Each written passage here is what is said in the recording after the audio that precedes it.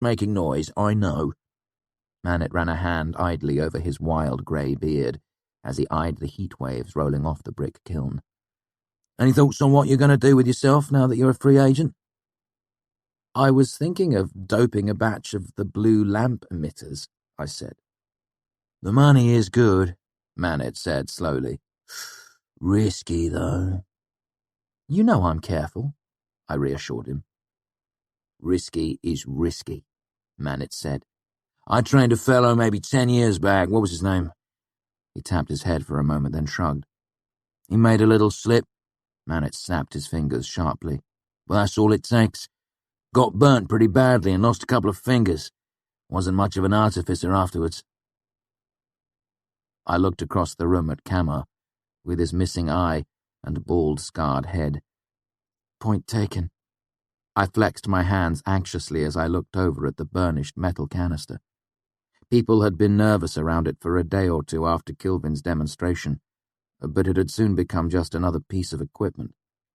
The truth was, there were 10,000 different ways to die in the fishery if you were careless. Bone tar just happened to be the newest, most exciting way to kill yourself. I decided to change the subject. "Can I ask you a question?" "Fire away," he said, glancing at the nearby kiln. "Get it? Fire away." I rolled my eyes. "Would you say you know the university as well as anyone?" He nodded. "As well as anyone alive. All the dirty little secrets." I lowered my voice a bit. "So if you wanted to, could you get into the archives without anyone knowing?" Manet's eyes narrowed. "I could," he said, "but I wouldn't." I started to say something, but he cut me off with more than a hint of exasperation. "Listen, my boy, we've talked about this before. Just be patient. You need to give Lauren more time to cool off. It's only been a term or so." "It's been half a year." He shook his head.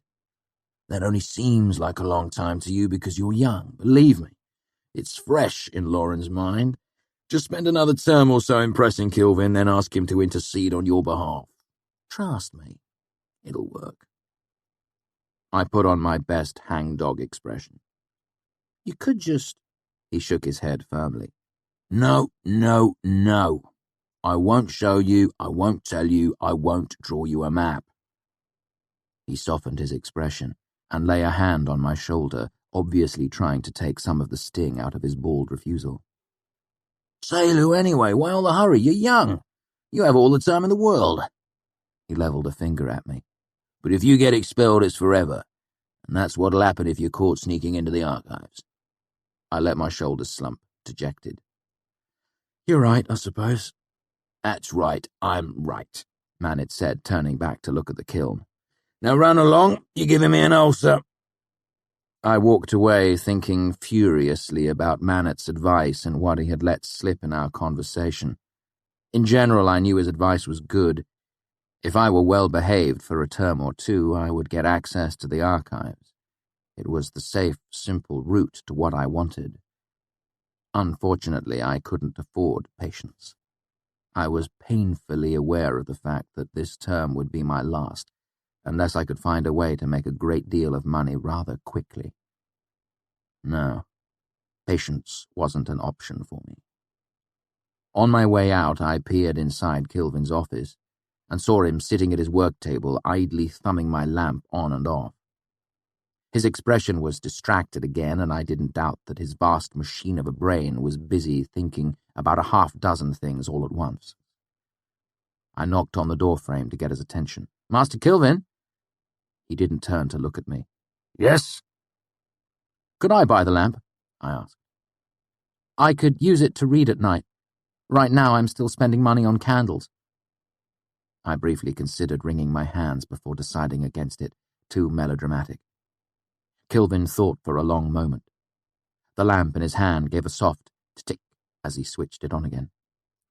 "You cannot buy what your own hands build," he said.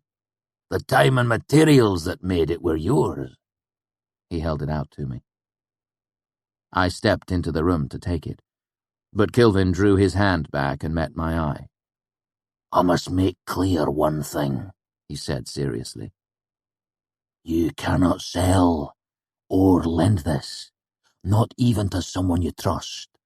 If this is lost, it would eventually end up in the wrong hands and be used for skulking about in the dark, doing dishonest things. I give you my word, Master Kilvin. No one will be using it but me. As I left the shop, I was careful to keep my expression neutral, but inside I was wearing a wide, satisfied smile. Manet had told me exactly what I needed to know. There was another way into the archives. A hidden way. If it existed, I could find it. Chapter 65. Spark.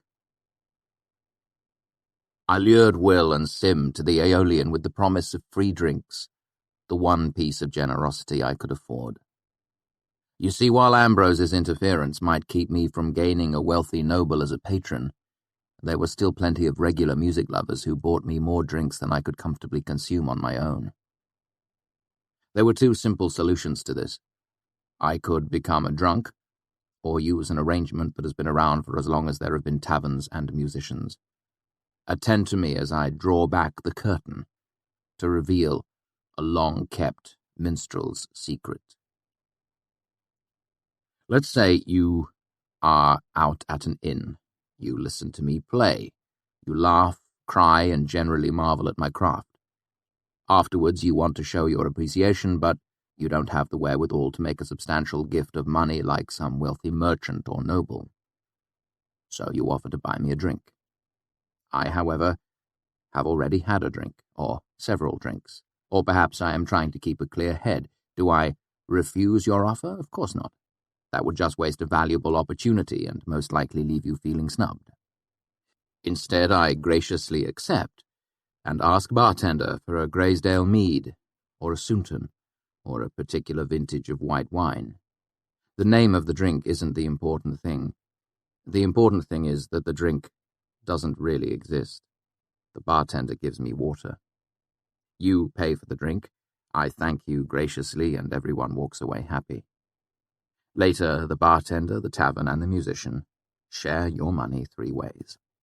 Better yet, some sophisticated drinking establishments allow you to keep drinks as a sort of credit for future use. The Aeolian was such a place. That is how, despite my poverty-stricken state, I managed to bring an entire dark bottle of Scutton back to the table where Will and Sim waited.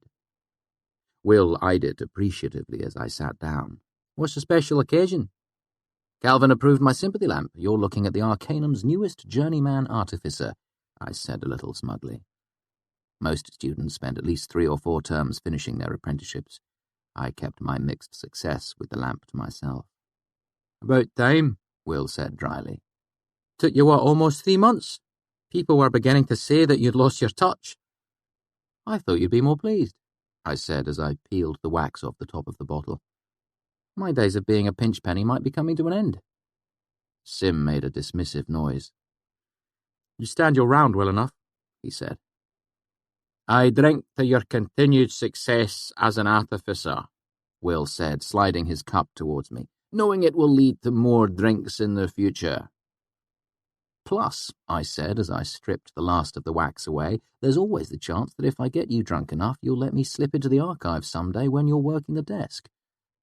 I kept my tone carefully jovial as I glanced up at him to gauge his reaction. Will took a slow drink, not meeting my eye. I can't. Disappointment nestled sourly in the pit of my stomach. I made a dismissive gesture, as if I couldn't believe he'd taken my joke seriously. Oh, I know. I thought about it, Willem interrupted.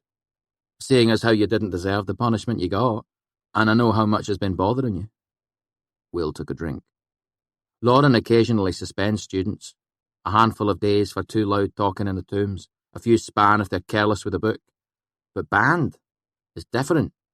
That hasn't happened in years. Everyone knows. If anyone saw you, he shook his head, I'd lose my position as scriv. We could both get expelled. Don't beat yourself up, I said. Just the fact that you considered it means. We're getting maudlin here, Sim broke in, knocking his glass against the table.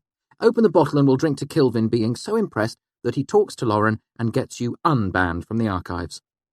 I smiled and began to work a screw into the cork. "I have a better plan," I said. "I vote we drink to the perpetual confiscation and botherment of a certain Ambrose Jackis." "I think we can all agree to that," Will said, raising his glass. "Great God," Simon said in a hushed tone. "Look what Deok found." "What's that?" I asked, concentrating on getting the cork out all in one piece.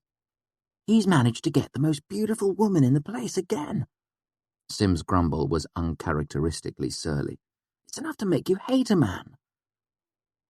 "Sim, your taste in women is questionable at best." The cork came free with a pleasing sound, and I held it up triumphantly for them to see. Neither of them paid me any attention, their eyes pinned to the doorway. I turned to look.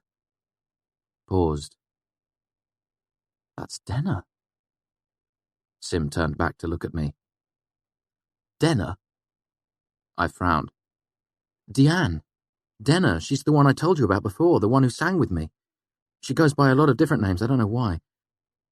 Willem gave me a flat look. "That's your girl?" he asked, his voice thick with disbelief. "Deok's girl," Simon amended gently. It seemed to be the case. Handsome, muscular Deok was talking to her in that easy way he had. Denna laughed and put an arm around him in a casual embrace. I felt a heavy weight settle in my chest as I watched them talk. Then Deok turned and pointed.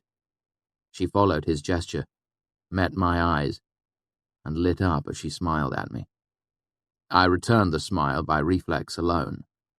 My heart began to beat again. I waved her over.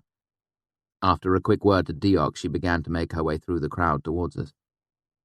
I took a quick drink of Scutton as Simon turned to look at me with an almost reverent disbelief. I had never seen Denna dressed in anything other than travelling clothes, but tonight she was wearing a dark green dress that left her arms and shoulders bare. She was stunning. She knew it. She smiled. The three of us stood as she approached. "I was hoping to find you here," she said. I gave a small bow. "I was hoping to be found. These are two of my best friends. Simon," Sim smiled sunnily and brushed his hair away from his eyes, "and Willem." Will nodded. "This is Deanne." She lounged into a chair. "What brings such a group of handsome young men out on the town tonight?" "We're plotting the downfall of our enemies," Simon said. "And celebrating," I hurried to add. Willem raised his glass in a salute. "Confusion to the enemy." Simon and I followed suit, but I stopped when I remembered Denna didn't have a glass. "I'm sorry," I said. "Can I buy you a drink?" "I was hoping you would buy me dinner," she said, "but I would feel guilty about stealing you away from your friends." My mind raced as I tried to think of a tactful way to extricate myself. "You're making the assumption that we want him here?" Willem said with a straight face. "You'd do us a favour if you took him away." Denna leaned forward intently, a smile brushing the pink corners of her mouth. "Really?" Willem nodded gravely. "He drinks even more than he talks." She darted a teasing look at me. "That much?" "Besides," Simon chimed in innocently, "he'd sulk for days if he missed a chance to be with you. He'll be completely worthless to us if you leave him here." My face grew hot, and I had the sudden urge to throttle Sim. Denna laughed sweetly. "I suppose I'd better take him then." She stood with emotion like a willow wand bending to the wind, and offered me her hand. I took it. "I hope to see you again, Willem, Simon." They waved, and we started to make our way to the door. "I like them," she said. "Willem is a stone in deep water. Simon is like a boy splashing in a brook." Her description startled a laugh from me. I couldn't have said it better. "You mentioned dinner?" "I lied," she said with an easy delight, "but I would love the drink you offered me." "How about the taps?" She wrinkled her nose. "Too many old men, not enough trees." It is a good night to be out of doors. I gestured towards the door. Lead the way. She did. I basked in her reflected light and the stares of envious men. As we left the Aeolian, even Diok looked a little jealous. But as I passed him, I caught a glimmer of something other in his eye. Sadness? Pity? I spared no time for it. I was with Denner. We bought a loaf of dark bread and a bottle of Avenish strawberry wine, then found a private place in one of the many public gardens scattered throughout Imre. The first of autumn's falling leaves danced along the streets beside us. Denner removed her shoes and danced lightly through the shadows, delighting in the feel of the grass beneath her feet.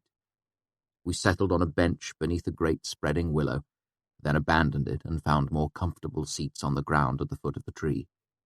The bread was thick and dark, and tearing chunks of it gave us distraction for our hands. The wine was sweet and light, and after Denner kissed the bottle, it left her lips wet for an hour. It had the desperate feel of the last warm night of summer. We spoke of everything and nothing, and all the while I could hardly breathe for the nearness of her, the way she moved, the sound of her voice as it touched the autumn air. "Your eyes were far away just then," she said. "What were you thinking?" I shrugged, buying a moment to think. I couldn't tell her the truth. I knew every man must compliment her, bury her in flattery more cloying than roses. I took a subtler path. "One of the masters at the university once told me that there were 7 words that would make a woman love you." I made a deliberately casual shrug. "I was just wondering what they were." "Is that why you talk so much? Hoping to come on them by accident?" I opened my mouth to retort. Then, seeing her dancing eyes, I pressed my lips together and tried to fight down my embarrassed flush. She lay a hand on my arm. "Don't go quiet on my account, Kvothe," she said gently. "I'd miss the sound of your voice." She took a drink of wine. "Anyway, you shouldn't bother wondering. You spoke them to me when we first met. You said, 'I was just wondering why you're here.'" She made a flippant gesture. "From that moment I was yours." My mind flashed back to our first meeting in Rowan's caravan. I was stunned. "I didn't think you remembered." She paused in tearing a piece of dark bread away from the loaf and looked up at me quizzically. "Remember what?" "Remembered me. Remembered our meeting in Rowan's caravan. Come now," she teased. "How could I forget the red-haired boy who left me for the university?" I was too stunned to point out that I hadn't left her. Not really. "You never mentioned it." "Neither did you," she countered. "Perhaps I thought that you had forgotten me." "Forget you? How could I?" She smiled at that, but looked down at her hands. "You might be surprised what men forget," she said, then lightened her tone. "But then again, perhaps not. I don't doubt that you've forgotten things, being a man yourself." "I remember your name, Denner." It sounded good to say it to her. "Why did you take a new one? Or was Denner just the name that you were wearing on the road to Annalyn?" "Denner," she said softly. "I'd almost forgotten her. She was a silly girl. She was like a flower unfolding. I stopped being Denner years ago, it seems." She rubbed her bare arms and looked around as if she was suddenly uneasy that someone might find us here. "Should I call you Deanne, then? Would you like it better?"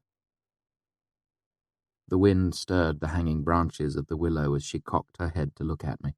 Her hair mimicked the motion of the trees. "You are kind. I think I like Denner best from you. It sounds different when you say it. Gentle." "Denner it is," I said firmly. "What happened in Annalyn, anyway?" A leaf floated down and landed in her hair. She brushed it away absent-mindedly. "Nothing pleasant," she said, avoiding my eyes. "But nothing unexpected either." I held out my hand and she passed me back the loaf of bread. "Well, I'm glad you made it back," I said. "My Halloween." She made a decidedly unladylike noise. Please, if either of us is Savian, it's me. I'm the one that came looking for you, she pointed out. Twice. I look, I protested. I just don't seem to have a knack for finding you. She rolled her eyes dramatically.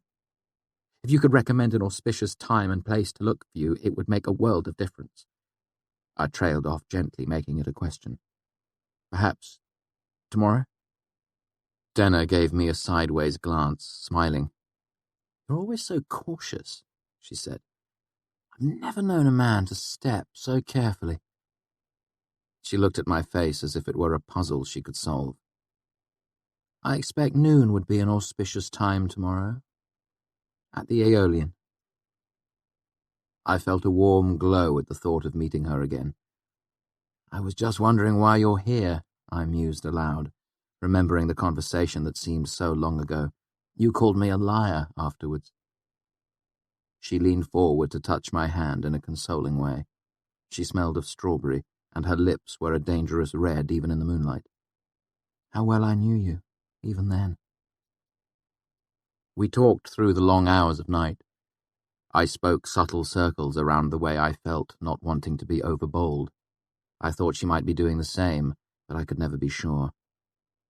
It was like we were doing one of those elaborate Medigan court dances, where the partners stand scant inches apart, but if they are skilled, never touch. Such was our conversation. But not only were we lacking touch to guide us, it was as if we were also strangely deaf.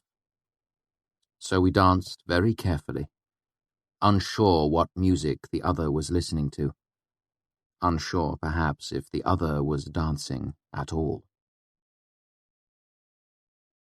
Deoch was standing vigil at the door, same as always. He waved to see me. Master Kvothe, I'm afraid you've missed your friends. I thought I might have. How long have they been gone? Only an hour. He stretched his arms above his head, grimacing, and let them fall to his sides with a weary sigh. Did they seem put out that I abandoned them? He grinned. Not terribly. They happened on a couple of lovelies of their own, not as lovely as yours, of course. He looked uncomfortable for a moment, then spoke slowly as if he were picking his words with great care. Look, Kvothe, I know it's not my place, and I hope you don't take it wrong.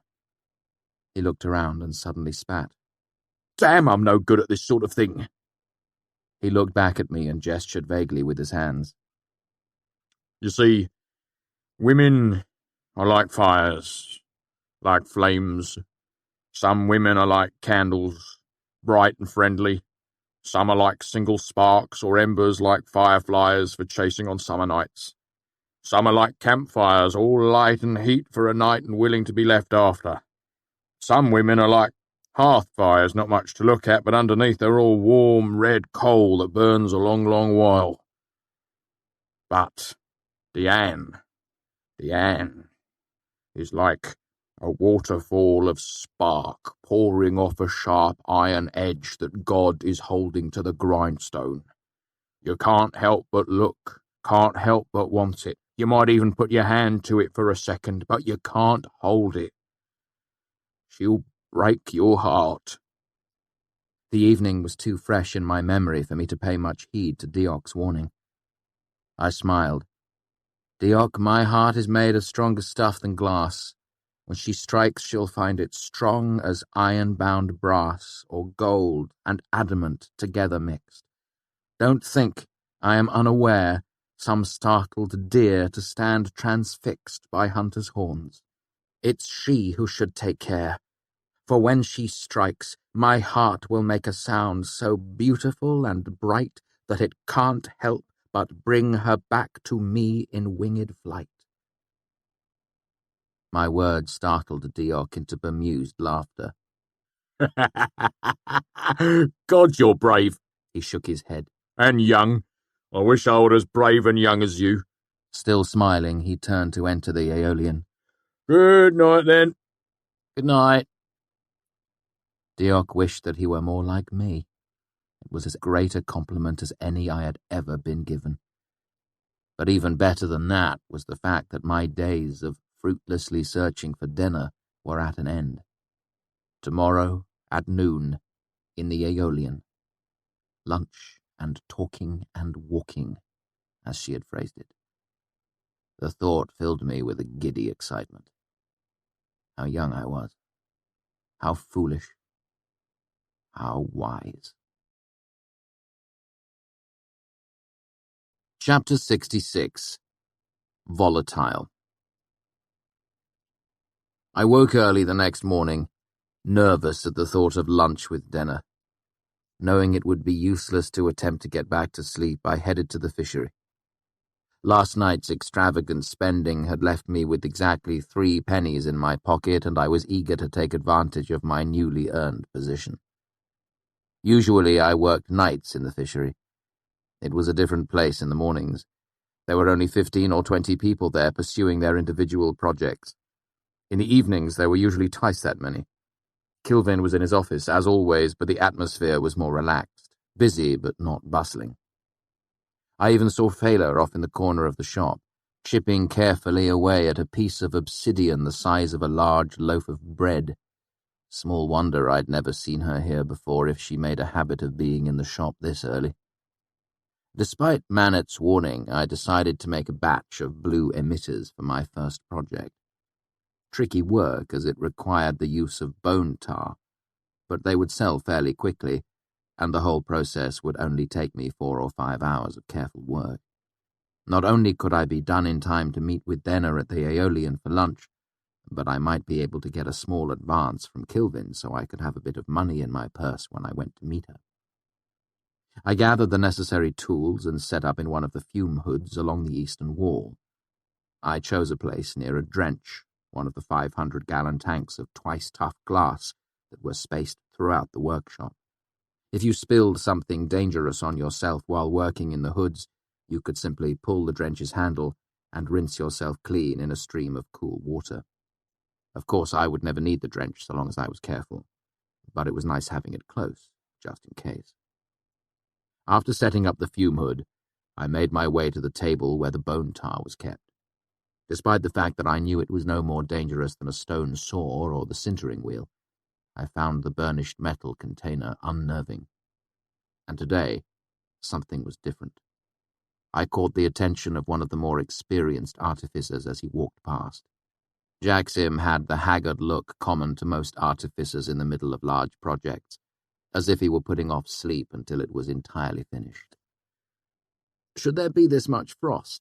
I asked him, pointing out the tar canister.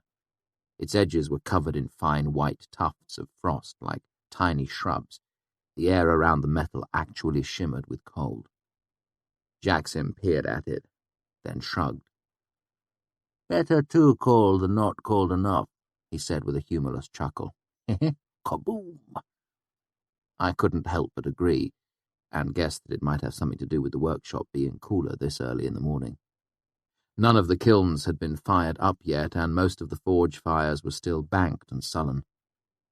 Moving carefully, I ran through the decanting procedure in my head, making sure I hadn't forgotten anything. It was so cold that my breath hung white in the air. The sweat on my hands froze my fingers to the canister's fastenings the same way a curious child's tongue sticks to a pump handle in the dead of winter. I decanted about an ounce of the thick, oily liquid into the pressure vial and quickly applied the cap. Then I made my way back to the fume hood and started preparing my materials. After a few tense minutes, I began the long, meticulous process of preparing and doping a set of blue emitters. My concentration was broken 2 hours later by a voice behind me. It wasn't particularly loud, but it held a serious tone you never ignore in the fishery. It said, "Oh my God!" Because of my current work, the first thing I looked at was the bone tar canister. I felt a flash of cold sweat roll over me when I saw black liquid leaking from one corner and running down the work table's leg to pool on the floor. The thick timber of the table's leg was almost entirely eaten away, and I heard a light popping and crackling as the liquid pooling on the floor began to boil. All I could think of was Kvothe's statement during the demonstration. In addition to being highly corrosive, the gas burns when it comes in contact with air. Even as I turned to look, The leg gave way and the work table began to tip. The burnished metal canister tumbled down. When it struck the stone floor, the metal was so cold it didn't simply crack or dent, it shattered like glass. Gallons of the dark fluid burst out in a great splay across the workshop floor. The room filled with sharp crackling and popping sounds as the bone tar spread across the warm stone floor and started to boil. Long ago, the clever person who designed the fishery placed about 24 drains in the workshop to help with cleaning and managing spills. What's more, the workshop stone floor rose and fell in a gentle pattern of peaks and troughs to guide the spills toward those drains. That meant as soon as the container shattered, the wide spill of oily liquid began to run off in 2 different directions, heading for 2 different drains. At the same time, it continued to boil, forming thick, low clouds, dark as tar, caustic and ready to burst into flame. Trapped between these 2 spreading arms of dark fog was Kvothe, who had been working by herself at an out-of-the-way table in the corner of the shop. She stood, her mouth half open in shock. She was dressed practically for work in the shop, light trousers and a gauzy linen shirt cuffed at the elbow. Her long dark hair was pulled back into a tail, but still hung down to nearly the small of her back. She would burn like a torch. The room began to fill with frantic noise as people realized what was happening. They shouted orders or simply yelled in panic. They dropped tools and knocked over half-finished projects as they scrambled around. Kvothe hadn't screamed or called for help, which meant no one but me had noticed the danger she was in. If Kilvin's demonstration was any indication, I guessed the whole shop could be a sea of flame and caustic fog in less than a minute. There wasn't any time. I glanced at the scattered projects on the nearby work table, looking for anything that could be of some help, but there was nothing. A jumble of basalt blocks, spools of copper wire, a half-inscribed hemisphere of glass that was probably destined to become one of Kilvin's lamps. And as easy as that, I knew what I had to do. I grabbed the glass hemisphere and dashed it against one of the basalt blocks. It shattered, and I was left with a thin, curved shard of broken glass about the size of my palm. With my other hand, I grabbed my cloak from the table and strode past the fume hood. I pressed my thumb against the edge of the piece of glass and felt an unpleasant tugging sensation, followed by a sharp pain. Knowing I'd drawn blood, I speared my thumb across the glass and spoke a binding. As I came to stand in front of the drench, I dropped the glass to the floor, concentrated, and stepped down hard, crushing it with my heel. Cold, unlike anything I'd ever felt, stabbed into me. Not the simple cold you feel in your skin and limbs on a winter day. It hit my body like a clap of thunder. I felt it in my tongue and lungs and liver. But I got what I wanted. The twice-tough glass of the drench spider-webbed into 1,000 fractures, and I closed my eyes just as it burst. 500 gallons of water struck me like a great fist, knocking me back a step and soaking me through to the skin. Then I was off, running between the tables. Quick as I wasn't quick enough. There was a blinding crimson flare from the corner of the workshop as the fog began to catch fire, sending up strangely angular tongues of violent red flame. The fire would heat the rest of the tar, causing it to boil more quickly. This would make more fog, more fire, and more heat. As I ran, the fire spread. It followed the 2 trails the bone tar made as it ran towards the drains. The flames shot up with startling ferocity, sending up 2 curtains of fire, effectively cutting off the far corner of the shop. The flames were already as tall as me and growing.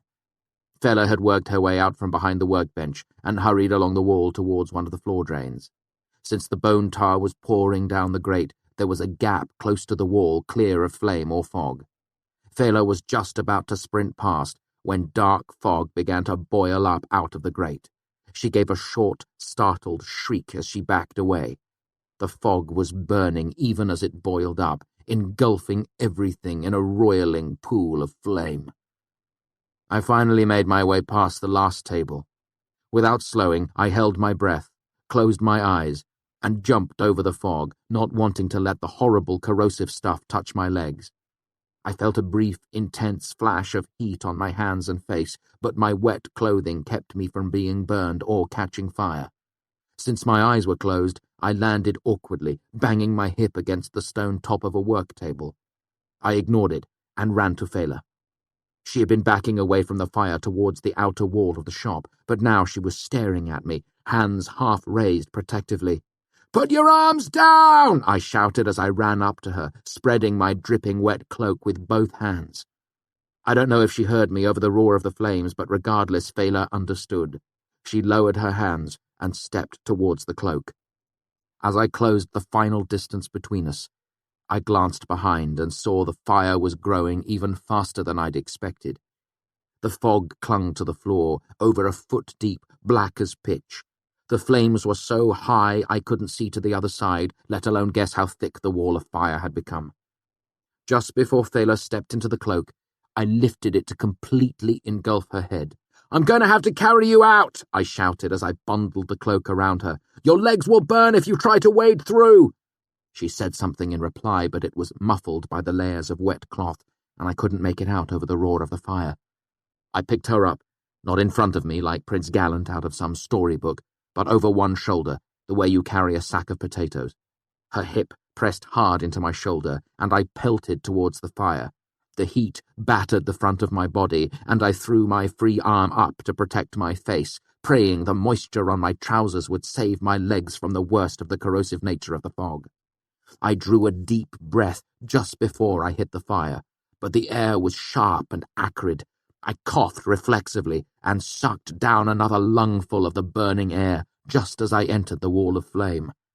I felt the sharp chill of the fog around my lower legs, and there was fire all around me as I ran, coughing and drawing in more bad air. I grew dizzy and tasted ammonia. Some distant, rational part of my mind thought, of course, to make it volatile.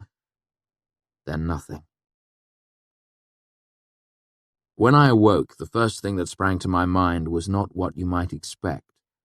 Then again, it might not be that much of a surprise if you have ever been young yourself. "What time is it?" I asked frantically. "First bell afternoon," a female voice said. "Don't try to get up." I slumped back against the bed. I was supposed to have met with Denner at the Aeolian an hour ago. Miserable and with a sour knot in my stomach, I took in my surroundings. The distinctive antiseptic tang in the air let me know I was somewhere in the Medica. The bed was a giveaway too. Comfortable enough to sleep in, but not so comfortable that you'd want to lie around. I turned my head and saw a familiar pair of striking green eyes, framed by close-cropped blonde hair. "Oh." I relaxed back onto the pillow. "Hello, Mola." Mola stood next to one of the tall counters that lined the edges of the room. The classic dark colours of those who worked at the Medica made her pale complexion seem even more so. "Hello, Kvothe," she said, continuing to write her treatment report. "I heard you finally got promoted to Elthe," I said. "Congratulations. Everyone knows you deserved it a long time ago." She looked up, her pale lips curving into a small smile. "The heat doesn't seem to have damaged the gilding on your tongue." She laid down her pen. "How does the rest of you feel?" "My legs feel fine, but numb, so I'm guessing I got burned, but you've already done something about it." I lifted up the bedsheet, looked under it, then tucked it carefully back into place. "I also seem to be in an advanced state of undress." I felt a momentary panic. "Is Fela all right?" Mola nodded seriously and moved closer to stand by the side of the bed. "She has a bruise or two from when you dropped her, and is a little singed around the ankles, but she came out of it better than you did." "How is everyone else from the fishery?" "Surprisingly good, all things considered. A few burns from heat or acid, one case of metal poisoning, but it was minor. Smoke tends to be the real troublemaker with fires, but whatever was burning over there didn't seem to give off any smoke." "It did give off a sort of ammonia fume." I took a few deep experimental breaths. "But my lungs don't seem to be burned," I said, relieved. "I only got about 3 breaths of it before I passed out." There was a knock on the door, and Sim's head popped in. "You're not naked, are you?" "Mostly," I said, "but the dangerous parts are covered up." Willem followed in, looking distinctly uncomfortable. "You're not nearly as pink as you were before," he said. "I'm guessing that's a good sign." "His legs are going to hurt for a while, but there's no permanent damage," she said. "I brought fresh clothes," Sim said cheerily. "The ones you were wearing were ruined." "I hope you chose something suitable from my vast wardrobe," I said dryly to hide my embarrassment. Sim shrugged off my comment. "You showed up without shoes, but I couldn't find another pair in your room." "I don't have a second pair," I said as I took the bundle of clothes from Sim. "It's fine, I've been barefoot before." I walked away from my little adventure without any permanent damage. However, right now there wasn't a part of me that didn't hurt. I had flash burn across the backs of my hands and neck and mild acid burns across my lower legs from where I'd waded through the fire fog. Despite all this, I made my limping way the long 3 miles across the river to Imre, hoping against hope that I might still find Denner waiting. Diok eyed me speculatively as I crossed the courtyard toward the Aeolian. He looked me up and down pointedly. "Little boy, you look like you fell off a horse. Where are your shoes?" "A good morning to you too," I said sarcastically. "A good afternoon," he corrected, with a significant glance up at the sun. I began to brush past him, but he held up a hand to stop me. "She's gone, I'm afraid." "Black sodding damn," I slumped, too weary to curse my luck properly. Diok gave me a sympathetic grimace. "She asked about you," he said consolingly, "and waited for a good long while too, almost an hour. Longest I've ever seen that one sit still." "Did she leave with someone?" Diok looked down at his hands where he was toying with a copper penny, rolling it back and forth over his knuckles. "She's not really the sort of girl who spends a lot of time alone." He gave me a sympathetic look. "She turned a few away, but did eventually leave with a fella. I don't think she was really with him, if you catch my meaning. She's been looking for a patron, and this fellow had that sort of look about him, white-haired, wealthy, you know the type." I sighed. "Oh, if you happen to see her, could you tell her—" I paused, trying to think of how I could describe what had happened. "Can you make unavoidably detained sound a little more poetic?" "I reckon I can. I'll describe your hangdog look and shoeless state for her too. Lay you a good solid groundwork for some grovelling." I smiled despite myself. "Thanks." "Can I buy you a drink?" he asked. "It's a little early for me, but I can always make an exception for a friend." I shook my head. "I should be getting back. I've got things to do." I limped back to Anchor's and found the common room buzzing with excited folk talking about the fire in the fishery. Not wanting to answer any questions, I slunk into an out-of-the-way table and got one of the serving girls to bring me a bowl of soup and some bread. As I ate, my finely tuned eavesdropper's ears picked out pieces of the stories people were telling. It was only then, hearing it from other people, that I realized what I had done. I was used to people talking about me. As I've said, I had been actively building a reputation for myself. But this was different. This was real. People were already embroidering the details and confusing parts. But the heart of the story was still there. I had saved Fela, rushed into the fire, and carried her to safety. Just like Prince Gallant, out of some storybook. It was my first taste of being a hero. I found it quite to my liking. Chapter 67. A Matter of Hands. After lunch at Anchor's, I decided to return to the fishery and see how much damage had been done. The stories I'd overheard implied that the fire had been brought under control fairly quickly. If that was the case, I might even be able to finish work on my blue emitters. If not, I might at least be able to reclaim my missing cloak. Surprisingly, the majority of the fishery made it through the fire without much damage at all, but the northeast quarter of the shop was practically destroyed. There was nothing left but a jumble of broken stone and glass and ash. Bright blurs of copper and silver spread over broken tabletops and portions of the floor where various metals had been melted by the heat of the fire. More unsettling than the wreckage was the fact that the workshop was deserted. I'd never seen the place empty before. I knocked on Kilvin's office door, then peered inside. Empty. That made a certain amount of sense. Without Kilvin, there was no one to organize the cleanup. Finishing the emitters took hours longer than I'd expected. My injuries distracted me, and my bandaged thumb made my hand slightly clumsy. As with most artificing, this job required 2 skilled hands.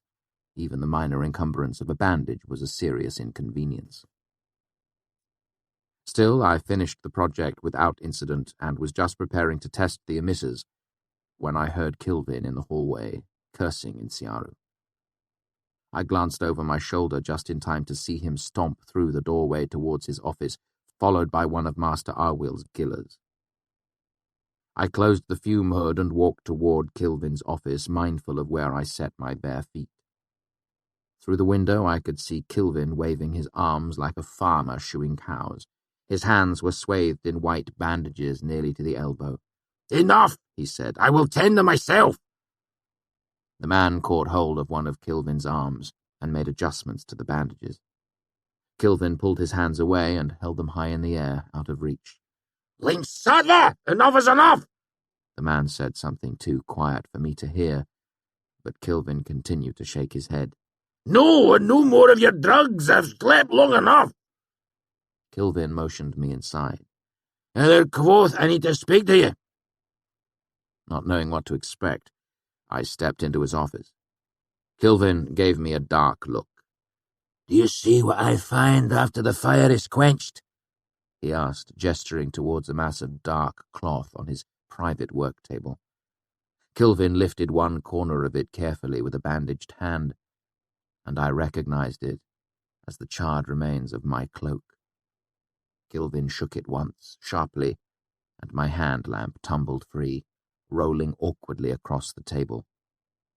"We spoke about your thieves' lamp not more than 2 days ago, yet today I find it lying about where anyone of questionable character might take it for their own." He scowled at me. "What do you have to say for yourself?" I gaped. "I'm sorry, Master Kilvin. They took me away." He glanced at my feet, still scowling. "And why are you unshod? Even an Elir should have better sense than to wander naked-footed in a place such as this. Your behaviour lately has been quite reckless. I am dismayed." As I fumbled about for an explanation, Kilvin's grim expression spread into a sudden smile. "I'm joking with you, of course," he said gently. "I owe you a great weight of thanks for pulling Raylar Fela from the fire today." He reached out to pat me on the shoulder, then thought better of it when he remembered the bandages on his hand. I felt my body go limp with relief. I picked up the lamp and turned it over in my hand. It didn't seem to have been damaged by the fire or corroded by the bone tar. Kilvin brought out a small sack and laid it on the table as well. "These things were also in your cloak," he said. "Many things. Your pockets were full as a tinker's pack." "You seem in a good mood, Master Kilvin," I said cautiously, wondering what painkiller he'd been given at the Medica. "I am," he said cheerfully. "Do you know the saying, Shan Vein Edan Kot?" I tried to puzzle it out. 7 years... I don't know coat. "Expect disaster every 7 years," he said. "It is an old saying, and true enough. This has been 2 years overdue." He gestured to the wreckage of his shop with a bandaged hand. "And now that it has come, it proves a mild disaster. My lamps were undamaged. No one was killed. Of all the small injuries, mine were the worst, as it should be." I eyed his bandages. my stomach clenching at the thought of something happening to his skilled artificer's hands. "How are you?" I asked carefully. "Second grade burns," he said, then waved away my concerned exclamation before it hardly began. "Just blisters. Painful, but no charring. No long-term loss of mobility." He gave an exasperated sigh. Still, I will have a damned time getting any work done for the next 3 span. "If all you need is hands, I could lend them, Master Kilvin." He gave a respectful nod. "That is a generous offer, Elir. If it were merely a matter of hands, I would accept, but much of my work involves sigildry that would be—" He paused, choosing his next word carefully. "Unwise for an Elir to have contact with." "Then you should promote me to Raylar, Master Kilvin," I said with a smile, "so I might better serve you." He gave a deep chuckle. "I may at that, if you continue your good works." I decided to change the subject rather than push my luck. What went wrong with the canister? "Too cold," Kilvin said. "The metal was just a shell protecting a glass container inside and keeping the temperature low. I suspect that the canister sigildry was damaged, so it grew colder and colder. When the reagent froze—" I nodded, finally understanding. "It cracked the inner glass container, like a bottle of beer when it freezes, then ate through the metal of the canister." Kilvin nodded. "Jackson is currently under the weight of my displeasure," he said darkly. "He told me you brought it to his attention." "I was sure the whole building would burn to the ground," I said. "I can't imagine how you managed to get it under control so easily." "Easily?" he asked, sounding vaguely amused. "Quickly, yes, but I did not know it was easily." "How did you manage it?" He smiled at me. "Good question. How do you think?" "Well, I heard one student say that you strode out of your office and called the fire's name, just like Tarball in the Great. You said, 'Fire, be still,' and the fire obeyed." Kilvin gave a great laugh. "I like that story," he said, grinning widely behind his beard. "But I have a question for you. How did you make it through the fire? The reagent produces a most intense flame. How is it you are not burned?" "I used a drench to wet myself, Master Kilvin." Kilvin looked thoughtful. "Jackson saw you leaping through the fire just moments after the reagent spilled. The drench is quick, but not so quick as that." "I'm afraid I broke it, Master Kilvin. It seemed the only way." Kilvin squinted through the window of his office, frowned, then left and walked to the other end of the shop toward the shattered drench. Kneeling down, he picked up a jagged piece of glass between his bandaged fingers. "How in all the 4 corners did you manage to break my drench, Elir Kvothe?" His tone was so puzzled that I actually laughed. "Well, Master Kilvin, according to the students, I staved it in with a single blow from my mighty hand." Kilvin grinned again. "I like that story too, but I do not believe it." "More reputable sources claim I used a piece of bar iron from a nearby table." Kilvin shook his head. "You were a fine boy, but this twice-tough glass was made by my own hands. Broad-shouldered Kamar could not break it with an anvil hammer." He dropped the piece of glass and came back to his feet. "Let the others tell whatever stories they wish, but between us, let us share secrets." "It's no great mystery," I admitted. "I know the sigildry for twice-tough glass. What I can make, I can break." "But where was your source?" Kilvin said. "You could have nothing ready on such short notice." I held up my bandaged thumb. "Blood," he said, sounding surprised. "Using the heat of your blood could be called reckless, Elir Kvothe. What of binder's chills, What if you had gone into hypothermic shock? My options were rather limited, Master Kilvin, I said. Kilvin nodded thoughtfully. Quite impressive. To unbind what I have wrought with nothing more than blood. He started to run a hand through his beard, then frowned in irritation when the bandages made this impossible. What of you, Master Kilvin? How did you manage to get the fire under control? Not using the name of fire, he conceded. If Elodine had been here, matters would have been much simpler, but as the name of fire is unknown to me, I was left to my own devices. I gave him a cautious look, not sure whether he was making another joke or not. Kilvin's deadpan humour was hard to detect at times. Elodin knows the name of fire? Kilvin nodded. There may be one or two others here at the university, but Elodine has the surest grip of it. The name of fire, I said slowly. And they could have called it, and the fire would have done what they said, like to ball in the grate. Kilvin nodded again. But those are just stories, I protested. He gave me an amused look. Where do you think stories come from, Elliot Kvothe? Every tale has deep roots somewhere in the world. What sort of a name is it? How does it work? Kilvin hesitated for a moment, then shrugged his massive shoulders. It is troublesome to explain in this language. In any language. Ask Elodine, he makes a habit of studying such things. I knew firsthand how helpful Elodine would be. So, how did you stop the fire? There is little mystery in it, he said. I was prepared for such an accident and had a small vial of the reagent in my office. I used it as a link and drew heat from the spill. The reagent grew too cold to boil and the remaining fog burned away. The lion's share of the reagent drained down the grates while Jackson and the others scattered lime and sand to control what was left. You can't be serious, I said.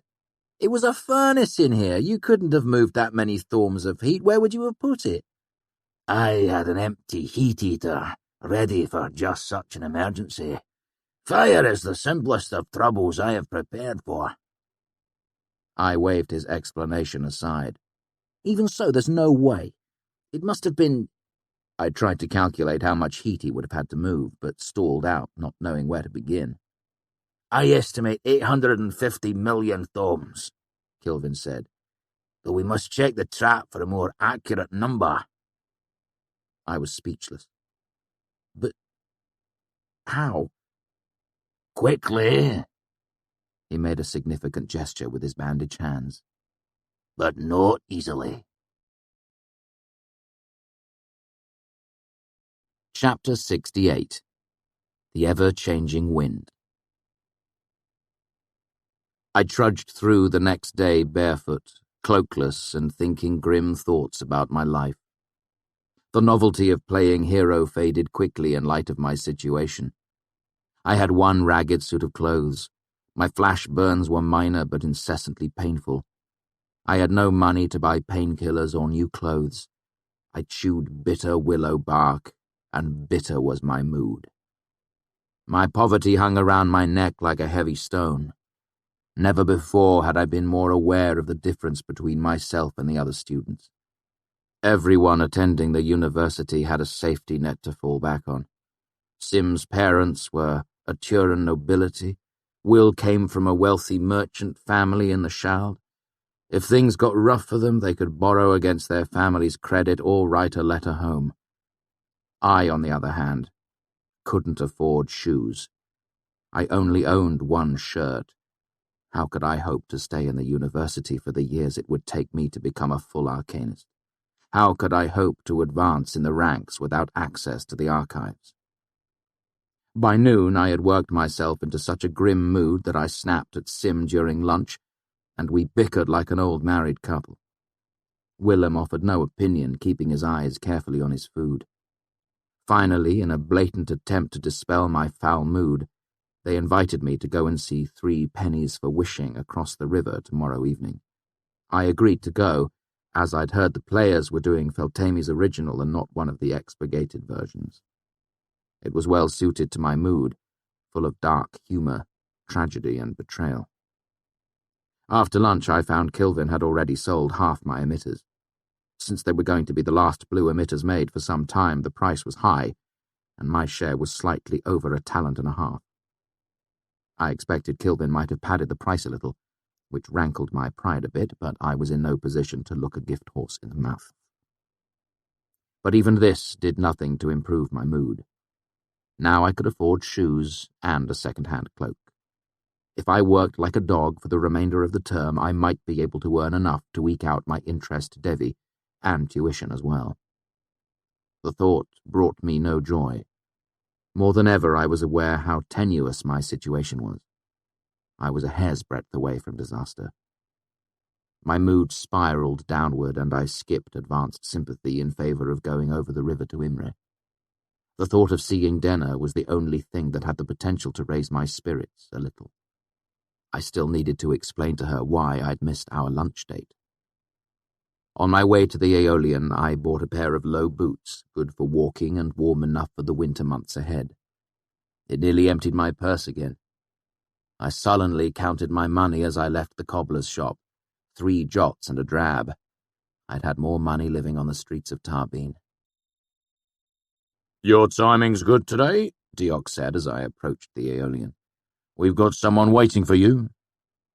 I felt a foolish grin spread to my face and clapped him on the shoulder as I headed inside. Instead of Denna, I spotted Fela sitting at a table by herself. Stanchion stood nearby, chatting with her. When he saw me approaching, he waved me over and wandered back to his usual perch at the bar, clapping me affectionately on the shoulder as he walked by. When she saw me, Fela came to her feet and rushed toward me. For a second, I thought she was going to run into my arms, as if we were reunited lovers in some overacted Aturan tragedy. But she pulled up short of that, her dark hair swinging. She was lovely as always, but with a heavy, purpling bruise darkening one of her high cheekbones. "Oh no," I said, my hand going to my face in sympathetic pain. "Is that from when I dropped you? I'm so sorry." She gave me an incredulous look, then burst out laughing. "You're apologizing for pulling me out of a fiery hell." "Just the part where I passed out and dropped you. It was sheer stupidity. I forgot to hold my breath and sucked down some bad air. Were you hurt anywhere else?" "Nowhere I can show you in public," she said with a slight grimace, shifting her hips in a way I found most distracting. "Nothing too bad, I hope?" She put on a fierce expression. "Yes, well, I expect you to do a better job next time. A girl gets her life saved, she expects gentler treatment all around." "Fair enough," I said, relaxing. "We'll treat this as a practice run." There was a heartbeat of silence between us, and Fela's smile faded a bit. She reached out halfway to me with one hand, then hesitated, and let it fall back to her side. "Seriously, Kvothe, that was the worst moment of my whole life. There was fire everywhere." She looked down, blinking. "I knew I was going to die. I really knew it. But I just stood there like some scared rabbit." She looked up, blinking away tears, and her smile burst out again, dazzling as ever. "Then you were there, running through the fire. It was the most amazing thing I've ever seen. It was like... Have you ever seen Deonica?" I nodded and smiled. "It was like watching Tarsus bursting out of hell. You came through the fire and I knew everything was going to be all right." She took a half step toward me and rested a hand on my arm. I could feel the warmth of it through my shirt. "I was going to die there." She broke off, embarrassed. "I'm just repeating myself now." I shook my head. "That's not true. I saw you. You were looking for a way out." "No, I was just standing there like one of those silly girls in those stories my mother used to read me. I always hated them. I used to ask, why doesn't she push the witch out of the window? Why doesn't she poison the ogre's food?" Fela was looking down at her feet now, her hair falling to hide her face. Her voice grew softer and softer, until it was barely louder than a sigh. "Why does she just sit there waiting to be saved? Why doesn't she save herself?" I lay my hand on top of hers in what I hoped was a comforting way. When I did, I noticed something. Her hand wasn't the delicate, fragile thing I had expected. It was strong and calloused, a sculptor's hand that knew hard hours of work with hammer and chisel. "This isn't a maiden's hand," I said. She looked up at me, her eyes luminous with the beginning of tears. She gave a startled laugh that was half sob. What?" I flushed with embarrassment as I realized what I'd said, but pushed ahead. "This isn't the hand of some swooning princess who sits tatting lace and waiting for some prince to save her. This is the hand of a woman who would climb a rope of her own hair to freedom, or kill a captor ogre in his sleep." I looked into her eyes. "And this is the hand of a woman who would have made it through the fire on her own if I hadn't been there. Singed, perhaps, but safe." I brought her hand to my lips and kissed it. It seemed like the thing to do. "All the same, I am glad I was there to help." I smiled. "So, like Tarsus?" Her smile dazzled me again. "Like Tarsus, Prince Gallant, and Orenvelseter all rolled into one?" she said, laughing. She gripped my hand. "Come see, I have something for you." Phalo pulled me back to the table where she'd been sitting and handed me a bundle of cloth. "I asked Will and Sim what I could get you as a gift, and it seemed somehow appropriate." She paused, suddenly shy. It was a cloak. It was a deep forest green, rich cloth, fine cut. It hadn't been bought off the back of some fripperer's cart either. This was the sort of clothing I could never hope to afford for myself. "I had the tailor sew a bunch of little pockets into it," she said nervously. "Will and Sim both mentioned how that was important." "It's lovely," I said. Her smile beamed out again. "I had to guess at the measurements," she admitted. "Let's see if it fits." She took the cloak out of my hands and stepped close to me, spreading it over my shoulders, her arms circling me in something very near to an embrace. I stood there, to use Phala's words, like a scared rabbit. She was close enough that I could feel the warmth of her, and when she leaned to adjust the way the cloak lay across my shoulders, one of her breasts brushed my arm. I stood still as a statue. Over Phala's shoulder I saw Diok grin from where he leaned in the doorway across the room. Phala stepped back, eyed me critically, then stepped close again, and made a small adjustment to the way the cloak fastened across my chest.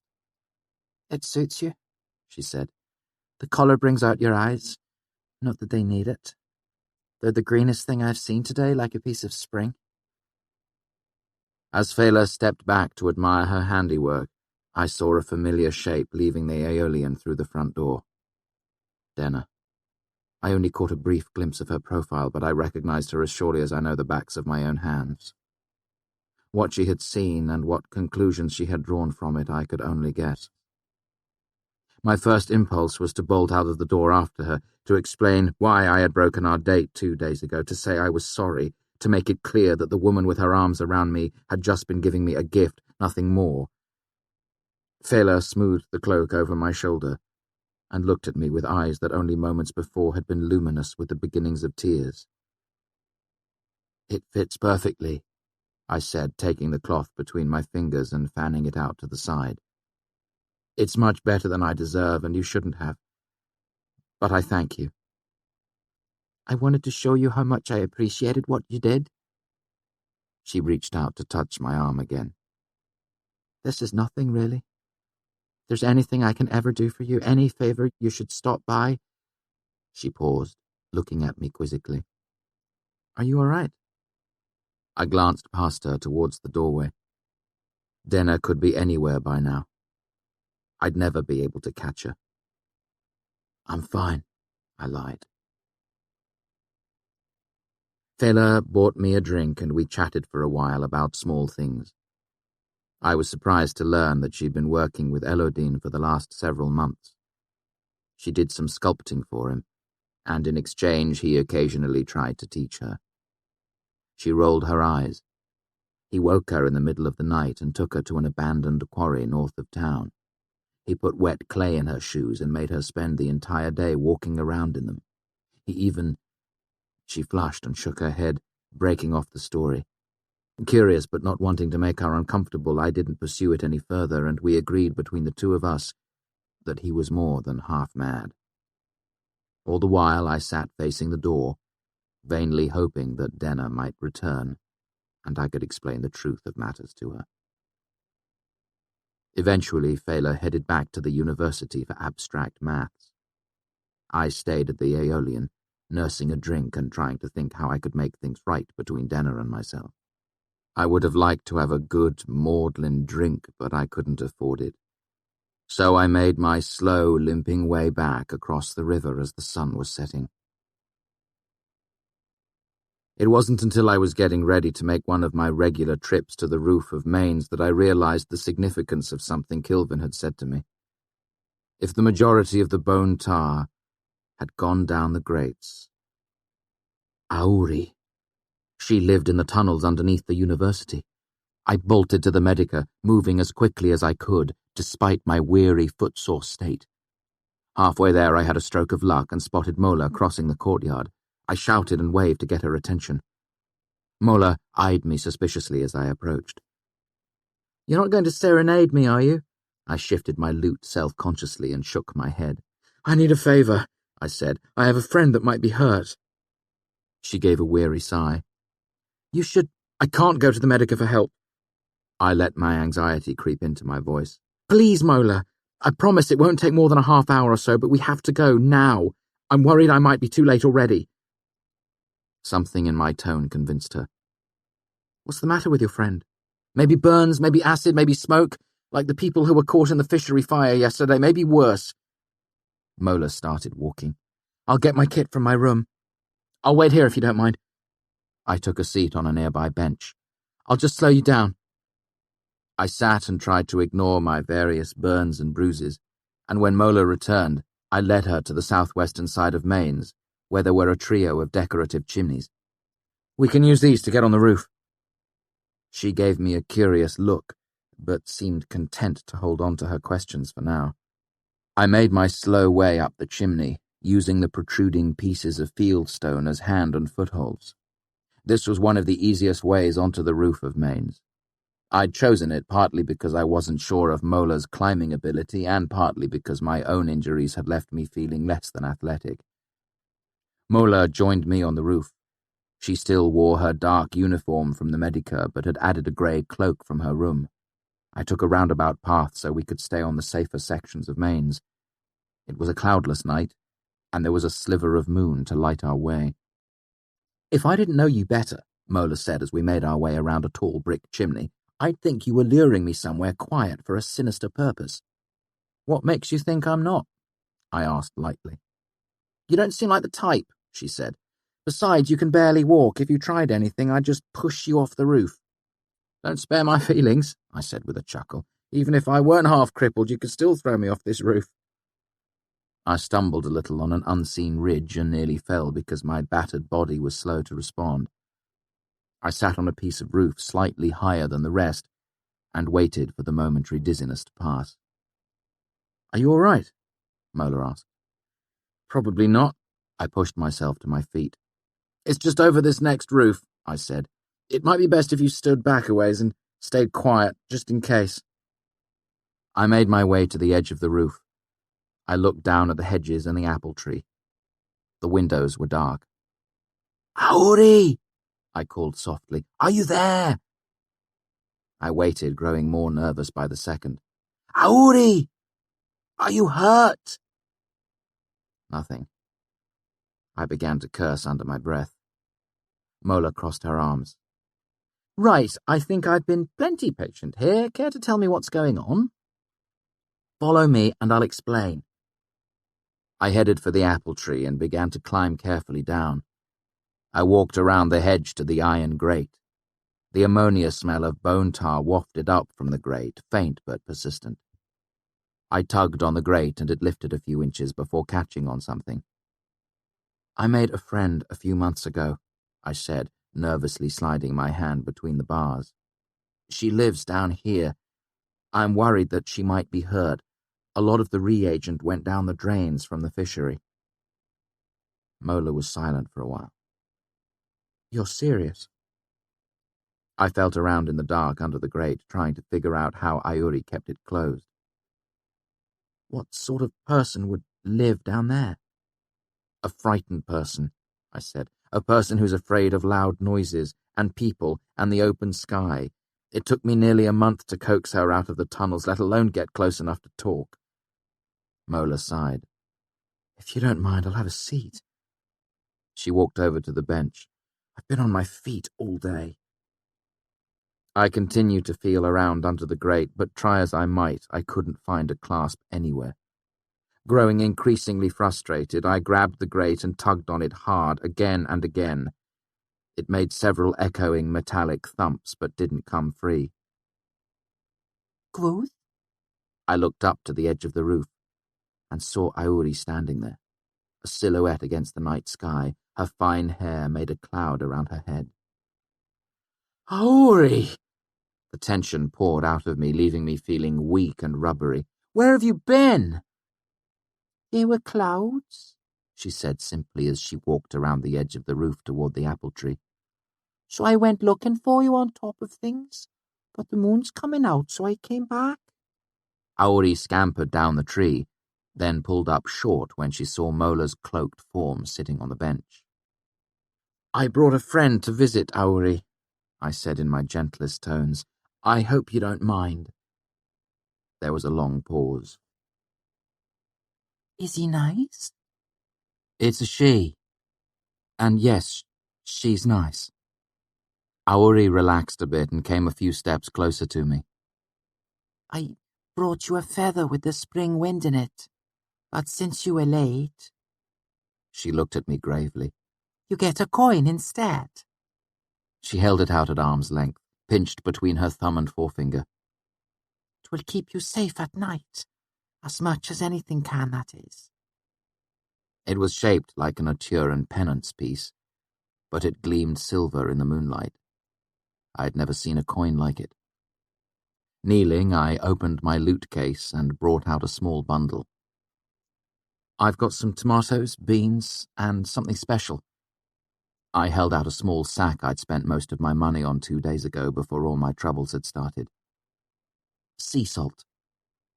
Iuri took it and peered inside the small leather sack.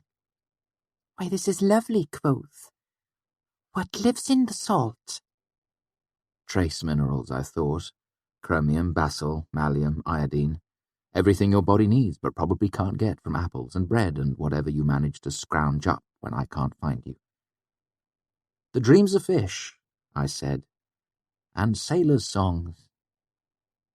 Iuri nodded, satisfied, and sat down, spreading out the small cloth and arranging her food with the same care as always.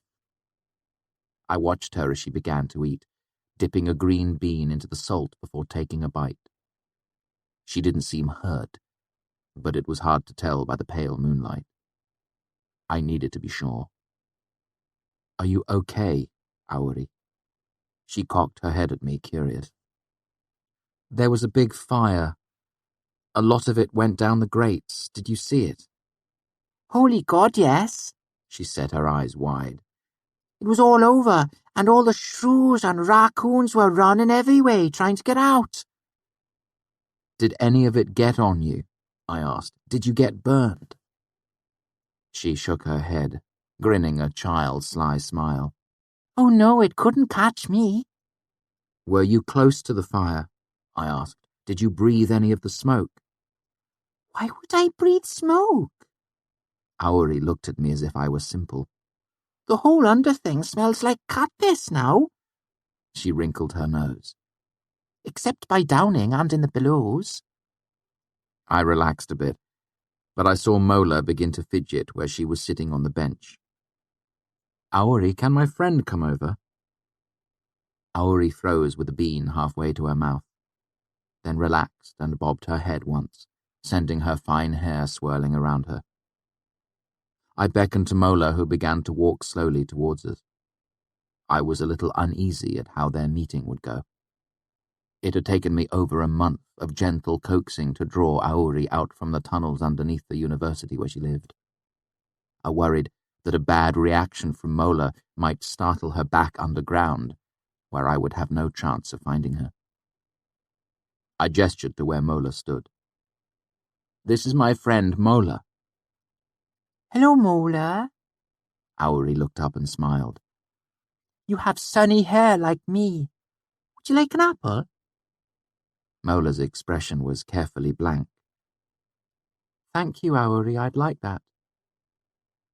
Auri jumped up and ran back to where the apple tree overhung the edge of the roof, then ran back towards us, her hair flying behind her like a flag. She handed Mola an apple. "This one has a wish inside it," she said matter-of-factly. "Make sure you know what you want before you take a bite." That said, she settled back down and ate another bean, chewing primly. Mola looked over the apple for a long moment before taking a bite. Auri finished her meal quickly after that and tied up the bag of salt. "Now play," she said, excited. "Play."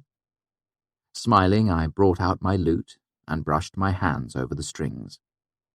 Thankfully, my injured thumb was on my cording hand, where it would be a relatively minor inconvenience. I looked at Mola as I tuned the strings.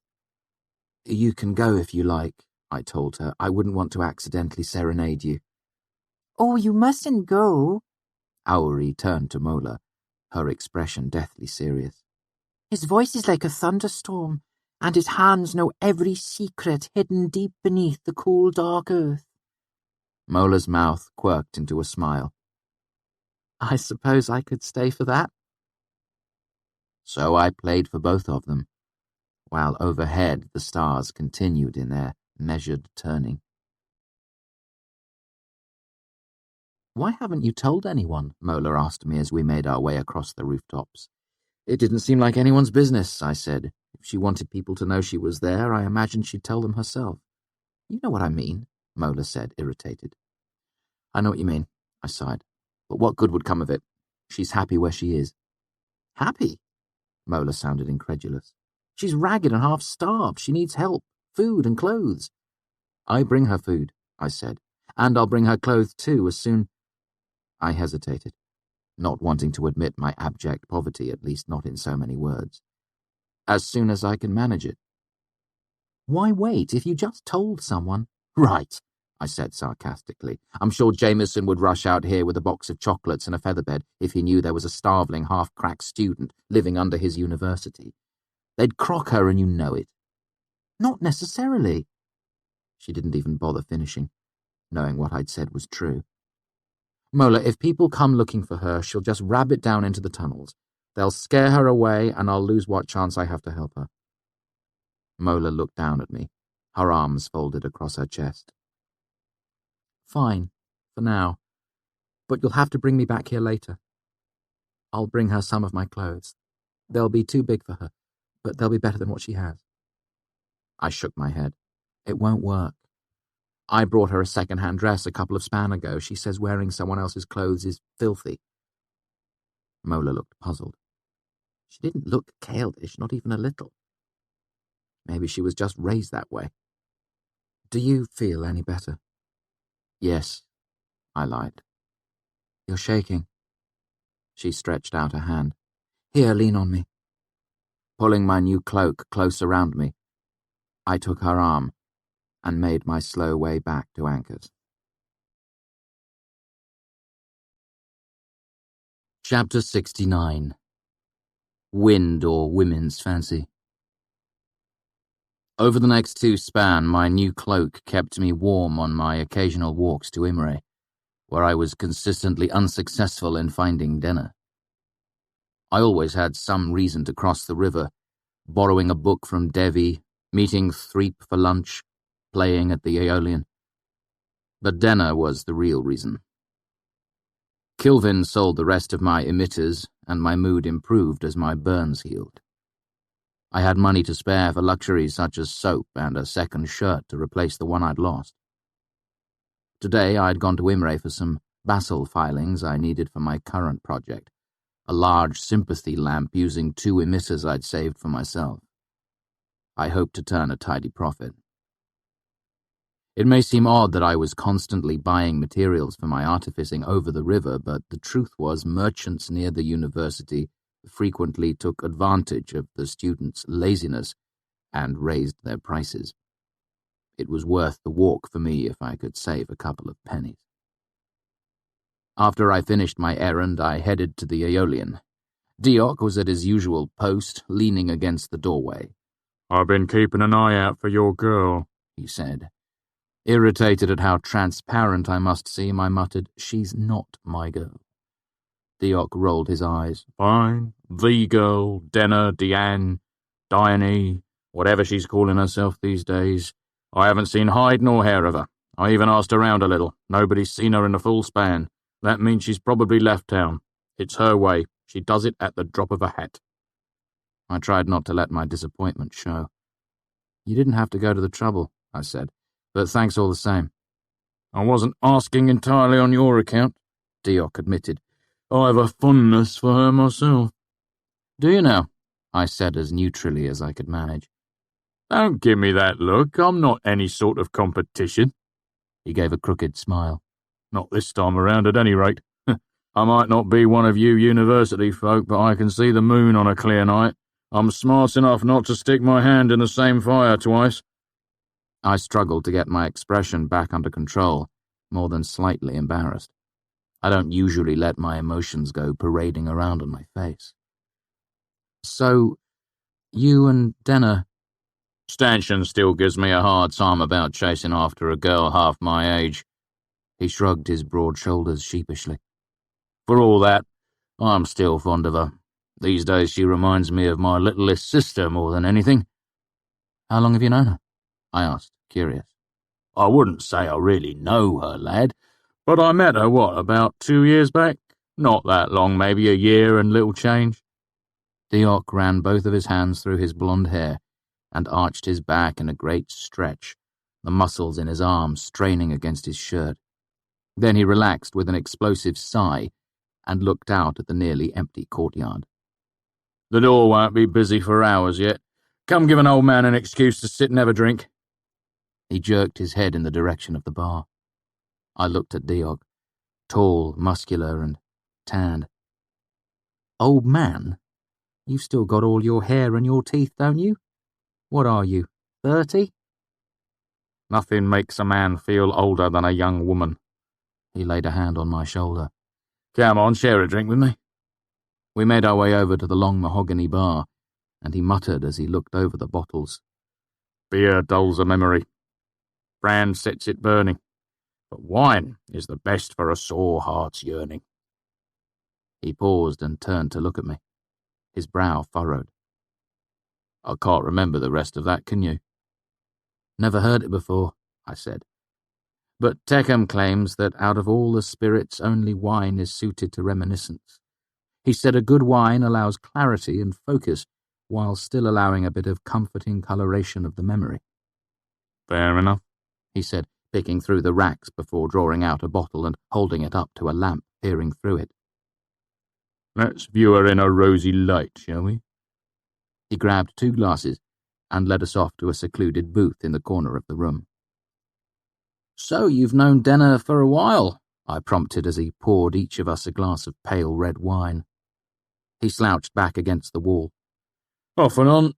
More off, honestly." "What was she like back then?"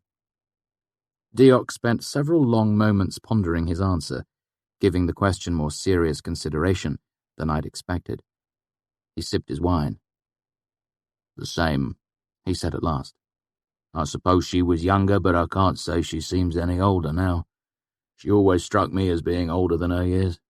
He frowned. "Not old, really. More mature," I suggested. He shook his head. "No, I don't know a good word for it. It's like if you look at a great oak tree. You don't appreciate it because it's older than the other trees or because it's taller. It just has something that other younger trees don't. Complexity, solidity, significance." Deoc scowled, irritated. "Damn if that isn't the worst comparison I've ever made." A smile broke onto my face. It's nice to see I'm not the only one who has trouble pinning her down with words. She's not much for being pinned down, Deok agreed, and drank off the rest of his wine. He picked up the bottle and tapped the mouth of it lightly against my glass. I emptied it, and he poured again for both of us. Deok continued. She was just as restless then and wild, just as pretty, prone to startle the eye and stutter the heart. He shrugged again. As I said, largely the same. Lovely voice, light of foot, quick of tongue, men's adoration and women's scorn in roughly equal amounts. Scorn? I asked. Deok looked at me as if he didn't understand what I was asking. Women hate Denna, he said plainly, as if repeating something we both already knew. Hate her? The thought baffled me. Why? Deok looked at me incredulously, then burst out laughing. Oh, good Lord, you really don't know anything about women, do you? I would ordinarily have bristled at his comment, but Deok was nothing but good-natured. Think of it. She's pretty and charming. Men crowd round her like stags in rut. He made a flippant gesture. Women are bound to resent it. I remembered what Sim had said about Deok not a span ago. He's managed to get the most beautiful woman in the place again. It's enough to make you hate a man. I've always felt she was rather lonely, I volunteered.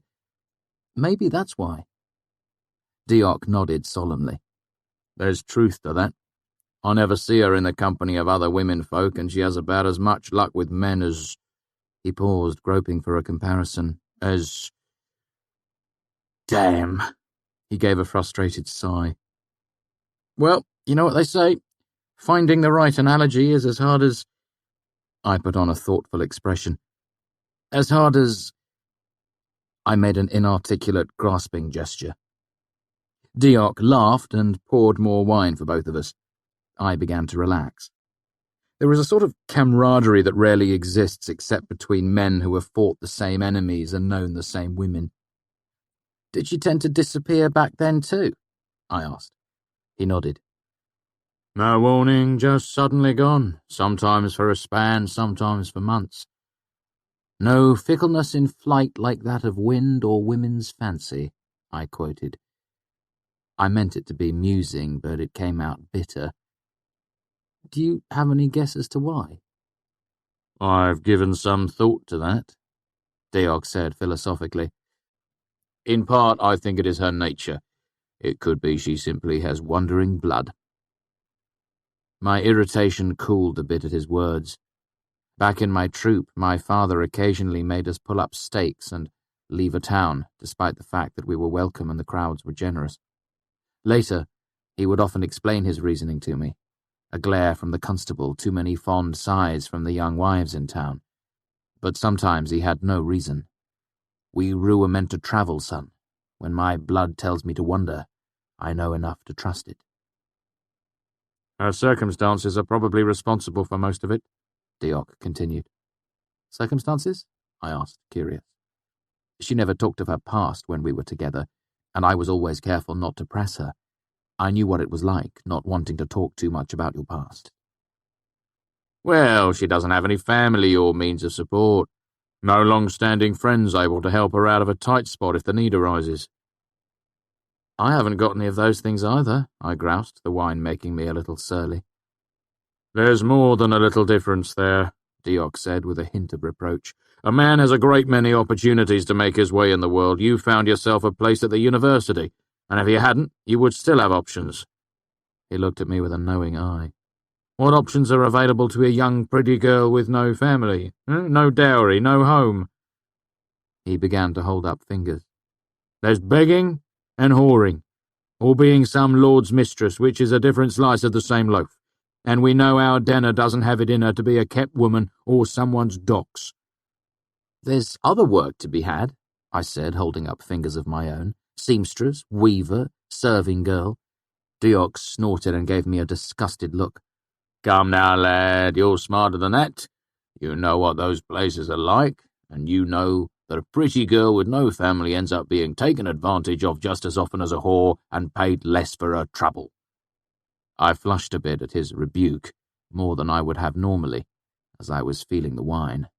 It was making my lips and the tips of my fingers a little numb. Deoch filled our glasses again. She's not to be looked down on for moving where the wind blows her. She has to take her opportunities where she finds them.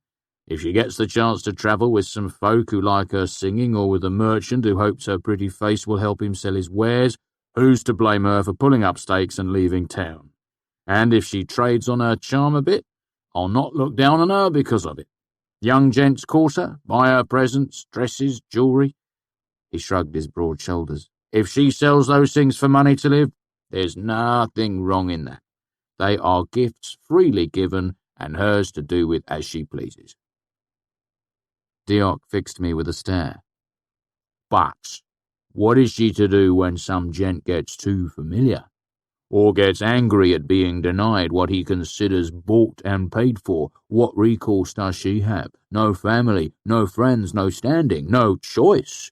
None but to give herself over to him, all unwilling. Deoch's face was grim. Or to leave. Leave quickly and find better weather. Is it any surprise, then, that she's harder to lay hands on than a wind-blown leaf? He shook his head, looking down at the table. No, I do not envy her life, nor do I judge her. His tirade seemed to have left him spent and slightly embarrassed. He didn't look up at me as he spoke. For all that, I would help her, if she would let me. He glanced up at me and gave a chagrined smile. But she's not the sort to be beholden to anyone. Not one whit, not a hair's breadth. He sighed and dribbled the last drops of the bottle evenly into our glasses. You've shown her to me in a new light, I said honestly. I'm ashamed I didn't see it for myself. Well, I've had a head start on you, he said easily. I've known her longer. Nevertheless, I thank you, I said, holding up my glass. He held up his own. To Diane, he said, most lovely. To Denner, full of delight. Young and unbending, bright and fair, ever sought, ever alone. So wise and so foolish, I said, so merry and so sad. Gods of my fathers, Deoch said reverently, keep her always so, unchanging, past my understanding, and safe from harm. We both drank and set down our glasses. Let me buy the next bottle, I said. It would tap out my slowly hoarded line of credit with the bar, but I found myself increasingly fond of Deoch, and the thought of not standing my round with him was too galling to consider. Stream, stone, and sky, he swore, rubbing at his face. I dare not. Another bottle, and we'd be slitting our wrists into the river before the sun goes down. I made a gesture to a serving girl. Nonsense, I said. We'll just change to something less maudlin than wine. I didn't notice I was being followed when I returned to the university. Perhaps my head was so full of Denner that there was little room left for anything else. Perhaps I had been living civilized for so long that the hard-earned reflexes I'd picked up in Tarbine were starting to fade. The blackberry brand probably had something to do with it as well. Deoch and I had talked for a long while, and between us drank half a bottle of the stuff. I had brought the remainder of the bottle back with me, as I knew Simon had a taste for it. Small matter why I didn't notice them, I suppose. The result was the same. I was strolling down a poorly lit part of Newhall Lane when something blunt struck me on the back of the head, and I was bundled off into a nearby alley, half senseless. I was only stunned for a moment, but by the time I had regathered my wits, I had a heavy hand clamped over my mouth.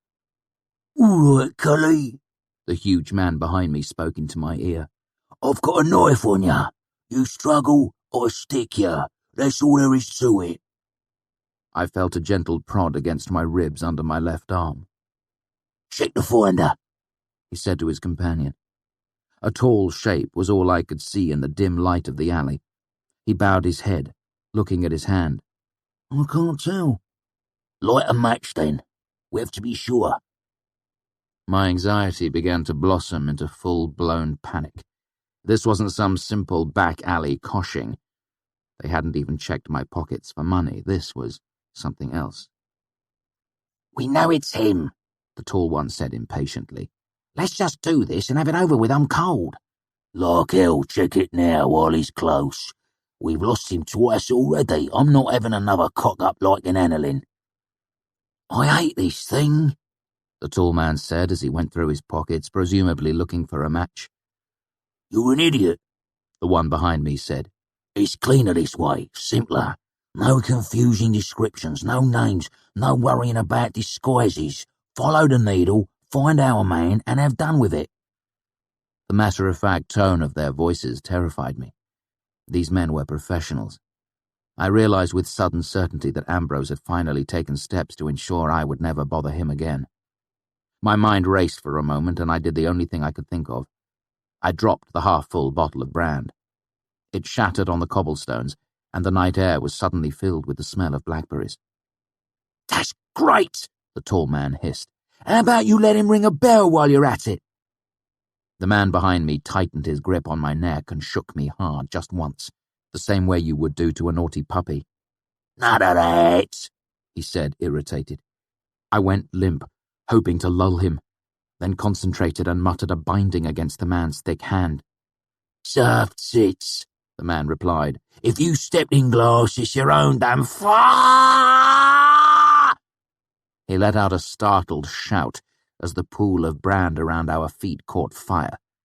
I took advantage of his momentary distraction and twisted away from him, but I wasn't quite quick enough. His knife tore a bright line of pain across my ribs as I pulled away and began pelting down the alley. But my flight was short-lived.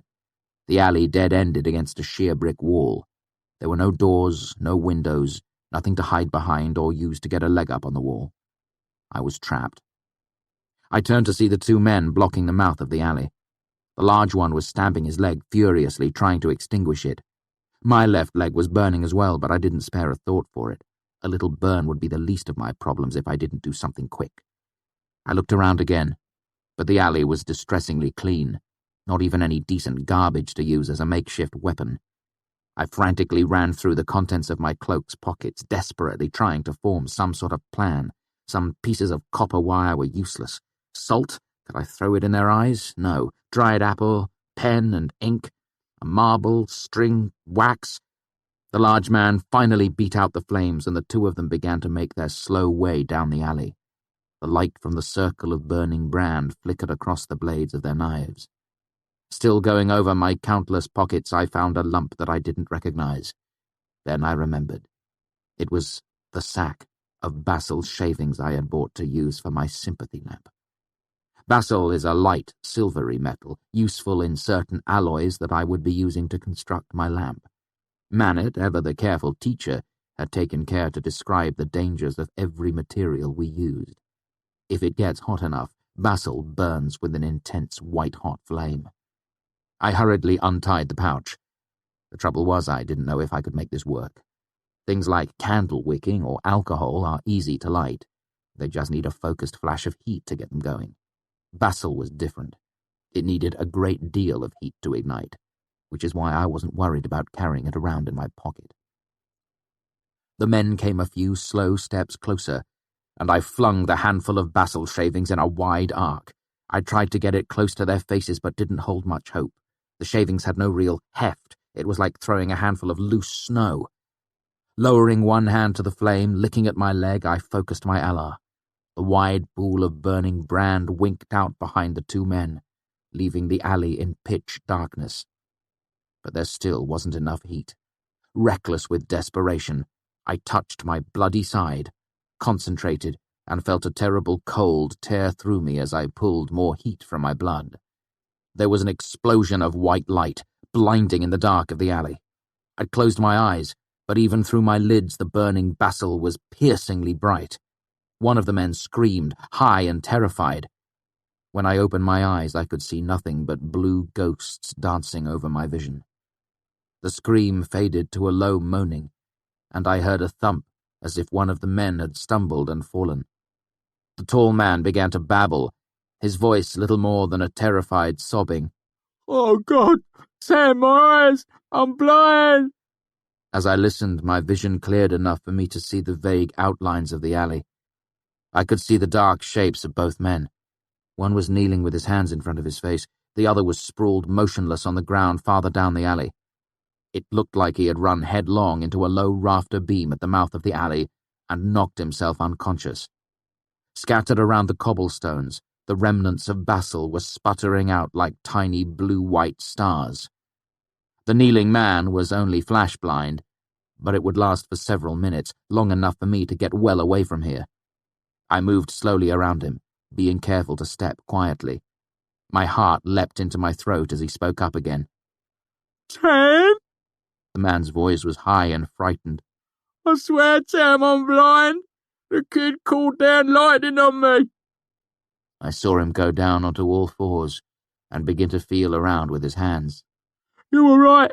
We shouldn't have come here. No good comes of meddling with these sort of folk. Lightning. Of course. He didn't know a thing about real magic. It gave me a thought. I took a deep breath, settling my nerves. Who sent you?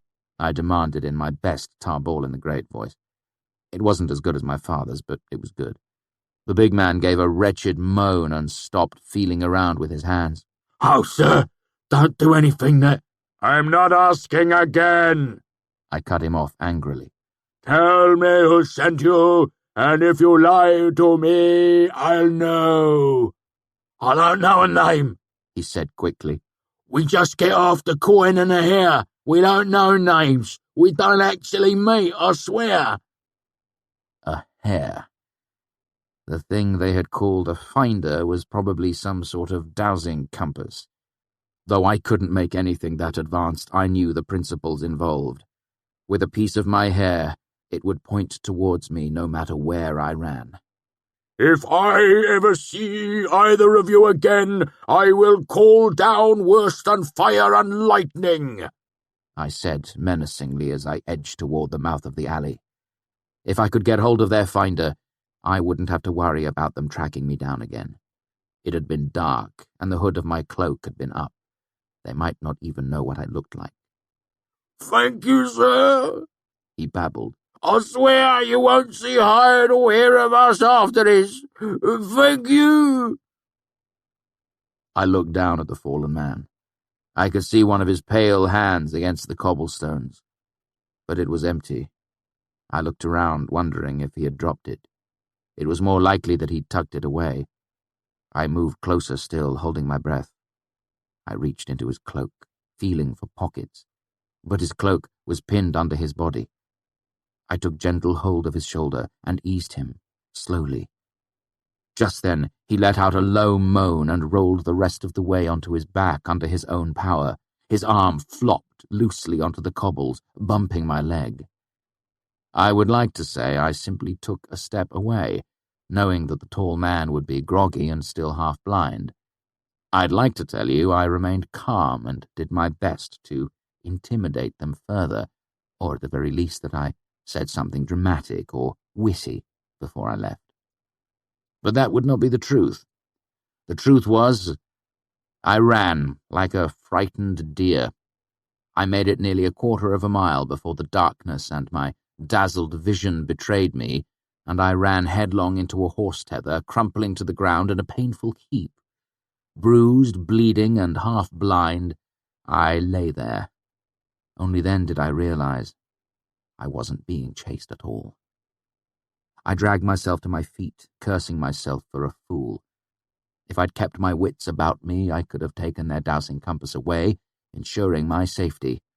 As it was, I'd have to take other precautions. I made my way back to Anchor's, but when I arrived, all the inn's windows were dark and the door was locked. So, half drunk and wounded, I made my way up to my window, tripped the latch and tugged. But it wouldn't open. It had been at least a span of days since I'd come back to the inn so late that I'd been forced to use my window route. Had the hinges rusted? Bracing myself against the wall, I drew out my hand lamp and thumbed it onto its dimmest setting. Only then did I see something lodged firmly into the crack of the window frame. Had anchors wedged my window shut? But when I touched it, I realized it wasn't wood. It was a piece of paper, much folded over. I tugged it free, and the window came open easily. I clambered inside. My shirt was ruined, but when I stripped it off, I was relieved by what I saw. The cut wasn't particularly deep, painful and messy, but less serious than when I'd been whipped. Fela's cloak was torn too, which was irritating, but everything said it would be easier to patch that than my kidney. I made a mental note to thank Fela for choosing a nice, thick fabric. Stitching it up could wait. For all I knew, the two men had recovered from the little scare I'd given them and were already dousing for me again. I left through the window, leaving my cloak behind so as not to get any blood on it. I hoped the lateness of the hour and my natural stealth would keep me from being seen. I couldn't begin to guess what rumors would start if someone saw me running across the rooftops late at night, bloody and naked to the waist. I gathered up a handful of leaves as I made my way to the roof of a livery, overlooking the pennant courtyard near the archives. In the dim moonlight, I could see the dark, shapeless shadows of leaves swirling over the grey of the cobblestones below. I ran my hand roughly through my hair, ending up with a few loose strands. Then I dug at a seam of tar on the roof with my fingernails and used some to stick the hair to a leaf. I repeated this a dozen times, dropping the leaves off the roof, watching as the wind took them away in a mad dance back and forth across the courtyard. I smiled at the thought of anyone trying to douse for me now, trying to make sense of the dozens of contradictory signals as the leaves swirled and spun in a dozen different directions. I'd come to this particular courtyard because the wind moved oddly here. I'd only noticed it after the autumn leaves began to fall. They moved in a complex, chaotic dance across the cobblestones, first one way, then another, never falling into a predictable pattern. Once you noticed the wind's odd swirlings, it was hard to ignore. In fact, viewed from the roof like this, it was almost hypnotic, the same way flowing water or a campfire's flames can catch your eye and hold it. Watching it tonight, weary and wounded, it was rather relaxing. The more I watched it, the less chaotic it seemed. In fact, I began to sense a greater underlying pattern to the way the wind moved through the courtyard. It only looked chaotic because it was vastly, marvelously complex. What's more, it seemed to be always changing. It was a pattern made of changing patterns. It was— "You're up studying awfully late," said a quiet voice from behind me.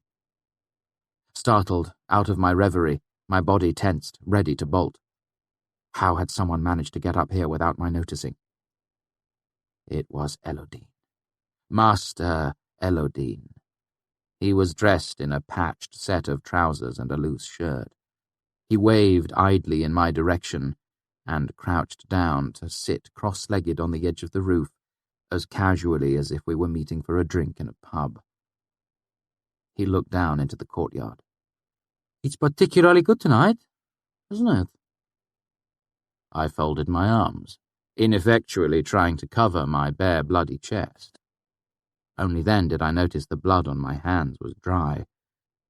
How long had I been sitting here, motionless, watching the wind? "Master Elodine," I said, then stopped. I had no idea what I could possibly say in a situation like this. "Please, we're all friends here.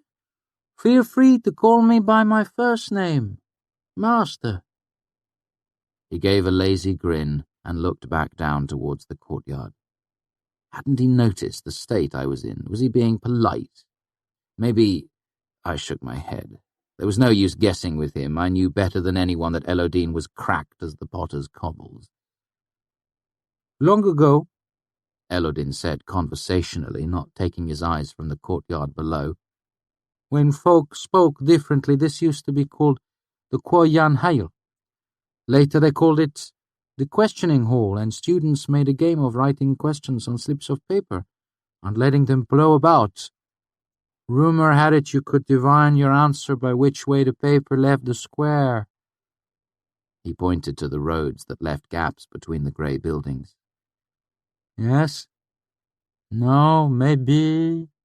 Elsewhere. Soon." He shrugged. It was all a mistake, though. Bad translation. They thought Kwayan was an early root of Kwetentan, question, but it isn't. Kwayan means wind. This is rightly named. The House of the Wind. I waited a moment to see if he intended to say any more. When nothing was forthcoming, I got slowly to my feet. That's interesting, Master. I hesitated, not sure how serious he had been before. But I should be going. Elodie nodded absently and gave a wave that was half farewell, half dismissal. His eyes never left the courtyard below, following the ever-changing wind. Back in my room at Anchor's, I sat on my bed for a long minute in the dark, trying to decide what to do. My thoughts were muddy. I was weary, wounded, and still a little drunk. The adrenaline that had kept me going earlier was slowly turning sour, and my side burned and stung. I took a deep breath and tried to focus my thoughts. I'd been moving on instinct so far, but now I needed to think things through carefully. Could I go to the masters for help? For a moment, hope rose in my chest, then fell. No, I had no proof that Ambrose was responsible. What's more, if I told them the whole story, I would have to admit that I had used sympathy to blind and burn my attackers. Self-defense or no, what I'd done was unquestionably malfeasance. Students had been expelled for less than that, just to preserve the university's reputation.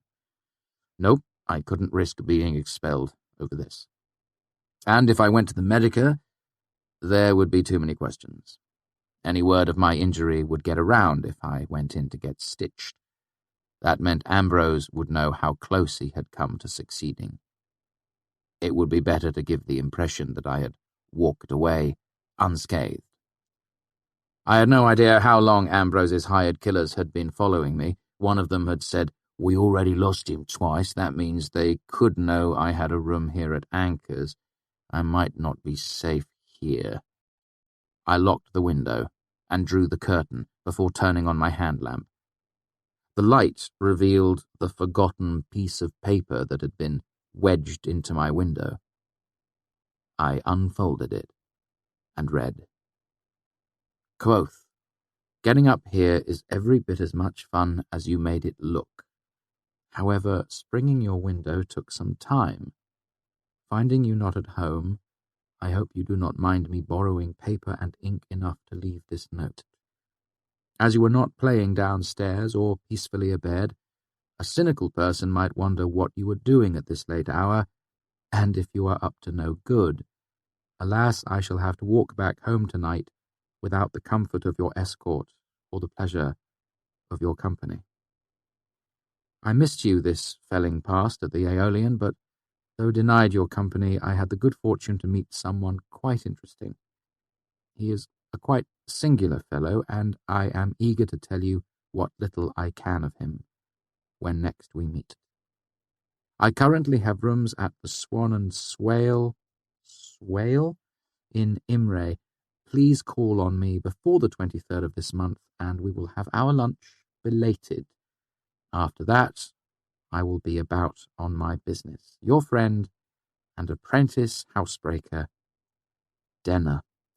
Postscript, please rest assured that I did not notice the disgraceful condition of your bed linens and did not judge your character thereby."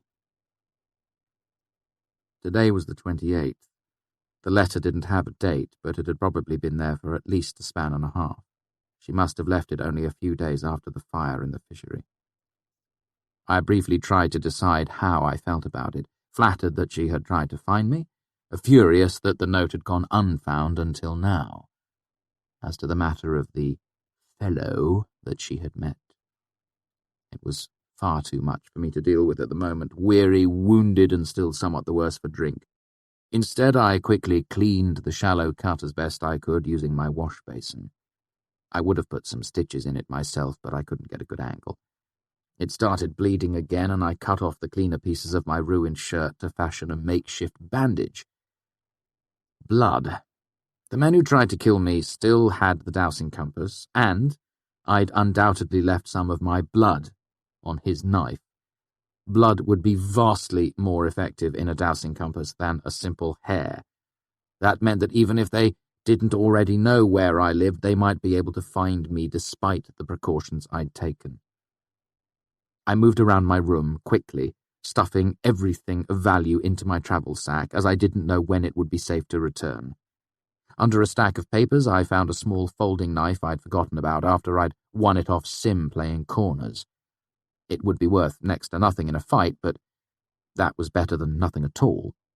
Then I grabbed my loot and cloak and snuck downstairs into the kitchen, where I was lucky enough to find an empty Veligan wine pot with a wide mouth.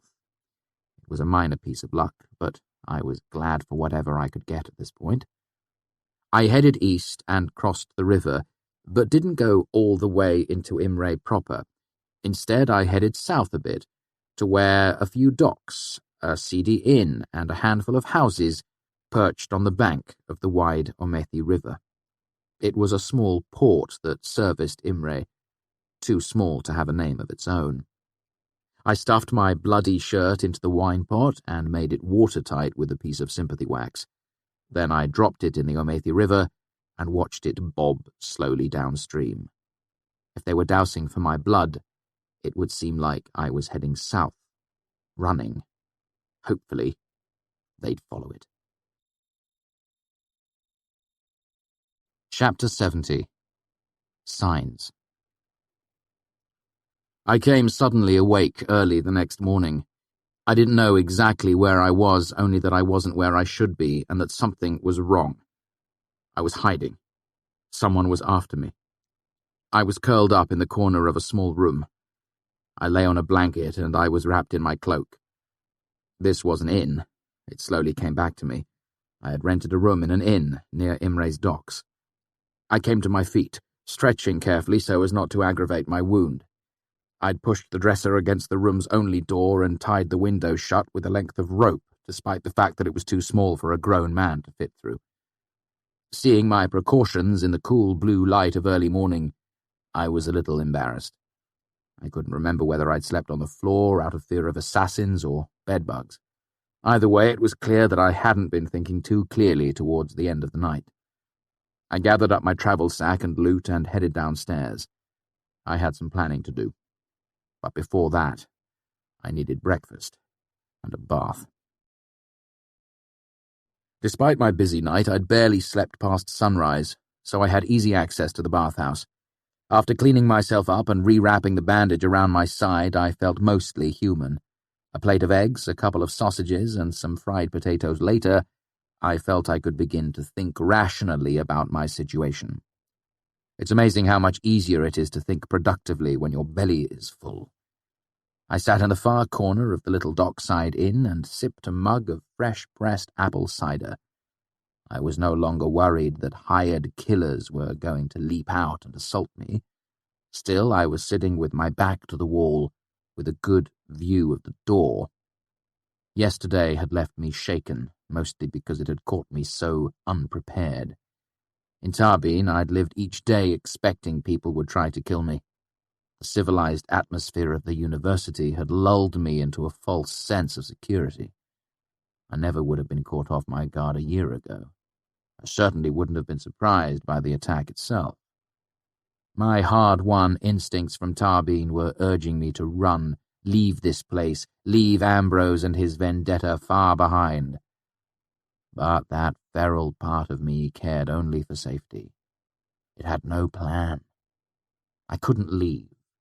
I had too much invested here. My studies, my vain hopes for gaining a patron, and my stronger hopes of entry to the archives, my precious few friends. Dinner. Sailors and dock workers began to filter into the inn to get the morning meal, and the room slowly filled with the gentle buzz of conversation. I heard a bell ringing dimly in the distance, and it occurred to me that my shift in the Medica would be starting in an hour. Arwyll would notice if I was absent, and he was not forgiving of such things. I fought down the urge to run back to the university. It was well known that absent students were punished with higher tuitions the following term. To give myself something to do while I was thinking through my situation, I brought out my cloak along with needle and thread. The knife from last night had made a straight cut about 2 handspan across. I began to sew it closed, using tiny stitches so the seam wouldn't be obvious. While my hands worked, my thoughts wandered. Could I confront Ambrose? Threaten him? Not likely. He knew I couldn't successfully bring charges against him, but maybe I could persuade a few of the masters of what had really happened. Kilvin would be outraged at the thought of hired killers using a dowsing compass, and perhaps I will. All blue fire! Every one of them dead, thrown around like rag dolls, and the house falling to pieces around them. I was glad to see the end of the place, I can tell you that. I jabbed my finger with the needle as my eavesdropper's ears picked the conversation out of the common room's general din. A few tables over, 2 men were drinking beer. One was tall and balding, the other was fat with a red beard. "Ha ha, you're such an old woman," the fat one laughed. "You'll listen to any piece of gossip." The tall man shook his head somberly. "I was in the tavern when they came in with the news. They were gathering folk with wagons so they could go get the bodies. The old wedding party, dead as leather.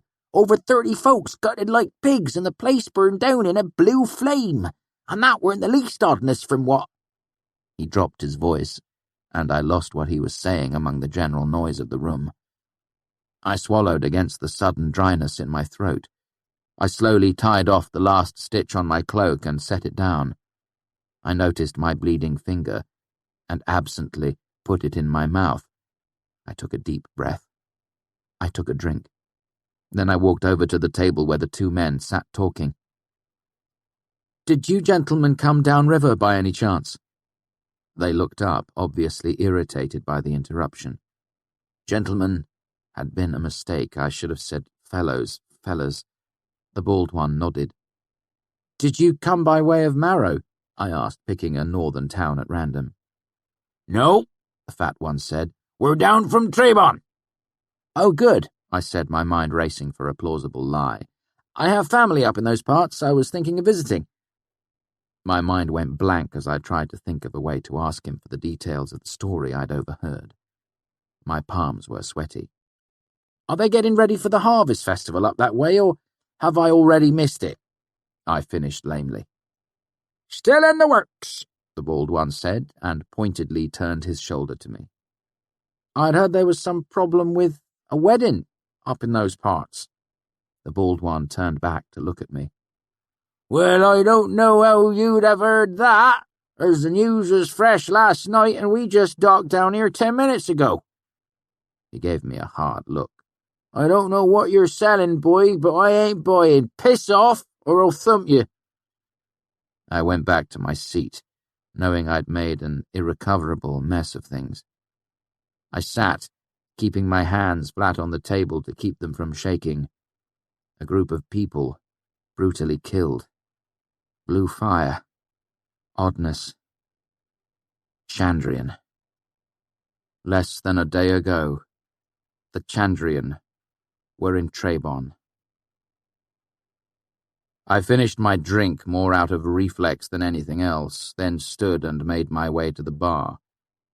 I was quickly coming to grips with the reality of the situation. After all these years, I finally had the opportunity to learn something about the Chandrian. And not just a mention of them pressed flat between the pages of a book in the archives. I had the chance to see their work firsthand.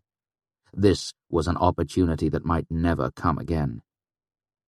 But I needed to get to Trebon soon, while things were still fresh in people's memories, before curious or superstitious townsfolk destroyed what evidence remained. I didn't know what I hoped to find, but anything I learned about the Chandrian would be more than I knew now. And if I were to have a chance at anything useful, I had to be there as soon as possible. Today.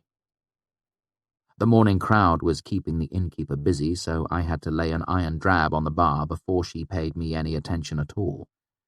After paying for a private room last night and breakfast and bath this morning, the drab represented a good portion of my worldly wealth, so I kept my finger on it.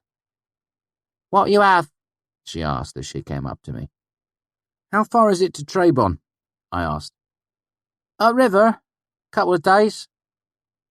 I didn't ask how long it was. I need to know how far, I said, stressing the last word.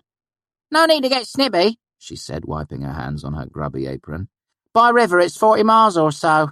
Could take more than 2 days, depending on if you're on a barge or a billow boat, and what the weather's like. How far by road? I asked. Black and me if I know, she muttered, then called down the bar. Road? How far to Treeborn by road? 3 or 4 days, said a weathered man without looking up from his mug. I asked how far, she snapped at him. Is it longer than the riverway? Damn sight longer, about 25 leagues by road.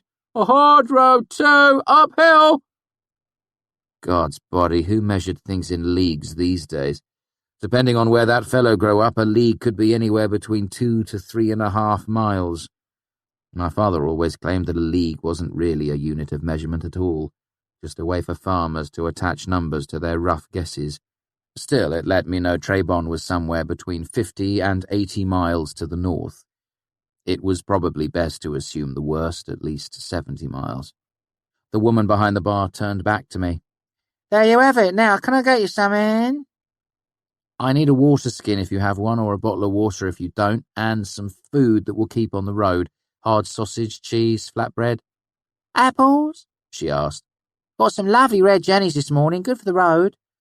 I nodded. And whatever else you have that's cheap and will travel. A drab don't go far, she said with a glance down at the bar.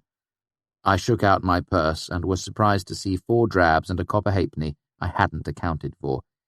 I was practically rich. She gathered up my money and headed back to the kitchen. I fought off the momentary pang at being utterly destitute again and ran a quick mental inventory of what I had in my travel sack. She came back with 2 loaves of flatbread, a thick, hard sausage that smelled of garlic, a small cheese sealed in wax, a bottle of water, 6 gorgeous bright red apples, and a small sack of carrots and potatoes. I thanked her kindly and stuffed the lot into my sack. 70 miles. I could make it today, if I had a good horse, but good horses cost money. I breathed in the smell of rancid fat as I knocked on Devi's door. I stood there for a minute, fighting the urge to fidget impatiently. I had no idea if Devi would be awake at such an early hour, but it was a risk I had to take. Devi opened the door and smiled when she saw me. Well, here's a pleasant surprise. She opened the door wider. Come in, sit down. I gave her my best smile. Devi, she frowned. Come in, she said more firmly. I don't discuss business on the landing. I came in and she closed the door behind me. Take a seat, unless you'd rather have a bit of a lie down. She nodded playfully toward the huge curtained bed in the corner of the room. You won't believe the story I heard this morning, she said, laughter hiding in her voice. Despite the urgency I felt, I forced myself to relax. Devi was not one to be rushed. If I tried, it would only irritate her. What did you hear? She sat on her side of the desk and folded her hands. Apparently, last night a pair of ruffians tried to lift a purse off a young student. Much to their dismay, it turns out he's the next Tarpaulin in training. He called down fire and lightning, blinded one and gave the other such a mighty blow to the head that he still hasn't woken up. I sat quietly for a moment as I absorbed the information. An hour ago this would have been the best news I could have heard. Now it was hardly more than a distraction. Still, despite the urgency of my other errand, I couldn't ignore the chance to gather some information about the crisis closer to home. They weren't just trying to rob me, I said. Devi laughed. Oh, I knew it was you! They didn't know anything about him except for that he had red hair. But that was enough for me. Did I really blind the one? I asked. And the other still unconscious? I honestly don't know, Devi admitted. News travels quickly among us unsavoury types, but it's mostly gossip. My mind was spinning quickly along a new plan now. Would you care to spread a little gossip of your own? I asked. That depends. She gave a wicked smile. Is it terribly exciting? Drop my name, I said. Let them know exactly who it was. Let them know I'm mad as hell and I'll kill the next ones that come after me. I'll kill them and whoever hired them, the middlemen, their families, their dogs, the whole lot. Devi's delighted expression faded to something closer to distaste. That's a little grim, don't you think? I appreciate that you're attached to your purse. She gave me a playful look. And I have a vested interest there myself. But They weren't thieves, I said. They were hired to kill me. Devi gave me a skeptical look. I tugged up the corner of my shirt to show my bandage. I'm serious. I can show you where one of them cut me before I got away. Frowning, she stood up and came around to the other side of the desk. All right, show me. I hesitated, then decided that I was better off humouring her, as I still had favours to ask. I took off my shirt and lay it on the desk. That bandage is filthy, she said, as if it was a personal offence. Get rid of it. She walked to a cabinet at the back of the room and came back with a black physicker's kit and a wash basin. She washed her hands, then looked at my side. You haven't even had it stitched, she said incredulously. I've been rather busy, I said, with the running like hell and hiding all night. She ignored me and set about cleaning my side with a cool efficiency that let me know she'd studied in the Medica. It's messy, but not deep, she said. It's not even all the way through the skin in some places. She stood up and pulled a few things out of her bag. You'll still need stitches. I would have done it myself, I said, but you're an idiot who didn't even make sure this was cleaned properly, she finished. If this gets infected, it would serve you right. She finished cleaning my side and rinsed her hands in the bowl. I want you to know I'm doing this because I have a soft spot for pretty boys, the mentally infirm, and people who owe me money. I consider this protecting my investment. Yes, Ma'am. I sucked in air when she applied the antiseptic. I thought you weren't supposed to bleed, she said matter-of-factly. There's another legend proven false. Speaking of, moving as little as possible, I reached out and pulled a book out of my travel sack, then laid it on her desk. I brought back your copy of Mating Habits of the Common Dracus. You were right, the engravings added a lot to it. I knew you'd like it. There was a moment of silence as she began stitching me back together. When she spoke again, most of the playfulness was gone from her voice. Were these fellows really hired to kill you, Kvothe? I nodded. They had a dowsing compass and some of my hair. That's how they knew I was a redhead. Lord and lady, wouldn't that just send Kilvin into a froth? She shook her head. Are you sure they weren't just hired to scare you, rough you up a little, to teach you to mind your betters? She paused in her stitching and looked up at me. You weren't stupid enough to borrow money off Heffron and his boys, were you? I shook my head. You're the only hawk for me, Devi, I smiled. In fact, that's why I stopped by today. And here I thought you merely enjoyed my company, she said, turning back to her needlework. I thought I detected a tinge of irritation in her voice. Let me finish this first. I thought about what she'd said for a long moment. The tall man had said, let's do him, but that could mean any number of things. It's possible they weren't trying to kill me, I admitted slowly. He had a knife, though. You don't need a knife to give someone a beating. Devi snorted. And I don't need blood to get people to settle their debts, but it certainly helps. I thought about it as she tied off the final stitch and began to wrap me in a fresh bandage. Maybe it was meant to be a simple beating, an anonymous message from Ambrose telling me to mind my betters. Maybe it was a simple attempt to scare me off. I sighed, trying not to move too much as I did so. I'd like to believe that's the case, but I really don't think so. I think they were really after blood. That's what my gut tells me. Her expression grew serious. In that case, I will spread the word a little, she said. I don't know about the part about killing their dogs, but I'll drop a few things into the rumour mill so people will think twice about taking that sort of job. She chuckled low in her throat. Actually, they were already thinking twice after last night. This will make them think 3 times. I appreciate it. Small trouble to me, she said dismissively as she stood up and brushed off her knees. A small favour to help a friend. She washed her hands in the basin, then dried them carelessly on her shirt. Let's hear it, she said as she sat behind the desk, her expression suddenly businesslike. I need money for a fast horse, I said. Leaving town? She arched a pale eyebrow. You never struck me as the running away sort.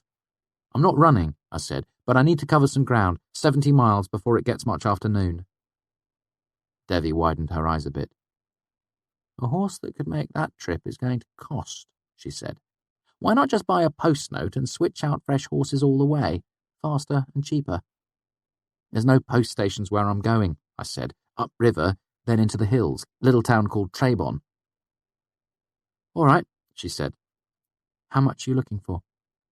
I'll need money to buy a fast horse with no dickering, plus lodging, food, maybe bribes. 20 talents? She burst out laughing, then regained her composure and covered her mouth. No, I'm sorry, but no. I do have a soft spot for charming young men like yourself, but it's not on my head. I have my loot, I said, sliding the case forward with my foot. For collateral, plus anything else in here. I put my travel sack on the desk. She drew a breath as if to refuse me out of hand, then shrugged and looked into the bag, poking around. She pulled out my copy of Rhetoric and Logic, and a moment later my handheld sympathy lamp. Hello, she said curiously, thumbing on the switch and pointing the light towards the wall. This is interesting. I grimaced. Anything except that, I said. I promised Kilvin I wouldn't ever let that out of my hands.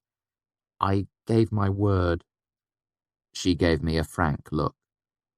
Have you ever heard the expression, beggars can't be choosers? I gave my word, I repeated.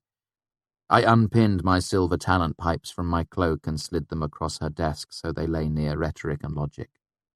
Those aren't easy to come by, you know. Devi looked at the loot, the book, and the pipes, and drew a long, slow breath. Kvothe, I can tell that this is important to you, but the numbers just don't add. You're not good for that much money. You're barely good for the 4 talents you owe me. That stung, mostly because I knew it to be the truth. Devi thought about it for another second, then shook her head firmly. No, just the interest. In 2 months you'd owe me over 35 talents. Or something equally valuable in trade, I said. She gave me a gentle smile. And what do you have worth 35 talents? Access to the archives. Devi sat, her slightly patronizing smile frozen on her face. You're lying. I shook my head. I know there's another way in. I haven't found it yet, but I will. That's a lot of if. Devi's tone was skeptical, but her eyes were full of something more than simple desire. It was closer to hunger or lust. I could tell she wanted into the archives just as badly as I did, perhaps even more so. That's what I'm offering, I said. If I can pay you back, I will. If not, when I find a way into the archives, I'll share it with you. Devi looked up at the ceiling, as if calculating odds in her head. With these things as collateral, and the possibility of access to the archives, I can loan you 12 talents. I stood up and swung my travel sack over my shoulder. I'm afraid we're not bargaining here, I said. I'm just informing you as to the conditions of the loan. I gave her an apologetic smile. It's 20 talents, or nothing. I'm sorry I didn't make that clear from the beginning. Chapter 71. Strange Attraction. 3 minutes later I strode towards the doors of the nearest livery. A well-dressed Kieldish man smiled at my approach and stepped forward to greet me. "Ah, young sir," he said, holding out his hand. "My name is Kvothe. Might I ask—" "I need a horse," I said, shaking his hand quickly. "Healthy, well-rested and well-fed, one that can take 6 hours of hard riding today." "Certainly, certainly," Kvothe said, rubbing his hands together and nodding. "All things are possible with the will of God. I'd be pleased to—" "Listen," I interrupted again. "I'm in a hurry, so we're going to skip the preliminaries. I won't pretend to be uninterested. You won't waste my time with a parade of hacks and nags. If I have not bought a horse in 10 minutes, I will leave and buy one elsewhere." I met his eye. "Linsatva?" The Kieldish man was aghast. "Sir, the purchase of a horse should never be so rushed. You would not pick a wife in 10 minutes, and on the road a horse is more important than a wife." He gave a bashful smile. "Even God himself didn't—" I cut him off yet again. "God's not buying a horse today. I am." The thin Kieldish man paused to collect his thoughts. "Right," he said softly, more to himself than to me. "Lynn, come around and see what we have." He led me around the outside of the stables to a small corral. He gestured near the edge of the fence. "That dapple mare is as steady a horse as any you could hope for. She'll take you—" I ignored him and looked over the half-dozen hacks that stood idly inside the fence. Though I had neither means nor reason to keep a horse, I knew good from bad, and nothing I saw here came close to suiting my needs. You see, troopers live and die by the horses that pull their wagons, and my parents had not neglected my education in this area.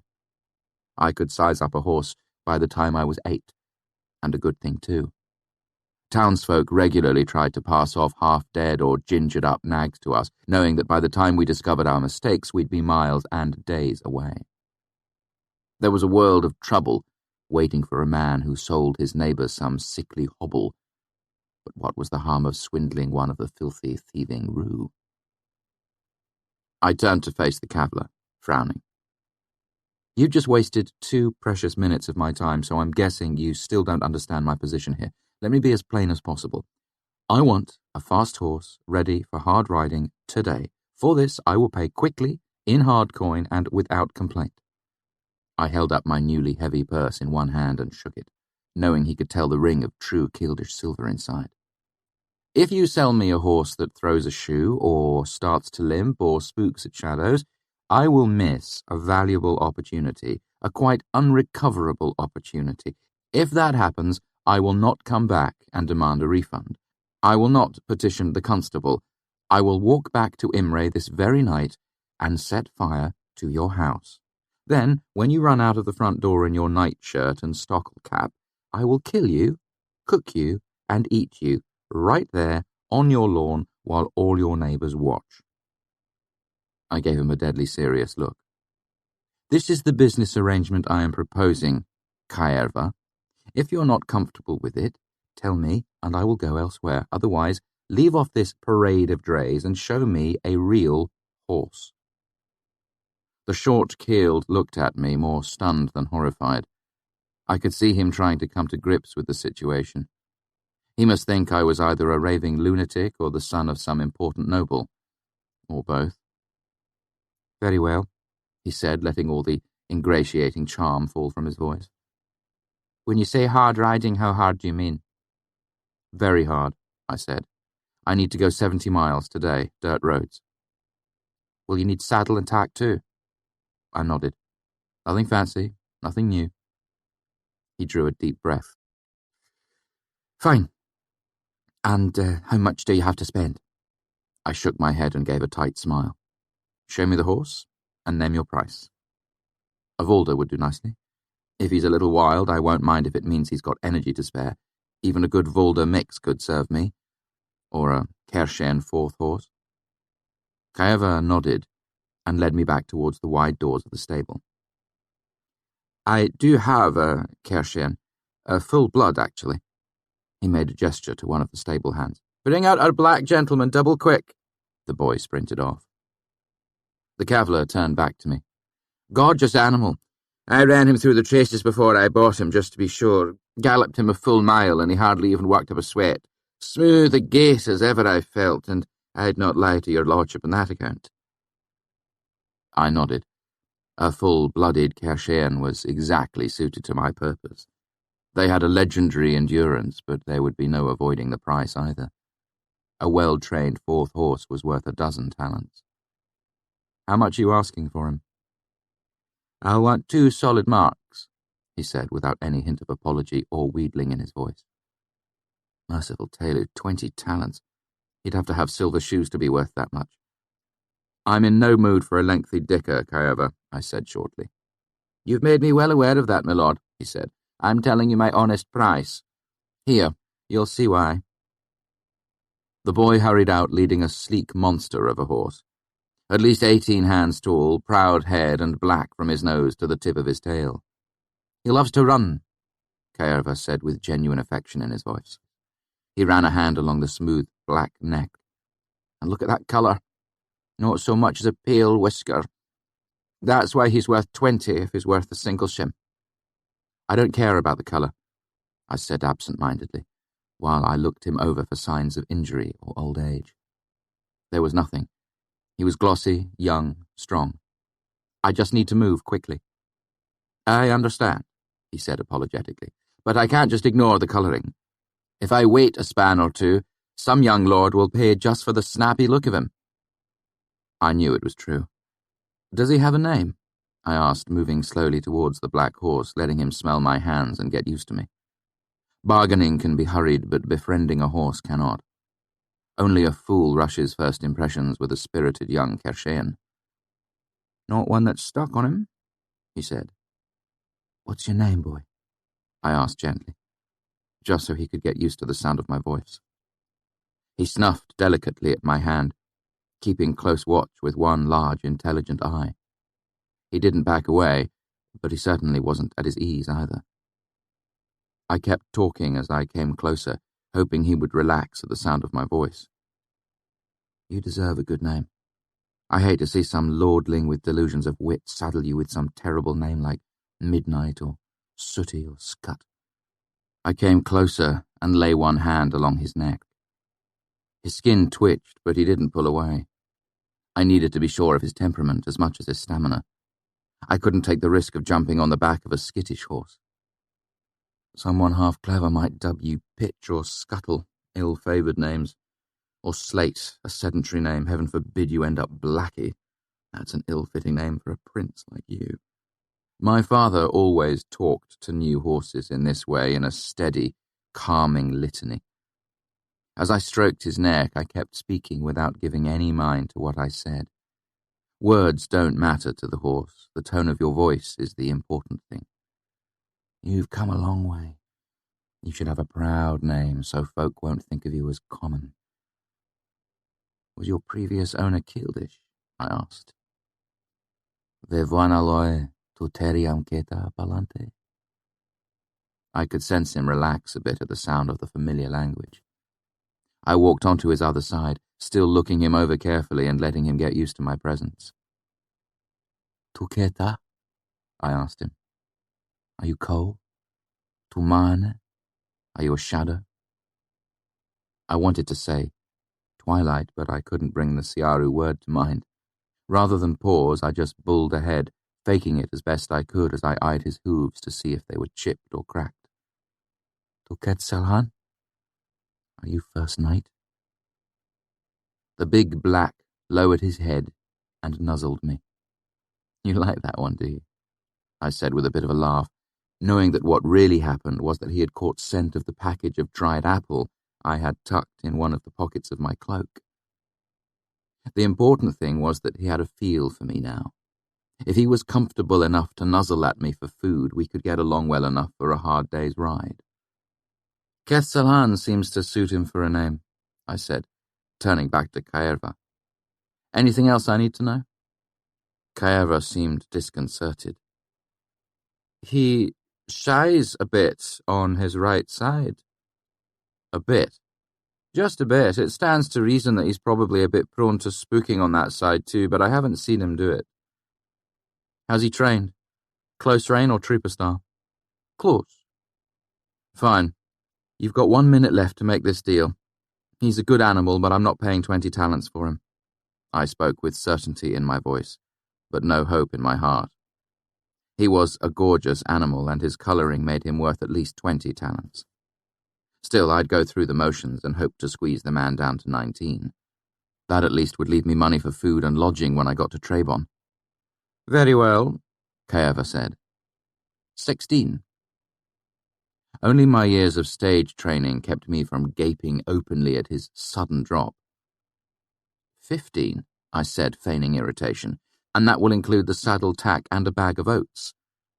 I began pulling money out of my purse as if the deal was already finished. Unbelievably, Kvothe nodded and called for one of the boys to bring a saddle and tag. I counted the money into Kvothe's hand as his assistant saddled the big black. The Keeld seemed uncomfortable, meeting my eye. If I didn't know horses as well as I do, I would have thought I was being swindled. Maybe the horse was stolen, or the man was desperate for money. Whatever the reason, I didn't care. I was due a bit of good luck. Best of all, this meant that I might be able to resell the horse at a bit of a profit after I reached Trebon. Honestly, I would need to sell him as soon as I could manage, even if I lost money on the deal. Stabling, food, and grooming for a horse like this would cost me a penny a day. I couldn't afford to keep him. I strapped my travel sack into a saddlebag, checked the cinch and stirrups, then swung myself up onto Kvothe back. He danced slightly to the right, eager to be off. That made two of us. I twitched the reins, and we were on our way. Most problems with horses have nothing to do with the horses themselves. They stem from the ignorance of the rider. Folk shoe their horses badly, saddle them improperly, feed them poorly, then complain that they were sold a half-lame, swayback, ill-tempered hack. I knew horses. My parents had taught me to ride and care for them. While most of my experience had been with sturdier breeds, bred to pull rather than to race, I knew how to cover ground quickly when I needed to. When they're in a hurry, most folk push their mount too hard too soon. They head out at a dead gallop, then find themselves with a horse lame or half dead inside an hour. Pure idiocy. Only a 12-colour bastard treats a horse that way. But to be entirely truthful, I would have ridden Kvothe to death if it would have brought me to Trebon in a timely fashion. There are some times when I am willing to be a bastard. I would have killed a dozen horses if it would have helped me get more information about the Chandrian and why they had killed my parents. But ultimately, there was no sense in thinking that way. A dead horse wouldn't get me to Trebon. A live one would. So I started Kvothe at a nice walk to warm him up. He was eager to go faster, probably sensing my own impatience, and that would have been fine if I'd only needed to go a mile or 3, but I needed him for at least 50, maybe 70, and that meant patience. I had to rein him back down to a walk twice before he resigned himself to it. After a mile, I trotted him for a bit. His gait was smooth, even for a Kershayan, but a trot is jarring no matter what, and it pulled at the new stitches in my side. I urged him up to a canter after another mile or so. Only after we were 3 or 4 miles out of Imre and we came to a good straight stretch of flat road did I nudge him up to a gallop. Finally, given the chance to run, he surged ahead. The sun had just finished burning away the morning dew, and farmers harvesting wheat and barley in the fields looked up as we thundered past. Kvothe was fast, so fast that the wind tore at my cloak, stretching it behind me like a flag.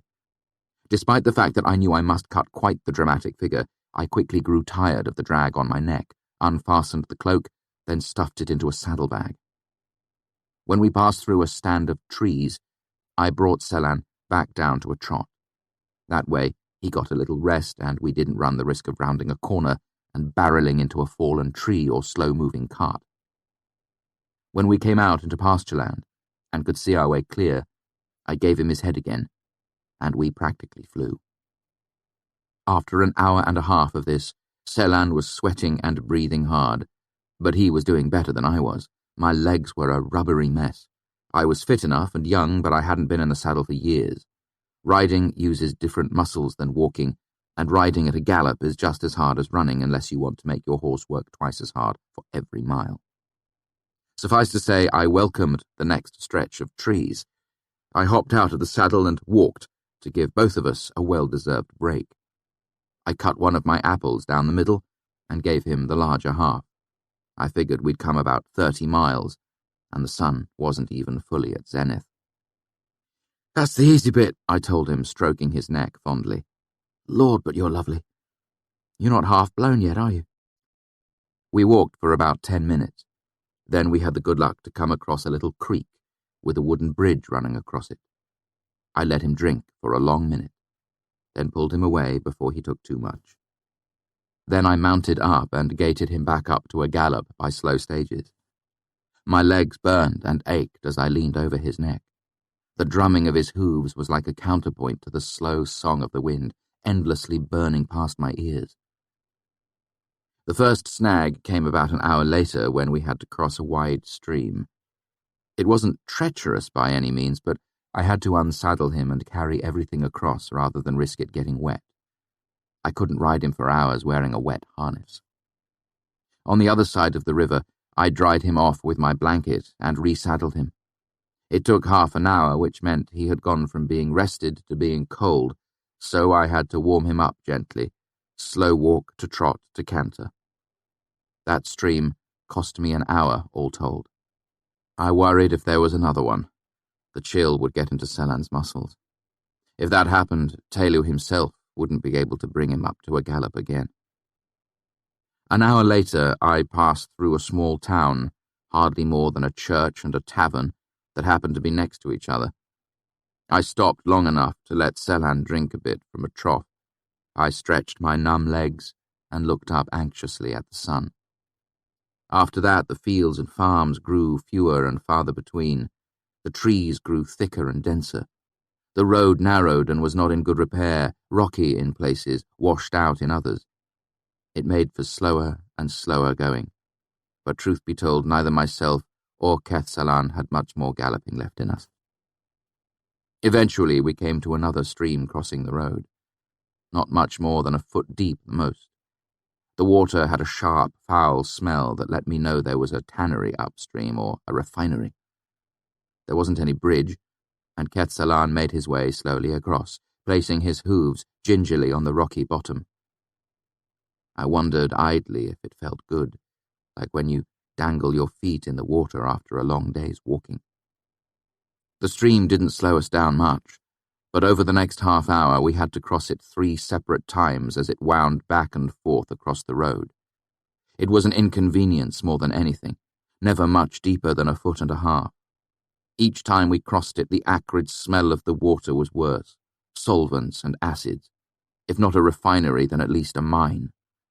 I kept my hands on the reins, ready to pull Selan's head up if he tried to drink. But he was smarter than that. A long canter later, I came up over a hill and looked down onto a crossroads at the bottom of a small grassy valley.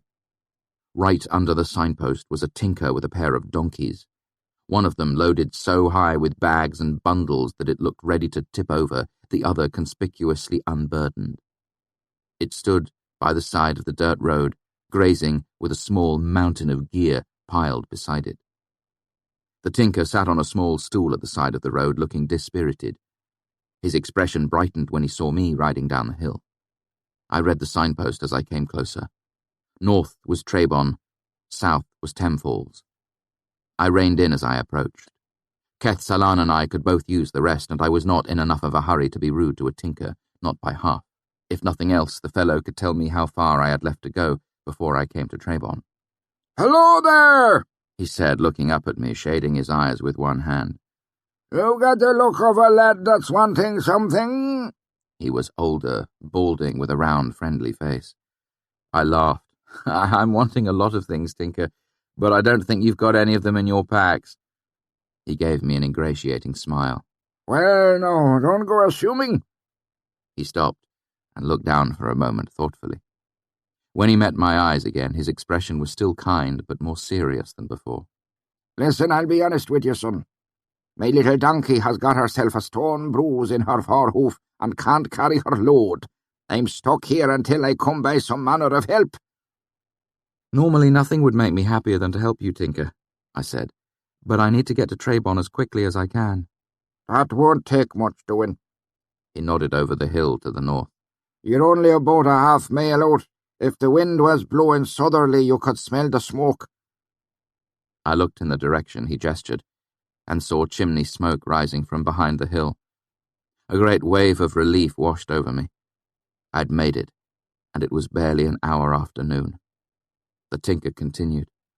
I need to get to the Evestown docks. He nodded to the east. I've made arrangements to ship down river, and I'd dearly love to catch my boat. He eyed my horse significantly. But I'll need a new pack animal to carry my gear. It seems my luck had finally turned. Selan was a fine horse, but now that I was in Trebon, he would be little more than a constant drain on my limited resources. Still, it's never wise to look eager to sell. This is an awful lot of horse to be used for packing, I said, patting Kvothe neck. He's a full-blooded Kashayan, and I can tell you I've never seen a better horse in all my days. The Tinker looked him over skeptically. He's knackered is what he is, he said. He hasn't got another mile left in him. I swung off the saddle, staggering a bit when my rubbery legs almost buckled underneath me. You should give him some credit, Tinker. He's come all the way from Imre today. The Tinker chuckled. Oh, you're not a bad liar, boy, but you need to know when to stop. If the bait's too big, the fish won't bite. I didn't need to pretend to be horrified. I'm sorry I didn't properly introduce myself. I held out my hand. My name is Kvothe. I am a trooper and one of the Ademaru. Never on my most desperate day would I lie to a Tinker. The Tinker shook my hand. Well, he said, slightly taken aback. My sincere apologies to you and your family. It's rare to see one of your folk alone on the road. He looked the horse over critically. All the way from Imre, you say? I nodded. That's what, almost 60 miles. Hell of a ride. He looked at me with a knowing smile. How are your legs? I grinned back at him. Let's just say I'll be glad to be on my feet again. He's good for another 10 miles, I'd guess, but I can't say the same for myself. The Tinker looked over the horse again and gave a gusty sigh. Well, as I said, you've got me over a bit of a barrel. How much do you want for him? Well, I said, Kvothe here's a full-blood Kashayan, and his colour is lovely, you have to admit. Not a patch on him but isn't black. Not a white whisker. The Tinker burst out laughing. I take it back, he said. You're a terrible liar. I don't see what's so funny, I said a little stiffly. The Tinker gave me an odd look. Not a white whisker, no. He nodded past me towards Salan's hindquarters. But if he's all black, then I'm Aran Velsitor. I turned to look, and saw that Kvothe left hind foot had a distinct white sock that went halfway up to his hock. Stupefied, I walked back and bent down to look. It wasn't a clean white, more of a washed-out grey. I could smell the faint odour of the stream we had splashed through on the last leg of our journey. Solvents. That shim bastard, I said incredulously. He sold me a dyed horse. Didn't the name tip you off? The Tinker chuckled. Kvothe, Lord boy, someone's been thumbing your nose at you. His name means twilight, I said. The Tinker shook his head. You're sure who is rusty. Kvothe would be first night. Selan means sock. His name is one sock. I thought back to the horse trader's reaction when I'd picked the name. No wonder the fellow had seemed so disconcerted. No wonder he had dropped the price so quickly and easily. He thought I knew his little secret. The Tinker laughed at my expression and clapped me on the back. Oh, don't sweat it, lad. It happens to the best of us from time to time. He turned away and began to rummage through his bundles. I think I have something you like. Let me offer you a trade. He turned around and held out something black and gnarled like a piece of driftwood. I took it from him and looked it over. It was heavy and cold to the touch. "A lump of slag iron," I said. "Are you out of magic beans?" The tinker held out a pin in his other hand. He held it about a handspan away, then let go. Instead of falling, the pin snapped to the side and clung to the smooth blob of black iron. I drew in an appreciative breath. "A lodenstone. I've never seen one of these." "Technically, it's a Treban stone," he said matter-of-factly, "as it's never been near Loden, but you're near enough. There's all manner of people who would be interested in that beauty down Imre way." I nodded absently as I turned it over in my hands. I'd always wanted to see a drawstone, ever since I was a child. I pulled the pin away, feeling the strange attraction it had to smooth black metal. I marveled. A piece of star iron in my hand. "How much do you figure it's worth?" I asked. The tinker sucked his teeth a little. "Well, I'm figuring right here and now it's worth just about one full-blooded Carsian pack mule." I turned it over in my hand, pulled the pin away and let it snap back again. "Trouble is, Tinker, I put myself into debt with a dangerous woman in order to buy this horse. If I don't sell it well, I'm going to be in a desperate way." He nodded. "Piece of sky iron of that size, if you take less than 18 talents, you're cutting a hole in your own purse. Jewellers will buy it, or rich folk who want it for the novelty." He tapped the side of his nose. "But if you head to the university, you'll do better. Artificers have a great love for lodenstone. Alchemists too. If you find one in the right mood, you'll get more." It was a good deal. Manet had taught me lodenstone was quite valuable and difficult to come by, not only for its galvanic properties, but because pieces of sky iron like this often had rare metals mingled with the iron. I held out my hand. "I'm willing to make it a deal." We shook hands solemnly. Then, just as the tinker began to reach for the reins, I asked, "And what will you give me for his tack and saddle?" I was a little worried that the tinker might take offence at my wheedling, but instead, he smiled a sly smile. "That's a clever lad," he chuckled. "I like a fellow who's not afraid to push for a little extra. What would you like, then? I've got a lovely woolen blanket here, or some nice rope." He pulled a coil of it out of the donkey's packs. "Always good to have a piece of rope with you. How about this?" He turned around with a bottle in his hands and winked at me. "I've got some lovely Avenish fruit wine. I'd give you all 3 for your horse's gear." "I could use a spare blanket," I admitted. Then a thought occurred to me. "Do you have any clothes near my size? I seem to be going through a lot of shirts lately." The old man paused, holding the rope and bottle of wine, then shrugged and began to dig around in his packs. "Have you heard anything about a wedding around these parts?" I asked. Tinkers always have their ears to the ground. "The Martin wedding." He tied off one pack and began to dig through another. "I hate to tell you, but you missed it. Happened yesterday." My stomach clenched at his casual tone. If there had been a massacre, the tinker would certainly have heard. I suddenly had the horrible thought that I'd put myself in debt and run halfway to the mountains on a goose chase. "Were you there? Did anything odd happen?" "Here we are." The tinker turned around, holding up a shirt of plain grey homespun. "Nothing fancy, I'm afraid, but it's new. Well, newish." He held it up to my chest to judge the fit. "The wedding?" I prompted. "What? Oh, no, I wasn't there. Bit of an event, though, from what I understand. Martin's only daughter, and they were sending her off proper, been planning it for months." "So you didn't hear of anything odd happening?" I asked, a sinking feeling in my gut. He shrugged helplessly. "Like I said, I wasn't there. I've been up around the ironworks the last couple of days." He nodded to the west. "Trading with panners and folk up in the High Rock." He tapped the side of his head as if he just remembered something. "That reminds me. I found a brassy up in the hills." He rummaged in his packs again and brought out a flat, thick bottle. "If you don't care for wine, maybe something a little stronger." I started to shake my head, then realized that some homemade brand would be useful cleaning my side tonight. "I might be," I said, "depending on the offer on the table." "Honest young gent like yourself," he said grandly. "I'll give you a blanket, both bottles, and the coil of rope." You're generous, Tinker, but I'd rather have the shirt than the rope and the fruit wine. They'd just be dead weight in my bag, and I've got a lot of walking ahead of me. His expression soured a little, but he shrugged. "Your call, of course. Blanket, shirt, brand, and 3 jats." We shook hands, and I took time to help him load Quetzalán because I had the vague feeling that I'd insulted him by turning down his previous offer.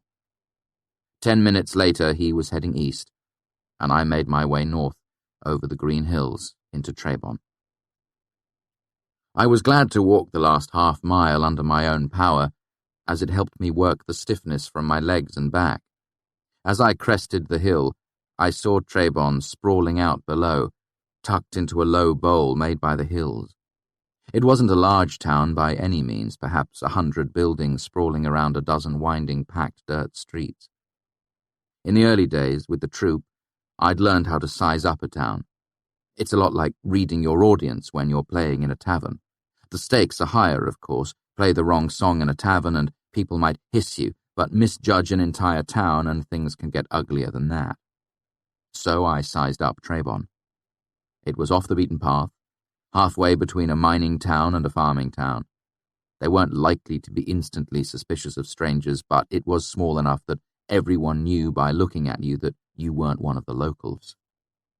I was surprised to see people setting up straw-stuffed shamblemen outside their homes. That meant that despite the proximity to Imre and the university, Trebon was truly a backwater community.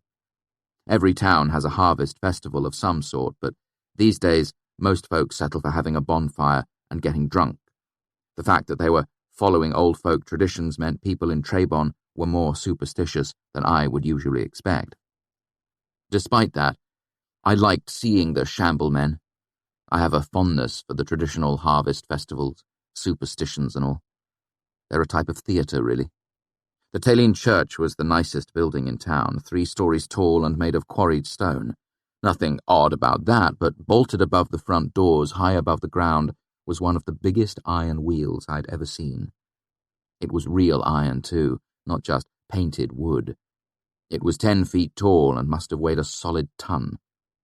Ordinarily, such a display would have made me nervous, but since Trebon was a mining town, I guessed it showed civic pride more than fanatic piety. Most of the other buildings in town were low to the ground, built of rough timber with cedar shingle roofs. The inn was respectable, though, 2 stories tall with plaster walls and red clay tiles on the roof. There was bound to be someone in there who would know more about the wedding. There was a bare handful of people inside, not surprising as harvest was in full swing, and there were still 5 or 6 hours of good daylight left.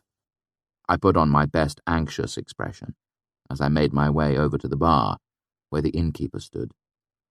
"Excuse me," I said. "I hate to trouble you, but I'm looking for someone." The innkeeper was a dark-haired man with a perpetual scowl. "Who's that, then?"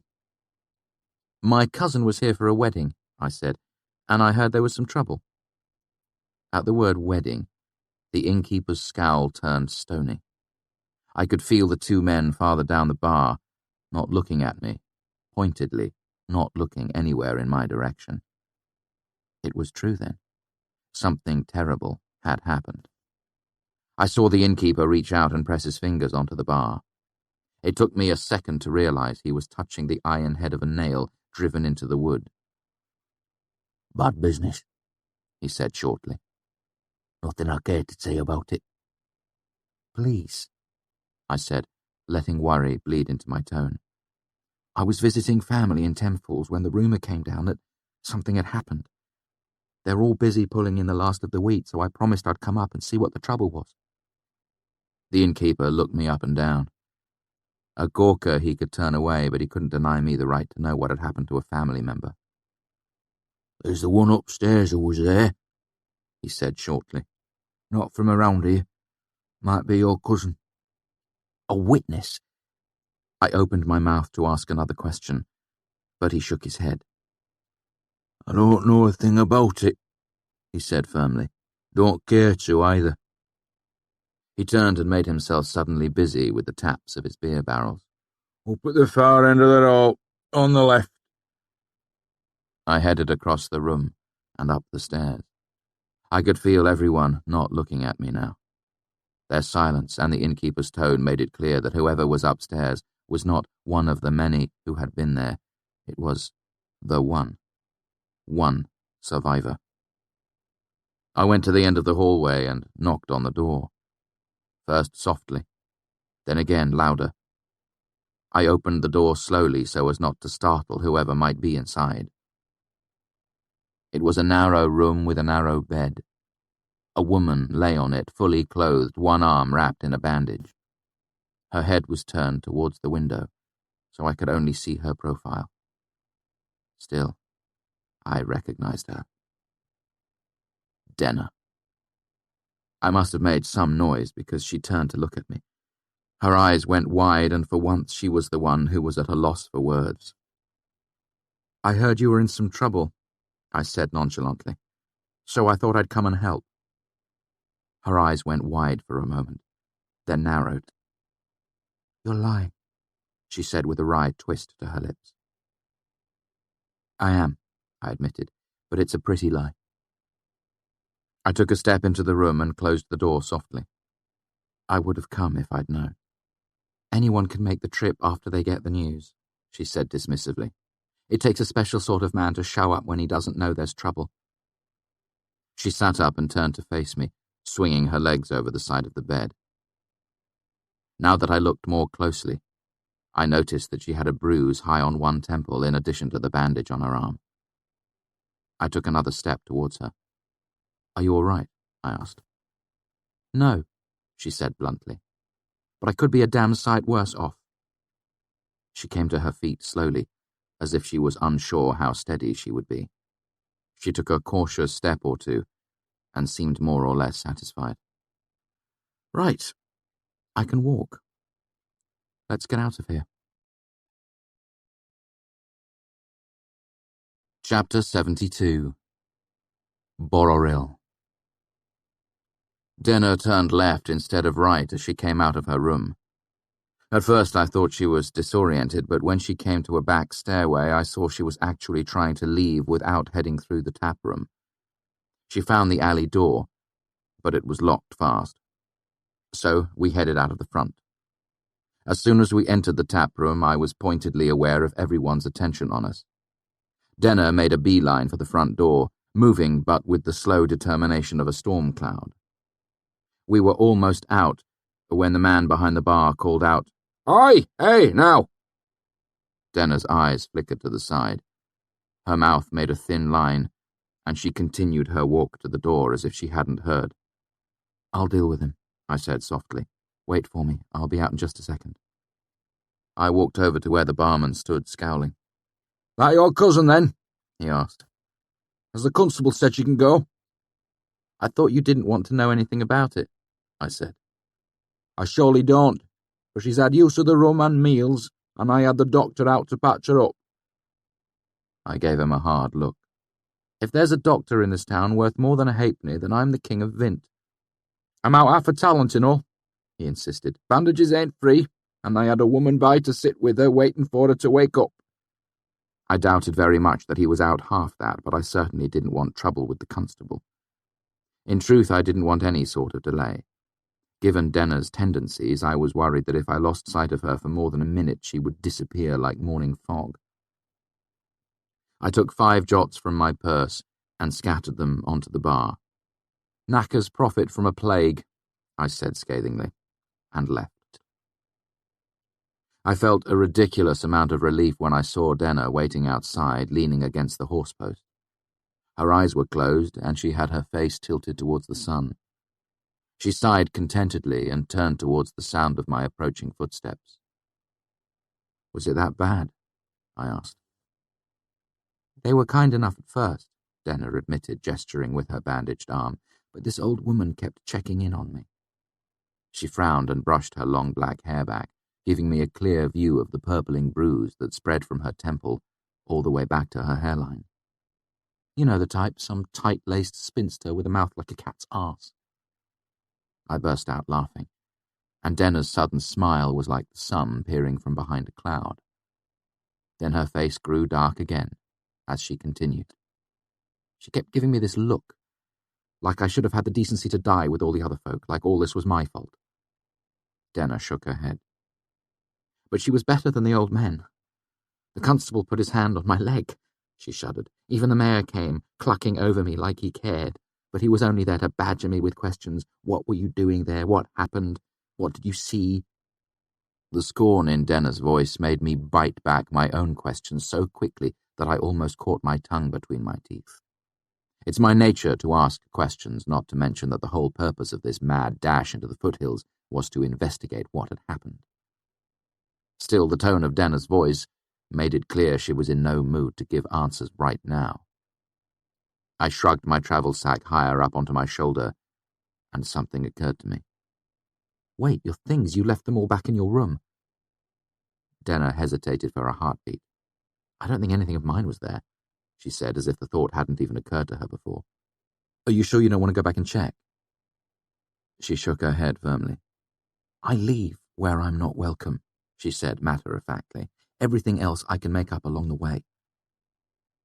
Denna started to walk down the street, and I fell in beside her.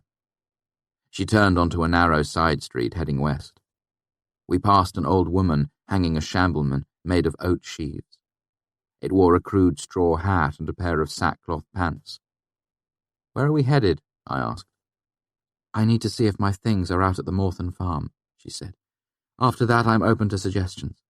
Where were you planning to go before you found me? Honestly, I was heading out to the Morthon farm myself. Denna gave me a sideways look. Fair enough. It's only about a mile out to the farm. We can be there and still have plenty of light. The land around Trebon was rough, mostly thick forest broken by stretches of rocky ground. Then the road would round a corner, and there would be a small, perfect field of golden wheat tucked among the trees or nestled into a valley surrounded by dark stone bluffs.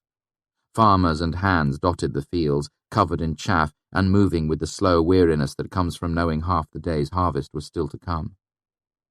We'd only been walking a minute when I heard a familiar thump of hooves behind us. I turned to see a small open-topped cart bumping slowly up the road. Denna and I stepped off into the scrub as the road was barely wide enough for the cart. A bone-weary farmer eyed us suspiciously from where he sat, hunched over the reins. We're heading to the Morthon farm, Denna called out as he came closer. Would you mind if we caught a ride? The man eyed us grimly, then nodded towards the back of the cart. I'm heading past Old Borrerill. You'll have to make your own way from there. Denna and I clambered on and sat facing backwards on the clapboard with our feet dangling over the edge. It wasn't much faster than walking, but we were both glad to be off our feet. We rode in silence. Denna obviously wasn't interested in discussing things in front of the farmer, and I was glad to have a moment to think things over. I had planned on telling whatever lies were necessary to get the information I wanted from the witness. Denna complicated things. I didn't want to lie to her, but at the same time, I couldn't risk telling her too much. The last thing I wanted to do was convince her I was crazy with wild stories of the Chandrian. So we rode in silence. It was nice just being near her. You wouldn't think a girl in bandages with a blackened eye could be beautiful, but Denna was. Lovely as the moon, not flawless perhaps, but perfect. The farmer spoke up, breaking my reverie. Here's Borrerill. I looked around for the rill, but couldn't see it, which was a shame, as I wouldn't mind a cool drink or a bit of a wash. Hours of hard riding had left me sweaty and smelling of horse. We thanked the farmer and hopped off the back of the cart. Denna led the way along the dirt track that wound back and forth up the side of the hill between the trees and the occasional outcrop of worn dark stone. Denna seemed steadier than when we'd left the tavern, but kept her eyes on the ground, choosing her steps with deliberate care, as if she didn't quite trust her balance. A sudden thought came to me. I got your note, I said, pulling the folded piece of paper out of a pocket in my cloak. When did you leave it for me? Nearly 2 span ago. I grimaced. I only got it last night. She nodded to herself. I worried about that when you never showed up. I thought it might have fallen out or got wet so you couldn't read it. I just haven't used the window lately, I said. Denner shrugged nonchalantly. Silly of me to assume you would, really. I tried to think of something to add, something that would explain what she might have seen when Fela had given me my cloak in the Aeolian. I couldn't think of anything. I'm sorry I missed our lunch. Denner looked up, amused. Diok said you were caught in a fire or something, told me you looked positively wretched. I felt wretched, I said, more from missing you than from the fire. She rolled her eyes. I'm sure you were terribly distraught. You did me a favour in a way while I was sitting there, alone, pining away. I said I was sorry. An older gentleman introduced himself to me. We talked, got to know each other. She shrugged and looked sideways at me, almost bashfully. I've been meeting with him ever since. If things continue smoothly, I think he'll be my patron before the year is out. Really? I said, relief splashing over me like cold water. That's wonderful and long overdue. Who is he? She shook her head, her dark hair falling down around her face. I can't say. He's obsessed with his privacy. He wouldn't tell me his real name for more than a span. Even now, I don't know if the name he's given me is real. If you're not sure who he really is, I said slowly, how do you know he's a gentleman? It was a foolish question. We both knew the answer, but she said it anyway. Money, clothes, bearing, she shrugged. Even if he's only a wealthy merchant, he'll still make a good patron. But not a great one. Merchant families don't have the same stability. And their names don't carry the same weight. She finished with another knowing shrug. Half a loaf is better than none, and I'm tired of having no loaf at all, she sighed. I've been working hard to reel him in, but he's so dodgy. We never meet in the same place twice, and never in public. Sometimes he'll set up a meeting and never even show up for it.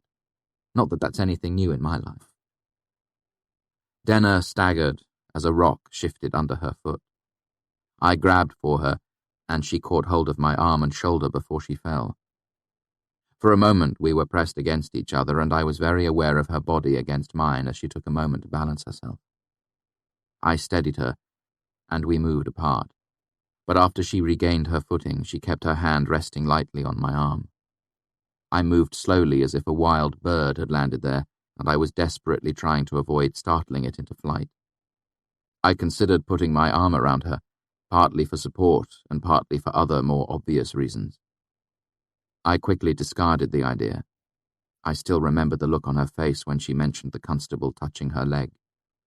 What would I do if she had a similar response to me?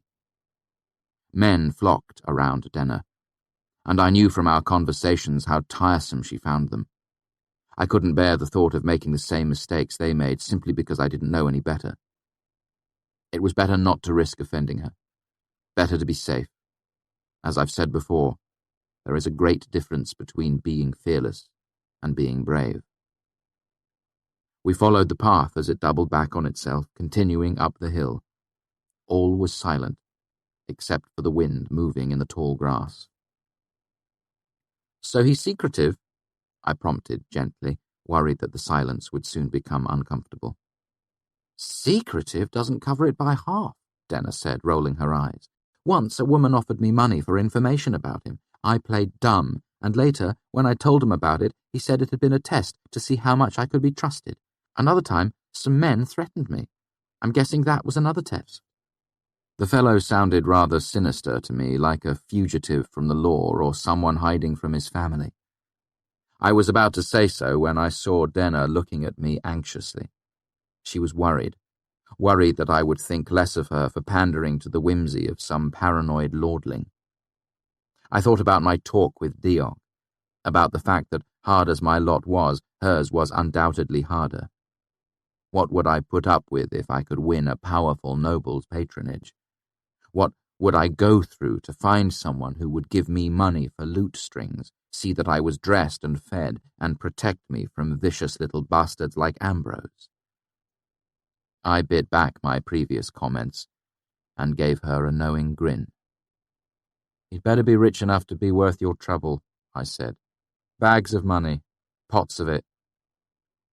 Her mouth quirked up at the corner, and I felt her body relax, glad that I wasn't judging her.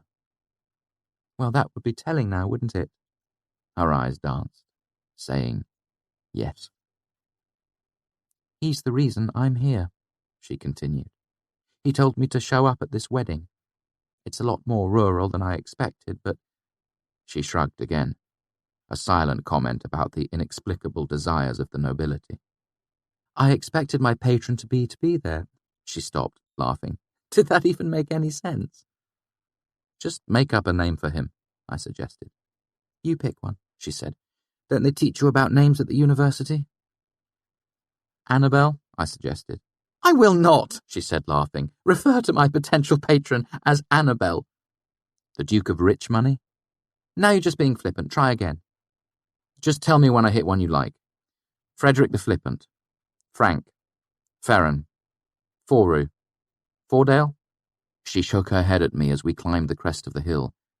As we finally reached the top, the wind gusted past us. Denner gripped my arm for balance, and I held up a hand to shield my eyes from dust and leaves. I coughed in surprise as the wind forced a leaf straight into my mouth, causing me to choke and splutter. Denner thought this was particularly funny. Fine, I said as I fished the leaf out of my mouth. It was yellow, shaped like a spearhead. The wind has decided for us. Master Ash. Are you sure it isn't Master Elm? She asked, eyeing the leaf. It's a common mistake. Tastes like an ash, I said. Besides, elm is feminine. She nodded seriously, though her eyes were dancing. Ash it is, then. As we made it out of the trees and over the top of the hill, the wind gusted again, pelting us with more debris before it died down. Denner took a step away from me, muttering and rubbing at her eyes. The part of my arm where her hand had rested suddenly felt very cold. Black hands, she said, scrubbing at her face. I've got chaff in my eyes. Not chaff, I said, looking across the top of the hill. Not 50 feet away was a cluster of charred buildings that must have once been the Morthon farm. Ash.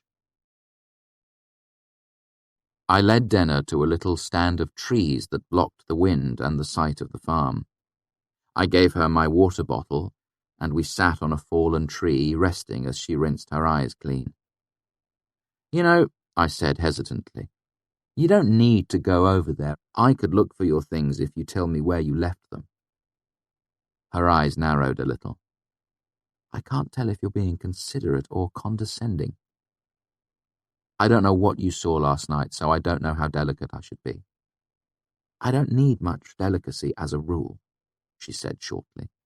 I'm no blushing daisy. Daisies don't blush.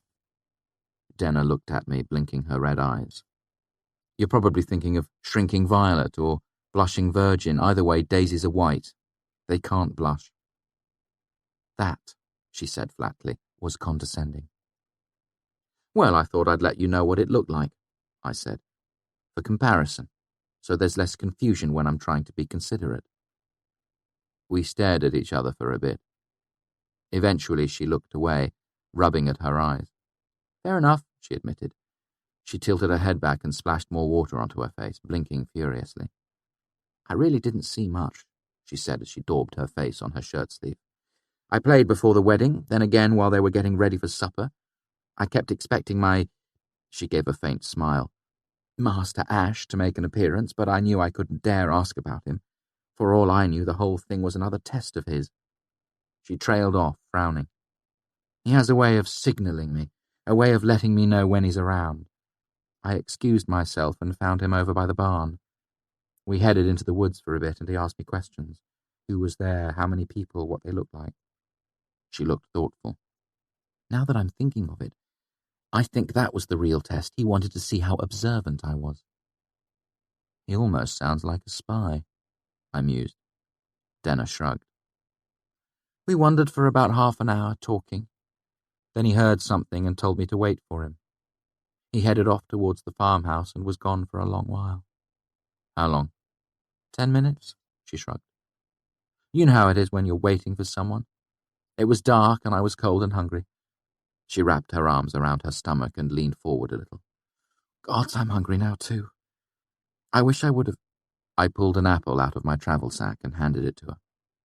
They were gorgeous, red as blood, sweet and crisp. The sort of apples you dream about all year but can only get for a few weeks during the fall. Denner gave me a curious look. I used to travel a lot, I explained as I took one for myself, and I used to be hungry a lot, so I usually carry something to eat. I'll fix you a real dinner when we set camp for the night. And he cooks too. She bit into the apple and took a drink of water to wash it down. Anyway, I thought I heard shouting, so I headed back in the direction of the farm. When I came out from behind a bluff, I could definitely hear screaming and shouting. Then I got closer and smelled smoke, and I saw the light of the fire through the trees. What colour was it? I asked, my mouth half full of apple. Denner looked at me sharply, her expression suddenly suspicious. Why do you ask that? I'm sorry I interrupted, I said, swallowing my mouthful of apple. Finish your story first, and I'll tell you afterwards. I've been talking an awful lot, she said, and you haven't made any mention at all of why you're up in this little corner of the world. The masters down at the university heard some odd rumours and sent me here to find out if they were true, I said. There was no awkwardness or hesitation in the lie. I didn't even plan it really, it just came out. Forced to make a snap decision, I couldn't safely tell her the truth about my search for the Chandrian. I couldn't bear the thought of Denner thinking I was brain-addled. The university does that sort of thing? Denner asked. I thought you lot just sat around reading books. Some folks read, I admitted. But when we hear strange rumours, someone needs to go out and find out what's really happened. When people get superstitious, they start to look toward the university and think, who around here is meddling with dark powers, better left alone? Who should we toss into a great blazing bonfire? So you do this sort of thing a lot? She made a gesture with her half-eaten apple. Investigate things. I shook my head. I just got on a master's bad side. He made sure I drew the short straw for this little trip. Not a bad lie, considering it was off the cuff. It would even hold up if she did any asking around, as parts of it were true. When necessity demands it, I'm an excellent liar. Not the noblest of skills, but useful. It ties closely to acting and storytelling, and I learned all three from my father, who was a master craftsman. You are so full of horseshit, she said matter-of-factly. I froze with my teeth halfway into my apple. I pulled back, leaving white impressions on the red skin. I beg your pardon? She shrugged.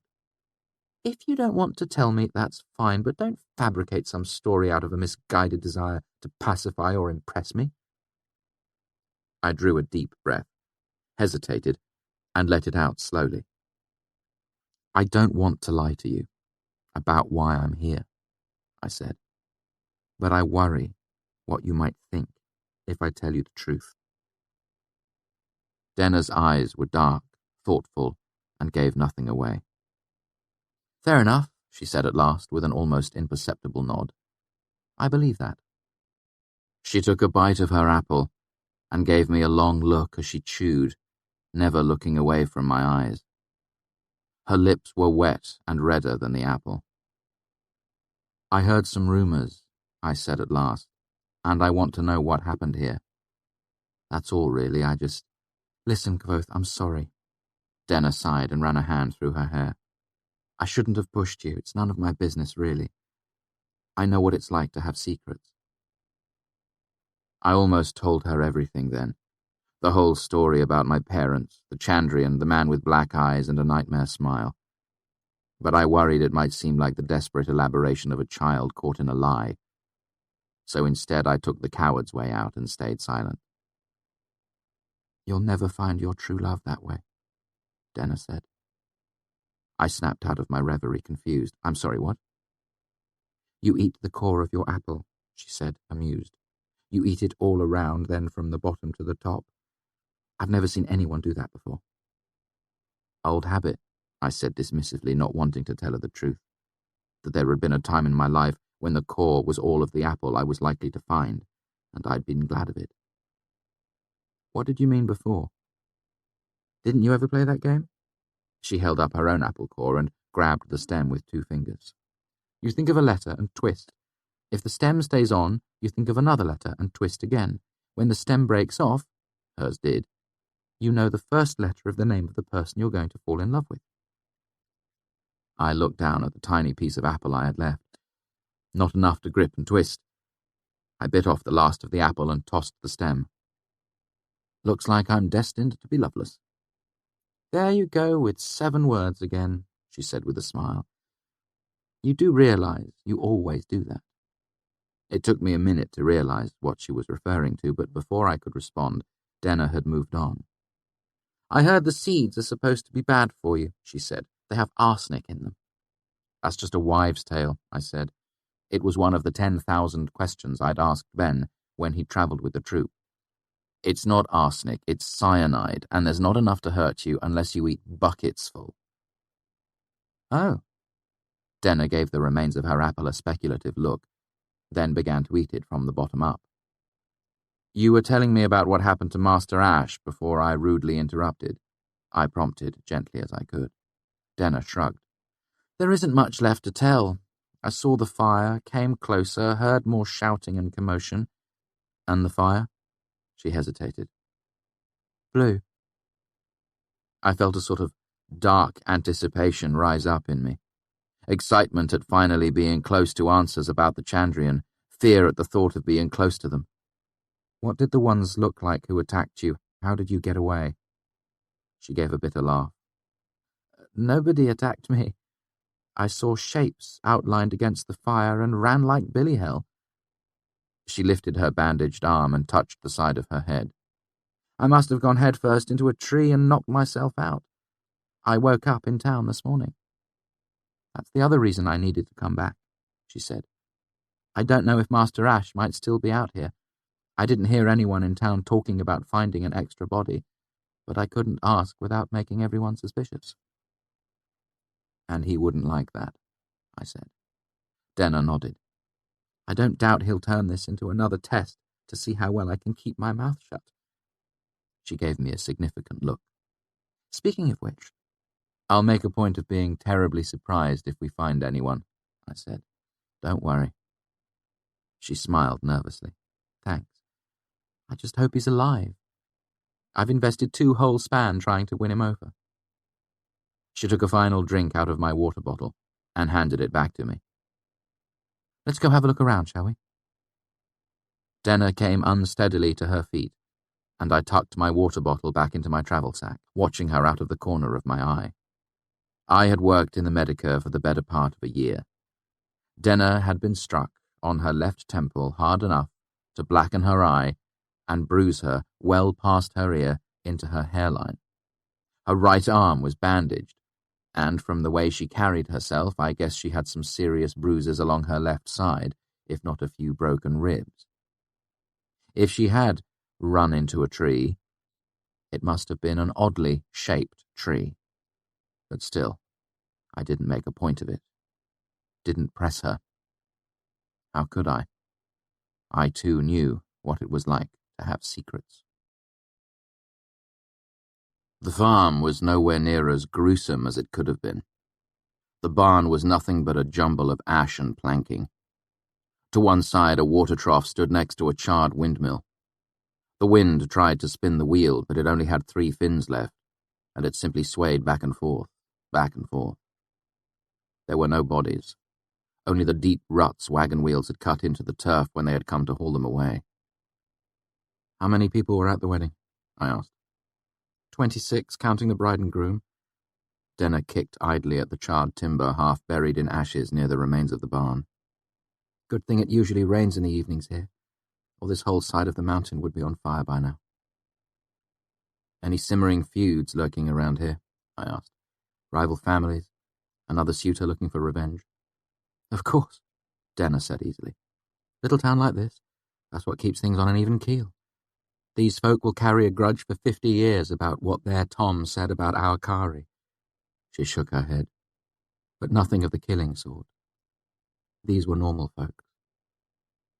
Normal but wealthy, I thought to myself as I walked toward the farmhouse. This was the sort of house only a wealthy family could afford to build. The foundation and the lower walls were solid grey stone. The upper story was plaster and timber with stone reinforcing the corners. Still, the walls sagged inward on the verge of collapse. The windows and door gaped with dark soot licking out around the edges. I peered through the doorway and saw the grey stone of the walls charred black. There was broken crockery scattered among the remains of furniture and charred floorboards. "If your things were in there," I said to Denner, "I think they're as good as gone. I could go in for a look." "Don't be stupid," she said. "This whole thing is about to come down." She knocked a knuckle against the doorframe. It echoed hollowly. Curious at the odd sound of it, I went over to look. I picked at the doorpost with a fingernail, and a long splinter the size of my palm peeled away with little resistance. "This is more like driftwood than timber," I said. "After spending all this money, why skimp on the doorframe?" Denner shrugged. "Maybe the heat of the fire did it?" I nodded absently and continued to wander around, looking things over. I bent to pick up a piece of charred shingle and muttered a binding under my breath. A brief chill spread up my arms, and flame flickered to life along the rough edge of the wood. "That's something you don't see every day," Denner said. Her voice was calm, but it was a forced calm, as if she was trying hard to sound nonchalant. It took me a moment to figure out what she was talking about. Simple sympathy like this was so commonplace in the university that I hadn't even thought about how it would look to someone else. "Just a little meddling with dark forces better left alone," I said lightly, holding up the burning shingle. "The fire was blue last night?" She nodded. "Like a coal gas flame, like the lamps they have in Annalyn." The shingle was burning an ordinary, cheerful orange. No trace of blue about it, but it could have been blue last night. I dropped the shingle and crushed it out with my boot. I circled the house again. Something was bothering me, but I couldn't put my finger on it. I wanted to go inside for a look around. "The fire really wasn't that bad," I called out to Denner. "What did you end up leaving inside?" "Not that bad," she said incredulously as she came around the corner. "The place is a husk." I pointed. "The roof isn't burned through except right by the chimney. That means the fire probably didn't damage the second story very much. What of yours was in there?" "I had some clothes and a lyre Master Ash bought for me." "You play lyre?" I was surprised. "How many strings?" "7, I'm just learning." She gave a brief, humourless laugh. "I was learning. I'm good enough for a country wedding, and that's about it." "Don't waste yourself on the lyre," I said. "It's an archaic instrument with no room for subtlety. Not to disparage your choice of instrument," I said quickly. "It's just that your voice deserves better accompaniment than a lyre can give you. If you're looking for a straight-string instrument you can carry with you, go for a half-harp." "You're sweet," she said. "But I didn't pick it, Mr. Ash did. I'll push him for a harp next time." She looked around aimlessly and sighed. "If he's still alive." I peered in one of the gaping windows to look around, only to have a chunk of the windowsill snap off in my hands when I leaned on it. "This one's rotten too," I said, crumbling it in my hands. "Exactly." Denner took hold of my arm and pulled me away from the window. "The place is just waiting to fall in on you. It's not worth going in. Like you said, it's just a lyre." I let myself be led away. "Your patron's body might be up there." Denner shook her head. "He's not the sort to run into a burning building and get himself trapped." She gave me a hard look. "What do you think you're going to find in there anyway?" "I don't know," I admitted. "But if I don't go inside, I don't know where else to look for clues about what really happened here." "What rumours did you hear anyway?" Denner asked.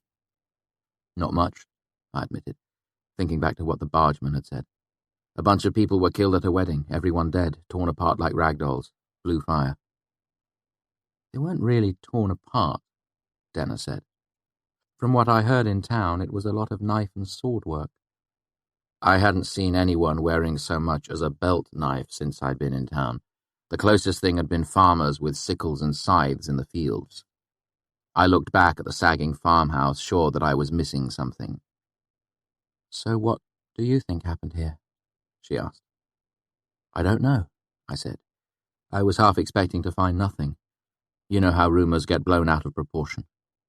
I looked around. I would have written the blue fire off to rumour if you hadn't been here to confirm it. Other people saw it last night, she said. Things were still smouldering when they came for the bodies and found me. I looked around, irritated. I still felt like I was missing something, but I couldn't think of what in the world it could be.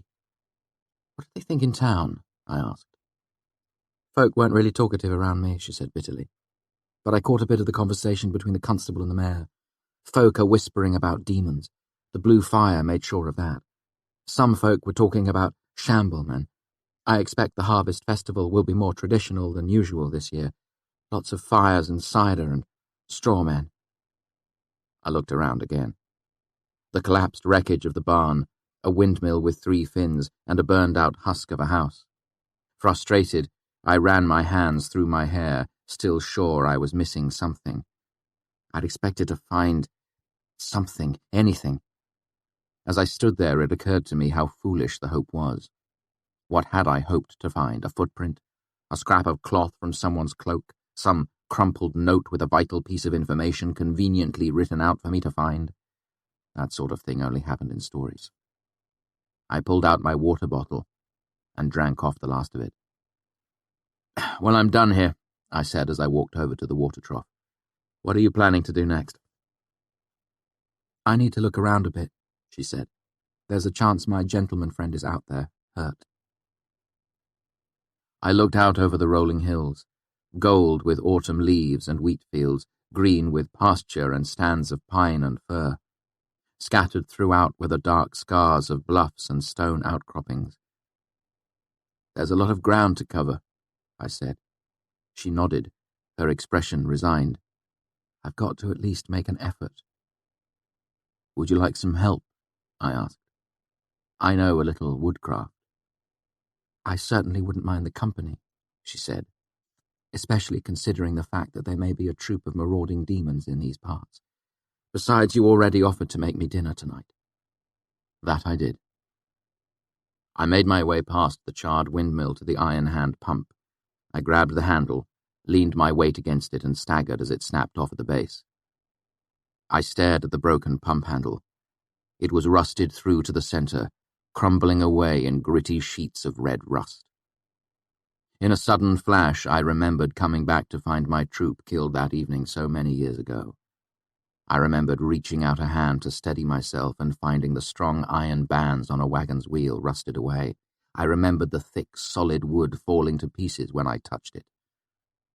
Kvothe? Denna's face was close to mine, her expression concerned. Are you all right? Tail you black and sit down before you fall down. Are you hurt?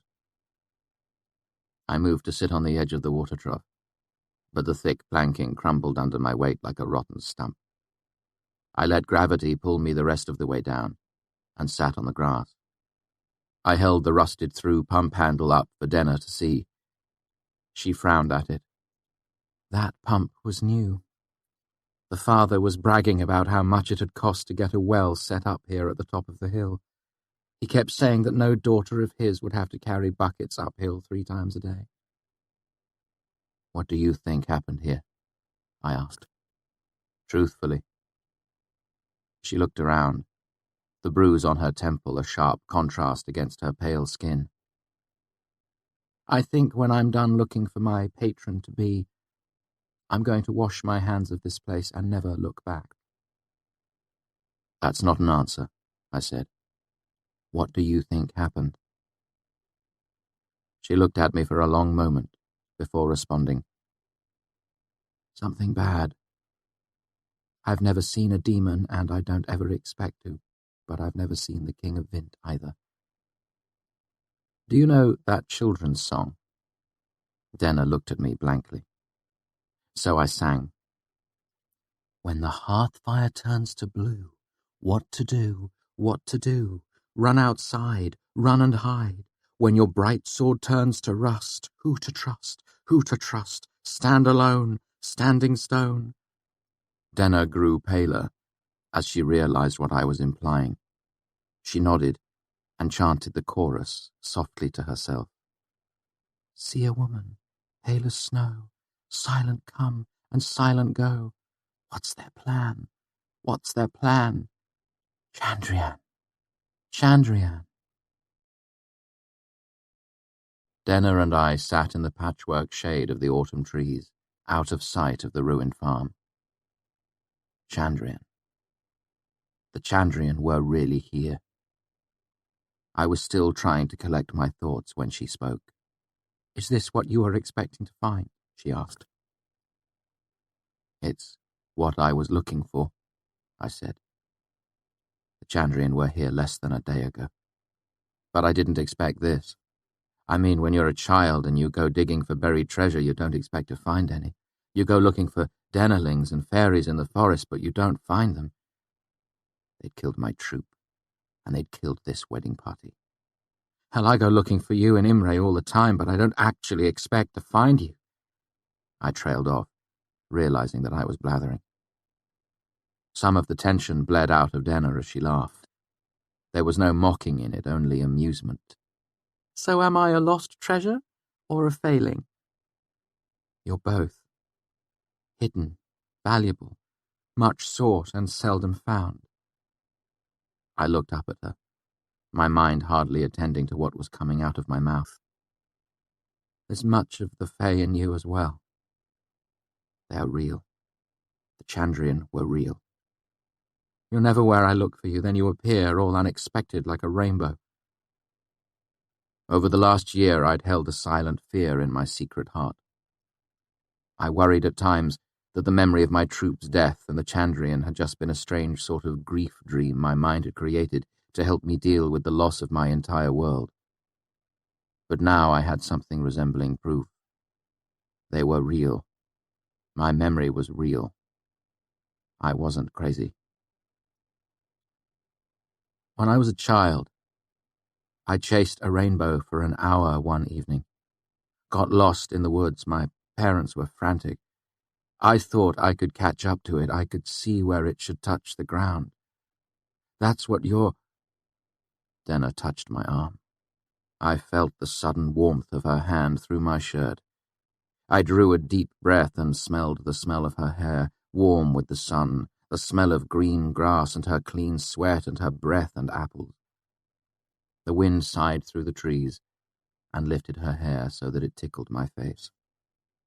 Only when sudden silence filled the clearing did I realize that I'd been keeping up a steady stream of mindless chatter for several minutes.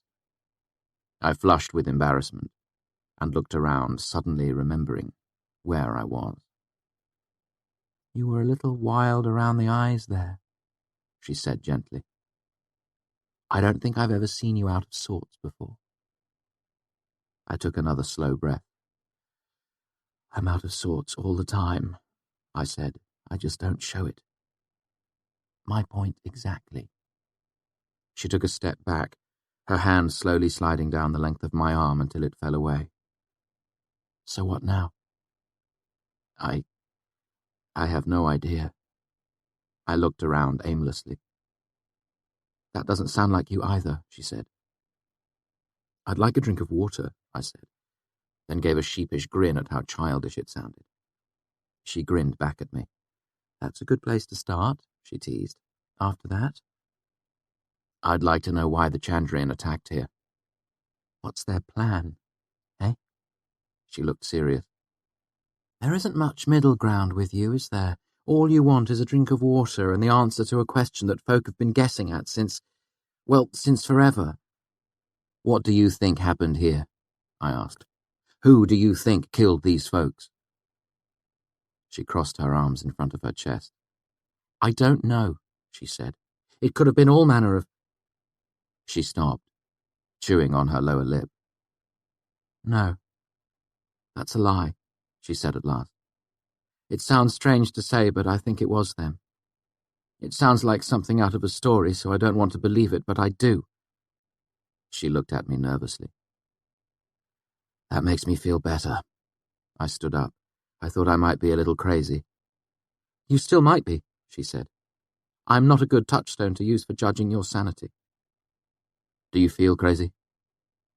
She shook her head, a half smile curling the corner of her mouth. No. How about you? Not particularly. That's either good or bad, depending, she said. How do you propose we go about solving the mystery of the ages? I need to think on it for a while, I said. In the meantime, let's find your mysterious Master Ash. I'd love to ask him a few questions about what he saw back at the Morton farm. Denner nodded. I was thinking I would head back to where he left me behind that bluff, then look between there and the farm, she shrugged. It's not much of a plan. It gives us a place to start, I said. If he came back and found you were gone, he might have left a trail that we could pick up. Denner led the way through the woods. It was warmer there, the trees kept the wind at bay, but the sun could still peer through as many of the trees were nearly bare. Only the tall oaks were still holding all their leaves, like self-conscious old men. As we walked, I tried to think of what reason the Chandrian could have had for killing these people. Was there any similarity between this wedding party and my troop? Someone's parents have been singing the entirely wrong sort of songs. What did you sing last night, I asked, for the wedding? The usual, Denner said, kicking through a pile of leaves. Bright stuff. Penny whistle, come wash in the river, copper-bottom pot. She chuckled. Aunt Emmy's tub. You didn't, I said aghast. At a wedding?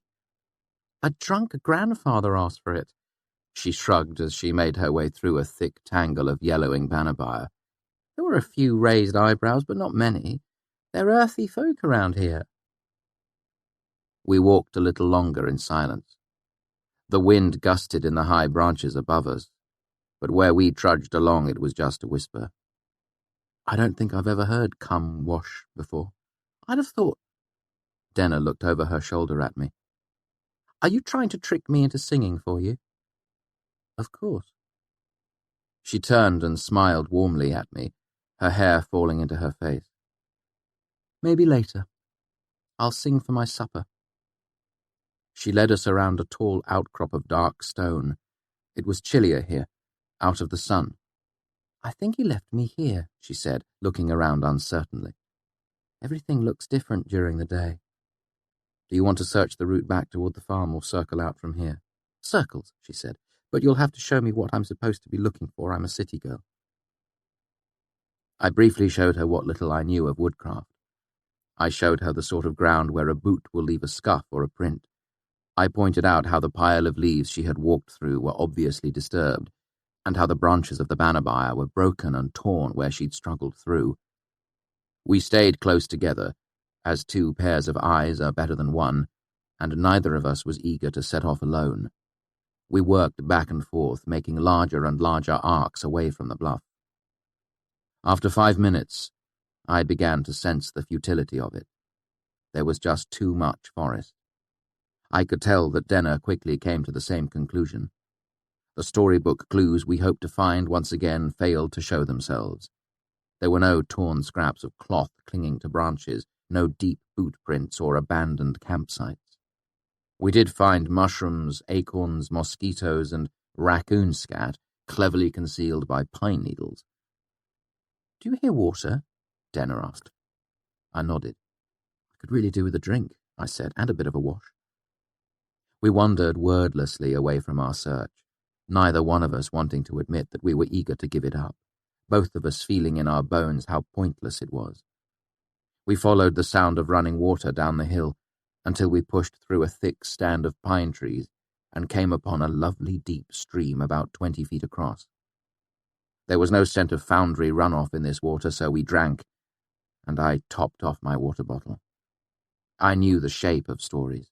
When a young couple comes to a river, there is a definite shape to what will happen next. Denner would bathe on the other side of the nearby fir tree, out of sight on a sandy bit of shore. I would move off a discreet distance, out of sight but within easy talking distance. Then something would happen. She would slip and turn her ankle or cut her foot on a sharp stone, and I'd be forced to rush over, and then... But this was not a story of two young lovers meeting by the river. So I splashed some water on my face and changed into my clean shirt behind a tree. Denner dipped her head in the water to cool off. Her glistening hair was dark as ink until she wrung it out with her hands. Then we sat on a stone, dandling our feet in the water and enjoying each other's company as we rested. We shared an apple, passing it back and forth between bites, which is close to kissing, if you've never kissed before. And after some gentle goading, Denna sang for me, one verse of Come Wash, a verse I had never heard before, which I suspect she made up on the spot. I will not repeat it here, as she sang it to me, not to you, and since this is not the story of two young lovers meeting by the river, it has no particular place here, and I will keep it to myself. Chapter 73. Pegs. Not long after the apple was gone, Denna and I pulled our feet out of the water and gathered ourselves to leave. I considered leaving off my boots, as feet that can run bare over Tarbean's rooftops are in no danger of being hurt by the roughest forest floor. But I didn't want to appear uncivilized, so I pulled on my socks, despite the fact that they were damp and clammy with sweat. I was lacing up my boot when I heard a faint noise off in the forest, out of sight, behind a stand of thick pine trees. Quietly I reached out to Denna, touched her shoulder lightly to get her attention, and held my finger to my lips. "What?" she mouthed silently. I moved closer, stepping carefully to make as little sound as possible. "I think I hear something," I said, my head close to hers. "I'm going to go have a look." "Like hell you are," she whispered, her face pale in the shadow of the pines. "That's exactly what Ash said before he left last night. I'll be damned if you're going to disappear on me too." Before I could reply, I heard more movement through the trees. Brush rustling, the sharp snap of a dry pine branch. As the noises got louder, I could pick out the sound of something big breathing heavily. Then a low, animal grunt. Not human. Not the Chandrian. My relief was short-lived as I heard another grunt and some snuffling. A wild boar, probably heading for the river. "Get behind me," I said to Denna. Most people don't realize how dangerous wild boars are, especially in the fall, when the males are fighting for dominance. Sympathy wouldn't be any good. I had no source, no link. I didn't have so much as a stout stick. Would it be distracted by the few apples I had left? The boar shouldered aside the low, hanging boughs of the nearby pine, snuffling and huffing. It probably weighed twice as much as me. It gave a great guttural grunt as it looked up and saw us. It lifted its head, nose wriggling, trying to catch our scent. "Don't run, or it'll chase you," I said softly, stepping slowly in front of Denna. At a loss for anything better, I brought out my folding knife and worked it open with my thumb. "Just back up and get into the river. They aren't good swimmers." "I don't think she's dangerous," Denna said in a normal tone behind me. "She looks more curious than angry." She paused. "Not that I don't appreciate your noble urges and all." At second glance, I saw Denna was right. It was a sow, not a boar, and under a patina of mud it was the pink of a domestic pig, not the brown bristle of a wild one. Bored, it lowered its head and began to root around among the shrubbery below the pines. Only then did I realize I was poised in a sort of half-crouch, one hand out like a wrestler. In the other hand I held my pitiful folding knife, so small it needed several runs at halving a good-sized apple. Worst of all, I was only wearing one boot. I looked ridiculous, crazy as Elodin on his worst day. My face flushed hot, and I knew I must be red as a beet. Merciful Telu, I feel like an idiot. "It's rather flattering, actually," Denna said. "With the exception of some rather irritating posturing in bars, I don't know if I've ever had anyone actually leap to my defense before." Yes, of course. I kept my eyes down as I tugged on my other sock and boot, too embarrassed to look her in the eye. It's every girl's dream to be rescued from someone's pet pig. "I'm serious." I looked up and saw some gentle amusement in her face, but no mocking. "You looked fierce, like a wolf with all its hackles up." She stopped, looking up at my head. "Or a fox, I suppose. You're too red for a wolf." I relaxed a bit. A bristling fox is better than a deranged, half-shod idiot. "You're holding your knife wrong, though," she said matter-of-factly, nodding toward my hand. If you actually stabbed anyone, your grip would slip and you'd cut your own thumb. Reaching out, she took hold of my fingers and moved them slightly. If you hold it like this, your thumb is safe. The downside is that you lose a lot of the mobility in your wrist. Been in a lot of knife fights, have you? I asked, bemused. Not as many as you might think, she said with a sly smile. It's another page out of that worn book you men are so fond of using to court us.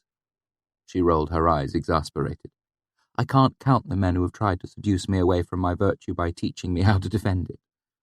I've never seen you wearing a knife, I pointed out. Why is that? Why would I wear a knife? Denner asked. I am a delicate blossom and all that. A woman who goes around wearing a knife is obviously looking for trouble. She reached deep into her pocket and brought out a long, slender piece of metal, glittering all along one edge. However, a woman who carries a knife is ready for trouble. Generally speaking, it's easier to appear harmless. It's less trouble all around. Only the fact that she was so matter-of-fact kept me from being startled. Her knife wasn't much larger than mine, but hers wasn't a folding knife. It was a straight piece of metal with thin leather wrapping the grip. It clearly wasn't designed for eating or performing odd jobs around the campfire. It looked more like one of the razor-sharp surgical knives from the Medica. How do you keep that in your pocket without cutting yourself to shreds? I asked. Denner turned sideways to show me. My pocket is slit all along the inside. It straps to my leg. That's why it's so flat, so you can't see I'm wearing it. She gripped the leather handle and held her knife in front of her for me to see. Like this. You want to keep your thumb along the flat. Are you trying to seduce me away from my virtue by teaching me how to defend it? I asked. Like you have any virtue, she laughed. I'm trying to keep you from cutting up your pretty hands the next time you have to save a girl from a pig. She cocked her head to the side. Speaking of, did you know that when you're angry, your eyes— Lou Pegs! A voice came through the trees, accompanied by the dull clank of a bell. Peg, peg, peg! The great sow perked up and trotted back through the brush towards the sound of the voice. Denner took a moment to replace her knife while I picked up my travel sack. Following the pig through the trees, we spotted a man downstream with a half-dozen large sows milling around him. There was an old bristling boar, too, and a score of assorted piglets scampering underfoot. The swineherd eyed us suspiciously. "Hello!" he shouted. "They be afeard! They way bait!" He was lean and leathery from the sun, with a scraggling beard. His long stick had a crude bronze bell hanging from it, and he wore a tattered bag over one shoulder. He smelled better than you'd probably expect, as ranging pigs keep themselves cleaner than those kept penned. Even if he had smelled like a penned pig, I couldn't really hold it against him, as I had no doubt smelled worse at various points in my life.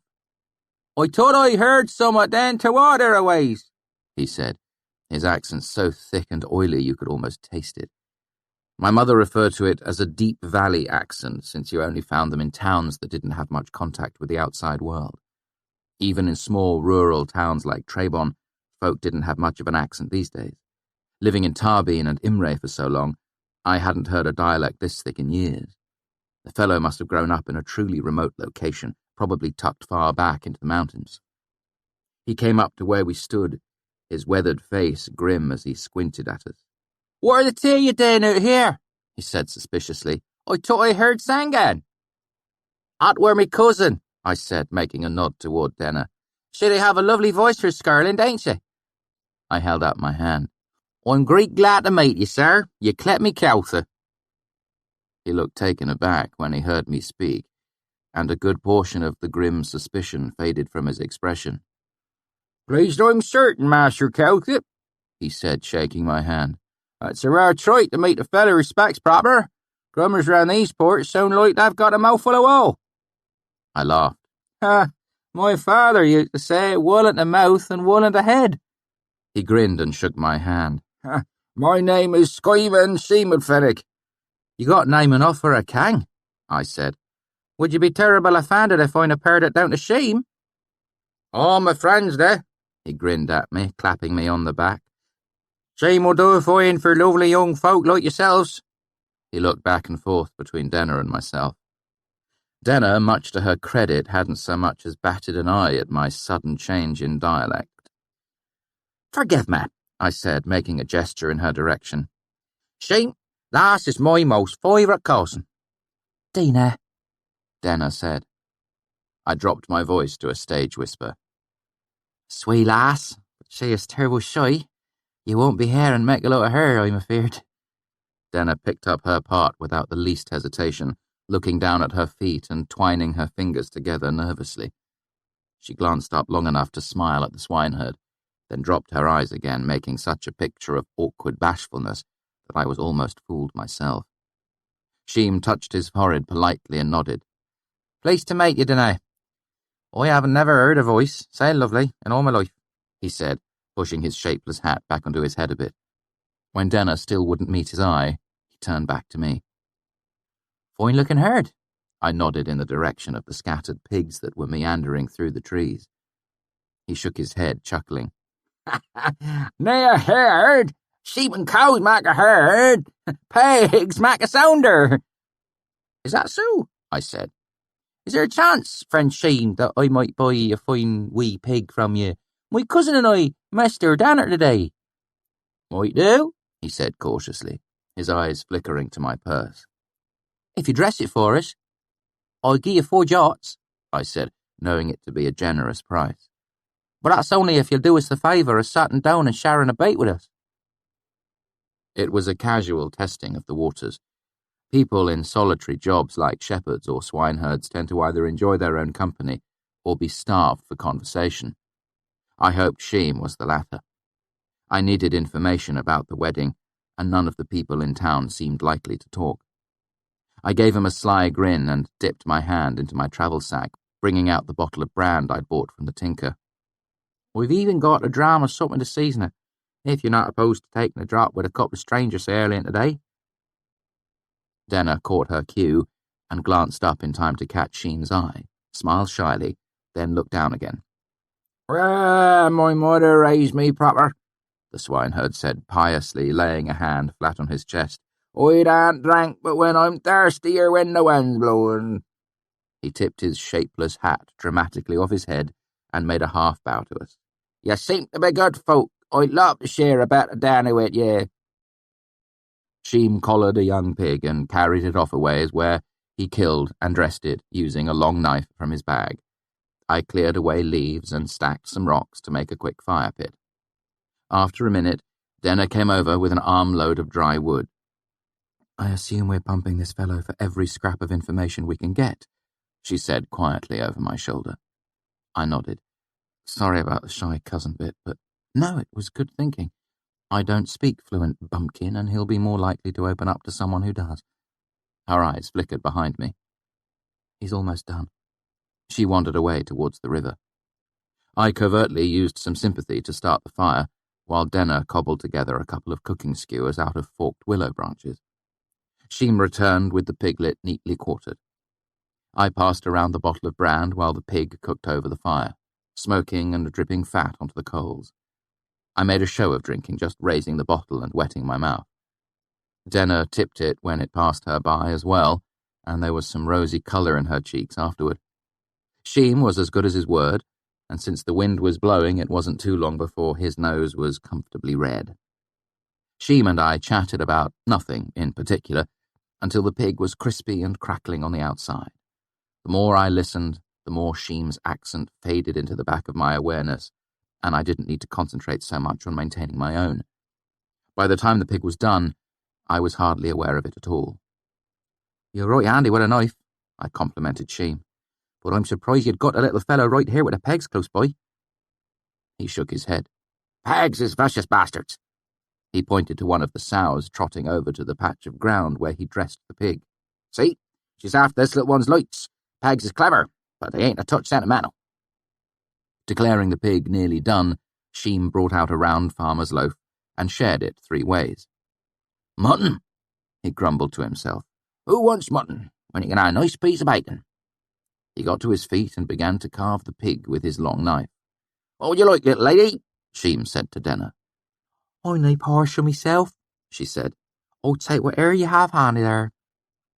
I was glad Sheem wasn't looking at me when she spoke. Her accent wasn't perfect, a little too long in the O's and too tight in the back of the throat, but it was really quite good. "No need to be shy about that," Sheem said. "There'll be plenty and to spare." "I've always had a liking for the hinder parts myself," Dennis said, then flushed in embarrassment and looked down. Her O's were better this time.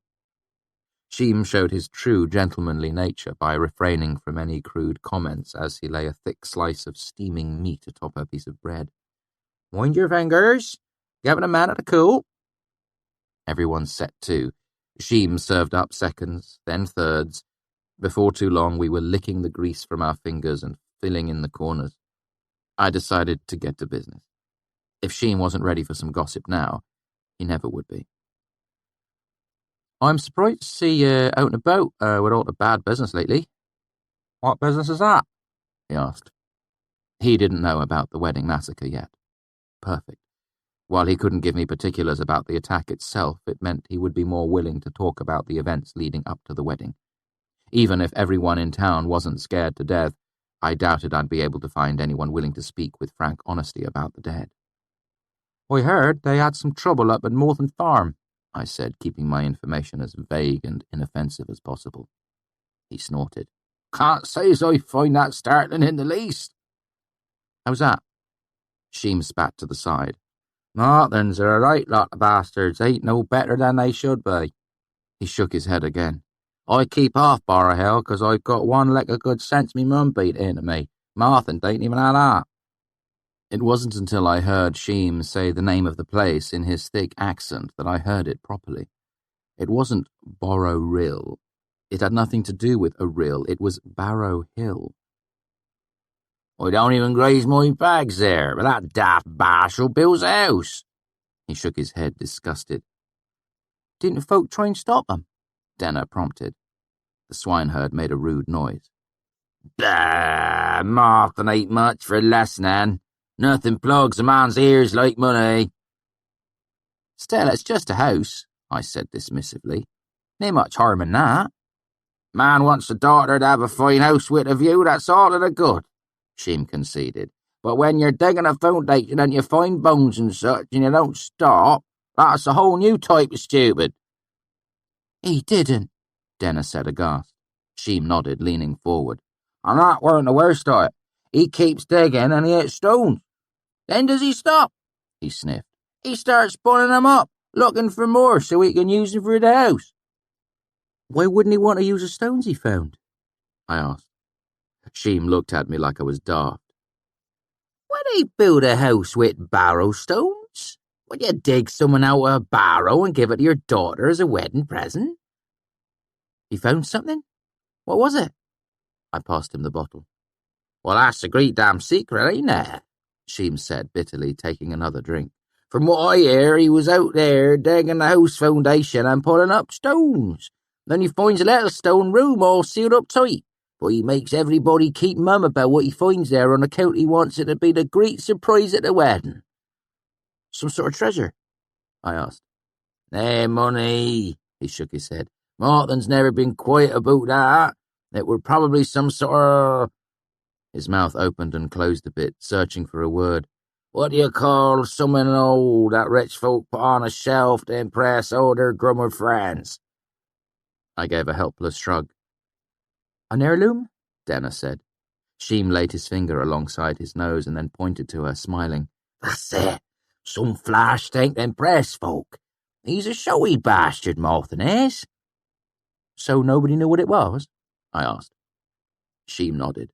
"There was only the handful that knew. Martin and his brother, two of the sons, and maybe his wife. That lot of them been lording the big secret over folk for half a year, smug as pontiffs." This cast everything in a new light. I needed to get back to the farm and look at things again. "Have you seen anyone around these parts today?" Denner asked. "We're looking for my uncle." Sheem shook his head. "Can't say as I've had the pleasure." "I'm really worried about him," she pressed. "I won't lie to you, dearie," he said. "You've got reason to be worried if he's alone in these woods." "Are there bad folk around?" I asked. "Not like you're thinking," he said. "I don't get down here but once a year in the fall. Forage for the hogs makes it worth my while, but only just. There's strange things in these woods, special after the north." He looked at Denner, then down at his feet, obviously unsure as to whether or not he should continue.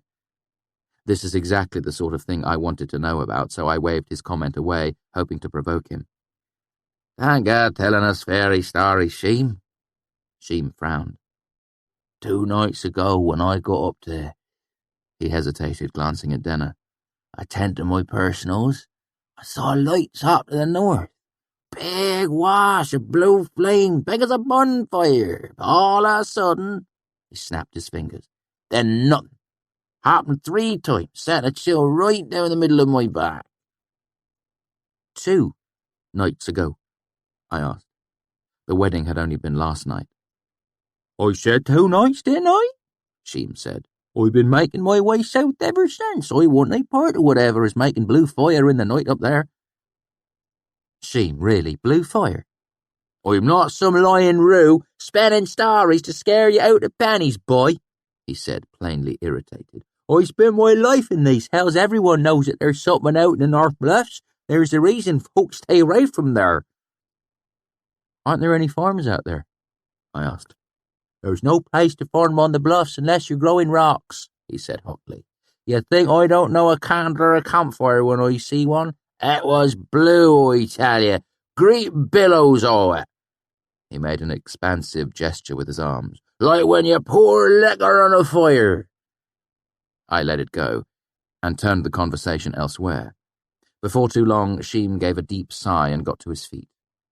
"The pigs will have picked this place clean by now," he said, picking up his walking stick and shaking it so the crude bell clanked loudly. Pigs came trotting up obediently from all directions. "Hello, pigs!" he shouted. "Pigs, pigs, pigs, come on, you counts!" I wrapped up the remains of the cooked pig in a piece of sackcloth, and Denner made a few trips with the water bottle and doused the fire. By the time we were finished, Sheem had his sounder in order. It was larger than I'd thought, more than 24 full-grown sows, plus the young pigs, and the boar with the grey, bristling back. He gave a brief wave, and without any further word headed off, the bell on his walking stick clanking as he walked, and his pigs trailing in a loose mob behind him. "Well, that wasn't terribly subtle," Denner said. "I had to push him a bit," I said. "Superstitious folk don't like to talk about things they're afraid of." He was about to clam up, and I needed to know what he'd seen in the forest. "I could have got it out of him," she said. "More flies with honey and all that?" "You probably could have," I admitted as I shouldered my travel sack and began to walk. "I thought you said you didn't speak, bumpkin." "I've got a mimic's ear," she said, with an indifferent shrug. "I pick up things like that pretty quickly." "Surprised the hell out of moi," I spat. "Damn, I'm going to be a whole span of days getting rid of that accent, like a piece of gristle in my teeth." Denner was eyeing the surrounding landscape despondently. "I guess we should get back to beating the bushes then. Find my patron, and find you some answers." "No point, really," I said. "I know, but I can't give up without at least trying." "That's not what I mean. Look." I pointed to where the pigs had rooted around in the dirt and leaves, going after some choice morsel. "He's been letting his pigs graze all over. Even if there is a trail, we'd never find it." She drew a long breath and let it out in a tired sigh. "Oh, is there anything left in that bottle?" she asked wearily. "My head still aches." "I'm an idiot," I said, looking around. "I wish you'd mentioned it was bothering you sooner." I walked over to a young birch tree, cut off several long strips of bark, and brought them back to her. "The inside of the bark is a good painkiller." "You're a handy fellow to have around." She peeled some off with a fingernail and put it in her mouth. She wrinkled her nose. "Bitter." "That's how you know it's real medicine," I said. "If it tasted good, it would be candy." "Isn't that the way of the world?" she said. "We want the sweet things, but we need the unpleasant ones." She smiled when she said it, but only with her mouth. "Speaking of," she said, "how am I going to find my patron? I'm open to suggestions." "I have an idea," I said, shouldering my travel sack. "But first we have to head back up to the farm. There's something I need to take a second look at." We made our way back to the top of Barrow Hill, and I saw how it had come by its name. Odd, irregular lumps rose and fell, despite the fact that there weren't any other rocks nearby. Now that I was looking for them, they were impossible to miss. "What is it you needed to look at?" Denner said. "Realize that if you attempt to go inside the house, I might be forced to physically restrain you." "Look at the house," I said. "Now look at the bluff that's sticking out of the trees behind it." I pointed. "The rock around here is dark, and the stones of the house are grey," she finished. I nodded. She continued to look at me expectantly. "And that means what, exactly?" "Like you said, they found barrow stones." "There aren't any barrows around here," I said. "People build barrows in winters, where it's traditional, or in low marshy places where you can't dig a grave. We're probably 500 miles away from a real barrow." I walked closer to the farmhouse. "Besides, you don't use stones to build barrows. Even if you did, you wouldn't use quarried finished stone like this. This was brought from a long ways off." I ran a hand over the smooth grey stones of the wall, because someone wanted to build something that would last, something solid. I turned back to face Denner. "I think there's an old hill fort buried here." Denner thought about it for a moment. "Why would they call it Barrow Hill if there weren't real barrows?" "Probably because folk around here haven't ever seen a real barrow, just heard about them in stories. When they find a hill with big mounds on it," I pointed out the oddly shaped hillocks. "Barrow Hill." "But this is nowhere." She looked around aimlessly. "This is the outside edge of nowhere." "Now it is," I agreed. "But back when this was built," I gestured to a break in the trees to the north of the burned farmhouse. "Come over here for a second. I want to look at something else." Walking past the trees on the northern ridge of the hill gave a gorgeous view of the surrounding countryside. The red and yellow of autumn leaves were breathtaking. I could see a few houses and barns scattered about, surrounded by golden fields, or pale green pieces of pasture with dots of white sheep. I could see the stream where Denner and I had dandled our feet. Looking north, I could see the bluffs Sheem had mentioned. The land looked rougher there. I nodded mostly to myself. "You can see 30 miles in every direction here. The only hill with a better view is that one." I pointed to a tall hill obscuring my view of the northern bluffs. "And that one practically comes to a point. It's too narrow on top for any decent-sized fortification." She looked around thoughtfully, then nodded. "Fair enough, you sold me.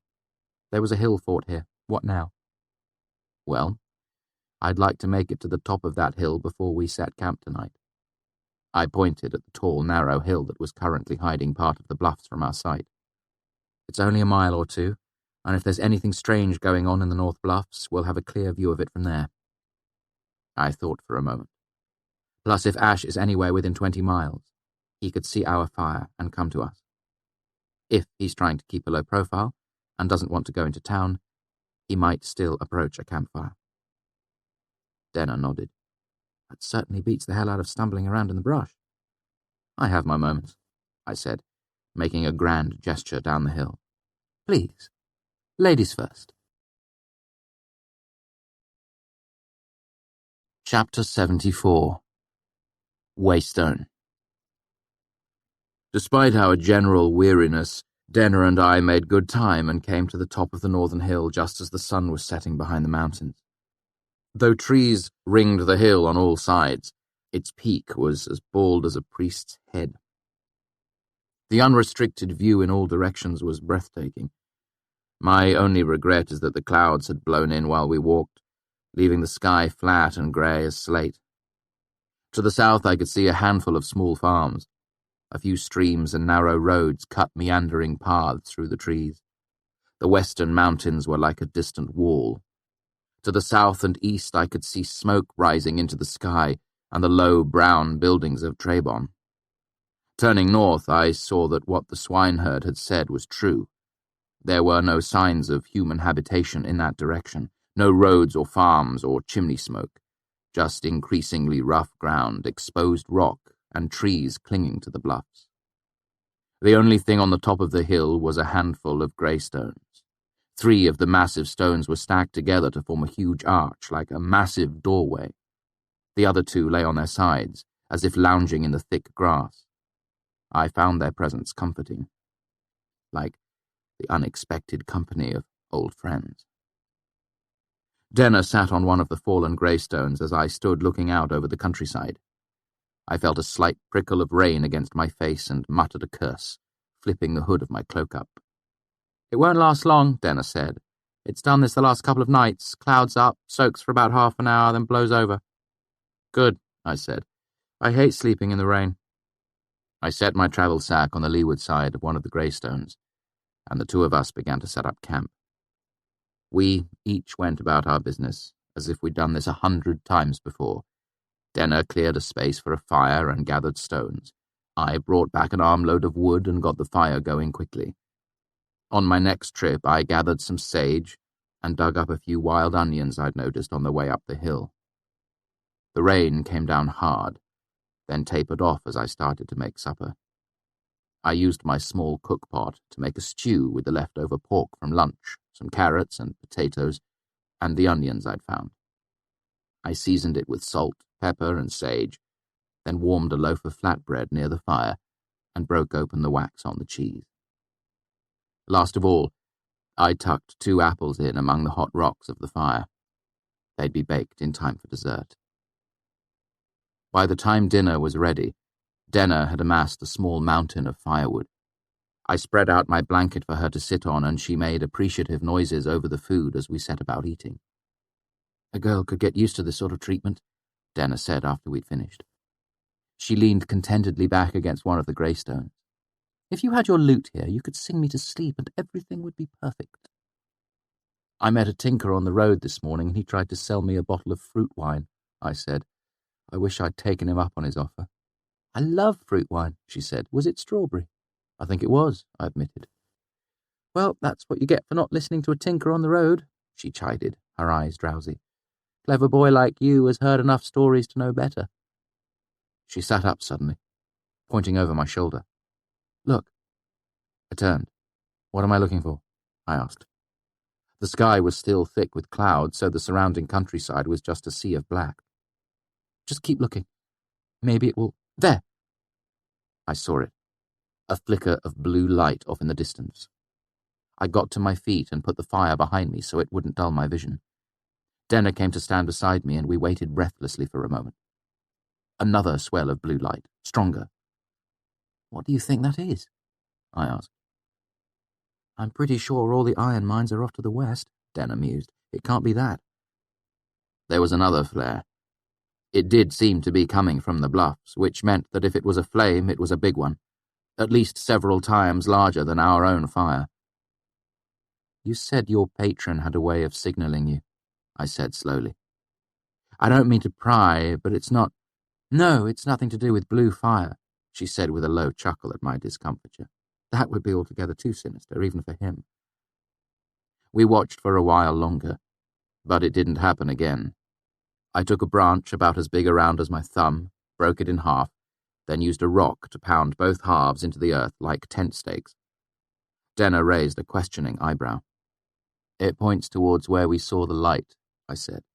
"I can't see any landmarks in this dark, but in the morning this will show us what direction it was in."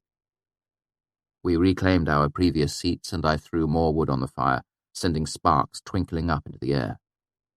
"One of us should probably stay up with the fire," I said, "in case anyone shows up."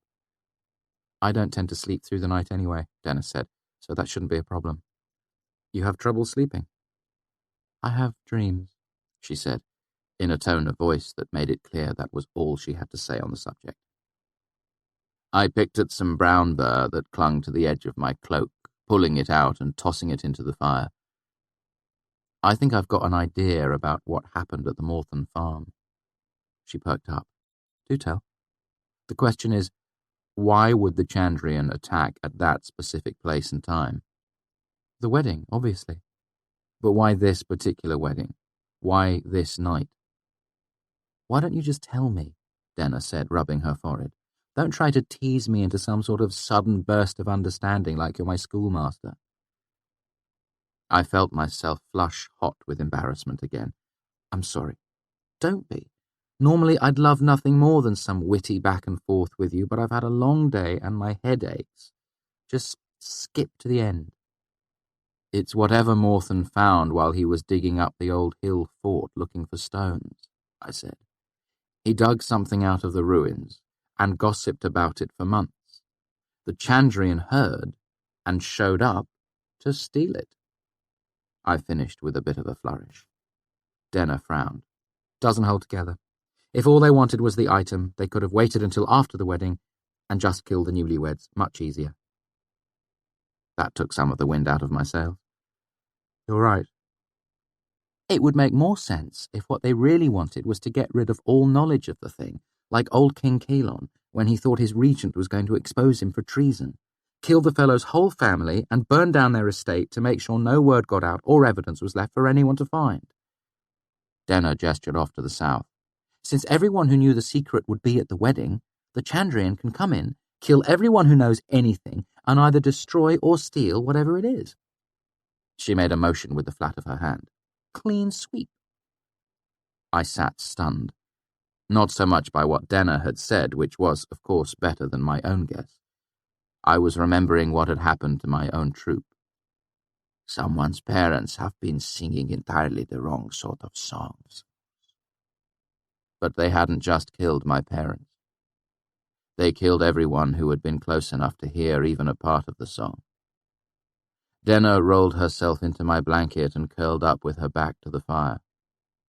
I will allow you to ponder my vast cleverness while I sleep. Wake me when you need anything else figured out. I stayed awake, mostly through an effort of will.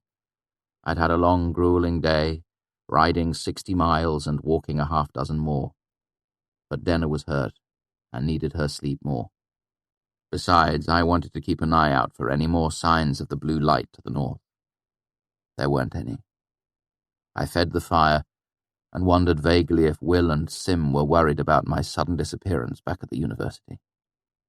What of Arwyll and Elk Sadal and Kilvin? Would they wonder what happened to me? I should have left a note. I had no way to track the time as the clouds still hid the stars, but I had fed the fire at least 6 or 7 times when I saw Denner stiffen and come suddenly awake. She didn't bolt upright, but her breathing stopped, and I saw her dark eyes dart about wildly, as if she didn't know where she was. Sorry, I said, mostly to give her something familiar to focus on. Did I wake you? She relaxed and sat up. No, not at all. I'm done sleeping for a bit. You want to turn? She rubbed her eyes and peered at me over the fire. Silly question. You look like hell. She began to unwrap the blanket from around herself. Here. I waved it off. Keep it. My cloak is good enough for me. I put my hood up and lay down on the grass. What a gentleman, she teased gently, wrapping it across her shoulders. I pillowed my head with my arm, and while I was trying to think of a clever response, I fell asleep. I woke from a dim dream of moving through a crowded street to the sight of Denner's face above me, rosy and sharply shadowed by the firelight. All in all, a very pleasant way to wake up. I was about to say something to that effect when she put her finger over my lips, distracting me in about 18 different ways. Quiet, she said softly. Listen. I sat up. Do you hear it? She asked after a moment. I cocked my head. Just the wind. She shook her head and cut me off with a gesture. There. I did hear it. At first I thought it was some disturbed rocks sliding down the hill, but no, this didn't fade into the distance like that would. It sounded more like something being dragged up the side of the hill. I got to my feet and looked around.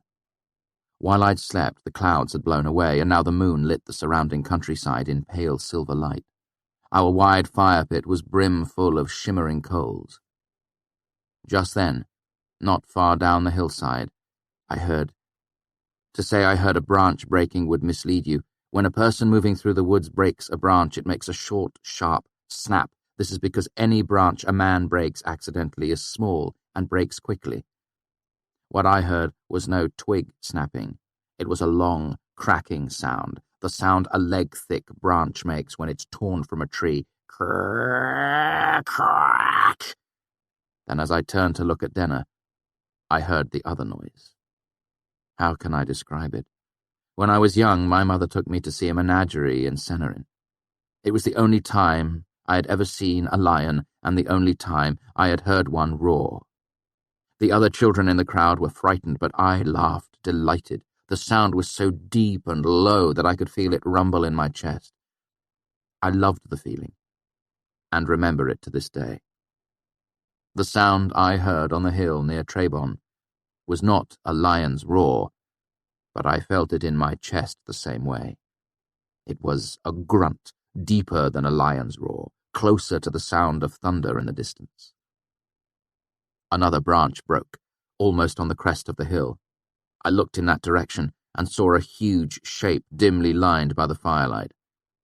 I felt the ground shudder slightly under my feet. Denner turned to look at me, her eyes wide with panic. I grabbed hold of her arm and ran toward the opposite side of the hill. Denner kept up with me at first, then planted her feet when she saw where I was headed. "Don't be stupid," she hissed. "We'll break our necks if we run down that in the dark." She cast around wildly, then looked up at the nearby greystones. "Get me up there, and I'll haul you up after." I laced my fingers together to make a step. She put her foot into it, and I heaved so hard I almost threw her into the air where she could catch the edge of the stone. I waited a brief moment until she swung her leg up, then I slung my travel sack over my shoulder and scrambled up the side of the massive stone. Rather, I should say, I scrambled at the side of the massive stone. It was worn smooth by ages of weather and didn't have any handholds to speak of. I slid to the ground, my hands scrabbling ineffectually. I bolted to the other side of the arch, hopped up onto one of the lower stones and made another leap. I hit the rock hard, all along the front of my body, knocking the wind out of me and banging my knee. My hands gripped at the top of the arch, but I couldn't find any purchase.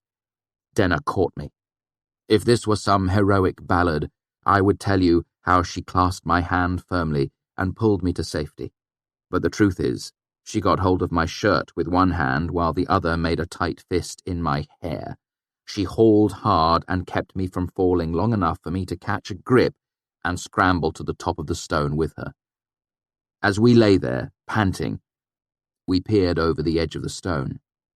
Down on the hilltop, the dim shape was beginning to move into the circle of our firelight. Half hidden in the shadows, it looked larger than any animal I had ever seen, big as a loaded wagon. It was black, with a massive body like a bull's. It came closer, moving in an odd shuffle, not like a bull or a horse.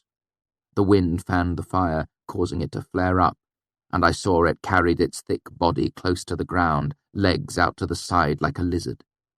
When it came farther into the light, the comparison was impossible to avoid. It was a huge lizard, not long like a snake. It was squat like a cinder brick, its thick neck blending into a head shaped like a massive flat wedge.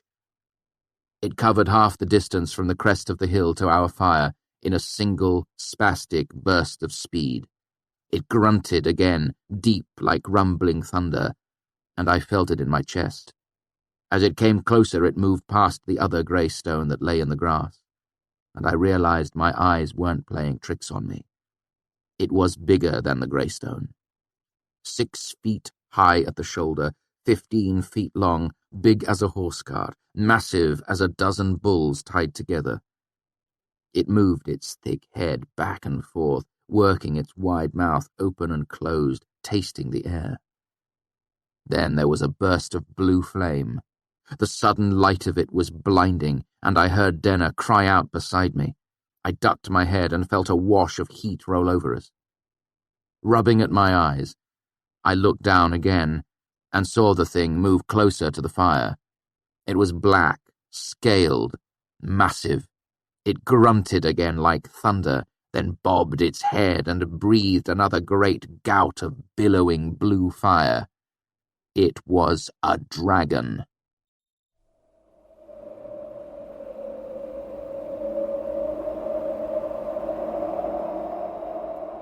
Chapter 75. Interlude. Obedience. In the Waystone Inn, Kvothe paused expectantly. The moment stretched out until Chronicler looked up from his page.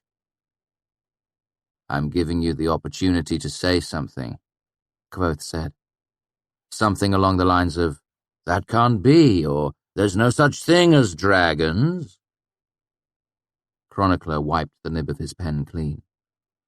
"It's not really my place to comment on the story," he said placidly. "If you say you saw a dragon—" He shrugged. Kvothe gave him a profoundly disappointed look. "This from the author of The Mating Habits of the Common Dracus. This from Devon Lockheys, the great debunker. This from Devon Lockheys, who agreed not to interrupt or change a single word of the story he is recording." Chronicler lay his pen down and massaged his hand. "Because those were the only conditions under which he could get access to a story he very much desired." Kvothe gave him a level look. "Have you ever heard the expression, white mutiny?" "I have," Chronicler said with a thin smile. "I could say it, Reshi," Bast said brightly. "I haven't agreed to anything." Kvothe looked back and forth between them, then sighed. "There are few things as nauseating as pure obedience," he said. "Both of you would do well to remember that." He gestured for Chronicler to pick his pen up again. "Very well. It was a dragon." Chapter 76.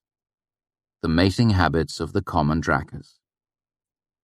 "It's a dragon," Denna whispered. Telu Holden over Rolus, it's a dragon. "It's not a dragon," I said. "There's no such thing as dragons." Look at it, she hissed at me. "It's right there. Look at the huge goddamn dragon." "It's a dracus," I said. It's goddamn huge, Denna said with a tinge of hysteria in her voice.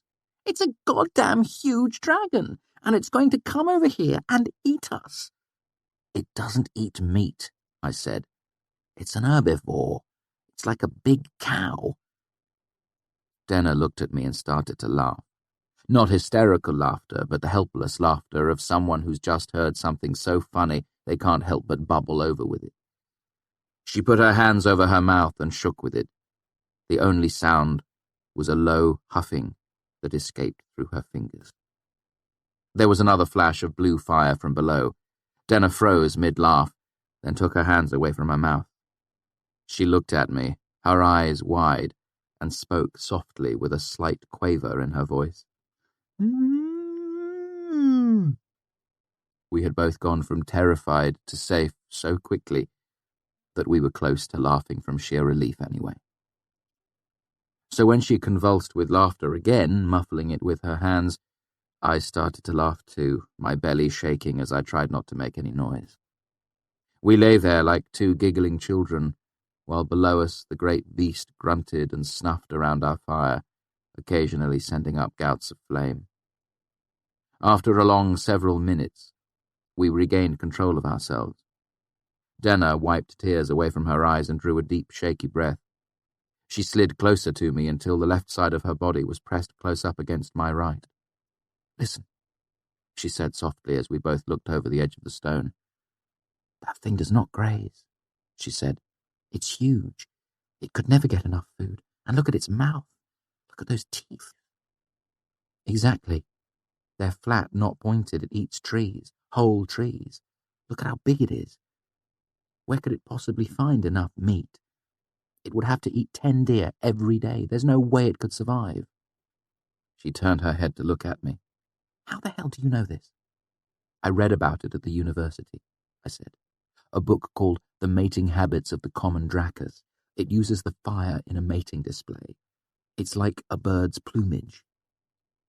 "You mean that thing down there," she groped for words, her mouth working silently for a moment, "is going to try and top our campfire?" She looked for a moment as if she was going to burst into laughter again.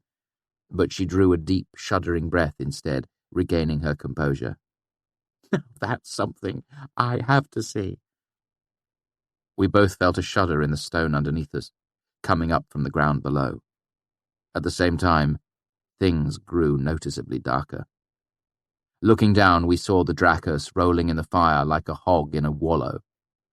The ground shook as it wriggled around, crushing the fire underneath itself. That thing must weigh, Denna stalled out, shaking her head. Maybe 5 tons, I guessed. 5 at least. It could come and get us. It could push over these stones. I don't know about that, I said, slapping the stone under my hand, trying to sound more certain than I really was. These have been here for a long time. We're safe. While rolling in our overlarge campfire, the Dracus had scattered burning branches around the top of the hill. It now wandered to where a half-charred log lay smouldering in the grass. The Dracus snuffed, then rolled, crushing the log into the earth. Then it came back to its feet, snuffed the log again, and ate it. It didn't chew, it bolted the log whole, like a frog getting a cricket down into its gullet. It did this several times, moving in a circle around the now largely extinguished fire. It snuffed, rolled on the burning pieces, then ate them after they were extinguished. That makes sense, I suppose, Denna said, watching it. It starts fires and lives in the woods. If it didn't have something in its head that made it want to put out fires, it wouldn't survive very long. That's probably why it came here, I said. It saw our fire. After several minutes of snuffing and rolling, the Dracus came back to the flat bed of coals that was all that remained of our fire. It circled it a few times, then walked over it, and lay down. I cringed, but it just shifted back and forth like a hen settling into a nest. The hilltop below was now entirely dark, except for the pale moonlight. How can I never have heard of these things? Denna asked. They're very rare, I said. People tend to kill them because they don't understand they're relatively harmless, and they don't reproduce very quickly. That one down there is probably 200 years old, about as big as they get. I marveled at it. I bet there aren't more than a couple of 100 Dracus that size in the whole world. We watched for another couple of minutes, but there was no movement from below. Denna gave a jaw-popping yawn. Oh, God, I'm exhausted. There's nothing like the certain knowledge of your own death to tucker you out. She rolled over onto her back, then onto her side, then back facing towards me, trying to get comfortable. Lord, it's cold up here, she shivered visibly. I can see why it's cuddled up on our fire. We could go down and get the blanket, I suggested. She snorted. Not likely. She shivered visibly, wrapping her arms around her chest. Here, I stood up and took off my cloak. Wrap up in this. It's not much, but it's better than the bare stone. I held it out to her. I'll watch you while you sleep and make sure you don't fall off. She stared at me for a long moment, and I half expected her to beg off. But after a moment she took it and wrapped it around herself. You, Master Kvothe, certainly know how to show a girl a good time. Wait until tomorrow, I said. I'm just getting started. I sat there quietly, trying not to shiver, and eventually Denna's breathing leveled off. I watched her sleep, with the calm contentment of a boy who has no idea of how foolish he is, or what unexpected tragedies the following day will bring. Chapter 77. Bluffs. I woke without remembering when I had fallen asleep. Denna was shaking me gently. Don't move too quickly, she said. It's a long way down. I slowly uncurled, nearly every muscle in my body complaining at how it had been treated yesterday. My thighs and calves were tight, hard knots of pain. Only then did I realize I was wearing my cloak again. Did I wake you up? I asked Denna. I don't remember. In a way you did, she said. You nodded off and tipped right onto me. You didn't even flicker a lid when I cussed you out. Denna trailed off as she watched me slowly come to my feet. Good Lord, you look like someone's arthritic grandfather. You know how it is, I said. You're always stiffest when you wake up. She smirked. We women folk don't have that problem as a rule. Her expression grew serious as she watched me. You're serious, aren't you? I rode about 60 miles yesterday before I met up with you, I said. I'm not really used to that. Ugh. And when I jumped last night, I hit the rock pretty hard. Are you hurt? Absolutely, I said, especially in my everywhere.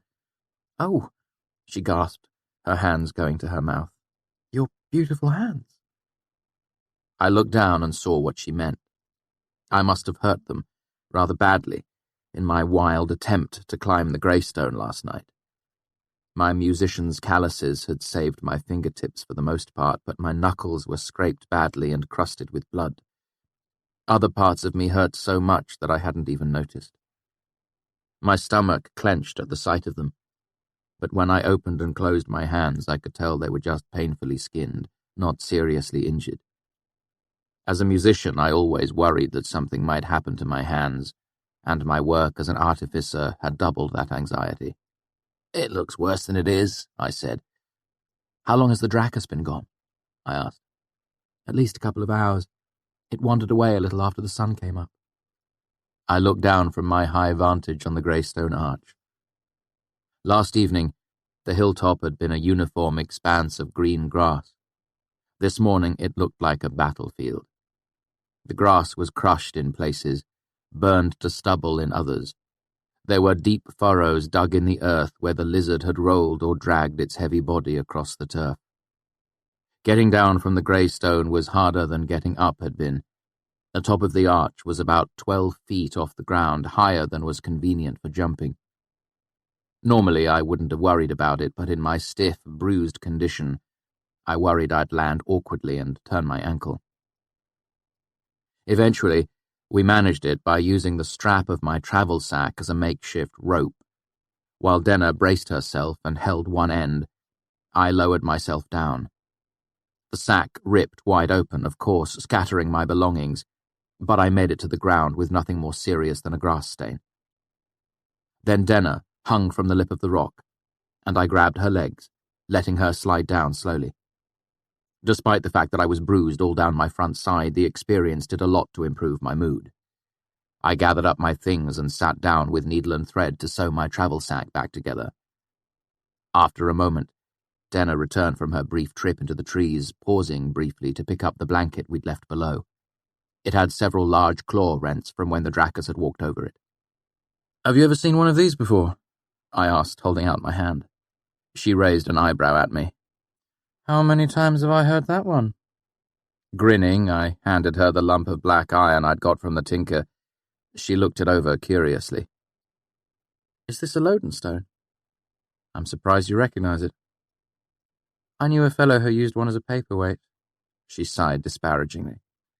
He made a special point of how, despite the fact that it was so valuable and exceedingly rare, he used it as a paperweight. She sniffed. He was a prat. Do you have any iron? Fish around in there. I pointed to my jumbled possessions. There's bound to be something. Denna sat on one of the low greystones and played with the Lodenstone and a piece of broken iron buckle. I slowly sewed up my travel sack, then reattached the strap, stitching it several times so it wouldn't come loose. Denna was thoroughly engrossed by the Lodenstone. How does it work? She asked, pulling the buckle away and letting it snap back. Where does the pulling come from? It's a type of galvanic force, I said, then hesitated, which is a fancy way of saying that I've got no idea at all. I wonder if it only likes iron because it's made of iron, she mused, touching her silver ring to it with no effect. If someone found a Lodenstone made of brass, would it like other brass? Maybe it would like copper and zinc, I said. That's what brass is made of. I turned the bag right side out and began packing up my things. Denna handed me back the Lodenstone and wandered off toward the destroyed remains of the fire pit. It ate all the wood before it left, she said. I went over to look too. The area around the fire pit was a churned-up mess. It looked like an entire legion of cavalry had ridden across it. I prodded a great piece of overturned sod turf with the toe of my boot, then bent to pick something up. Look at this. Denna came closer, and I held something up for her to see. It was one of the Dracus's scales, smooth and black, roughly as big as my palm, and shaped like a teardrop. It was a 1/4 inch thick in the middle, tapering to the edges. I held it out to Denna. For you, milady. A memento. She hefted it in her hand. It's heavy, she said. I'll go find one for you. She skipped back to prod through the remains of the fire pit. I think it ate some of the rocks along with the wood. I know I gathered more than this to line the fire last night. Lizards eat rocks all the time, I said. It's how they digest their food. The rocks grind up the food in their guts.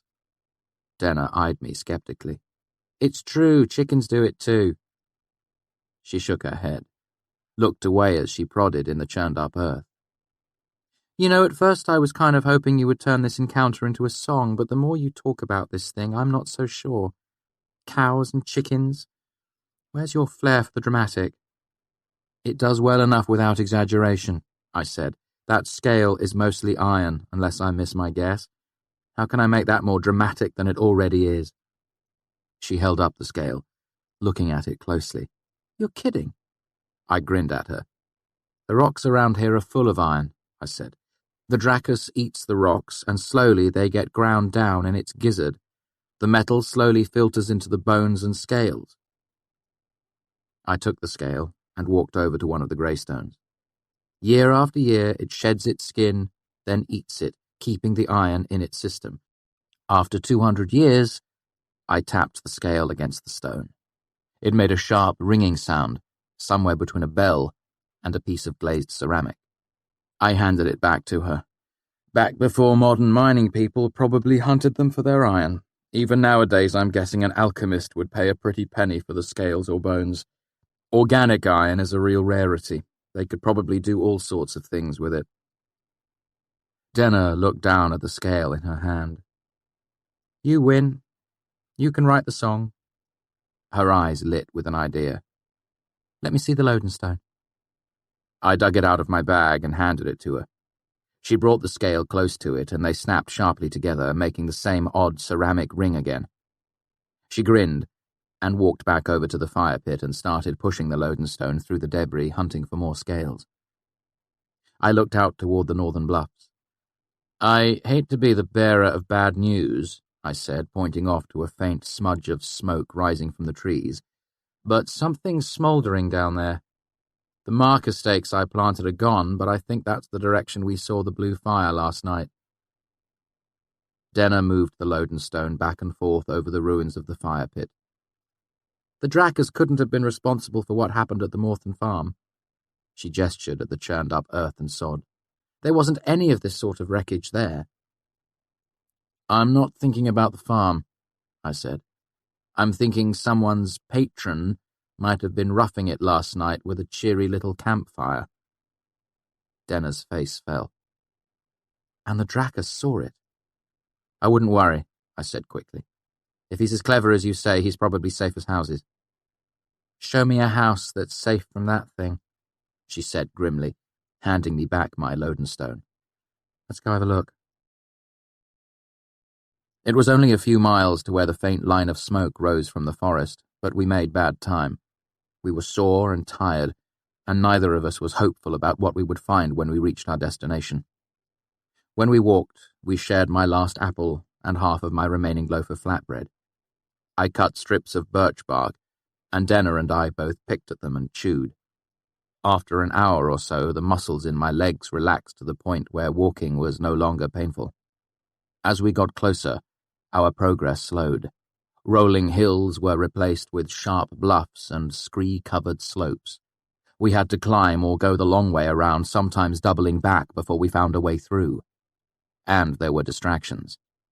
We stumbled onto a patch of ripe ashberry that slowed us down for almost a full hour. Not long after that, we found a stream and stopped to drink and rest and wash. Again, my hope for a storybook dalliance was thwarted by the fact that the stream was only about 6 inches deep, not ideal for proper bathing. It was early afternoon before we finally came to the source of the smoke, and what we found was not at all what we expected. It was a secluded valley tucked into the bluffs. I say valley, but in truth it was more like a gigantic steppe among the foothills. On one side was a high cliff wall of dark rock, and on the other was a sheer drop-off. Denner and I came at it from two different, unapproachable angles before we finally found a way in. Luckily, the day was windless and the smoke rose straight as an arrow into the clear blue sky. If not for that to guide us, we probably never would have found the place. Once it had probably been a pleasant little piece of forest, but now it looked like it had been struck by a tornado. Trees were broken, uprooted, charred and smashed. Huge furrows of exposed earth and rock were dug everywhere, as if some giant farmer had gone raving mad while ploughing his field. 2 days ago, I wouldn't have been able to guess what would cause such destruction.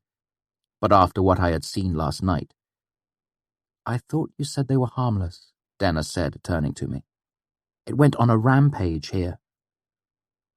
Denner and I began to pick our way through the wreckage. The white smoke rose from the deep hole left by a large maple tree that had been tipped over. The fire was nothing more than a few coals smouldering in the bottom of the hole where the roots had been. I idly kicked a few more clods of dirt into the hole with the toe of my boot. "Well, the good news is that your patron isn't here. The bad news is—" I broke off, drawing a deeper breath. "Do you smell that?" Denner took a deep breath and nodded, wrinkling her nose. I climbed up onto the side of the fallen maple and looked around. The wind shifted, and the smell grew stronger. Something dead and rotten. "I thought you said they don't eat meat," Denner said, looking around nervously. I hopped down from the tree and made my way back to the cliff wall. There was a small log cabin there, smashed to flinders. The rotting smell was stronger. "Okay," Denner said, looking over the wreckage. "This does not look harmless at all." "We don't know if the Drakkos was responsible for this," I said. "If the Chandrian attacked here, the Drakkos could have been lured by the fire and caused the destruction while putting it out." "You think the Chandrian did this?" she asked. "That doesn't fit with anything I've ever heard of them. They're supposed to strike like lightning, then disappear. They don't visit, set some fires, then come back later to run a few errands." "I don't know what to think. But 2 destroyed houses." I began to sift through the wreckage. "It seems reasonable that they're related." Denner drew in a sharp breath. I followed her line of sight and saw the arm protruding from under several heavy logs. I moved closer. Flies buzzed up and I covered my mouth a bit in a futile attempt to stave off the smell. "He's been dead for about 2 span. I bent and picked up a tangle of shattered wood and metal. "Look at this." "Bring it here and I'll look at it." I brought it back to where she stood. The thing was broken, almost beyond recognition. "Crossbow. Didn't do him much good," she said. "The question is, why did he have it in the first place?" I looked at the thick piece of blue steel that made the crossbar. "This wasn't some hunting bow. This is what you use to kill a man in armor from across a field. They're illegal." Denner snorted. "Those sorts of laws don't get enforced out here, you know that." I shrugged. The fact remains that this was an expensive piece of machinery. Why would someone living in a tiny cabin with a dirt floor own a crossbow worth 10 talents? "Maybe he knew about the Drakkos," Denner said, looking around nervously. "I wouldn't mind a crossbow right about now." I shook my head. Drakkos are shy. They stay away from people. Denner gave me a frank look, gesturing sarcastically at the wreckage of the cabin. "Think about every wild creature in the forest," I said. "All wild creatures avoid contact with people. Like you said, you've never even heard of the Drakkos. There's a reason for that. Maybe it's rabid." That brought me up short. That's a terrifying thought. I looked around at the ruined landscape.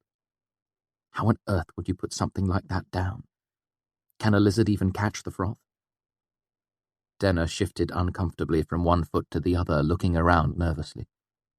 "Is there anything else you'd like to look at here? Because I'm done with this place. I don't want to be here when that thing gets back." "Part of me feels like we should give this fellow a decent burial." Denner shook her head. "I'm not staying here that long. We can tell someone in town and they can take care of it. It could come back any minute." "But why?" I asked. Why does it keep coming back here? I pointed. That tree's been dead for a span of days, but that one just got torn up a couple of days ago. Why do you care? Denner asked. The Chandrian, I said firmly. I want to know why they were here. Do they control the Drakkars? I don't think they were here, Denner said. At the Morthen farm, maybe, but this is just the work of a rabid cow lizard. She gave me a long look, searching my face. I don't know what you came here looking for, but I don't think you're going to find it. I shook my head, looking around. I feel like this has to be connected to the farm. I think you want it to be connected, she said gently, but this fellow's been dead a long while. You said so yourself, and remember the doorframe and the water trough at the farm. She bent down and rapped a knuckle against one of the logs from the ruined cabin. It made a solid sound. And look at the crossbow. The metal isn't rusted away. They weren't here. I felt my heart sink in my chest. I knew she was right. Deep down, I knew I'd been grasping at straws. Still, it felt wrong giving up without trying everything possible. Denner took hold of my hand.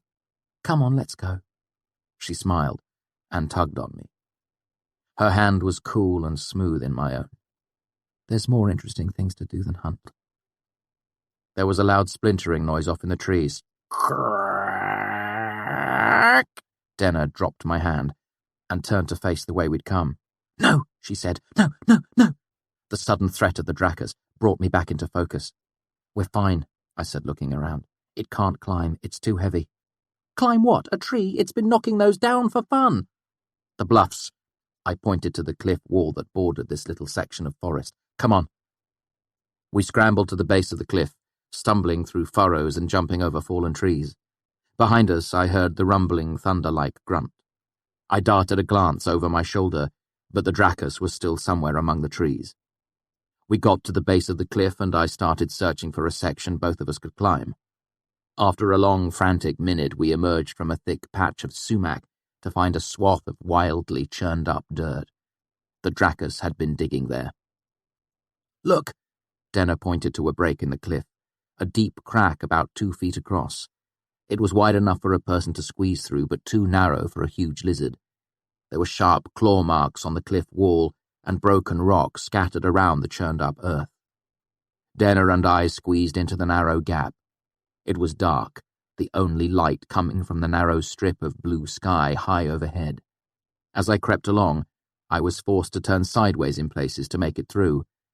When I brought my hands away from the walls, my palms were covered in black soot. Unable to dig its way in, apparently the Drakkars had breathed fire down into the narrow passage. After only a dozen feet, the crevasse widened slightly. There's a ladder, Denner said. I'm going up. If that thing breathes fire at us, it will be like rainwater down a gully. She climbed, and I followed her. The ladder was crude but sturdy, and after 20 feet it opened out onto a piece of level ground. Dark stone surrounded us on 3 sides, but there was a clear view of the ruined cabin and the destroyed trees below. A wooden box was set against the cliff wall. Can you see it? Denner asked, peering down. Tell me I didn't just skin my knees running from nothing. I heard a dull whoomp, and I felt a wave of hot air rise up against my back. The Drakkars grunted again, and another wash of fire ran through the narrow gap below.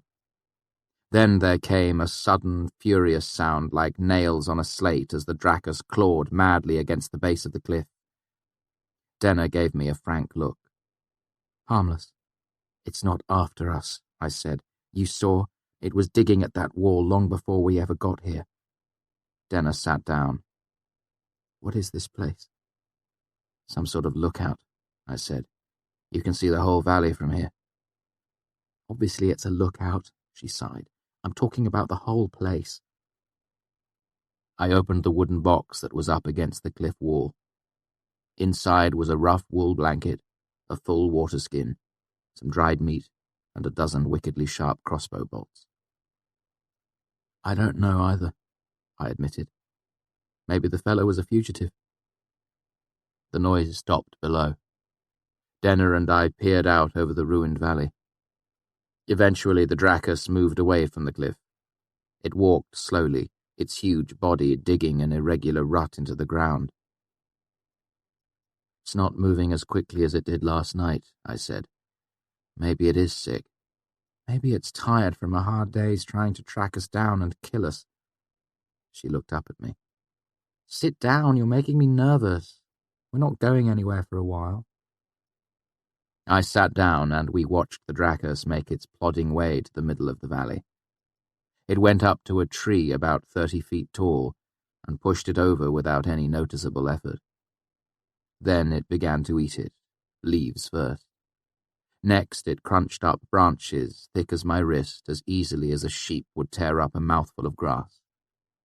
When the trunk was finally stripped bare, I assumed it would have to stop, but it simply clamped its huge flat mouth down on one end of the trunk and twisted its massive neck. The trunk splintered and broke, leaving the Dracus with a large but manageable mouthful that it bolted down more or less whole. Denner and I took the opportunity to eat some lunch of our own, just some flatbread, sausage, and the rest of my carrots. I was hesitant to trust the food in the box, as there was the distinct possibility that the fellow living here had been some manner of crazy. "It still amazes me that no one around here has ever seen it," Denner said. "People have probably caught glimpses," I said. "The swineherd said everyone knows there's something dangerous in these woods. They probably just assumed it was a demon or some nonsense like that." Denner glanced back at me, an amused curl to her mouth. "Says the fellow who came to town looking for the Chandrian." "That's different," I protested hotly. "I don't go around spouting fairy stories and touching iron. I am here so I can learn the truth, so I can have information that comes from somewhere more reliable than third-hand stories." "I didn't mean to touch a nerve," Denner said, taken aback. She looked back down below. "It really is an incredible animal." "When I read about it, I didn't really believe about the fire," I admitted. "It seemed a little far-fetched to me." "More far-fetched than a lizard as big as a horse cart?" "That's just a matter of size. But fire isn't a natural thing. If nothing else, where does it keep the fire? It's obviously not burning inside." "Didn't they explain it in the book you read?" Denner asked. "The author had some guesses, but that's all. He couldn't catch one to dissect it." "Understandable," Denner said as she watched the Dracus casually nudge over another tree and begin eating that one as well. "What sort of a net or cage would hold it?" "He had some interesting theories, though," I said. "You know how cow manure gives off a gas that burns?" Denner turned to look at me and laughed. "No, really?" I nodded, grinning. "Farm kids will strike sparks onto a fresh cow pat and watch it burn. That's why farmers have to be careful about storing manure. The gas can build up and explode." "I'm a city girl," she said, chuckling. "We didn't play those sorts of games." "You missed some big fun," I said. "The author suggested that the Dracus just stores that gas in a bladder of some kind. The real question is how it lights the gas. The author has a clever idea about arsenic, which makes sense chemically. Arsenic and coal gas will explode if you put them together. That's how you get marsh lights in swamps. But I think that's a little unreasonable. If it had that much arsenic in its body, it would poison itself." "Mm-hmm," Denner said, still watching the Dracus below. "But if you think about it, all it needs is a tiny spark to ignite the gas," I said.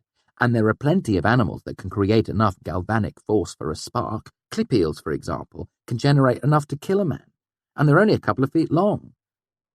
I gestured toward the Dracus. "Something that big could certainly generate enough for a spark." I was hoping that Denner would be impressed by my ingenuity, but she seemed distracted by the scene below. "You're not really listening to me, are you?" "Not so much," she said, turning to me and giving a smile. "I mean, it makes perfect sense to me. It eats wood, wood burns. Why wouldn't it breathe fire?" While I tried to think of a response to that, she pointed down into the valley. "Look at the trees down there. Do they look odd to you?" "Aside from being destroyed and mostly eaten?" I asked. "Not particularly." "Look how they're arranged. It's hard to see because the place is a shambles, but it looks like they were growing in rows, like someone planted them. Now that she pointed it out, it did look like a large section of the trees had been in rows before the Drakkars came. A dozen rows with a score of trees each. Most of them were now only stumps or empty holes. Why would someone plant trees in the middle of a forest? She mused. It's not an orchard. Did you see any fruit? I shook my head. And those trees are the only ones the Drakkars has been eating, she said. There's the big clear spot in the middle. The others he knocks down, but those he knocks down and eats. She squinted. What kind of tree is it eating right now? I can't tell from here, I said. Maple? Does it have a sweet tooth? We looked for a while longer. Then Denna got to her feet. Well, the important thing is that it's not going to run over and breathe fire down our backs. Let's go see what's at the other end of that narrow path. I'm guessing it's a way out of here. We headed down the ladder and made our slow, winding way along the bottom of the tiny crevasse. It twisted and turned for another 20 feet before opening up into a tiny box canyon with steep walls rising away on every side. There was no way out, but it was obviously being put to some use. The place had been cleared of plants, leaving a packed dirt floor. 2 long fire pits had been dug, and resting over the pits on brick platforms were large metal pans. They almost resembled the rendering vats that knackers use for tallow. But these were wide, flat, and shallow, like baking pans for enormous pies. It does have a sweet tooth, Denna laughed. This fellow was making maple candy here, or syrup. I moved closer to look. There were buckets laying around of the sort that could carry maple sap so it could be boiled down. I opened the door of a tiny ramshackle shed and saw more buckets, long wooden paddles for stirring the sap, scrapers for getting it out of the pans. But it didn't feel right. There were plenty of maple trees in the forest. It didn't make sense to cultivate them, and why pick such an out-of-the-way place? Maybe the fellow was simply crazy. Idly, I picked up one of the scrapers and looked at it. The edge was smeared dark, like it had been scraping tar. "Ew," Denna said behind me. "Bitter. I think they burned it." I turned around and saw Denna standing by one of the fire pits. She had pried a large disk of sticky material out of the bottom of one of the pans and taken a bite out of it. It was black, not the deep amber color of maple candy. I suddenly realized what was really going on here. "Don't." She looked at me, puzzled. "It's not that bad," she said, her words muffled through her sticky mouthful. "It's strange, but not really unpleasant." I stepped over to her and knocked it out of her hand. Her eyes flashed angrily at me. "Spit it out," I snapped. "Now, it's poison." Her expression went from angry to terrified in a flash. She opened her mouth and let the wad of dark stuff fall to the ground. Then she spat, her saliva thick and black. I pressed my water bottle into her hands. "Rinse your mouth out," I said. "Rinse and spit it out." She took the bottle, and then I remembered it was empty. We'd finished it during lunch. I took off running, scrambling through the narrow passage. I darted up the ladder, grabbed the water skin, then down and back to the small canyon. Denna was sitting on the canyon floor, looking very pale and wide-eyed. I thrust the water skin into her hands, and she gulped so quickly that she choked, then gagged a bit as she spat it out. I reached into the fire pit, pushing my hand deep into the ashes until I found the unburned coals underneath. I brought up a handful of unburned charcoal. I shook my hand, scattering most of the ashes away, then thrust the handful of black coals at her. "Eat this," I said. She looked at me blankly. "Do it." I shook the handful of coals at her. "If you don't chew this up and swallow it, I'll knock you out and force it down your throat." I put some in my own mouth. "Look, it's fine. Just do it." My tone softened, became more pleading than commanding. "Denna, crush me." She took some coals and put them in her mouth. Face pale and eyes beginning to brim with tears, she gritted up a mouthful and took a drink of water to wash it down, grimacing. "They're harvesting goddamn offalum here," I said. "I'm an idiot for not seeing it sooner." Denna started to say something, but I cut her off. "Don't talk, keep eating as much as you can stomach." She nodded solemnly, her eyes wide. She chewed, choked a little, and swallowed the charcoal with another mouthful of water. She ate a dozen mouthfuls in quick succession, then rinsed her mouth out again. "What's ophalum?" she asked softly. "A drug. Those are denner trees. You just had a whole mouthful of denner resin." I sat down next to her. My hands were shaking. I lay them flat against my legs to hide it. She was quiet at that. Everyone knew about denner resin. In Tarbeen, the knackers had to come for the stiff bodies of sweet-eaters that overdosed in the dockside alleys and doorways. "How much did you swallow?" I asked. "I was just chewing it like toffee." Her face went pale again. "There's still some stuck in my teeth." I touched the water skin. "Keep rinsing." She swished the water from cheek to cheek before spitting and repeating the process. I tried to guess at how much of the drug she had in her system, but there were too many variables. I didn't know how much she had swallowed, how refined this resin was, if the farmers had taken any steps to filter or purify it. Her mouth worked as her tongue felt around her teeth. "Okay, I'm clean." I forced a laugh. "You're anything but clean," I said. "Your mouth is all black. You look like a kid that's been playing in the coal bin."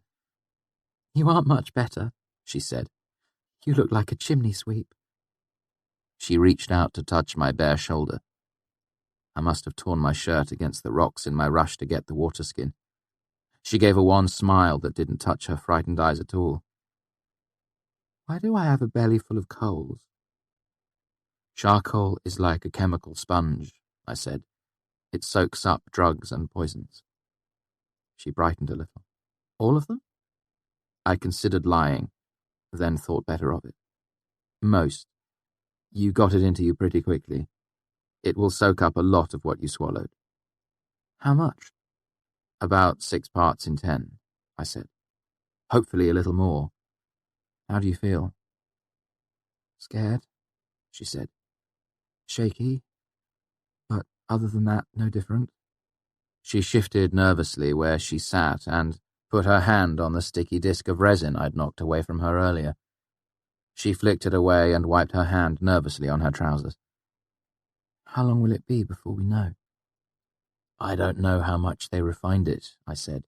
"If it's still raw, it will take longer to work its way into your system, which is good, as the effects will be spread out over a longer period of time." I felt for her pulse in her neck. It was racing, which didn't tell me anything. Mine was racing too. "Look up here." I gestured with my raised hand and watched her eyes. Her pupils were sluggish, responding to the light. I lay my hand on her head, and under the pretext of lifting her eyelid a little, I pressed my finger against the bruise on her temple hard. She didn't flinch or show the least hint that it pained her. "Thought I was imagining it before," Denna said, looking up at me. "But your eyes really do change colour. Normally they're bright green with a ring of gold around the inside." "I got them from my mother," I said. "But I've been watching. When you broke the pump handle yesterday, they went dull green, muddy. And when the swineherd made that comment about the rue, they went dark for just a moment. I thought it was just the light, but now I can see it's not." "I'm surprised you noticed," I said. The only other person to ever point it out was an old teacher of mine, and he was an arcanist, which means it's pretty much his job to notice things. Well, it's my job to notice things about you." She cocked her head a bit. "People probably are distracted by your hair. It's so bright. It's pretty distracting. And your face is really expressive. You're always in control of it, even the way your eyes behave. But not the colour." She gave a faint smile. "But they're pale now, like green frost. You must be terribly afraid." "I'm guessing it's old-fashioned lust," I said in my roughest tones. "It's not often a beautiful girl lets me get this close to her." "You always tell me the most beautiful lies," she said, looking away from me and down to her hands. "Am I going to die?" "No," I said firmly. "Absolutely not." "Could—" She looked up at me and smiled again, her eyes wet but not overflowing. "Could you just say it out loud for me?" "You aren't going to die," I said, getting to my feet. Come on, let's see if our lizard friend is gone yet. I wanted to keep her moving around and distracted, so we each had another little drink and headed back to the lookout. The Dracus lay sleeping in the sun. I took the opportunity to stuff the blanket and the dried meat into my travel sack. I felt guilty about stealing from the dead before, I said, but now, At least now we know why he was hiding in the middle of nowhere with a crossbow and a lookout and all that, Denna said. A minor mystery solved. I started to fasten up my travel sack, then, as an afterthought, packed the crossbow bolts as well. What are those for? She asked. They're worth something, I said. I'm in debt to a dangerous person. I could use every penny. I trailed off, my mind working. Denna looked at me and I could see her mind jumping to the same conclusion. Do you know how much that much resin would be worth? She asked. Not really, I said, thinking about the 30 pans, each with a wafer of black sticky resin congealed in the bottom, as big as a dinner plate. I'm guessing a lot. An awful lot. Denna shifted back and forth on her feet. Kvothe, I don't know how I feel about this. I've seen girls get hooked on this stuff. I need money. She gave a bitter laugh. I don't even have a second set of clothes right now. She looked worried. But I don't know if I need it this badly. I'm thinking of apothecaries, I said quickly. They'd refine it into medicine. It's a powerful painkiller. The price won't be nearly as good as if we went to the other sort of people, but still, half a loaf. Denna smiled broadly. I'd love half a loaf, especially since my cryptic prick of a patron seems to have disappeared. We headed back down into the canyon. This time, as I emerged from the narrow passageway, I saw the evaporating pans in a different light. Now each of them was the equivalent of a heavy coin in my pocket. Next term's tuition, new clothes, freedom from my debt with Devi. I saw Denna looking at the trays with the same fascination, though hers was somewhat more glassy-eyed than mine.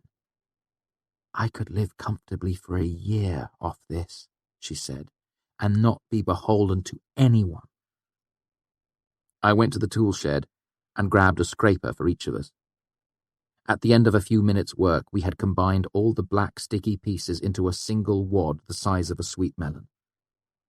She shivered a bit, then looked at me smiling. Her cheeks were flushed. I suddenly feel really good. She crossed her arms across her chest, rubbing her hands up and down. Really, really good. I don't think it's just the thought of all that money. It's the resin, I said. It's a good sign that it's taken this long to hit you. I'd have been worried if it had happened sooner. I gave her a serious look. Now listen, you need to let me know if you feel any heaviness in your chest or have any trouble breathing. So long as neither of those things happen, you should be fine. Denna nodded, then drew a deep breath and let it out again. Ah, sweet angel Audle above, I feel great. She gave me an anxious expression, but the wide grin kept spilling out.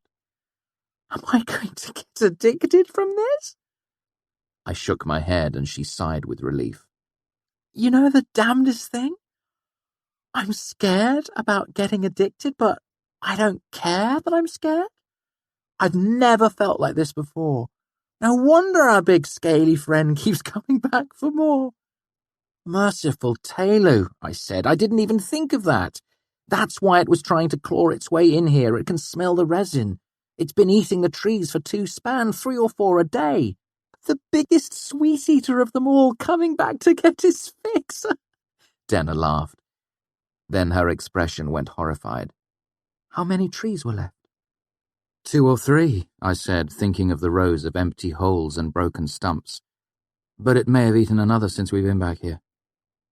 Have you ever seen a sweet eater when they've got the hunger on them? Denna said, her face stricken. They go crazy. I know, I said, thinking of the girl I'd seen in Tarbean dancing naked in the snow. What do you think it's going to do when the trees run out? I thought for a long moment. It's going to go looking for more, and it's going to be desperate, and it knows the last place where it found the trees had a little house that smelled like people. We're going to have to kill it." "Kill it?" She laughed, then pressed her hands against her mouth again. "With nothing but my good singing voice and your manly bravado?" She started to giggle uncontrollably, despite the fact that she was holding both her hands in front of her mouth. "God, I'm sorry, Kvothe. How long am I going to be like this?" "I don't know. The effects of ophilim are euphoria." "Check?" She winked at me, grinning. "Followed by mania, some delirium if your dose was high enough, then exhaustion." "Maybe I'll sleep through the night for once," she said. "You can't seriously expect to kill this thing. What are you going to use, a pointy stick?" "I can't just let it run wild. Trebon's only about 5 miles from here, and there's smaller farms closer than that. Think of the damage it would do." "But how?" she repeated. "How do you kill a thing like that?" I turned to the tiny shed. If we're lucky, this fellow had the good sense to buy a spare crossbow. I began to dig around, throwing stuff out the door, stirring paddles, buckets, scrapers, spade, more buckets, a barrel. The barrel was about the size of a small keg of ale. I carried it outside the shed and pried off the lid. In the bottom was an oilcloth sack containing a large gummy mass of black denner resin, at least 4 times as much as Denner and I had already scraped together. I pulled out the sack and rested it on the ground, holding it open for Denner to look. She peered in, gasped, then jumped up and down a little bit. "Now I can buy a pony," she said, laughing. "I don't know about a pony," I said, doing some calculations in my head, "but I think before we split up the money we should buy you a good half-harp out of this," I said. "Not some sad liar." "Yes," Denner said. Then she threw her arms around me in a wild, delighted hug. "And we'll get you." She looked at me curiously, her sooty face inches away from my face. "What do you want?" Before I could say anything, do anything, the Dracus roared. Chapter 78. Poison. The roar of the Dracus was like a trumpet, if you can imagine a trumpet as big as a house and made of stone and thunder and molten lead. I didn't feel it in my chest. I felt it in my feet as the earth shook with it. The roar made us jump nearly out of our skins. The top of Denner's head banged into my nose, and I staggered, blinded with pain. Denner didn't notice as she was busy tripping and falling over into a loose, laughing tangle of arms and legs. As I helped Denner to her feet, I heard a distant crashing, and we made our way carefully back up to the lookout. The Dracus was cavorting, bounding around like a drunken dog, knocking over trees like a boy would topple cornstalks in a field. I watched breathlessly as it came to an ancient oak tree 100 years old and massive as a greystone. The Dracus reared up and brought its front legs down on one of the lower branches, as if it wanted to climb. The branch, as big as a tree itself, practically exploded. The Dracus reared again, coming down hard on the tree. I watched, certain that it was about to impale itself on the broken limb, but the jagged spear of hard wood barely dimpled its chest before splintering. The Dracus crashed into the trunk, and though it didn't snap, it fractured with a sound like a crack of lightning. The Dracus threw itself around, hopped and fell, rolling over jagged spurs of rock.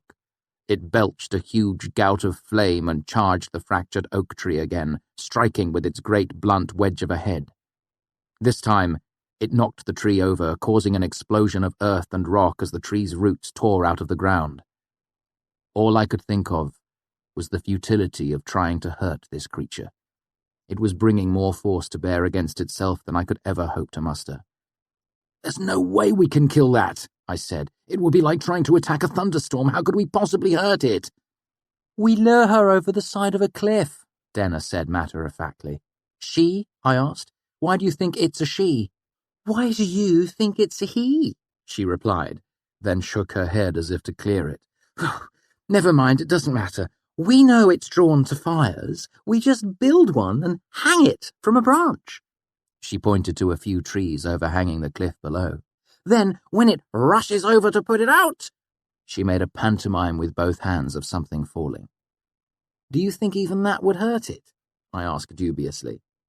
"Well," Denner said, "when you flick an ant off a table, it doesn't get hurt, even though for an ant, that has to be like dropping off a cliff. But if one of us jumped off a roof, we'd get hurt because we're heavier. It makes sense that bigger things fall even harder." She gave a pointed look down at the Dracus. "You don't get much bigger than that." She was right, of course. She was talking about the square-cube ratio, though she didn't know what to call it. "It should at least injure it," Denner continued. "Then, I don't know, we could roll rocks down onto it or something." She looked at me. "What? Is there something wrong with my idea?" "It's not very heroic," I said dismissively. "I was expecting something with a little more flair." "Well, I left my armor and warhorse at home," she said. "You're just upset because your big university brain couldn't think of a way, and my plan is brilliant." She pointed behind us to the box canyon. "We'll build the fire in one of those metal pans. They're wide and shallow, and they'll take the heat." "Was there any rope in that shed?" I felt the familiar sinking feeling in my gut. "No, I don't think so." Denner patted me on the arm. "Don't look like that. When it leaves, we'll check the wreckage of the house. I'll bet there's some rope in there." She looked at the Dracus. "Honestly, I know how she feels. I feel a little like running around and jumping on things too."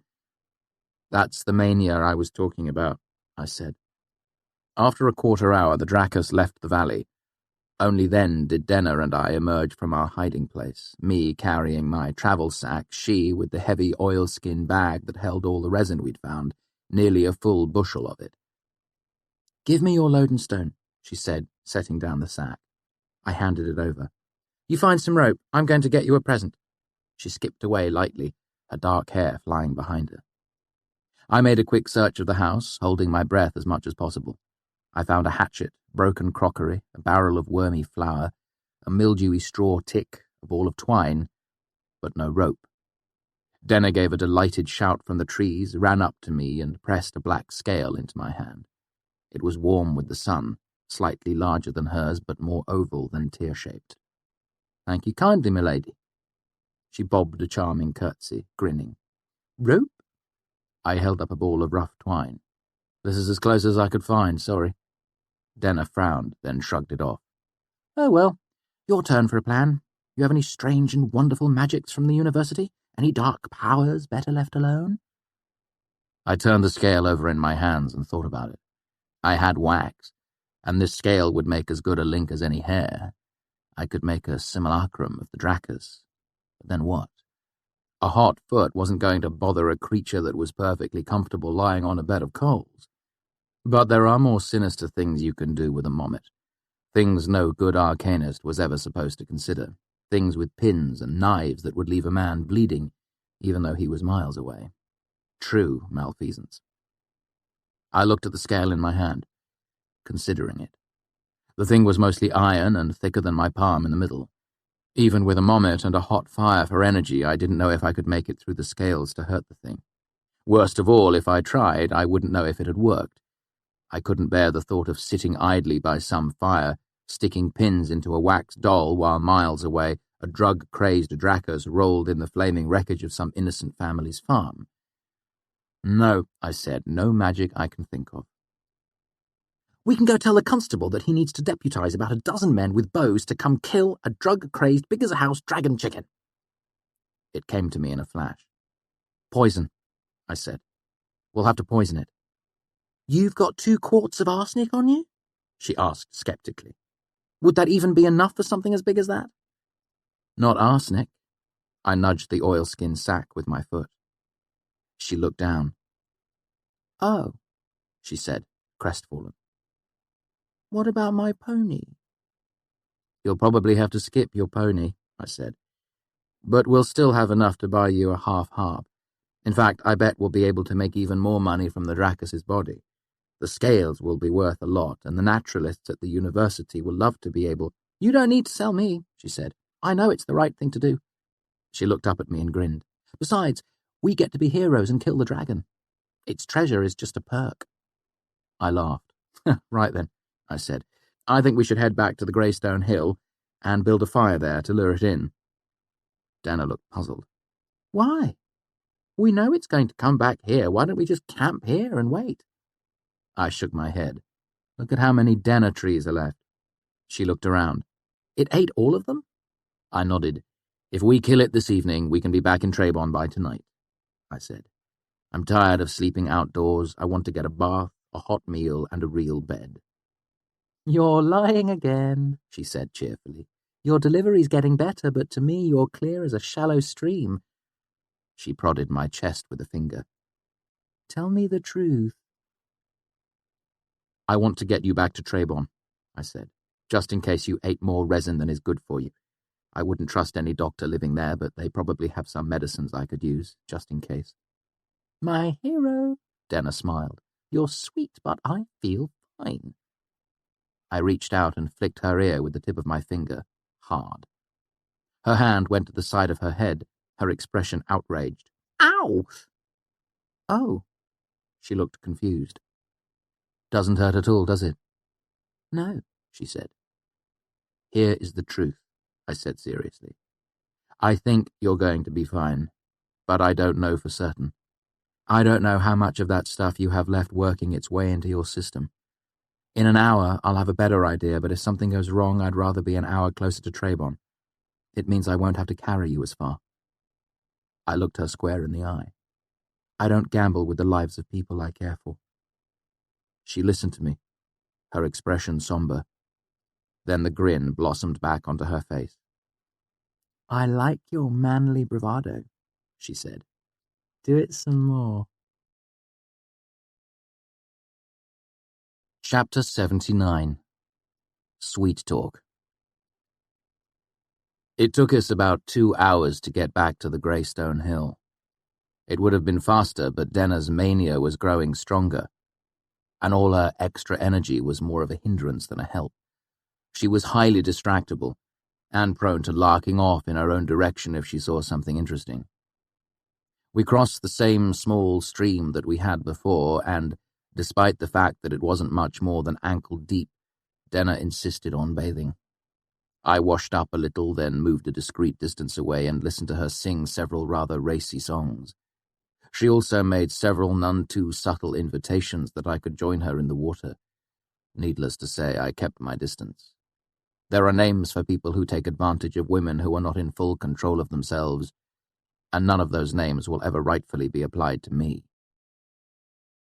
Once we reached the peak of the Greystone Hill, I put Denner's surplus of energy to use and sent her to gather firewood while I made an even larger fire pit than our previous one. The bigger the fire, the quicker it would draw the drakkars close. I sat down next to the oilskin bag and opened it. The resin gave off an earthy smell, like sweet, smoky mulch. Denner returned to the top of the hill and dropped an armload of wood. How much of that are you going to use? She asked. I still have to figure that out, I said. It's going to require some guesswork. Just give him all of it, Denner said. Better safe than sorry. I shook my head. There's no reason to go that far. It would just be wasteful. Besides, the resin makes a powerful painkiller when properly refined. People could use the medicine. And you could use the money, Denner said. I could, I admitted, but honestly, I was thinking more about your harp. You lost your lyre in that fire. I know what it's like to be without an instrument. Did you ever hear the story about the boy with the golden arrows? Denner asked. That always bothered me when I was young. You must want to kill someone really badly to shoot a gold arrow at him. Why not just keep the gold and go home? It certainly shines a new light on that story, I said, looking down at the sack. I guessed this much Denner resin would be worth at least 50 talents to an apothecary, maybe as much as 100, depending on how refined it was. Denner shrugged and headed back into the trees for more firewood, and I began the elaborate guesswork of how much Denner it would take to poison a 5-ton lizard. It was a nightmare of educated guessery, complicated by the fact that I had no way to make accurate measurements. I started with a bead the size of the last digit of my little finger, my guess as to how much resin Denner had actually swallowed. However, Denner had been liberally dosed with charcoal, which effectively reduced that by half. I was left with a ball of black resin slightly larger than a pea. But that was just the amount required to make a human girl euphoric and energetic. I wanted to kill the Drakkars. For that, I tripled the dose, then tripled it again to be sure. The end result was a ball the size of a large, ripe grape. I guessed the Drakkars weighed 5 tons, 800 stone. I guessed Denner at 8 or 9 stone, 8 to be on the safe side. That meant I needed 100 times that grape-sized dose to kill the Drakkars. I made 10 grape-sized pellets, then mashed them together. It was the size of an apricot. I made 9 more apricot-sized balls and set them in the wooden bucket we had brought from the Denner plantation. Denner dropped another load of wood and peered down into the bucket. "That's it?" she asked. "It doesn't look like very much." She was right. It didn't look like much at all compared to the Drakkars' huge bulk. I explained how I'd come up with my estimate. She nodded. "That seems about right, I guess, but don't forget that it's been eating trees for the better part of a month. It probably has a tolerance." I nodded and added 5 more apricot-sized balls to the bucket. "And it might be tougher than you think. The resin might work different on lizards." I nodded again and added another 5 balls to the bucket. Then, after a moment's consideration, I added 1 more. "That brings us up to 21, I explained. "A good number, 3 sevens. "Nothing wrong with having luck on your side," Denner agreed. "We want it to die quickly, too," I said. "It would be more humane for the Drakkars and safer for us." Denner looked at me. "So we double it?" I nodded, and she headed back into the trees while I made another 21 balls and dropped them into the bucket. She came back with more wood just as I was rolling up the last ball. I packed the resin down into the bottom of the bucket. "That should be more than enough," I said. "That much ophalum would kill the entire population of Trebon twice over." Denner and I looked at the bucket. It contained about 1/3 of all the resin we'd found. What was left in the oilskin sack would be enough to buy Denner a half harp, pay off my debt to Devi, and still have enough left over so that we could live comfortably for months. I thought of buying new clothes, a full set of new strings for my lute, a bottle of Avanish fruit wine.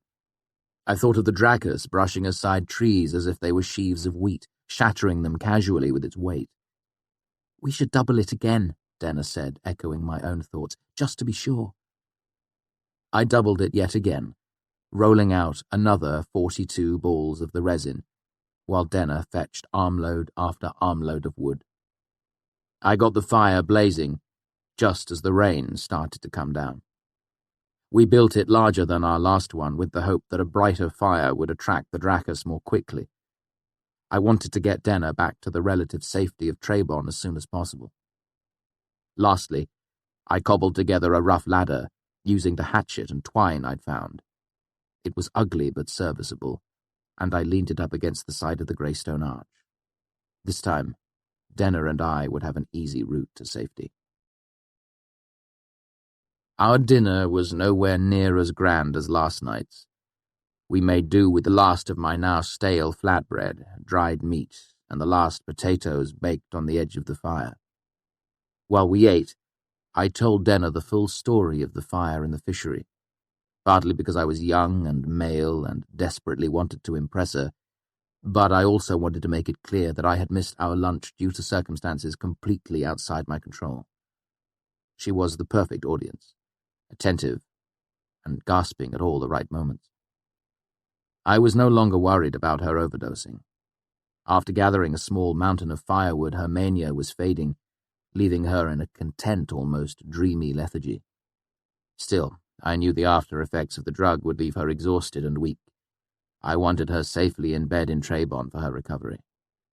After we finished eating, I made my way over to where she sat with her back against one of the greystones. I cuffed up my shirt sleeves. "All right, I need to check you over," I said pompously. She smiled lazily at me, her eyes half closed. "You really do know how to sweet-talk a girl, don't you?" I felt for her pulse in the hollow of her slender throat.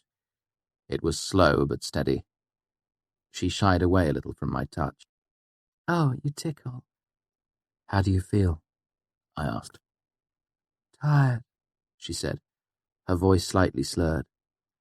good and tired and a little cold. While this wasn't unexpected, it was still a little surprising considering the fact that we were only feet away from a blazing bonfire. I fetched the extra blanket from my bag and brought it back to her. She snuggled into it. I leaned close so that I could look into her eyes. Her pupils were still wide and sluggish, but no more than before. She reached up and lay her hand on my cheek. You have the sweetest face, she said, looking at me dreamily. It's like the perfect kitchen. I fought not to smile. This was the delirium. She'd fade in and out of it before the profound exhaustion dragged her down into unconsciousness. If you see someone spouting nonsense to themselves in an alleyway in Tarbine, odds are they're not actually crazy, just a sweet-eater deranged by too much dinner.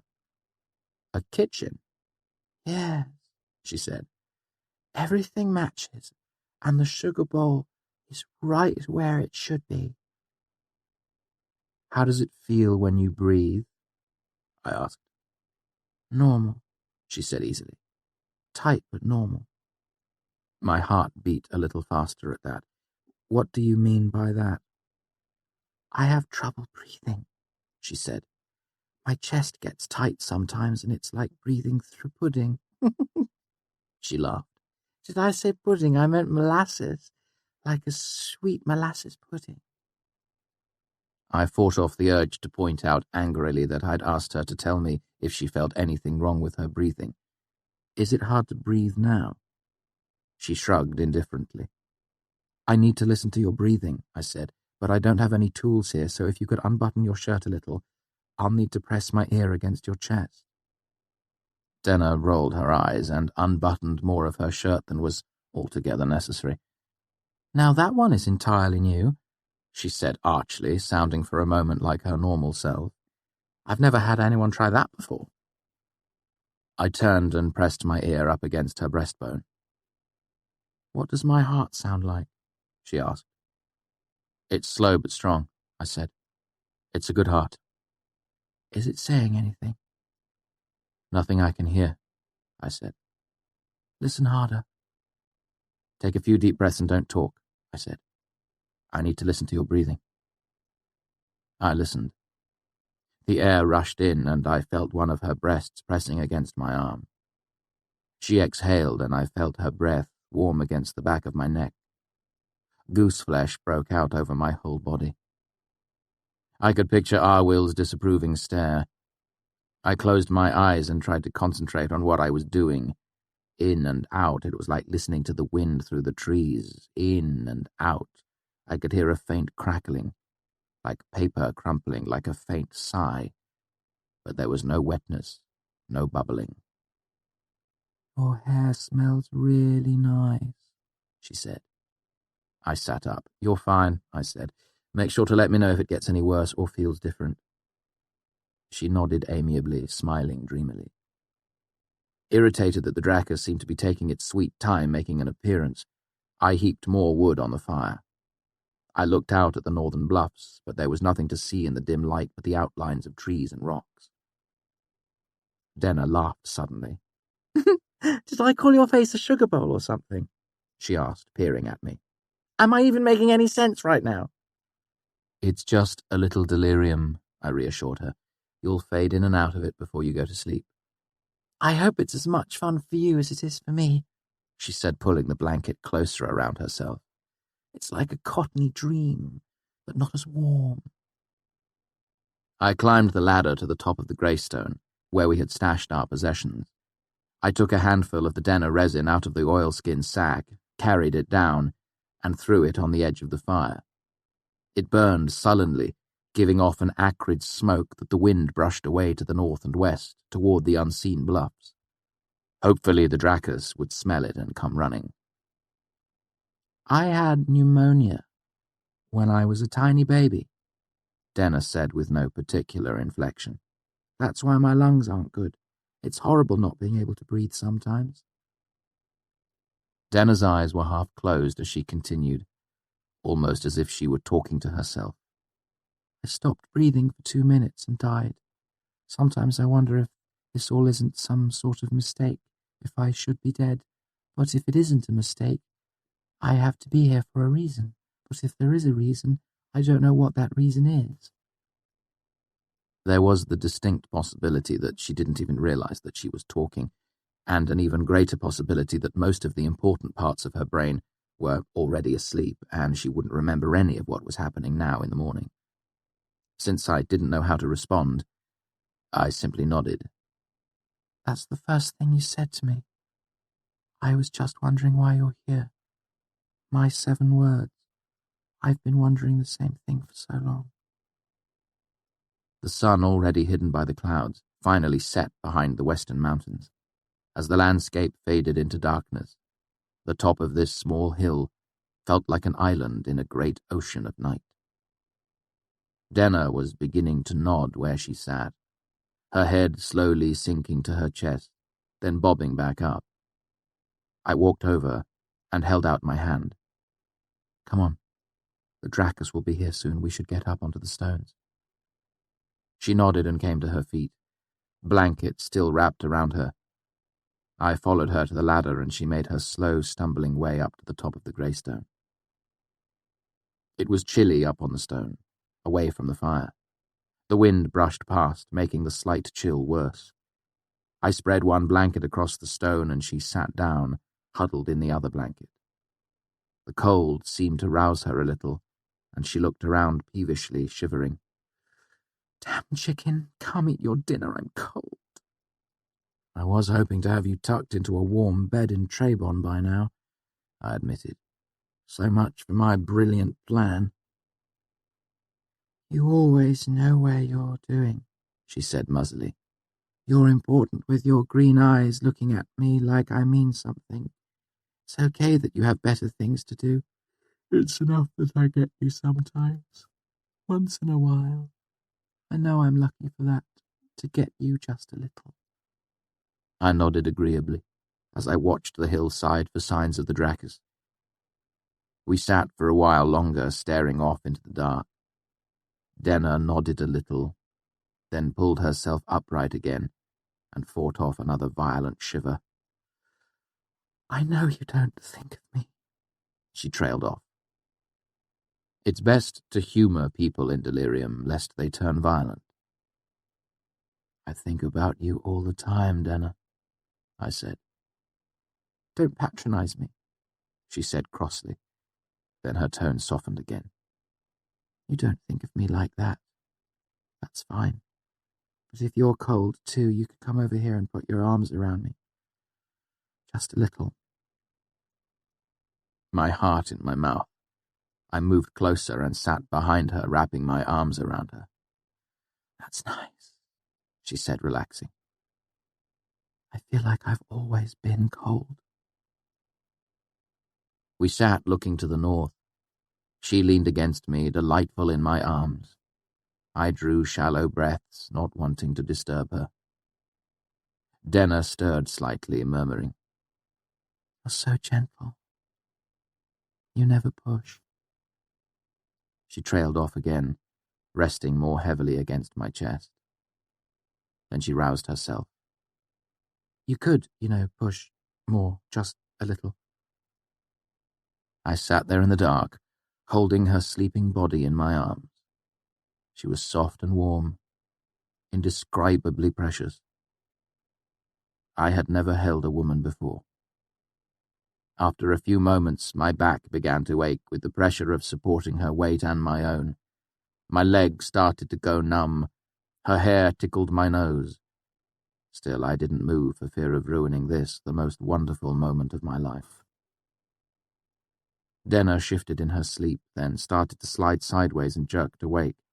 Lie down, she said, her voice clear again. She fumbled with the blanket, pulling it away so it was no longer between us. Come on. You got to be cold, too. You're not a priest, so you're not going to get in trouble for it. We'll be fine. Just a little fine in the cold. I put my arms around her and she draped the blanket over both of us.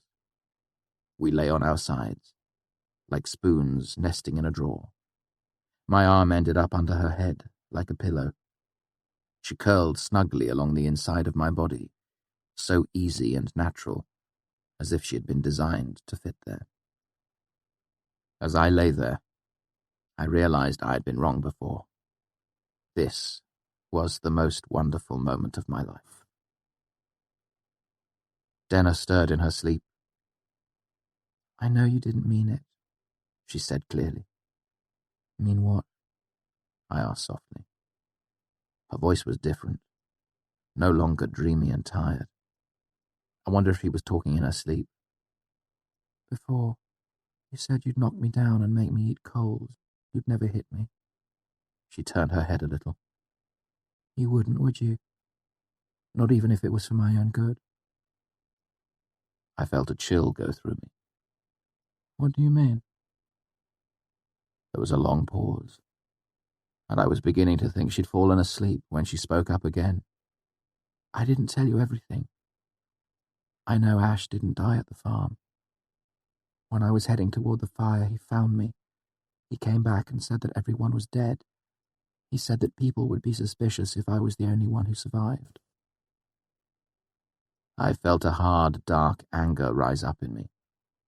I knew what came next, but I let her talk. I didn't want to hear it, but I knew she needed to tell someone. "He didn't just do it out of the blue," she said. "He made sure it was what I really wanted. I knew it wouldn't look convincing if I did it to myself. He made sure I really wanted him to. He made me ask him to hit me, just to be sure. And he was right." She didn't move at all as she spoke. "Even this way they thought I had something to do with it. If he hadn't done it, I might be in jail right now. They would have hanged me."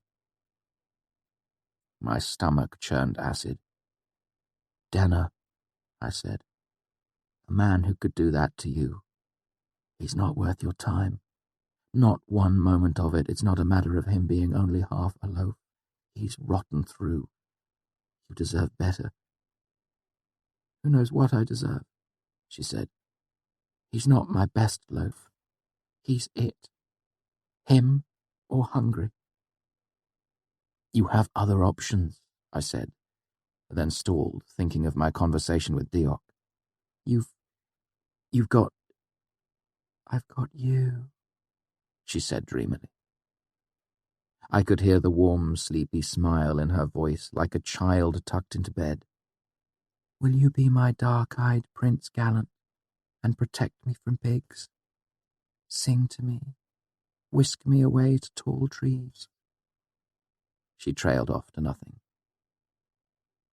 "I will," I said, but I could tell by the heavy weight of her against my arm that she had finally fallen asleep. Chapter 80. Touching Iron. I lay awake, feeling Denna's gentle breath against my arm. I couldn't have slept even if I'd wanted to. The closeness of her filled me with a crackling energy, a low warmth, a gentle thrumming hum.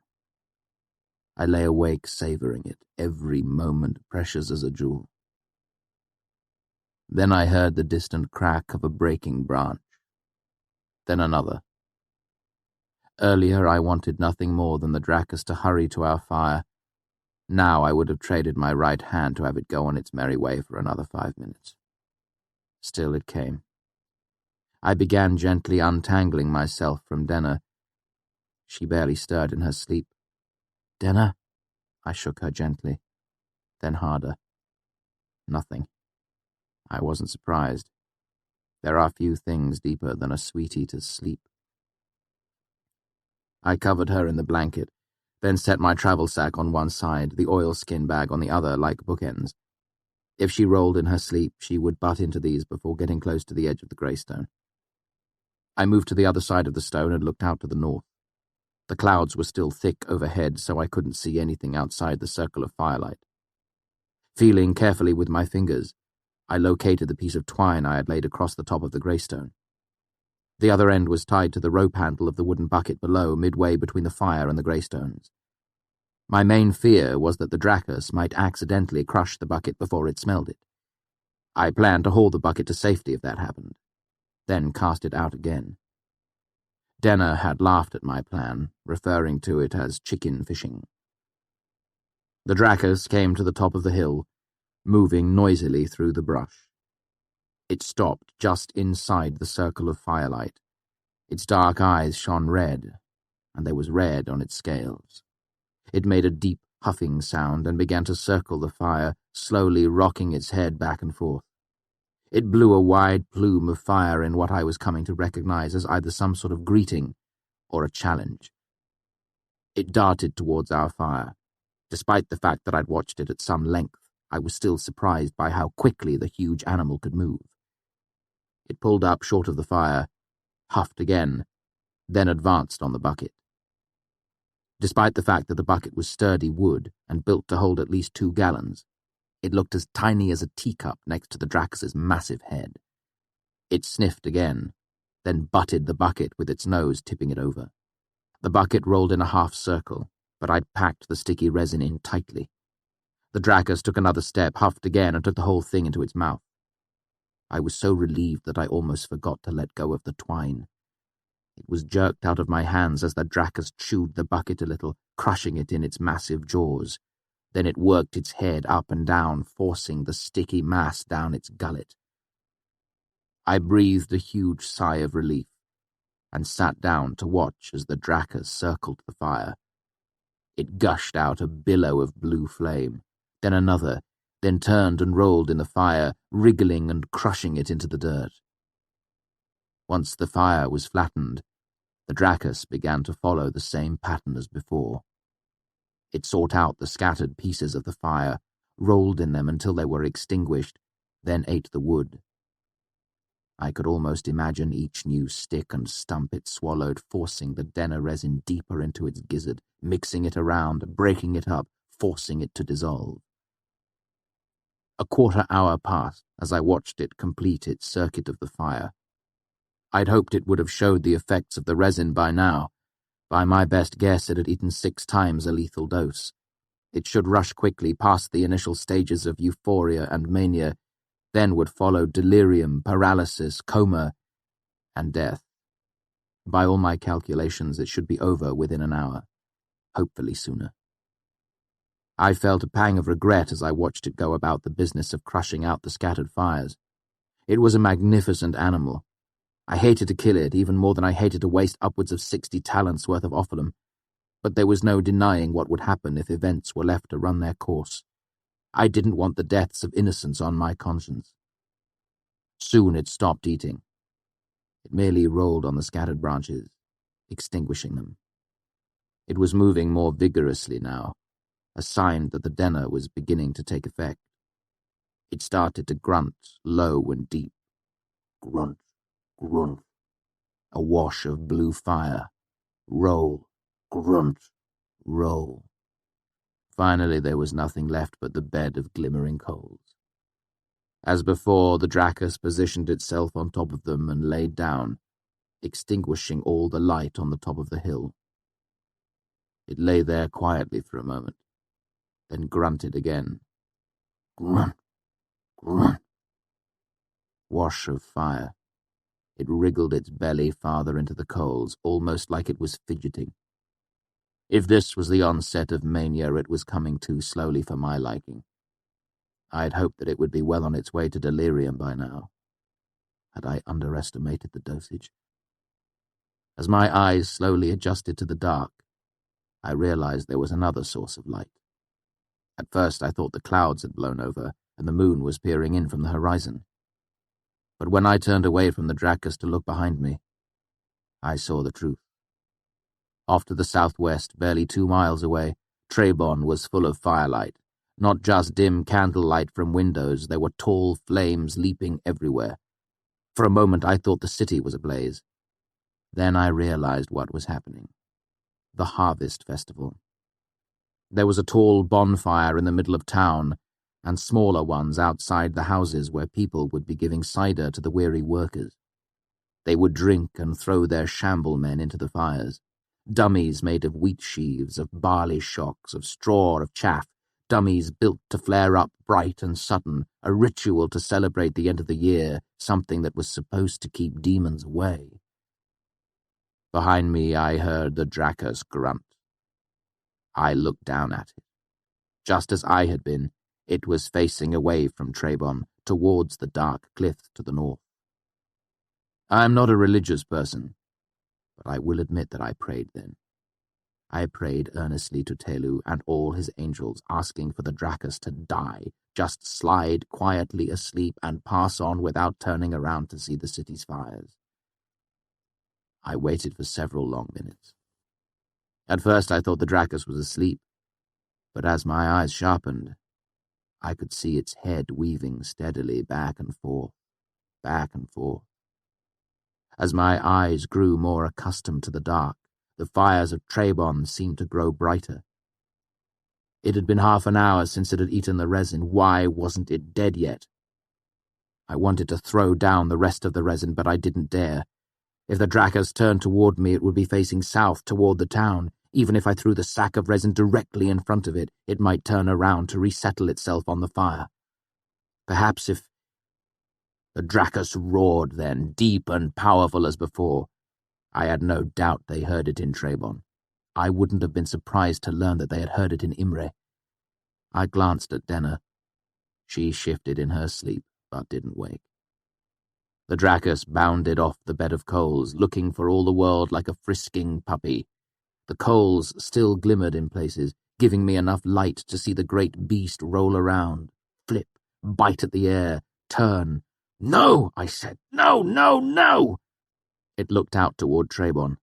I could see the leaping flames of the town's fires reflected in its huge eyes. It breathed another gout of blue fire in a high arc, the same gesture it had made before, a greeting or a challenge. Then it was running, tearing down the hillside with demented abandon. I heard it crashing and snapping through the trees. Another roar. I thumbed on my sympathy lamp and went to Denna, shaking her roughly. "Denna, you have to get up!" She barely stirred. I lifted her eyelid and checked her pupils.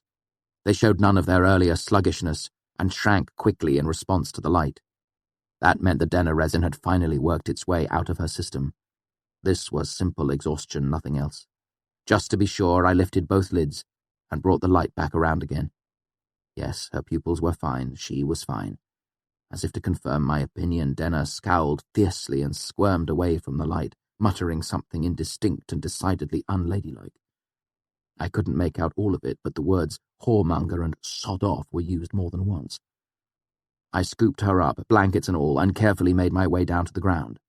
I bundled her up again between the arch of the greystones.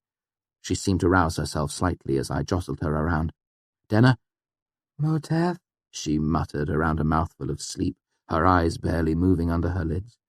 "Denna, the Drakkos is going down to Trebon. I have to—" I stopped. Partly because it was obvious she had dropped back into unconsciousness, but also because I wasn't entirely sure what it was I had to do. I had to do something. Normally the Drakkos would avoid a town, but drug-crazed and manic, I had no idea what its reaction to the harvest fires would be. If it rampaged through the town, it would be my fault. I had to do something. I dashed to the top of the greystone, grabbed both bags, and came back down. I upended the travel sack, emptying everything onto the ground. I grabbed the crossbow bolts, wrapped them in my torn shirt, and stuffed them into my travel sack. I threw in the hard iron scale, too, then stuffed the bottle of brand into the oilskin sack for padding, and put that in my travel sack as well. My mouth was dry, so I took a quick swallow of water from the waterskin, recapped it, and left it for dinner. She would be terribly thirsty when she woke up. I slung the travel sack over my shoulder and cinched it tight across my back. Then I thumbed on my sympathy lamp, picked up the hatchet, and began to run. I had a dragon to kill. I ran madly through the woods, the light from my sympathy lamp bobbing wildly, revealing obstacles ahead of me bare moments before I was on top of them. Small wonder that I fell, tumbling down the hill, arse over tea kettle. When I got up, I easily found my lamp, but I abandoned the hatchet, knowing deep in my heart that it wouldn't be of any use against the Drakkos. I fell twice more before I made it to the road. Then I tucked my head like a sprinter and ran towards the distant light of the city. I knew the Dracus could move faster than me, but I hoped it would be slowed by the trees or disoriented. If I made it to the town first, I could warn them, get them ready. But as the road emerged from the trees, I could see the fires were brighter, wilder. Houses were burning. I could hear the Dracus's near constant bellowing, punctuated by shouting and high-pitched screams. I slowed to a trot as I came into town, catching my breath.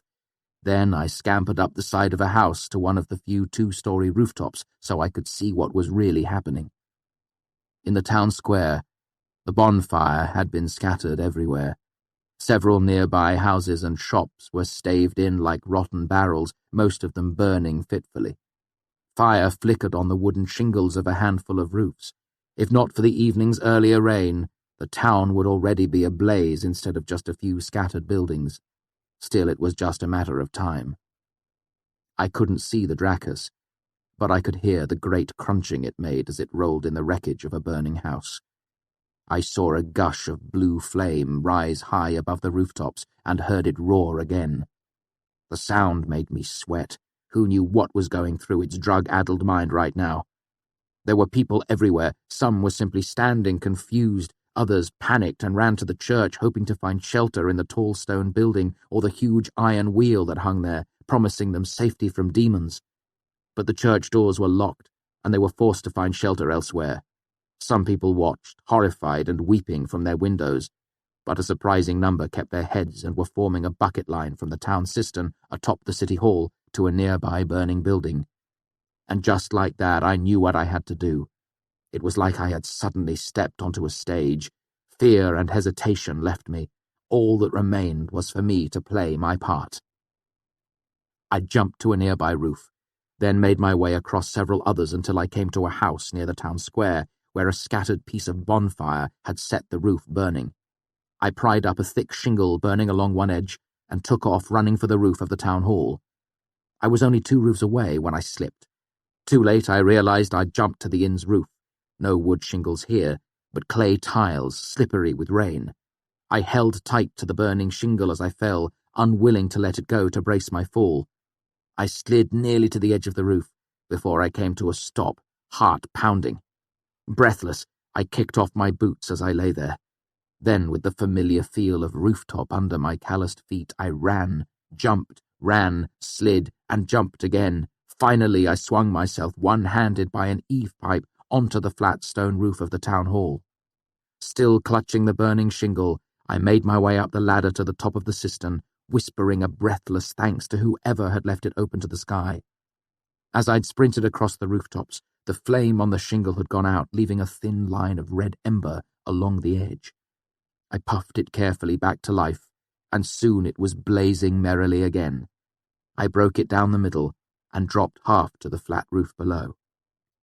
Turning to survey the town, I made note of the biggest fires. There were 6 especially bad ones, blazing up into the dark sky. Elk Sadal had always said that all fires are one fire, and all fires are the sympathists to command. Very well then, all fires were one fire. This fire, this piece of burning shingle. I murmured a binding and focused my Allah. I used my thumbnail to scratch a hasty Ul rune onto the wood, then Doch, then Pessen. In the brief moment it took to do that, the entire shingle was smouldering and smoking, hot in my hand. I hooked my foot around the ladder rung and leaned deep into the cistern, quenching the shingle in the water. For a brief moment, I felt the cool water surround my hand, then it quickly warmed. Even though the shingle was under water, I could see the faint line of red ember still smouldering along its edge. I pulled out my pocket knife with my other hand and drove it through the shingle into the wooden wall of the cistern, pinning my makeshift piece of sigildry under the water. I have no doubt it was the quickest, most slapdash heat-eater ever created. Pulling myself back onto the ladder, I looked around to a town blessedly dark. The flames had dimmed, and in most places had subsided to sullen coals. I hadn't doused the fires, merely slowed them down enough to give the townsfolk and their buckets a fighting chance. But my job was only half done. I dropped to the roof and picked up the other half of the still burning shingle I dropped. Then I slid down a drainpipe and legged it away through the dark streets, across the town square to the front of the Tailin church. I stopped under the huge oak that stood before the front door, still holding its full array of autumn leaves. Kneeling, I opened my travel sack and brought out the oilskin bag with all the remaining resin. I poured the bottle of brand onto it and set it afire with the burning shingle. It flared up quickly, billowing acrid, sweet-smelling smoke. Then I put the blunt end of the shingle between my teeth, jumped to catch a low branch, and began to climb the tree. It was easier than making my way up the side of a building, and took me high enough to where I could jump to the wide stone window ledge on the church's second floor. I broke off a twig from the oak tree and stuffed it into my pocket. I edged along the window ledge to where the huge iron wheel hung, bolted to the stone of the wall. Climbing that was quicker than a ladder, though the iron spokes were startlingly cold against my still wet hands. I made my way to the top of the wheel, and from there pulled myself onto the flat peak of the highest roof in town. The fires were still dark for the most part, and most of the shouting had died down to sobs and a low murmur of urgent, hurried talk. I took the piece of shingle out of my mouth and blew on it until it was flaming again. Then I concentrated, muttered another binding, and held the oak twig above the flame. I looked out over the town and saw the glimmering coals dim even further. A moment passed. The oak tree below burst into sudden, brilliant flame. It flared brighter than 1,000 torches as all its leaves caught fire at the same time. In the sudden light, I saw the Dracus raise its head 2 streets away. It bellowed and blew a cloud of blue flame, even as it started to run toward the fire. It turned a corner too quickly and caromed wildly into the wall of a shop, smashing through with little resistance. It slowed as it approached the tree, blowing flame again and again. The leaves flared and faded quickly, leaving nothing but 1,000 embers, making the tree look like an immense extinguished candelabrum. In the dim red light, the Dracus was hardly more than a shadow, but I could still see the beast's attention wander, now that the bright flames were gone. The massive wedge of a head swayed back and forth, back and forth. I cursed under my breath. It wasn't close enough. Then the Dracus huffed loud enough for me to hear from where I stood 100 feet above. The head snapped around as it smelled the sweet smoke of the burning resin. It snuffed, grunted, and took another step towards the smoking bag of resin.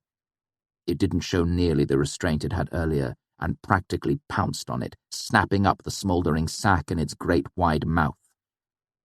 I took a deep breath and shook my head, trying to clear away some of the sluggishness I felt. I had performed 2 rather substantial pieces of sympathy in quick succession, and was feeling rather thick-headed because of it. But, as they say, 3rd time pays for all. I broke my mind into 2 pieces then, with some difficulty into a 3rd. Nothing less than a triple binding would do for this. As the Dracus worked its jaw, trying to swallow the sticky mass of resin, I fumbled in my travel sack for the heavy black scale, then brought the lodenstone out from my cloak.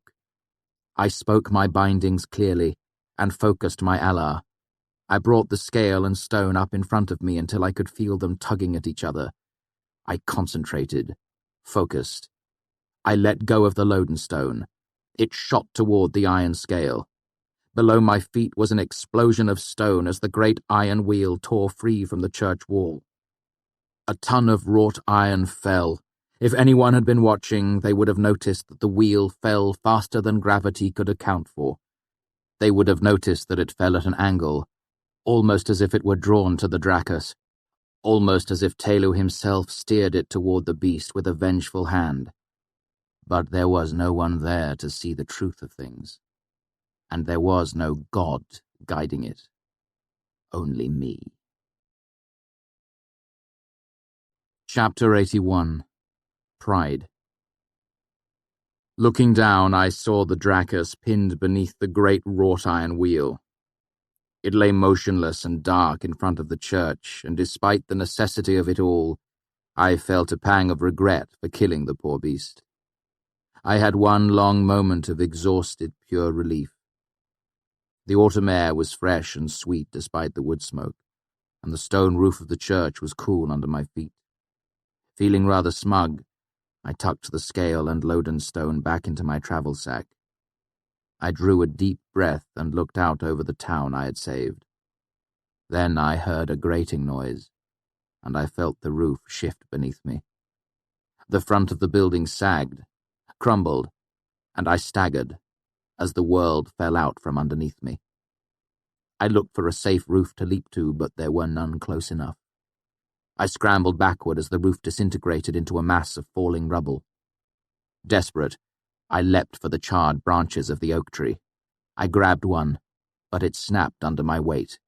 I tumbled through the branches, struck my head, and fell into darkness.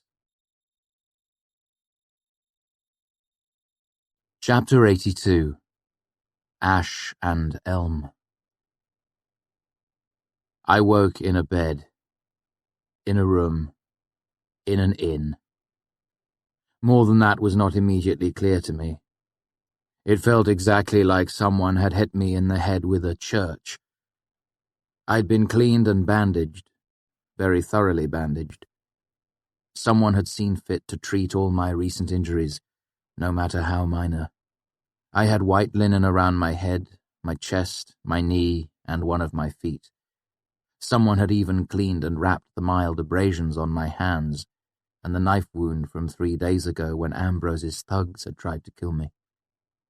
The lump on my head seemed to be the worst of the lot. It throbbed and left me dizzy when I lifted my head. Moving was a lesson in punitive anatomy. I swung my feet off the edge of the bed and grimaced. Deep tissue trauma to the medial polony in the right leg. I sat up. Oblique strain to the cartilage between the lower ribs. I got to my feet. Minor spraining of the what was that called? I pictured Arwill's face, frowning behind his round spectacles. My clothes had been washed and mended. I put them on, moving slowly to savor all the exciting messages my body was sending me. I was glad there wasn't a mirror in the room, knowing I must look completely battered. The bandage around my head was rather irritating, but I decided to leave it on. From the way things felt, it might be the only thing keeping my head from falling into several different pieces. I went to the window. It was overcast, and in the grey light the town looked awful. Soot and ash everywhere. The shop across the street had been smashed like a dollhouse under a soldier's boot. People moved about slowly, sifting through the wreckage. The clouds were thick enough that I couldn't tell what time it was. I heard a faint rush of air as the door opened, and I turned to see a young woman standing in the doorway. Young, pretty, unassuming. The sort of girl that always worked at little inns like this. A Nellie. Nell. The sort of girl who spent her life in a perpetual flinch because the innkeeper had a temper and a sharp tongue and wasn't afraid to show her the back of his hand. She gaped at me, obviously surprised that I was out of bed. "Was anyone killed?" I asked. She shook her head. "The Leran boy got his arm broke pretty bad, and some folk got burned and such." I felt my whole body relax. "You shouldn't be up, sir. The doctor said you weren't likely to wake up at all. You should rest." Has my cousin come back to town?" I asked. "The girl who was out at the Morton farm, is she here too?" The young woman shook her head. "It's just you, sir." "What time is it?" "Supper's not quite ready, sir, but I can bring you something if you like." My travel sack had been left by the side of the bed. I lifted it up onto my shoulder. It felt odd with nothing inside except the scale and lodenstone. I looked around for my boots until I remembered I'd kicked them off to get better traction running around the rooftops last night. I left the room with the girl trailing behind me and headed down to the common room. It was the same fellow behind the bar as before, still wearing his scowl. I walked up to him. "My cousin," I said. "Is she in town?" The barman turned the scowl towards the doorway behind me as the young girl emerged. Nell, what in God's hell are you doing letting him up? I swear you haven't got the sense God gave a dog.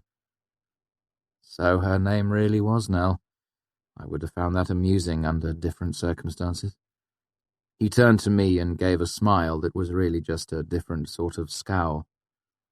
Lord boy, does your face hurt? It's killing me. He chortled at his own joke. I glared at him. I asked about my cousin. He shook his head. She hasn't come back. Good riddance to bad luck, I say. Bring me bread, fruit, and whatever meat you have ready in the back, I said, and a bottle of Avnish fruit wine, strawberry if you have it. He leaned up against the bar and raised an eyebrow at me. His scowl reshaped itself into a small, patronizing smile. No sense rushing about, son. The constable will be wanting to talk to you now that you're up. I clenched my teeth against my first choice of words and took a deep breath. Listen, I've had an exceptionally irritating couple of days. My head hurts in ways you don't have the full wit to understand, and I have a friend who might be in trouble. I stared at him, icy in my calm. I have no desire to have things turn unpleasant, so I am asking you kindly to get me what I asked for. I brought out my purse. Please. He looked at me, anger slowly bubbling up onto his face. You mouthy little swaggercock. If you don't show me a little respect, I'll sit you down and tie you to a chair until the constable comes. I tossed an iron drab onto the bar, keeping another clenched tight in my fist. He scowled at it. What's that? I concentrated and felt a chill begin to bleed up my arm. That is your tip, I said, as a thin curl of smoke began to curl up from the drab, for your quick and courteous service. The varnish around the drab began to bubble and char in a black ring around the piece of iron. The man stared at it, mute and horrified. Now fetch me what I asked for, I said, looking him in the eye. And a skin of water too, or I will burn this place down around your ears and dance among the ashes and your charred sticky bones. I came to the top of the grey stone hill with my travel sack full. I was barefoot, out of breath, and my head was throbbing. Denner was nowhere to be seen. Making a quick search of the area, I found all my scattered possessions where I'd left them, both blankets. The water skin was mostly empty, but other than that, everything was here. Denner might have just stepped away for a call of nature. I waited. I waited for longer than was entirely sensible. Then I called for her softly at first, then louder, though my head throbbed when I shouted. Finally, I just sat. All I could think about was Denner waking alone, aching, thirsty, and disoriented. What must she have thought? I ate a little then, trying to think of what I could do next. I considered opening the bottle of wine, but knew it was a bad idea, as I undoubtedly had a mild concussion. I fought off the irrational worry that Denner might have wandered into the woods in a delirium, and that I should go look for her. I considered lighting a fire, so she would see it and come back. But no, I knew she was simply gone. She woke, saw that I wasn't there, and left. She had said it herself when we left the inn in Trebon. I leave where I'm not wanted, the rest I can make up as I go. Did she think I had abandoned her? Regardless, I knew in my bones that she was long gone from here. I packed up my travel sack. Then, just in case I was wrong, I wrote a note explaining what had happened, and that I would wait for her in Trebon for a day. I used a piece of coal to write her name on one of the greystones, then drew an arrow down to where I left all the food I had brought, a bottle of water, and one of the blankets. Then I left. My mood was not a pleasant one. My thoughts were not gentle or kind. When I came back to Trebon, dusk was closing over the city. I made my way onto the rooftops with a little more care than usual. I wouldn't be able to trust my balance until my head had a few days to mend itself. Still, it was no great feat to make it to the roof of the inn where I collected my boots. From this vantage, in the dim light, the town looked grim. The front half of the church had completely collapsed, and nearly a third of the town had been scarred by fire. Some buildings were merely singed, but others were little more than ash and cinders. Despite my best efforts, the fire must have raged out of control after I was knocked unconscious. I looked to the north and saw the peak of the Greystone Hill. I hoped to see the flicker of a fire, but there was nothing, of course. I made my way over to the flat roof of the town hall and climbed the ladder to the cistern. It was almost empty. A few feet of water rippled near the bottom, far below where my knife pinned a charred shingle to the wall. That explained the state the town was in. When the water level had dropped below my makeshift sigildry, the fire had flared up again. Still, it had slowed things down. If not for that, there might not be any town left at all. Back at the inn, a great many sombre, sooty people were gathering to drink and gossip. My scowling friend was nowhere to be seen, but a cluster of folk were gathered around the bar, excitedly discussing something they saw there. The mayor and constable were there too. As soon as they spotted me, they rushed me into a private room to talk. I was tight-lipped and grim, and after the events of the last several days, not terribly intimidated by the authority of two paunchy old men. They could tell, and that made them nervous. I had a headache and didn't feel like explaining myself, and was quite comfortable tolerating an uncomfortable silence. Because of this, they talked quite a bit, and in asking their own questions, they told me most of what I wanted to know. The town's injuries were blessedly minor.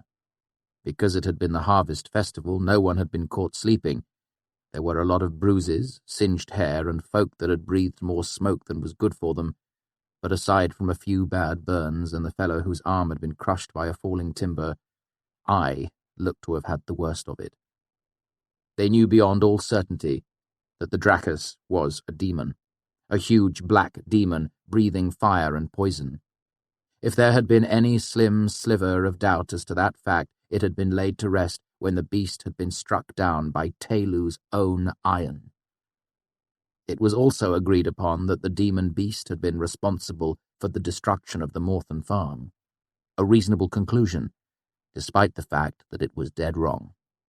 Trying to convince them of anything else would be a pointless waste of my time. I had been found unconscious atop the iron wheel that had killed the demon. The local sawbone doctor had patched me up as best he could, and, unfamiliar with the remarkable thickness of my skull, expressed serious doubts as to whether or not I would ever wake. At first, the general opinion was that I was merely an unlucky bystander, or that I had somehow pried the wheel off the church. However, my miraculous recovery, combined with the fact that I had charred a hole into the bar downstairs, encouraged people to finally take notice of what a young boy and an old widow had been saying all day, that when the old oak had gone up like a torch, they had seen someone standing on the roof of the church. He was lit by the fire below. His arms were raised in front of him, almost as if he were praying. Eventually, the mayor and constable ran out of things to say to fill the silence, and merely sat there, looking anxiously back and forth from me to each other. It occurred to me they didn't see a penniless, ragged boy sitting across from them. They saw a mysterious, battered figure who had killed a demon. I saw no reason to dissuade them. In fact, it was high time I caught a piece of luck in this business. If they considered me some sort of hero or holy man, it gave me useful leverage. "What did you do with the demon's body?" I asked, and watched them relax. Until this point, I had barely spoken a dozen words, responding to most of their tentative questions with grim silence. "Don't worry about that, sir," the constable said. "We knew what to do with it." My stomach knotted, and I knew before they told me. They'd burned and buried it. The creature was a scientific marvel, and they had burned and buried it like trash. I knew naturalist scribs in the archives who would have cut off their hands to study such a rare creature. I had even hoped, deep in my heart, that bringing such an opportunity to their attention might win me my way back into the archives. And the scales, and bones, hundreds of pounds of denatured iron that alchemists would have fought over. The mayor nodded eagerly and sing-songed. "Dig a pit that's 10 by 2, ash and elm and rowan too." He cleared his throat. "Though it had to be a bigger hole than that, of course. Everyone took a turn to get it done as quickly as possible." He held up his hand, proudly displaying a set of fresh blisters. I closed my eyes and fought down the urge to throw things around the room and curse them in 8 languages. That explained why the town was still in such a sorry state. Everyone had been busy burning and burying a creature worth a king's ransom. Still, there was nothing to be done about it. I doubted my new reputation would be enough to protect me if they caught me trying to dig it up. "The girl that survived the Morthon wedding," I said. "Has anyone seen her today?" The mayor looked at the constable questioningly. "Not that I've heard. Do you think she was connected to the beast in some way?" "What?" The question was so absurd I didn't understand it at first. "No, don't be ridiculous," I scowled at them. The last thing I needed was to somehow implicate Denner in all this. "She was helping me in my work," I said, careful to keep things ambiguous. The mayor glared at the constable, then looked back to me. "Is your work finished here?" he asked carefully, as if afraid of giving offence. "I certainly don't mean to pry into your affairs, but—" He licked his lips nervously. "Why did this happen? Are we safe?" "You're as safe as I can make you," I said ambiguously. It sounded like a heroic thing to say. If all I was going to gain from this was a bit of reputation, I might as well make sure it was the right sort. Then I had an idea. "To be certain of your safety, I need one thing." I leaned forward in my chair, lacing my fingers together. "I need to know what Morthon dug up on Barrow Hill." I saw them look at each other, thinking, how does he know about that? I leaned back in the chair, fighting the urge to smile like a tomcat in a dovecote. "If I know what Morthon found up there, I can take steps to make sure that this sort of thing doesn't happen again. I know it was a secret, but someone in town is bound to know more. Spread the word, and have anyone who knows anything come talk to me." I came to my feet smoothly. It took a conscious effort not to wince at the various twinges and aches. "But have them come quickly. I leave tomorrow evening. I have pressing business to the south." Then I swept out the door, my cloak trailing rather dramatically behind me. I am a trooper to my bones, and when the scene is set, I know how to make an exit. I spent the next day eating good food and dozing in my soft bed. I took a bath, tended to my various wounds, and generally took a well-deserved rest. A few people stopped by to tell me what I already knew. Morthon had dug up barrow stones and found something buried there. What was it? Just something. No one knew more than that. I was sitting beside my bed, toying with the idea of writing a song about the Drakkars, when I heard a timid tapping at my door, so faint I almost missed it. "Come in?" The door opened a crack, then wider. A young girl of 13 or so looked around nervously and scurried inside, closing the door softly behind her. She had curling, mousy brown hair and a pale face with 2 spots of colour high on each cheek. Her eyes were hollow and dark, as if she had been crying or missing sleep, or both. "You wanted to know what Morthon dug up?" She looked at me, then away. "What's your name?" I asked gently. "Rainia Greyflock," she said dutifully, then dropped a hurried curtsy, looking at the floor. That's a lovely name, I said. Avarian is a tiny red flower.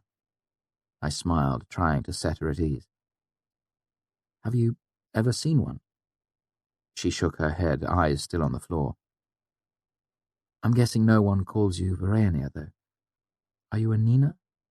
She looked up at that. A faint smile showed itself on her stricken face. That's what my gran calls me.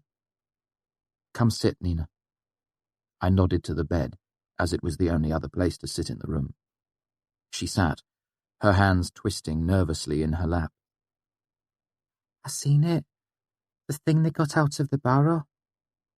She looked up at me, then down at her hands again.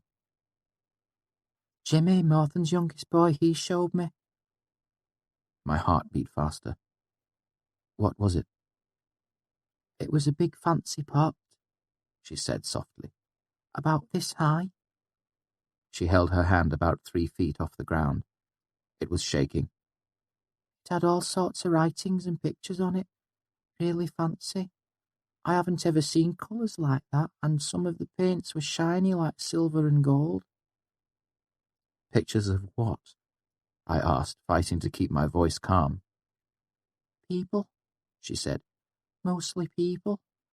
There was a woman holding a broken sword, and a man next to a dead tree, and another man with a dog biting his leg.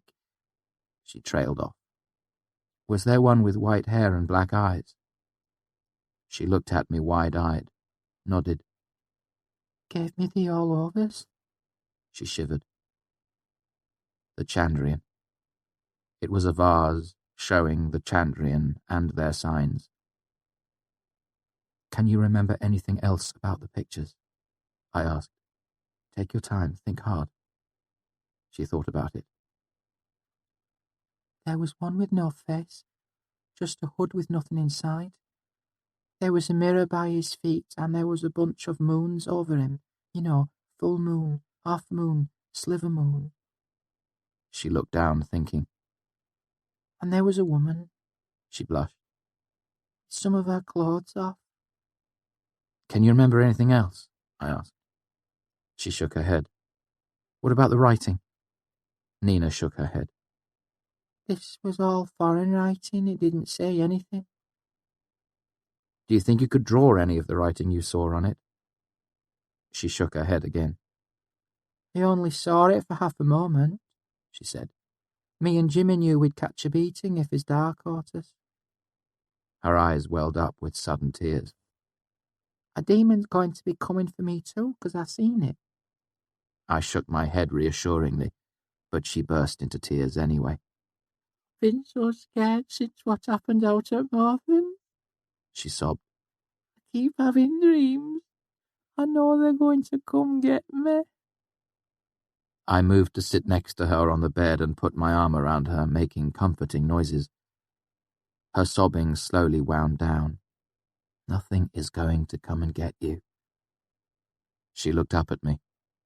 She was no longer crying, but I could see the truth of things in her eyes. Underneath it all, she was still terrified.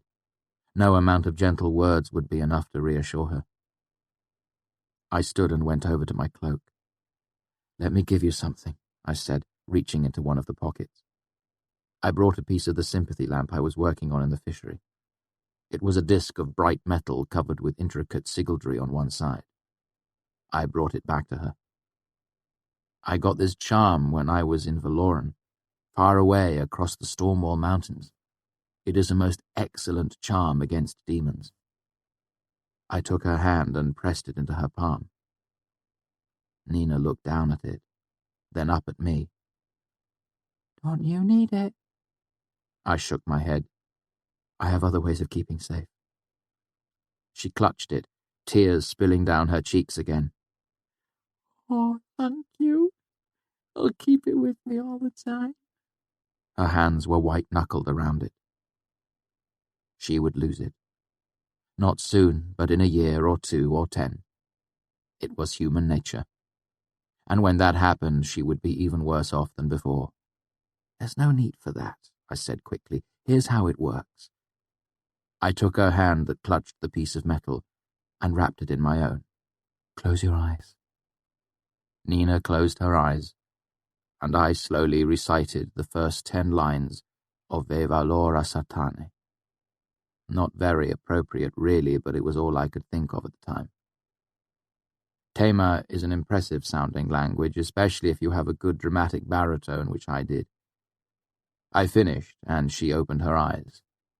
They were full of wonder, not tears. "Now it's tuned to you," I said.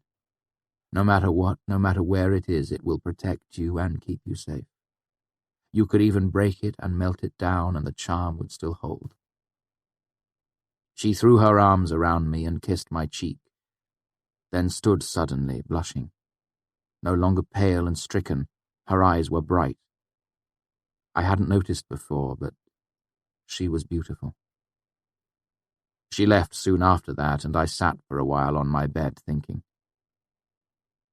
Over the last month, I had pulled a woman from a blazing inferno. I had called fire and lightning down on assassins and escaped to safety. I had even killed something that could have been either a dragon or a demon, depending on your point of view. But there, in that room, was the first time I actually felt like any sort of hero. If you're looking for a reason for the man I would eventually become, if you are looking for a beginning, look there. Chapter 83. Return. That evening I gathered up my things and made my way down to the common room. The townsfolk eyed me and murmured excitedly among themselves.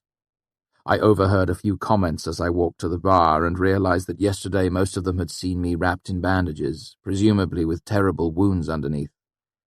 Today the bandages were gone, and all they saw was some minor bruises. Another miracle. I fought to keep from smiling. The sullen innkeeper told me that he couldn't possibly dream of charging me, seeing as how the entire town was in my debt and all that. I insisted. No, absolutely not. He wouldn't hear of it, if only there was something else he could do to show his gratitude. I put on a thoughtful expression. Now that he mentioned it, I said, if he happened to have another bottle of that lovely strawberry wine. I made my way to Eavesdown docks and got a seat on a barge heading downriver. Then, while I was waiting, I asked if any of the dock workers had seen a young woman come through here in the last couple of days, dark-haired, pretty. They had. She had been by yesterday afternoon and shipped downriver. I felt a certain amount of relief knowing that she was safe and relatively sound. But other than that, I didn't know what to think. Why hadn't she come to Trebon? Did she think I had abandoned her? Did she remember anything we had talked about that night as we lay on the greystone together? We docked in Imre a few hours after dawn, and I went straight away to Devi's. After some spirited bargaining, I gave her the Lodenstone and a single talent in order to wipe out my extremely short-term loan of 20 talents. I still owed my original debt, but after all I'd been through, a 4-talent debt no longer seemed terribly ominous, despite the fact that my purse was largely empty again. It took a while to put my life back together. I'd only been gone 4 days, but I needed to make apologies and give explanations to all manner of people. I'd missed an appointment with Count Threep, and 2 meetings with Manet, and a lunch with Fela. Anchors had gone without a musician for 2 nights. Even Auri reproached me gently for not coming to visit her. I'd missed classes with Kilvin, Elk Sadal, and Arwyll. They all accepted my apologies with gracious disapproval. I knew that when next term's tuitions were set, I would end up paying for my sudden, largely unexplained absence. Most important were Will and Sim. They had heard rumors of a student attacked in an alley. Given Ambrose's smugger-than-usual expression of late, they expected I had been run out of town, or at worst, that I was weighted down with rocks at the bottom of the Omethi. They were the only ones that got a real explanation of what had happened, though I didn't tell them the entire truth about why I was interested in the Chandrian. I did tell them the whole story, and showed them the scale. They were appropriately amazed, though they did tell me, in plain terms, that next time I would leave a note for them, or there would be hell to pay. And I looked for Denner, hoping to make my most important explanation of all. But, as always, looking did no good. Chapter 84. A Sudden Storm. In the end, I found Denner, as I always do, through pure accident. I was walking hurriedly along, my mind full of other things, when I turned a corner and had to pull up short to keep from running headlong into her. We both stood there for a half-second, startled and speechless. Despite the fact that I'd been searching out her face in every shadow and carriage window for days, the sight of her stunned me. I'd remembered the shape of her eyes, but not the weight of them. Their darkness, but not their depth. Her closeness pressed the breath out of my chest as if I'd suddenly been thrust deep under water. I'd spent long hours thinking about how this meeting might go. I had played the scene 1,000 times in my mind. I feared she would be distant, aloof, that she would spurn me for leaving her alone in the woods, that she would be silent and sullenly hurt. I worried that she might cry or curse me or simply turn and leave. Denner gave me a delighted smile. "Kvothe." She caught up my hand and pressed it between her own. "I've missed you. Where have you been?" I felt myself go weak with relief. "Oh, here and there." I made a nonchalant gesture. "Around." "You left me dry in the dock the other day," she said with a mock-serious glare. "I waited, but the tide never came." I was about to explain things to her when Denner gestured to a man standing beside her. "Forgive my rudeness, Kvothe. This is Lentaran." I hadn't even noticed him. "Lentaran, Kvothe." Lentaran was tall and lean, well-muscled, well-dressed and well-bred. He had a jawline a mason would have been proud of, and straight white teeth. He looked like Prince Gallant out of a storybook. He reeked of money. He smiled at me, his manner easy, friendly. "Nice to meet you, Kvothe," he said with a graceful half-bow. I returned the bow on pure reflex, smiling my most charming smile. "At your service, Lentaran." I turned back to Denner. "We should have lunch one of these days," I said blithely, arching one eyebrow ever so slightly, asking, "Is this Mr. Ash?" "I have some interesting stories for you." "Absolutely." She shook her head slightly, telling me no. "You left before you could finish your last one. I was terribly disappointed that I missed the end. Distraught, in fact." "Oh, it's just the same thing you've heard before. 100 times before," I said. "Prince Gallant kills the dragon but loses the treasure and the girl." "Ah, a tragedy." Denner looked down. "Not the ending I'd hoped for, but no more than I expected, I suppose." "It would be something of a tragedy if it stopped there," I admitted, "but it depends on how you look at it, really. I prefer to think of it as a story that's waiting for an appropriately uplifting sequel." A carriage trundled by on the road and Lentaran stepped out of the way, incidentally brushing up against Denner as he moved. She took hold of his arm absent-mindedly. "I don't generally go in for serial stories," she said, her expression momentarily serious and unreadable. Then she shrugged and gave me a hint of a wry smile. "But I've certainly changed my mind about these things before. Maybe you'll convince me otherwise." I gestured to the lute case I carried slung over my shoulder. "I still play at Anchors most nights if you'd like to stop in." "I will." Denner sighed and looked up at Lentaran. "We're already late, aren't we?" He squinted up at the sun and nodded. "We are, but we can still catch them if we hurry." She turned back to me. "I'm sorry, we have a riding appointment." "I would never dream of keeping you," I said, graciously stepping to one side out of their way. Lentaran and I nodded politely to each other. "I'll come find you before too long," she said, turning to face me as they walked past. Go on," I nodded in the direction they'd been heading. "Don't let me keep you." They turned to go. I watched them walk through the cobbled streets of Imre, together. Will and Sim were waiting for me by the time I arrived. They had already claimed a bench with a good view of the fountain in front of the Aeolian. Water flared up around statuary nymphs being chased by a satyr. I laid my lute case down beside the bench and absent-mindedly flipped open the lid, thinking my lute might enjoy the feel of a little sun on its strings. If you aren't a musician, I don't expect you to understand. Will handed me an apple as I took a seat next to them. The wind brushed through the square, and I watched the spray from the fountain move like gauzy curtains in the wind. A few red maple leaves danced circles on the cobblestones. I watched them as they skipped and twirled, tracing strange, complicated patterns in the empty air. "I'm guessing you finally found Dana?" Willem asked after a while. I nodded without looking away from the leaves. I didn't really feel like explaining. "I could tell because you're quiet," he said. "Didn't go well?" Sim asked gently. "Didn't turn out the way I'd hoped," I said.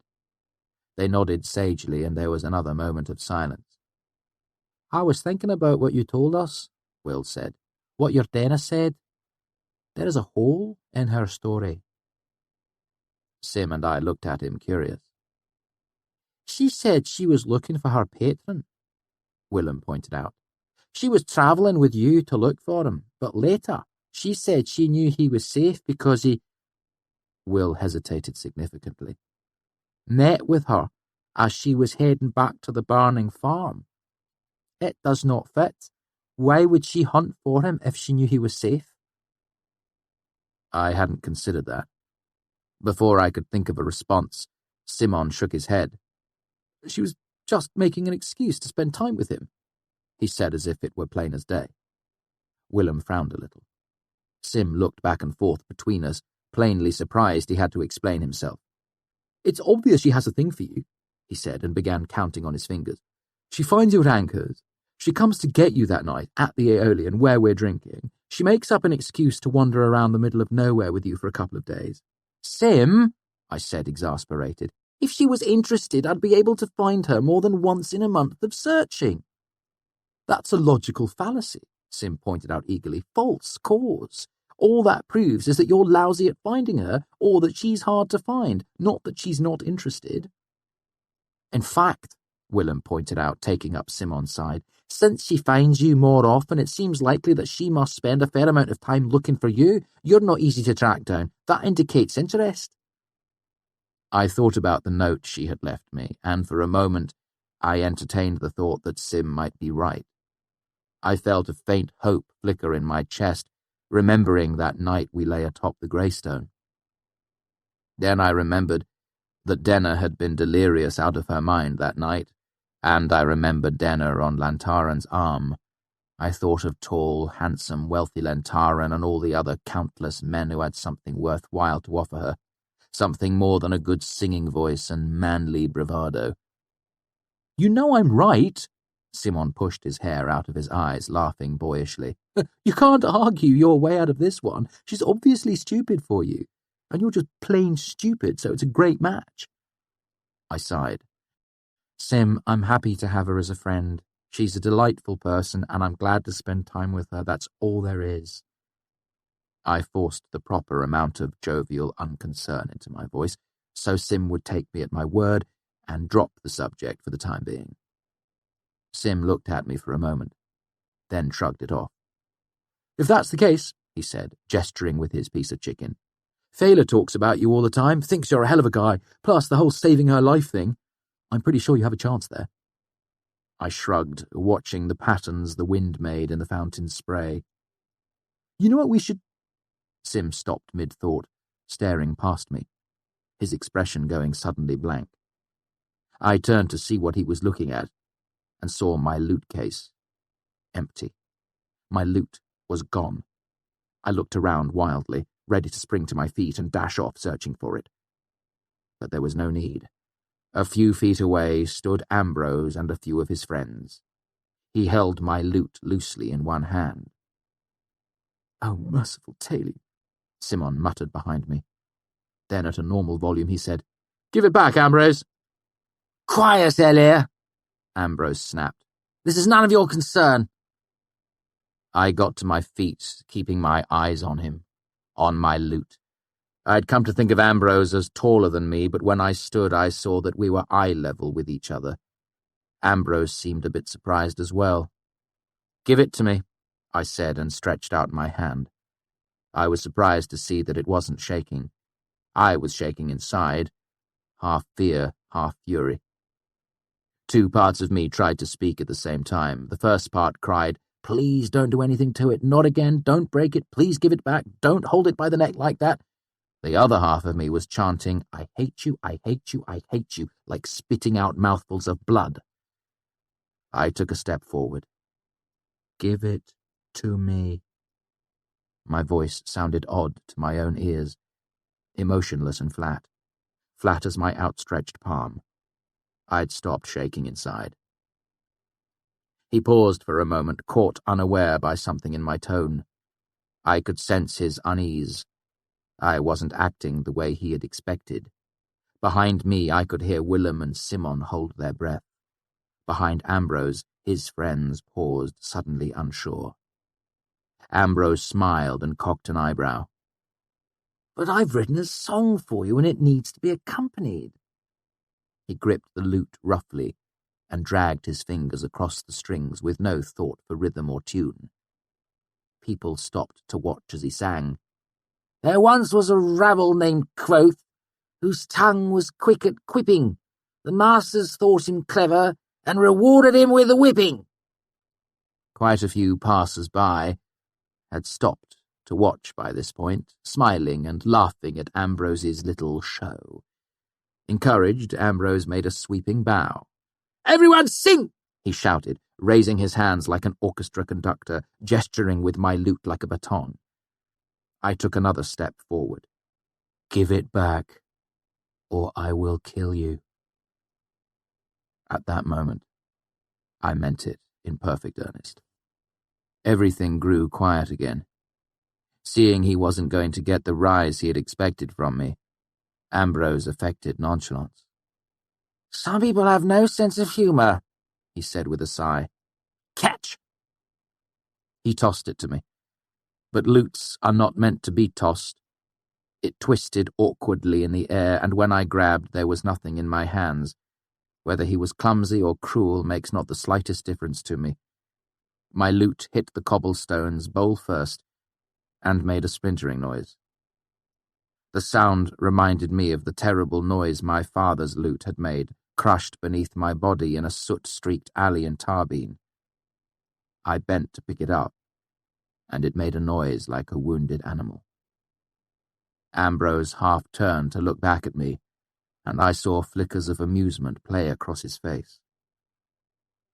I opened my mouth to howl, to cry, to curse him, but something other tore from my throat, a word I did not know and could not remember. Then all I could hear was the sound of the wind. It roared into the courtyard like a sudden storm. A nearby carriage slid sideways across the cobblestones, its horses rearing up in panic.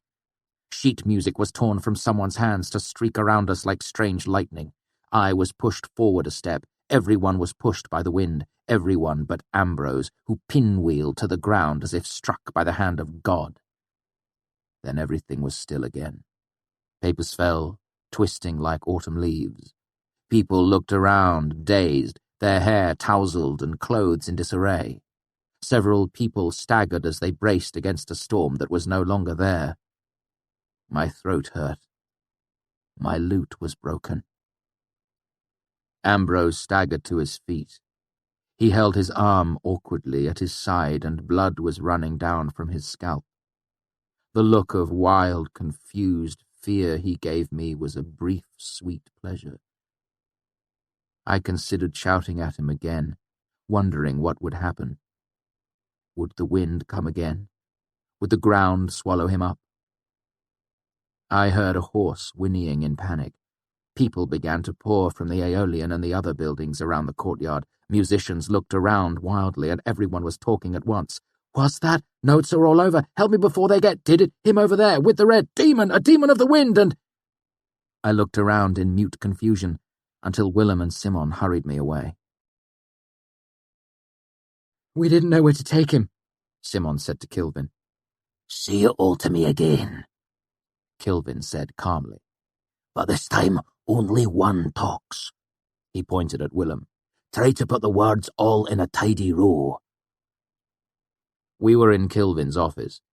The door was closed and the curtains drawn. Willem began to explain what had happened. As he gained speed, he switched to Siaru. Kilvin kept nodding along, his face thoughtful. Simon listened intently, occasionally interjecting a word or two. I sat on a stool nearby. My mind was a whirl of confusion and half-formed questions. My throat was sore. My body was weary and full of sour adrenaline. In the middle of it all, deep in the center of my chest, a piece of me burned in anger like a forge coal fanned red and hot. All around me there was a great numbness, as if I was sealed in wax 10 inches thick. There was no Kvothe, only the confusion, the anger, and the numbness wrapping him. I was like a sparrow in a storm, unable to find a safe branch to cling to, unable to control the tumbling motion of my flight. Willem was reaching the end of his explanation when Elodine entered the room without knocking or announcing himself. Willem fell silent. I spared the master namer half a glance, then looked back toward the shattered lute in my hand. As I turned it over in my hands, one of its sharp edges cut my finger. I blankly watched the blood well up and fall to the floor. Elodine came to stand directly in front of me, not bothering to speak to anyone else. Kvothe? He's not right, Master, Simon said, his voice shrill with worry. He's gone all dumb. He won't say a thing. While I heard the words, knew they had meaning, even knew the meanings that belonged to them, I couldn't pull any sense from them. I think he struck his head, Willem said. He looks at you, but nothing is there. His eyes are like a dog's eyes. Kvothe, Elodine repeated. When I didn't respond or look up from my lute, he reached forward and gently tipped my chin up until I met his eye. Kvothe. I blinked. He looked at me. His dark eyes steadied me somewhat, slowed the storm inside me. Irelefsedi, he said. Say it. What? Simon said somewhere in the distant background. Wind? Irelefsedi, Elodine repeated patiently, his dark eyes intent upon my face. Irelefsedi, I said numbly. Elodine closed his eyes briefly, peacefully, as if he were trying to catch a faint strain of music wafting gently on a breeze. Unable to see his eyes, I began to drift. I looked back down toward the broken lute in my hands, but before my gaze wandered too far, he caught my chin again, tilting my face up. His eyes caught mine. The numbness faded, but the storm still turned inside my head.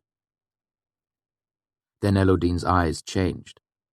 He stopped looking toward me and looked into me. That is the only way I can describe it. He looked deep into me, not into my eyes, but through my eyes.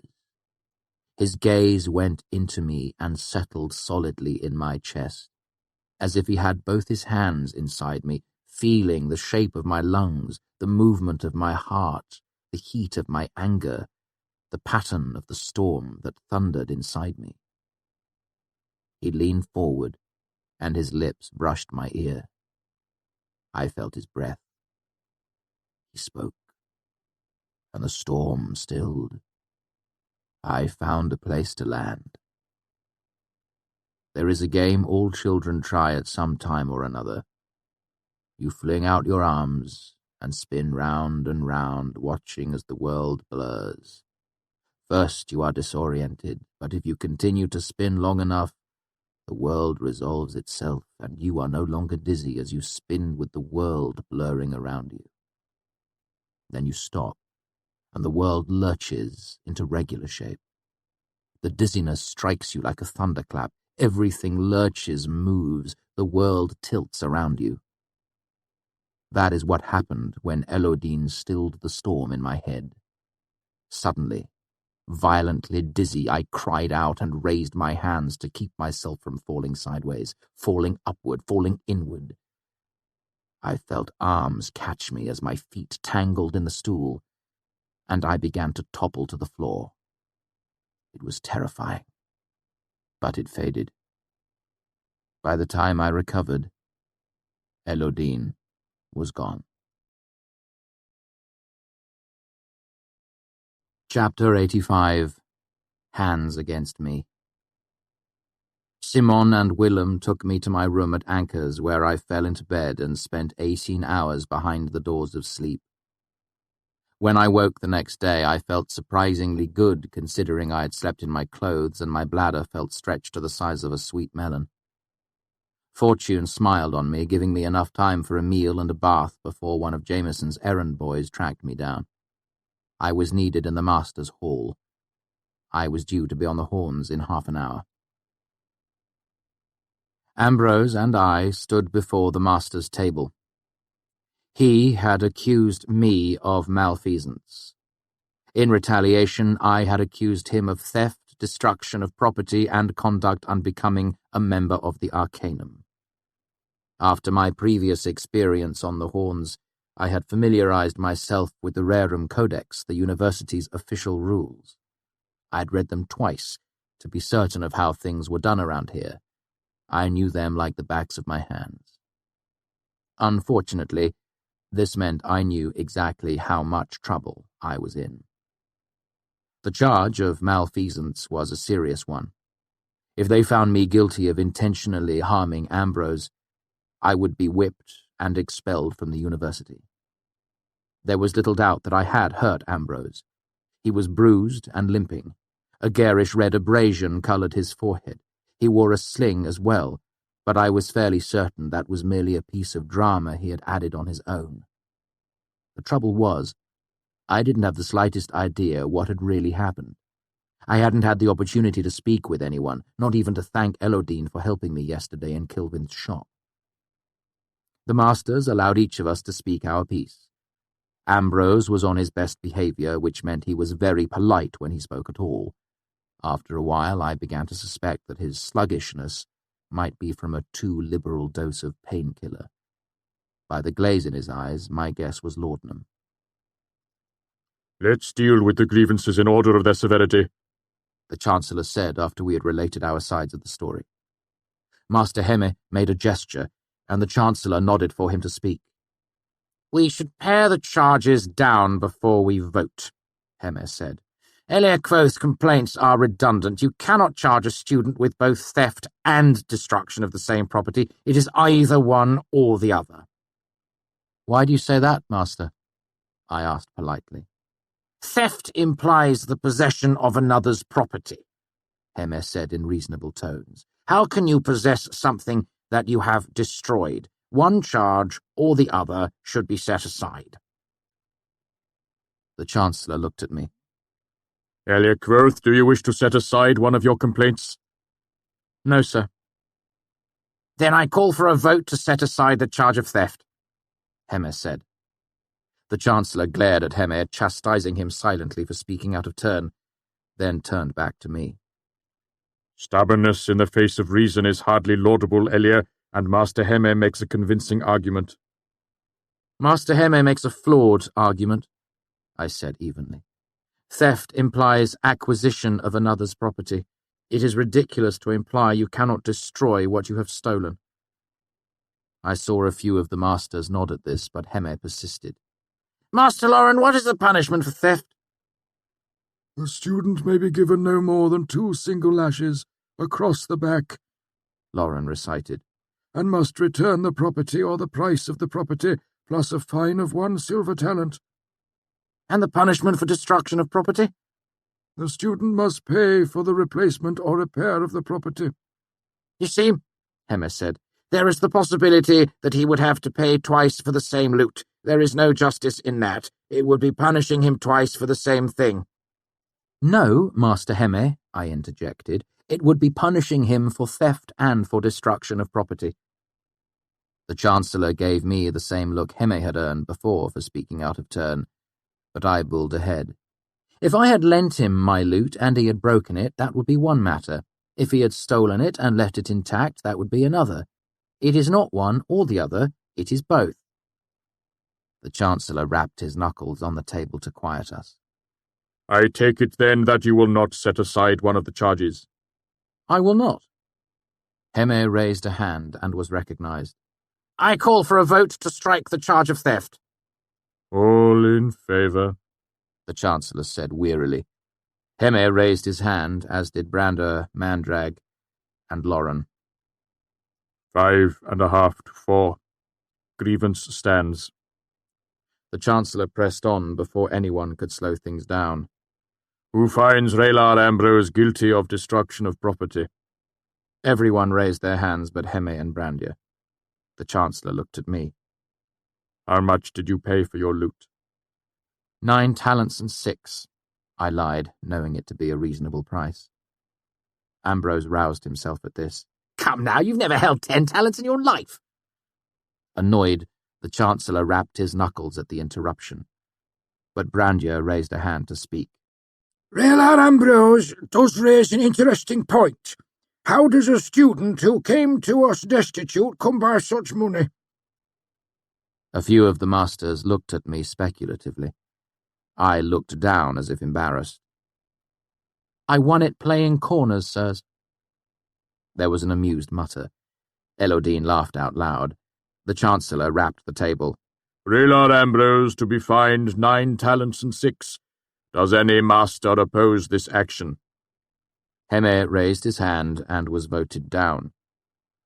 On the grievance of theft, number of lashes sought. None, I said, raising a few eyebrows. Who finds Raylar Ambrose guilty of theft? The Chancellor called out. Heme, Brandir, and Lauren kept their hands down. Raylar Ambrose to be fined 10 talents and 6. Does any master oppose this action? Heme kept his hand down this time, looking sullen. The Chancellor took a deep breath and let it out in a rush. Master Archivist, what is the punishment for conduct unbecoming a member of the Arcanum? Student may be fined, lashed, suspended from the Arcanum, or expelled from the university, depending on the severity of grievance, Lauren said calmly. Punishment sought? Suspension from the Arcanum, I said, as if it were the most sensible thing in the world. Ambrose's composure broke. What? He said incredulously, turning to face me. Heme chimed in. Heme, this is growing ridiculous. The Chancellor looked at me with a tinge of reproach. I'm afraid I must agree with Master Heme, Elia Kvothe. I hardly think that this is grounds for suspension. I disagree, I said, attempting to bring all my powers of persuasion to bear. Think on what you've heard.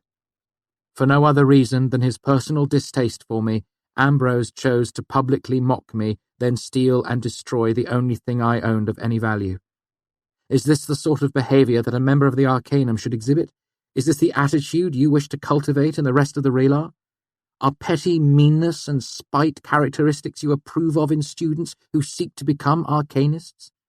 It has been 200 years since we have seen an arcanist burned. If you succeed in giving guilders to petty children such as this, I gestured to Ambrose, that long-standing peace and safety will be over in a scant handful of years. It swayed them. I could see it on their faces. Ambrose moved nervously beside me, his eyes darting from face to face. After a moment of silence, the Chancellor called for the vote. Those in favour of suspension for Raylar Ambrose. Arwill's hand went up, followed by Lauren's, Elodine's, Elxadal's. There was a tense moment. I looked from Kilvin to the Chancellor, hoping to see one of their hands join the others. The moment passed. Grievance failed. Ambrose let out a breath. I was only slightly disappointed. In fact, I was rather surprised I had managed to carry it as far as I had. Now, the Chancellor said as if preparing himself for a great effort. The grievance of malfeasance against Elia Kvothe. From 4 to 15 single lashes and mandatory expulsion from the university, Lauren recited. Lashes sought. Ambrose turned to look at me. I could see the wheels in his mind turning, trying to calculate how heavy a price he could make me pay and still have the master's vote in his favour. 6. I felt a leaden fear settle into the pit of my stomach. I didn't care one whit about the lashes. I would take 24 if it would keep me from being expelled. If I were thrown from the university, my life was over. Chancellor, I said. He gave me a tired, kindly look. His eyes said he understood, but that he had no choice but to see things through to their natural end. The gentle pity in his look frightened me. He knew what was going to happen. Yes, Elia Kvothe. Might I say a few things? You have already given your defence, he said firmly. But I don't even know what I did, I burst out, panic overwhelming my composure. 6 lashes and expulsion, the Chancellor carried on in an official voice, ignoring my outburst. All those in favour. Heme raised his hand. Brandir and Arwyll followed. My heart sank as I saw the Chancellor raise his hand, and Lauren, and Kilvin, and Elxadal. Last of all was Elodin, who smiled lazily and waggled the fingers of his upraised hand as if waving. All 9 hands against me. I was to be expelled from the university. My life was over. Chapter 86. The Fire Itself. 6 lashes and expulsion, the Chancellor said heavily. Expulsion. I thought numbly as if I had never heard the word before. To expel, to cast violently away. I could feel Ambrose's satisfaction radiating outward.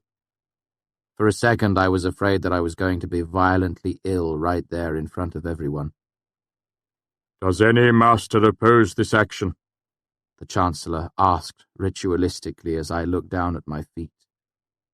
I do. The stirring voice could only be Elodin's. All in favour of suspending expulsion. I looked up again in time to see Elodin's hand. Elxadal's, Kilvin, Lauren, the Chancellor, all hands save Heme's. I almost laughed out of shock and sheer disbelief. Elodin gave me his boyish smile again. Expulsion repealed, the Chancellor said firmly, and I felt Ambrose's satisfaction flicker and wane beside me. Are there any further issues? I caught an odd note in the Chancellor's voice. He was expecting something. It was Elodin who spoke.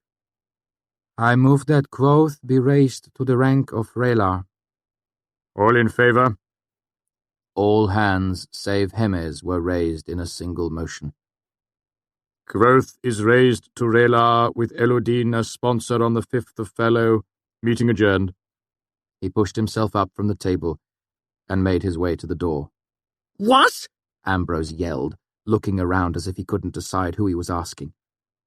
Finally, he scampered off after Heme, who was making a quick exit behind the Chancellor and the majority of the other masters.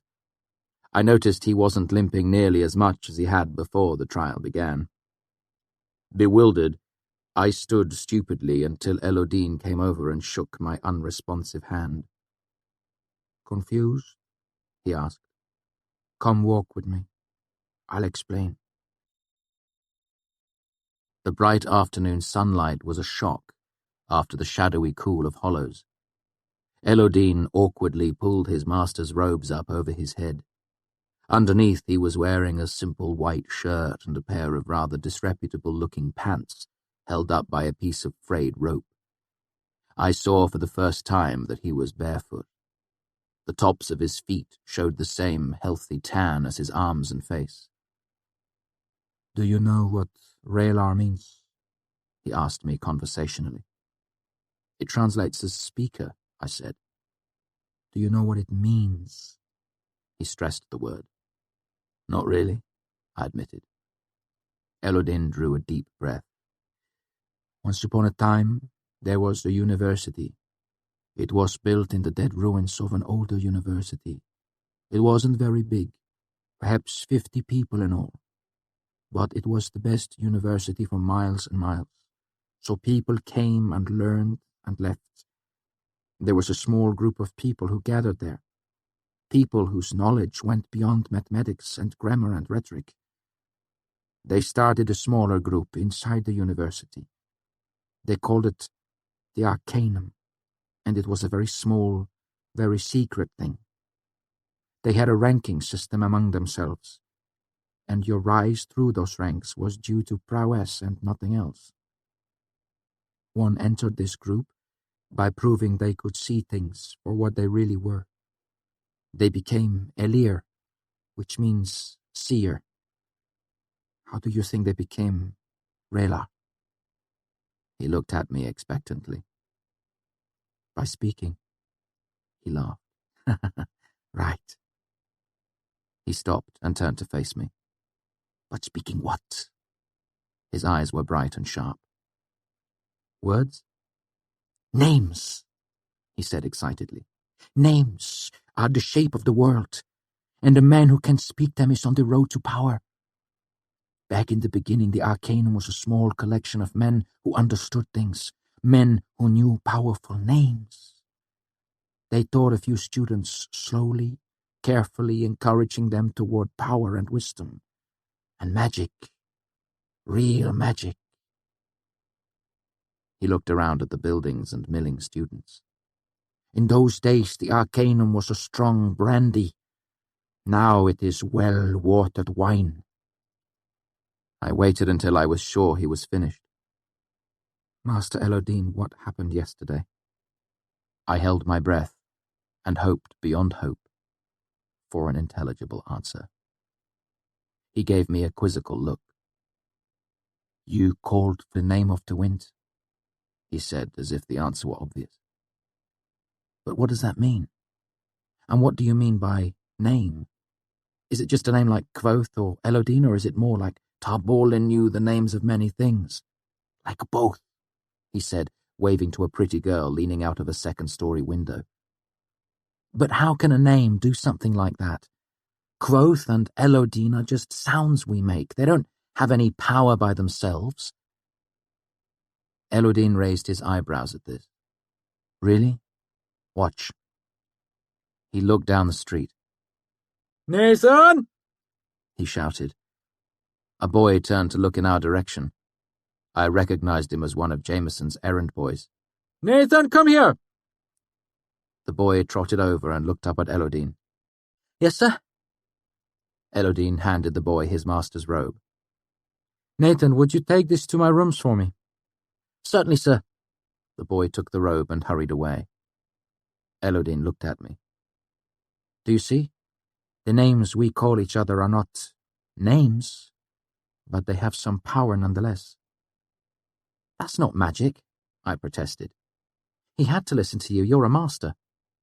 And you're a Raylar, he said implacably. You called the wind, and the wind listened. I struggled with the concept. You're saying the wind is alive?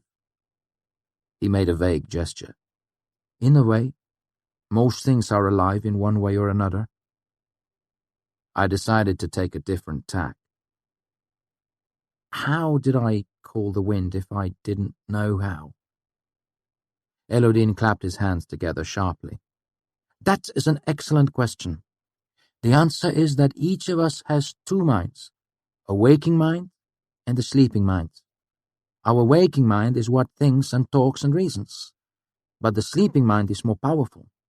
It sees deeply to the heart of things. It is the part of us that dreams. It remembers everything. It gives us intuition. Your waking mind does not understand the nature of names. Your sleeping mind does. It already knows many things that your waking mind does not. Elodine looked at me. Remember how you felt after you called the name of the wind? I nodded, not enjoying the memory. When Ambrose broke your lute, it roused your sleeping mind like a great hibernating bear jabbed with a burning stick. It reared up and roared the name of the wind. He swung his arms around wildly, attracting odd looks from passing students. Afterwards, your waking mind did not know what to do. It was left with an angry bear. What did you do? I can't remember what you whispered to me. It was a name. It was a name that settled the angry bear, eased it back to sleep. But it is not sleeping so soundly now. We need to rouse it slowly and bring it under your control. Is that why you moved to suspend my expulsion? He made a dismissive gesture. You are in no real danger of being expelled. You are not the first student to call the name of the wind in anger, though you are the first in several years. Some strong emotion usually wakes the sleeping mind for the first time. He smiled. The name of the wind came to me when I was arguing with Elk Sadal. When I shouted it, his braziers exploded in a cloud of burning ash and cinder. He chuckled. What did he do to make you so angry? He refused to teach me the advanced bindings. I was only 14 and an Elia. He told me I would have to wait until I was a Raylar. There are advanced bindings? He grinned at me. Secrets, Raylar Kvothe. That is what being an arcanist is all about. Now that you are a Raylar, you are entitled to certain things that were withheld before. The advanced sympathetic bindings, the nature of names, some smattering of dubious runes, if Kelvin thinks you're ready. Hope rose in my chest. Does this mean I'm allowed access to the archives now?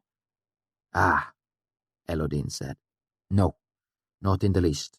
You see, the archives are Lawrence's domain, his kingdom. Those secrets are not mine to give away. At his mention of secrets, my mind settled on one that had been bothering me for months. The secret at the heart of the archives. What about the stone door in the archives? I asked. The 4-plate door. Now that I'm a Raylar, can you tell me what's behind it? Elodine laughed. Oh, no. You don't aim for small secrets, do you? He clapped me on the back as if I'd just made an especially good joke. Valaritas. God. I can still remember what it was like standing down there looking at the door, wondering. He laughed again. Merciful tale, it almost killed me. He shook his head. No, you don't get to go behind the 4-plate door, but, he gave me a conspiratorial look, since you are a Raylar. He looked from side to side as if afraid that someone might overhear us. I leaned closer. Since you are a Raylar, I will admit that it exists. He gave me a solemn wink. Disappointed as I was, I couldn't help but smile. We walked for a while in silence, past mains, past anchors. Master Elodine? Yes? His eyes followed a squirrel across the road and up a tree. I still don't understand about names. I will teach you to understand, he said easily. The nature of names cannot be described, only experienced and understood. Why can't it be described? I asked. If you understand a thing, you can describe it.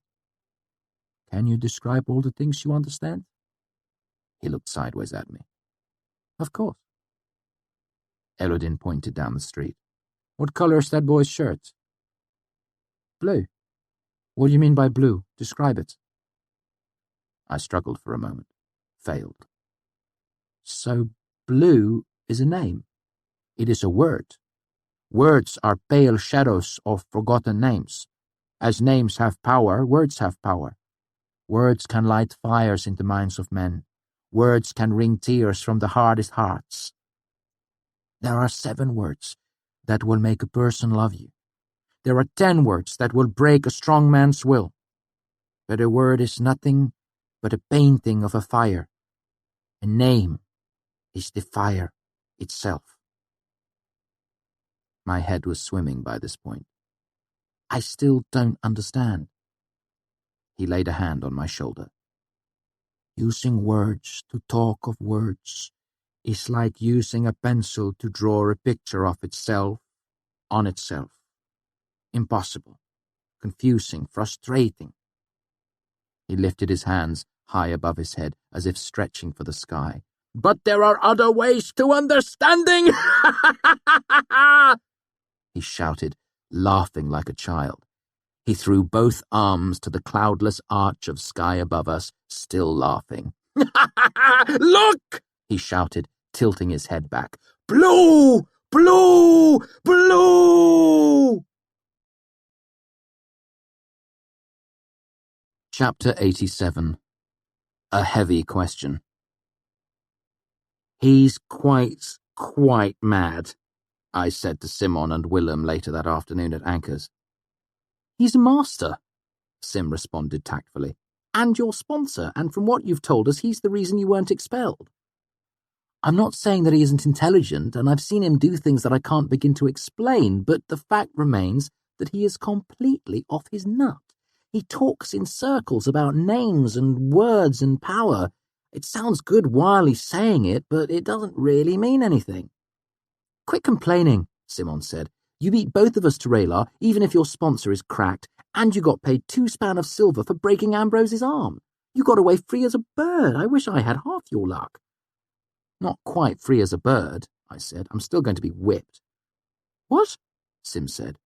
I thought you said they suspended it. They suspended my expulsion, I said, not the whipping. Simon gaped. My God, why not? Malfeasance, Willem said in a low voice. They can't let a student get off board free after they've voted them guilty of malfeasance. That's what Elodine said. I took a drink. Took another. I don't care, Simon said hotly. It's barbaric. He hammered out his last word on the table with his fist, upsetting his glass and spilling a dark pool of scuttle across the table. Shit! He scrambled to his feet and tried to keep it from spilling on the floor with his hands. I laughed helplessly until there was water in my eyes and my stomach ached. I felt a weight lift off my chest as I finally regained my breath. I love you, Sim, I said earnestly. Sometimes I think you're the only honest person I know. He looked me over. You're drunk. No, it's the truth. You're a good person. Better than I'll ever be. He gave me a look that said he couldn't tell if he was being made fun of or not. A serving girl came over with wet rags, wiped the table clean, and made a few barbed comments. Sim had the decency to look embarrassed enough for all of us. By the time I made it back to the university, it was fully dark. I stopped briefly at Anchor's to pick up a few things, then made my way onto the roof of Maine's. I was surprised to find Auri waiting for me on the roof despite the clear sky. She sat on a short brick chimney, swinging her bare feet idly. Her hair made a gauzy cloud around her tiny form. She hopped down when I came closer and gave a little half-step sideways that was almost like a curtsy. Good evening, Kvothe. Good evening, Auri, I said. How are you? I'm lovely, she said firmly, and it is a lovely night. She held both her hands behind her back and shifted from foot to foot. What have you brought me tonight? I asked. She gave her sunny smile. What have you brought me? I pulled a narrow bottle from underneath my cloak. I brought you some honey wine. She took hold of it with both hands. Why, this is a princely gift. She peered down at it wonderingly. Think of all the tipsy bees. She pulled the cork and sniffed it. What's in it? Sunlight, I said, and a smile and a question. She held the mouth of the bottle up to her ear and grinned at me. The question's at the bottom, I said. A heavy question, she said, then held her hand out to me. I brought you a ring. It was made of warm, smooth wood. What does it do? I asked. It keeps secrets, she said. I held it to my ear. Aori shook her head seriously, her hair swirling around her. It doesn't tell them, it keeps them. She stepped close to me and took the ring, sliding it onto my finger. It's quite enough to have a secret, she chided me gently. Anything more would be greedy. It fits, I said, somewhat surprised. They're your secrets, she said, as if explaining something to a child. Who else would it fit? Auri brushed her hair away behind her and made her curious half-step to the side again, almost like a curtsy, almost like a tiny dance. I was wondering if you would join me for dinner tonight, Kvothe, she said, her face serious. I have brought apples and eggs. I can also offer a lovely honey wine. I'd love to share dinner with you, Auri, I said formally. I have brought bread and cheese. Auri scampered down into the courtyard and in a few minutes returned with a delicate porcelain teacup for me. She poured the honey wine for both of us, drinking hers in a series of dainty sips from a silver beggar's cup hardly bigger than a thimble. I sat down on the roof, and we shared our meal. I had a large loaf of brown barley bread and a wedge of hard white Dallaneer cheese. Auri had ripe apples and a half-dozen brown-spotted eggs that she had somehow managed to hard-boil. We ate them with salt I brought out from a pocket in my cloak. We shared most of the meal in silence, simply enjoying each other's company. Auri sat cross-legged with her back straight and her hair fanning out to all sides. As always, her careful delicacy somehow made this makeshift meal on a rooftop seem like a formal dinner in some nobleman's hall. The wind has been bringing leaves into the underthing lately, Auri said conversationally toward the end of the meal. Through the grates and tunnels. They settle in the downings, so things are all a-rustle there. Is that so? She nodded. And a mother owl has moved in, made her nest right in the middle of the grade 12, bold as brass. She's something of a rarity, then? She nodded. Absolutely. Owls are wise. They are careful and patient. Wisdom precludes boldness. She sipped from her cup, holding the handle daintily between her thumb and forefinger. That is why owls make poor heroes. Wisdom precludes boldness.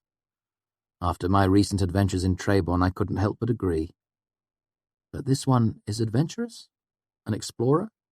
Oh, yes, Auri said, her eyes wide. She is fearless. She has a face like a wicked moon.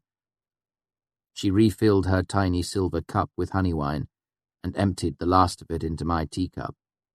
After tipping the bottle all the way upside down, she pursed her lips and blew across the top of it in 2 sharp bursts so that it made a hooting noise. Where's my question? She demanded. I hesitated, unsure as to how she would respond to my request. I was wondering, Auri, would you mind showing me the underthing? Auri looked away, suddenly shy. Kvothe, I thought you were a gentleman, she said, tugging self-consciously at her ragged shirt. Imagine asking to see a girl's underthing. She looked down, her hair hiding her face. I held my breath for a moment, choosing my next words carefully lest I startle her back underground. While I was thinking, Auri peeked at me through the curtain of her hair. Auri? I asked slowly. Are you joking with me? She looked up and grinned. Yes, I am, she said proudly. Isn't it wonderful? Auri took me through the heavy metal grate in the abandoned courtyard, down into the underthing. I brought out my hand lamp to light the way. Auri had a light of her own, something she held in her cupped hands that gave off a soft blue-green glow. I was curious about what she held, but didn't want to press her for too many secrets at once. At first, the underthing was exactly what I had expected. Tunnels and pipes for sewage, water, steam, and coal gas. Great black pig-iron pipes a man could crawl through, small, bright brass pipes no bigger around than your thumb. There was a vast network of stone tunnels branching and connecting at odd angles. If there were any rhyme or reason to the place, it was lost on me. Aori gave me a whirlwind tour, proud as a new mother, excited as a little girl. Her enthusiasm was infectious, and I soon lost myself in the excitement of the moment, ignoring my original reasons for wanting to explore the tunnels. There is nothing quite so delightfully mysterious as a secret in your own backyard. We made our way down 3 spiral staircases made of black wrought iron to reach the Grey 12. It was like standing in the bottom of a canyon. Looking up, I could see faint moonlight filtering in through drain grates far overhead. The mother owl was gone, but Aori showed me the nest. The deeper we went, the stranger things became. The round tunnels for drainage and pipes disappeared and were replaced with squared-off hallways and stairways strewn with rubble. Rotting wooden doors hung off rusted hinges, and there were half-collapsed rooms filled with mouldering tables and chairs. One room had a pair of bricked-up windows, despite the fact that we were, at my best guess, at least 50 feet below ground.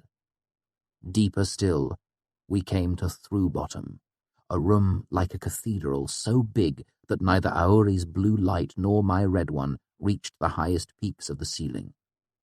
All around us were huge, ancient machines. Some lay in pieces, broken gears taller than a man, leather straps gone brittle with age, great wooden beams that were now explosions of white fungus, huge as hedgerows. Other machines were intact, but worn by centuries of neglect. I approached an iron block as big as a farmer's cottage and broke off a single flake of rust large as a dinner plate. Underneath was nothing but more rust. Nearby there were 3 great pillars covered in green verdigris, so thick it looked like moss. Many of the huge machines were beyond identifying, looking more melted than rusted. But I saw something that might have been a water wheel, 3 stories tall, lying in a dry canal that ran like a chasm through the middle of the room. I had only the vaguest of ideas as to what any of the machines might have done. I had no guess at all as to why they had lain here for uncounted centuries, deep underground. There didn't seem.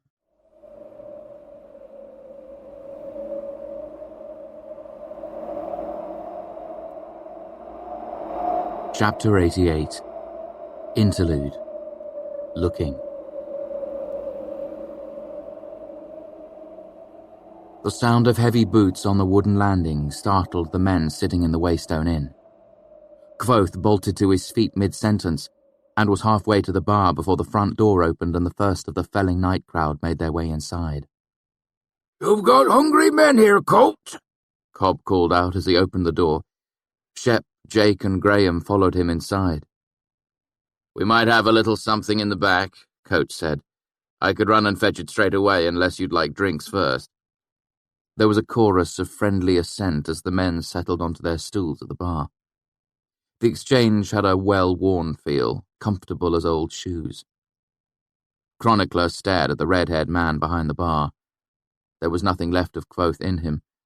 It was just an innkeeper, friendly, servile, and so unassuming as to almost be invisible. Jake took a long drink before noticing Chronicler sitting at the far end of the room. "Well, look at you, Colt, a new customer. We're lucky to have got any seats at all." Shep chuckled. Cobb swiveled his stool around and peered at where Chronicler sat next to Bast, pen still poised over his paper. "Is he a scribe or summat?" "He is," Coach said quickly. "Came into town late last night." Cobb squinted toward them. "What's he writing?" Coat lowered his voice a bit, drawing the attention of the customers away from the guest and back to his side of the bar. "Remember that trip Bast made to Baden?" They nodded attentively. "Well, turns out he had a scare with the pox and he's been feeling his years a bit since then. He thought he'd best get his will writ down while he had the chance." "Sense enough in that these days," Shep said darkly. He drank off the last of his beer and knocked the empty mug down. "I'll do another of those." "Whatsoever moneys I have saved at the time of my death shall go to the widow Sage," Bast said loudly across the room. to help in raising and dowering her 3 daughters, as they are soon to be of marriaging age." He gave Chronicler a troubled look. "Is marriaging a word?" "Little Katie certainly has grown up a bit this last year, hasn't she?" Graham mused. The others nodded in agreement. "To my employer I leave my best pair of boots," Bast continued magnanimously, "and whatsoever of my trousers he finds fitting." "Boy does have a fine pair of boots," Cobb said to Coate. "Always thought so." "I leave it to Pater Leoden to distribute the remainder of my worldly goods among the parish, as being an immoral soul I will have no further need of them." "You mean immortal, don't you?" Chronicler asked uncertainly. Bast shrugged. "That's all I can think of for now." Chronicler nodded and quickly shuffled the paper, pens, and ink into his flat leather satchel. "Come on over, then," Cobb called to him. "Don't be a stranger." Chronicler froze, then made his way slowly toward the bar. "What's your name, boy?" "Devon," he said, then looked stricken and cleared his throat. Excuse me. Carverson. Devon Carverson." Cobb made introductions all around, then turned back to the newcomer. "Which way are you from, Devon?" Cobb asked. "Off past Abbott's Ford. Any news from that way?" Chronicler shifted uncomfortably in his seat, while Coate eyed him darkly from the other side of the bar. "Well, the roads are rather bad." This sparked a chorus of familiar complaints, and Chronicler relaxed. While they were still grousing, the door opened, and the smith's prentice came in, boyish and broad-shouldered with the smell of coal smoke in his hair. A long rod of iron rested on his shoulder as he held the door open for Carter. "You look a fool, boy," Carter groused as he made his way slowly through the door, walking with the stiff care of the recently injured. "You keep hauling that around and folk will start talking about you like they do Crazy Martin. You'll be that crazy boy from Ranish. You want to listen to that for the next 50 years? The smith's prentice shifted his grip on the iron bar self-consciously. "Let 'em talk," he mumbled with a hint of defiance. "Since I went out and took care of Nellie, I've been having dreams about that spider thing." He shook his head. "Hell, I'd think you'd be carrying one in each hand. That thing could have killed you." Carter ignored him, his expression stiff as he walked gingerly toward the bar. "Good to see you up and about, Carter," Shep called out, raising his mug. "I thought we might not see you out of bed for another day or 2. "Take more than a few stitches to keep me down," Carter said. Bast made a show of offering up his stool to the injured man, then quietly took a seat as far from the smith's prentice as possible. There was a warm murmur of welcome from everyone. The innkeeper ducked into the back room and emerged a few minutes later carrying a tray loaded with hot bread and steaming bowls of stew.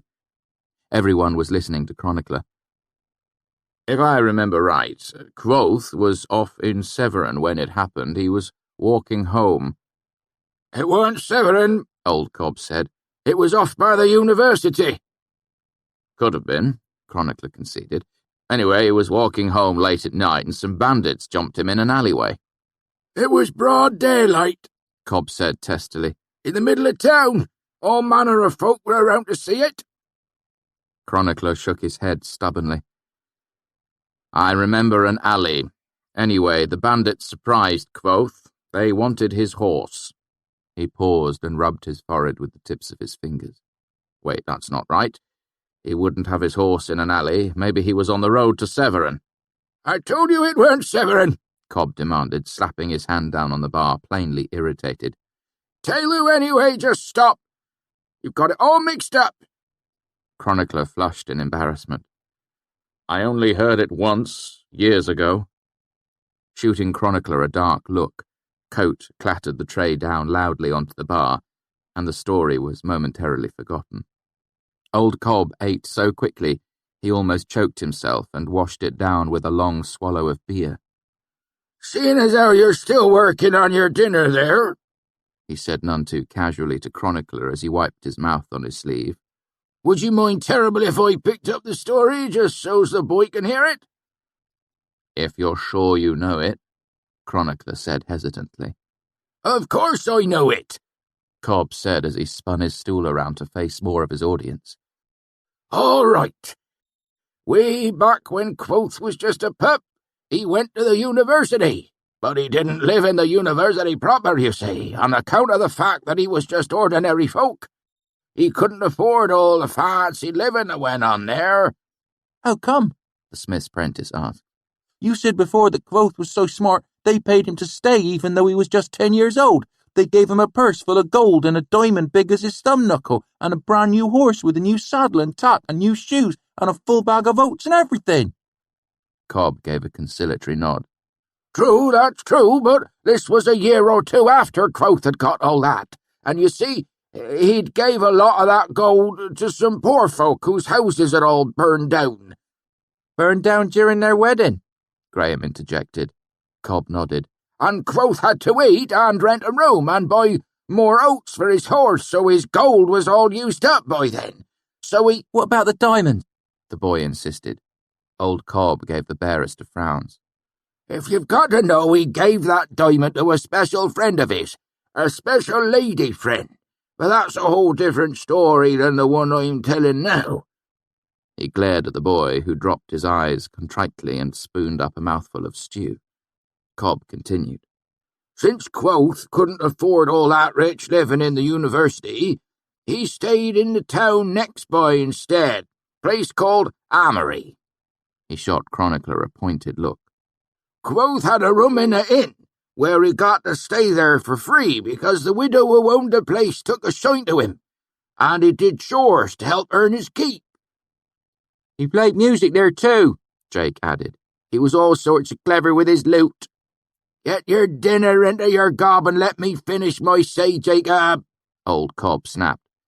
Everyone knows Kvothe was clever with a lute. That's why the widow had taken such a shine to him in the first place, and playing music every night was part of his chores.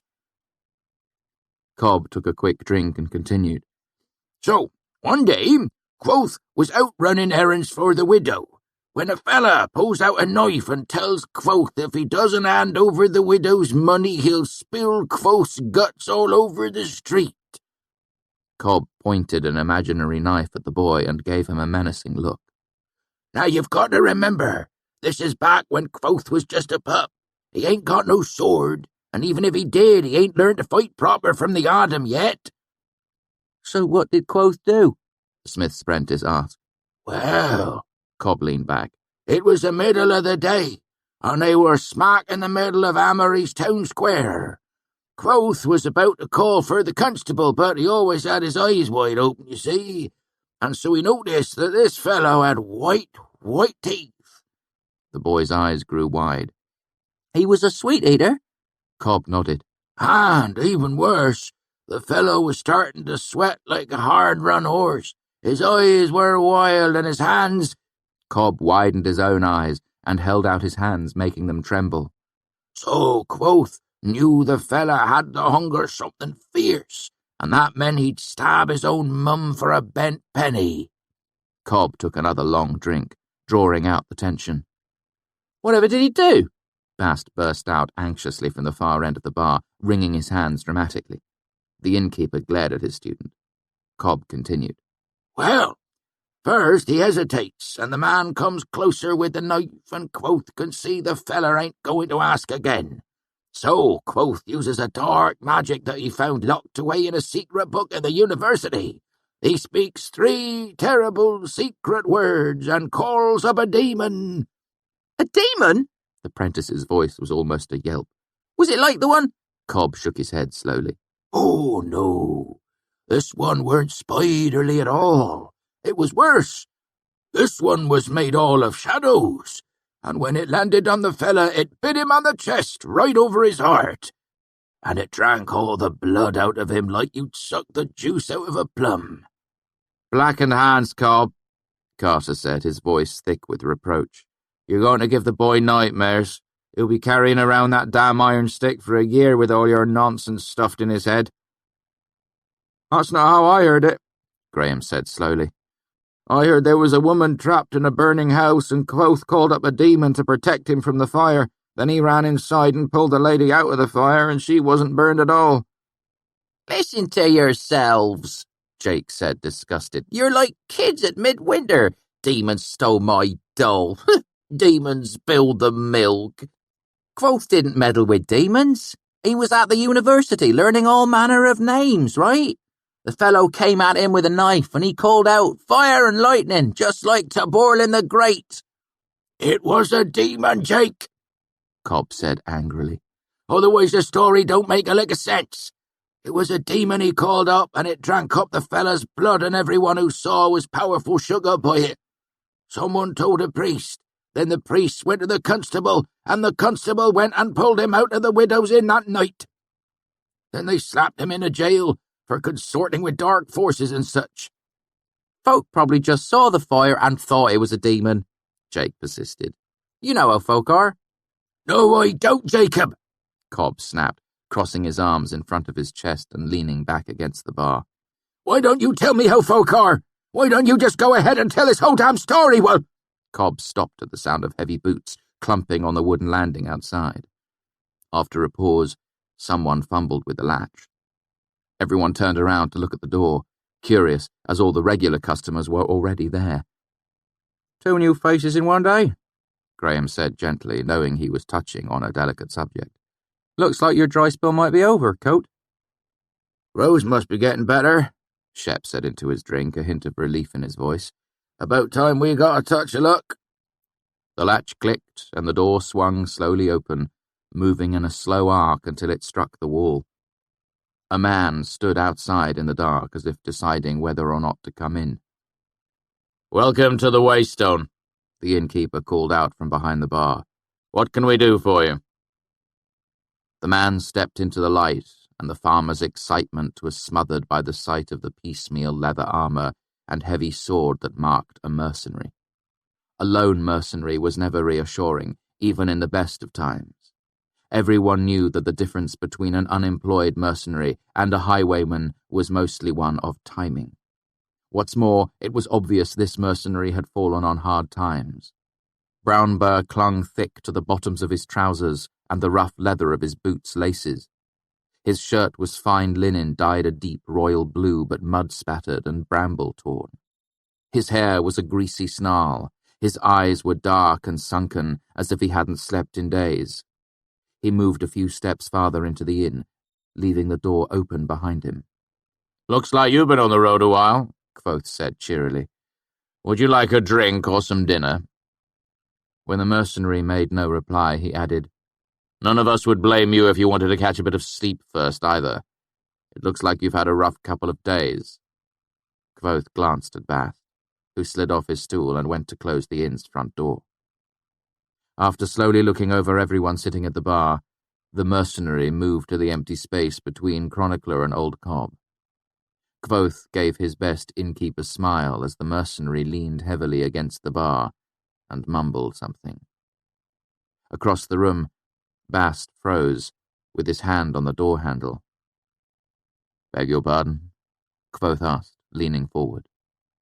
The mercenary looked up, his eyes meeting Kvothe's, then sweeping back and forth behind the bar. His eyes moved sluggishly, as if he had been addled by a blow to the head. "I think sick the stoi stiven we." Kvothe leaned forward. "I'm sorry, what was that again?" When nothing was forthcoming from the mercenary, he looked around at the other men at the bar. "Did anyone catch that?" Chronicler was looking the mercenary over, eyeing the man's armor, the empty quiver of arrows, his fine blue linen shirt. The scribe's stare was intense, but the mercenary didn't seem to notice. "It's the arrow," Cobb said knowingly. "Funny, he don't look like a shimp." Shep laughed, shaking his head. "No, he's drunk. My uncle used to talk like that." He nudged Graham with an elbow. "You remember my Uncle Tam? God, I've never known a man who drank like that." Bast made a frantic, covert gesture from where he stood near the door, but Kvothe was busy trying to catch the mercenary's eye. "Speak, Aturan?" Kvothe asked slowly. "What do you want?" The mercenary's eyes rested momentarily on the innkeeper. "Avoy," he began, then closed his eyes and tilted his head as if listening. He opened his eyes again. "I Want, he began, his voice slow and thick. Look. He trailed off, his gaze wandering aimlessly around the room, his eyes unfocused. I know him, Chronicler said. Everyone turned to look at the scribe. What? Shep asked. Chronicler's expression was angry. This fellow and 4 of his friends robbed me about 5 days ago. I didn't recognize him at first. He was clean-shaven then, but it's him. Behind the man's back, Bast made a more urgent gesture, trying to catch his master's attention, but Kvothe was intent on the befuddled man. Are you sure? Chronicler gave a hard, humorless laugh. He's wearing my shirt. Ruined it too. Cost me a whole talent. I never even got a chance to wear it. Was he like this before? Chronicler shook his head. Not at all. He was almost genteel, as highwaymen go. I had him pegged as a low-ranking officer before he deserted. Bast gave up, signalling. Reshi, he called out, a hint of desperation in his voice. Just a moment, Bast, Kvothe said as he tried to catch the stupefied mercenary's attention. He waved a hand in front of the man's face, snapped his fingers. Hello? The man's eyes followed Kvothe's moving hand, but seemed oblivious to everything being said around him.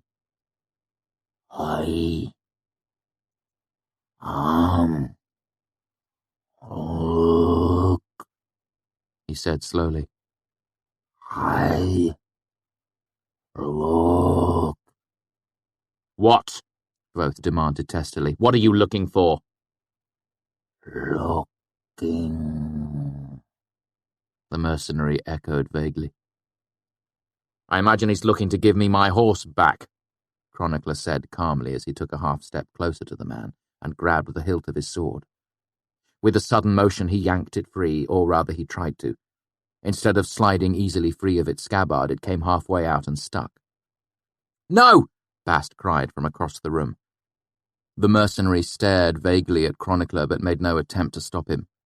Standing awkwardly, still gripping the hilt of the man's sword, the scribe tugged harder, and the sword pulled slowly free. The broad blade was mottled with dried blood and rust.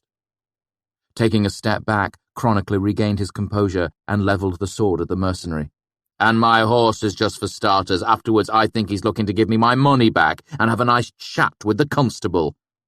The mercenary looked at the point of the sword where it swayed unsteadily in front of his chest. His eyes followed the gently swaying motion for a long moment. Just leave him be! Bast's voice was shrill. Please! Cobb nodded. Boy's right, Devon. Fella's not right in his head. Don't go pointing that at him. He looks likely to pass out on top of it. The mercenary absent-mindedly lifted a hand. I am looking, he said, brushing the sword aside as if it were a branch blocking his path. Chronicler sucked in a breath and jerked the sword away as the man's hand ran along the edge of the blade, drawing blood. See, old Cobb said, what I tell you, sod's a danger to himself. The mercenary's head tilted to the side. He held up his hand, examining it. A slow trickle of dark blood made its way down his thumb, where it gathered and swelled for a moment before dripping onto the floor.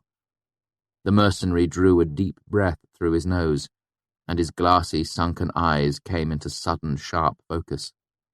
He smiled wide at Chronicler, all the vagueness gone from his expression. Devarain arwa, stethalohi vehimela, he said in a deep voice. I don't follow you, Chronicler said, disconcerted. The man's smile fell away, his eyes hardened, grew angry. Te tauren, skriloet, amawen. I can't tell what you're saying, Chronicler said, but I don't care for your tone. He brought the sword back up between them, pointing at the man's chest. The mercenary looked down at the heavy, notched blade, his forehead furrowing in confusion. Then sudden understanding spread across his face, and the wide smile returned. He threw back his head and laughed. It was no human sound, it was wild and exulting like a hawk's shrill cry. The mercenary brought up his injured hand and grabbed the tip of the sword, moving with such sudden speed that the metal rang dully with the contact. Still smiling, he tightened his grip, bowing the blade. Blood ran from his hand down the sword's edge to patter onto the floor. Everyone in the room watched in stunned disbelief. The only sound was the faint grating of the mercenary's finger bones grinding against the bare edges of the blade.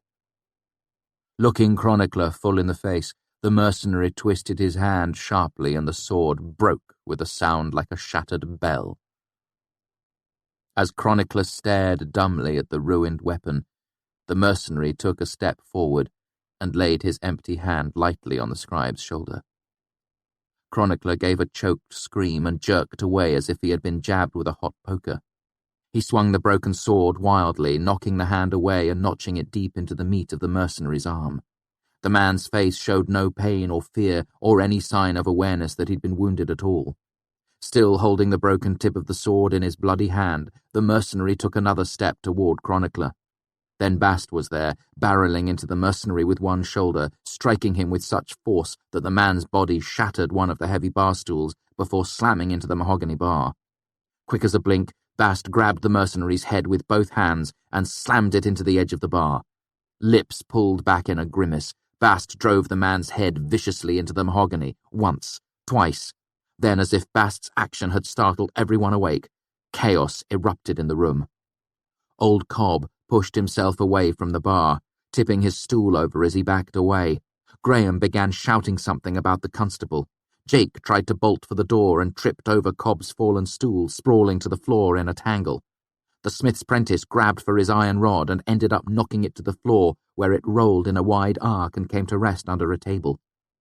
Bast gave a startled yelp and was thrown violently across the room to land on one of the heavy timber tables. It broke under his weight, and he lay sprawled in the wreckage, limp as a rag doll. The mercenary came to his feet, blood flowing freely down the left-hand side of his face. He seemed utterly unconcerned as he turned back to Chronicler, still holding the tip of the broken sword in his bleeding hand. Behind him, Shep picked up a knife from where it lay next to the half-eaten wheel of cheese.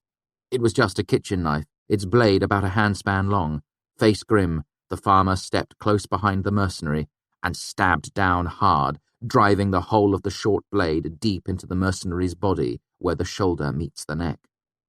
Instead of collapsing, the mercenary spun around and lashed Shep across the face with the jagged edge of the sword. Blood sprayed, and Shep lifted his hands to his face.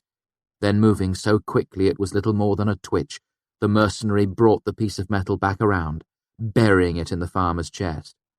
Shep staggered backward against the bar, then collapsed to the floor with the broken end of the sword still jutting between his ribs. The mercenary reached up and curiously touched the handle of the knife lodged in his own neck. His expression more puzzled than angry, he tugged at it. When it didn't budge, he gave another wild, bird-like laugh.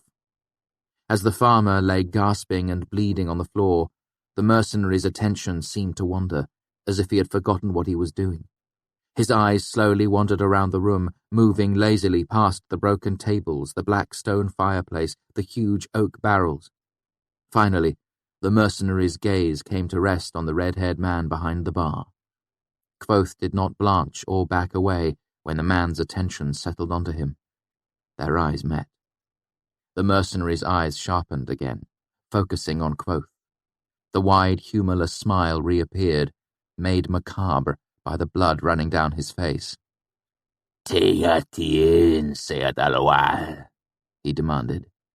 Terintail. With an almost casual motion, Kvothe grabbed a dark bottle from the counter and flung it across the bar.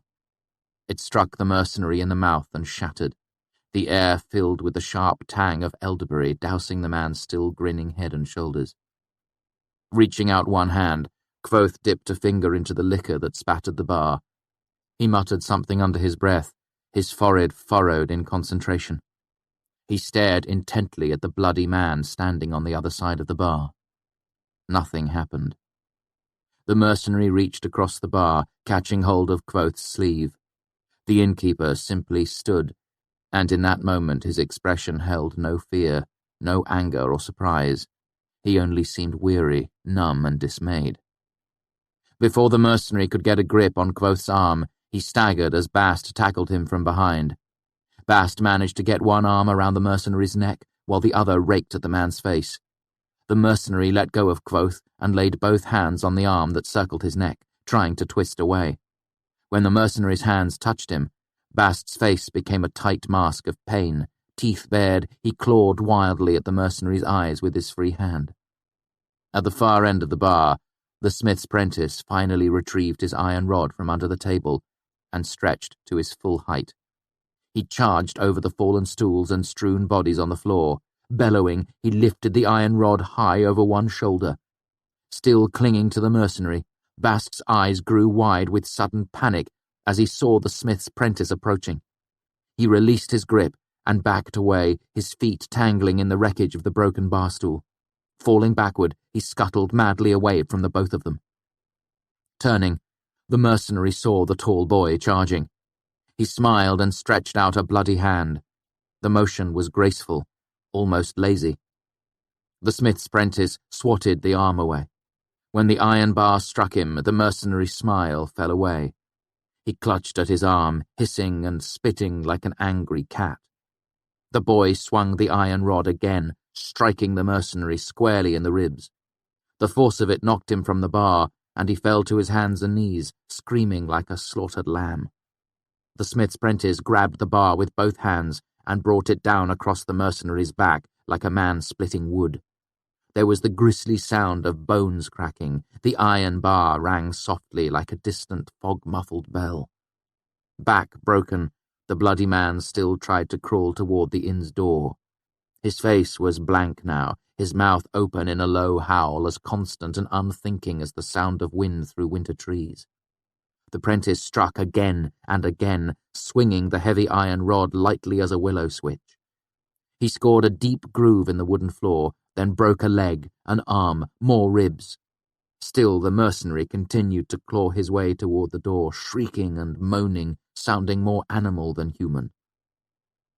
Finally, the boy landed a blow to the head, and the mercenary went limp.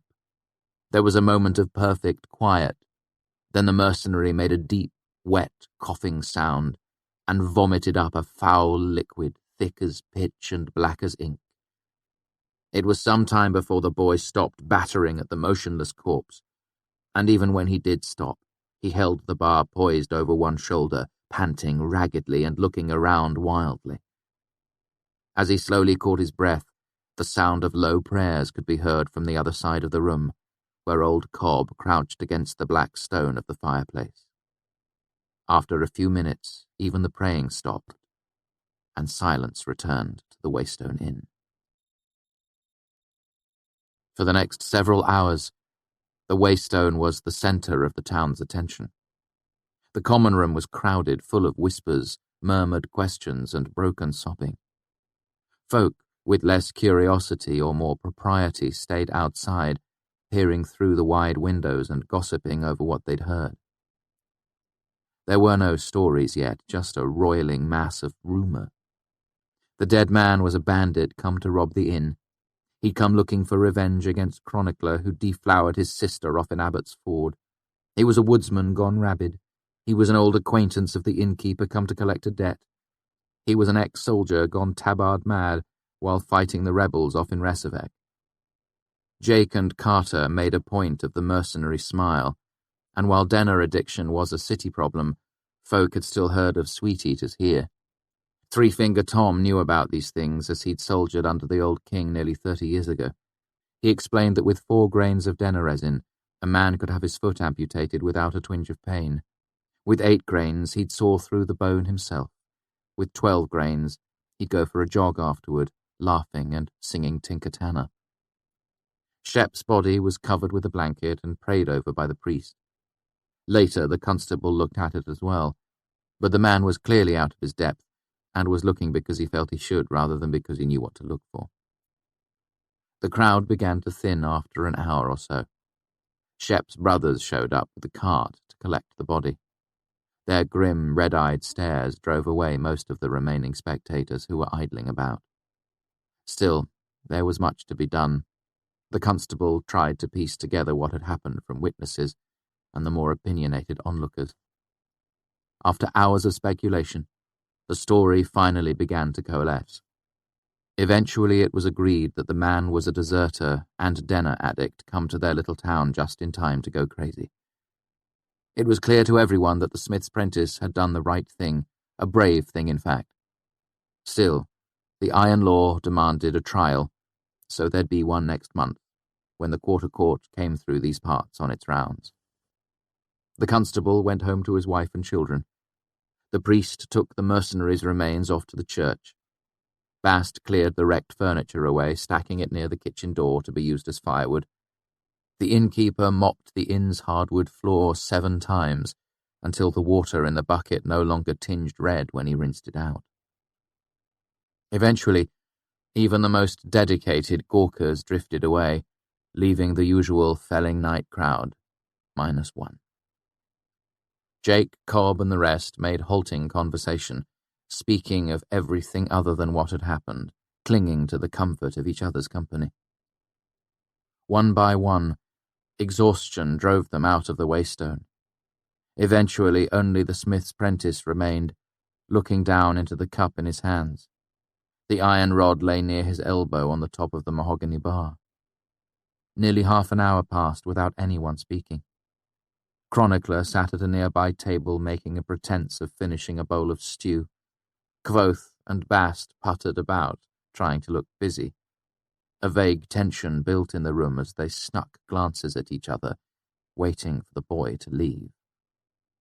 The innkeeper strolled over to the boy, wiping his hands on a clean linen cloth.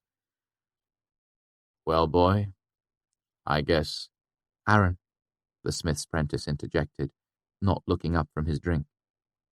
"My name's Aaron." Kvothe nodded seriously. "Aaron, then. I suppose you deserve that." "I don't think it was Denner," Aaron said abruptly. Kvothe paused. "Beg pardon?" "I don't think that fellow was a sweet-eater." "You with Cobb, then?" Kvothe asked. "Think he was rabid?" "I think he had a demon in him," the boy said with careful deliberation, as if he'd been thinking about the words for a long time.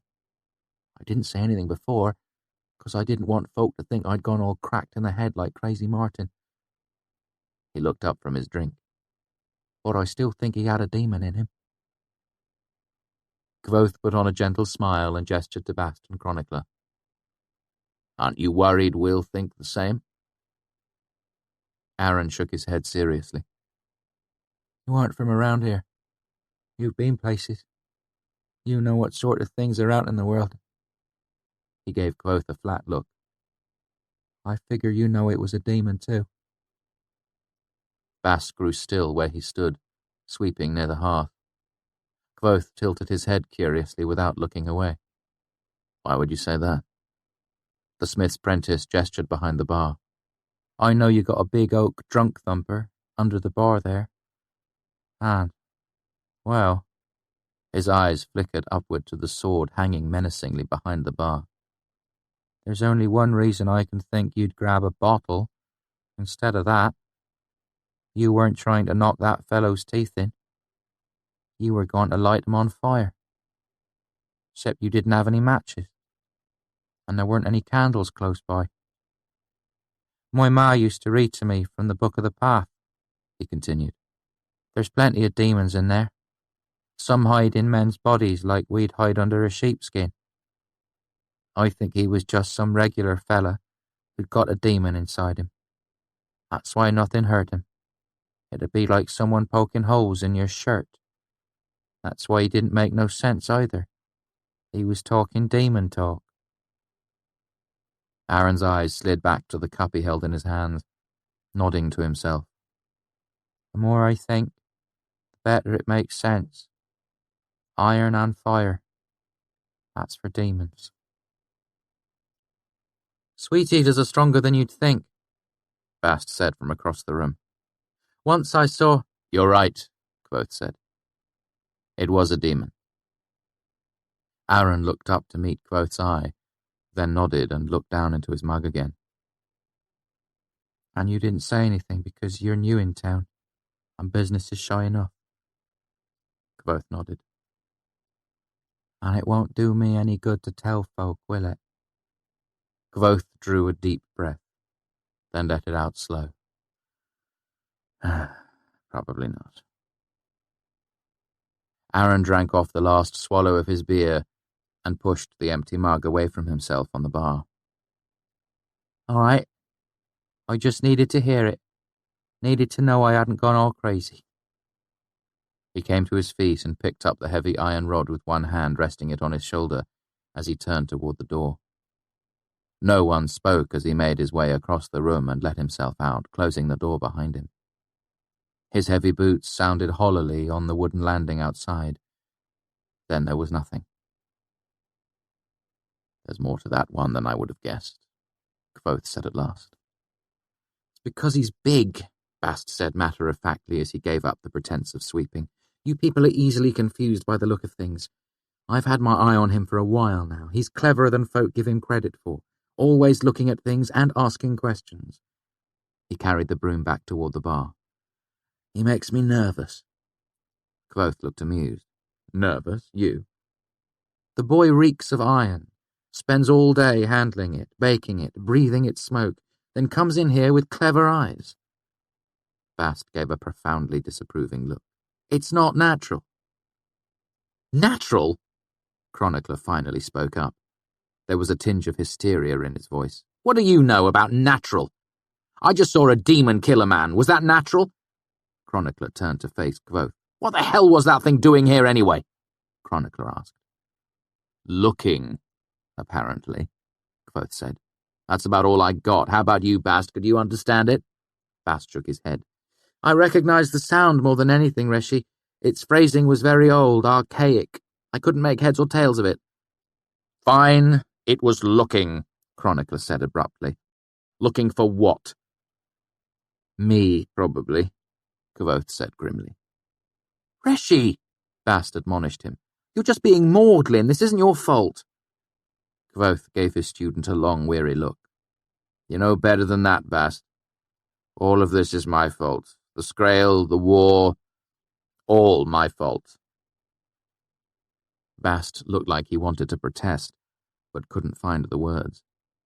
After a long moment, he looked away, beaten. Kvothe leaned his elbows onto the bar, sighing. What do you think it was, anyway? Bast shook his head. It seemed like one of the Mahale Uret, Reshi, a skin dancer. He frowned as he said it, sounding anything but certain. Kvothe raised an eyebrow. It isn't one of your kind? Bast's normally affable expression sharpened into a glare.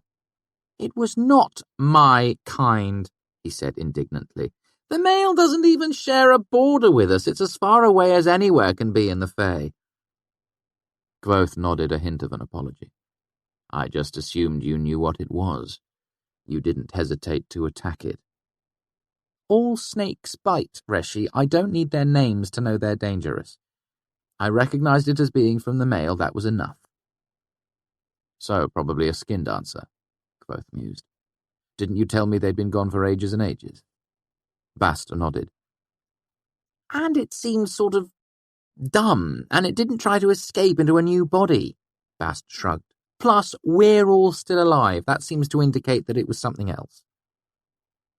Chronicler watched the conversation incredulously. You mean neither of you know what it was? He looked at Kvothe. You told the boy it was a demon. For the boy, it's a demon, Kvothe said, because that's the easiest thing for him to understand, and it's close enough to the truth. He began to slowly polish the bar. For everyone else in town, it's a sweet eater, because that will let them get some sleep tonight. Well, it's a demon for me too, then, Chronicler said sharply, because my shoulder feels like ice where it touched me. Bast hurried over. I forgot it got a hand on you, let me see. Kvothe closed the window's shutters while Chronicler removed his shirt. There were bandages stripping the backs of his arms from where he had been wounded by the Scrael 3 nights ago. Bast looked closely at his shoulder. Can you move it? Chronicler nodded, rolling it around. It hurt like 12 bastards when he touched me, like something was tearing up inside. He shook his head in irritation at his own description. Now it just feels strange, numb, like it's asleep. Bast prodded his shoulder with a finger, looking it over dubiously. Chronicler looked back at Kvothe. The boy was right about the fire, wasn't he?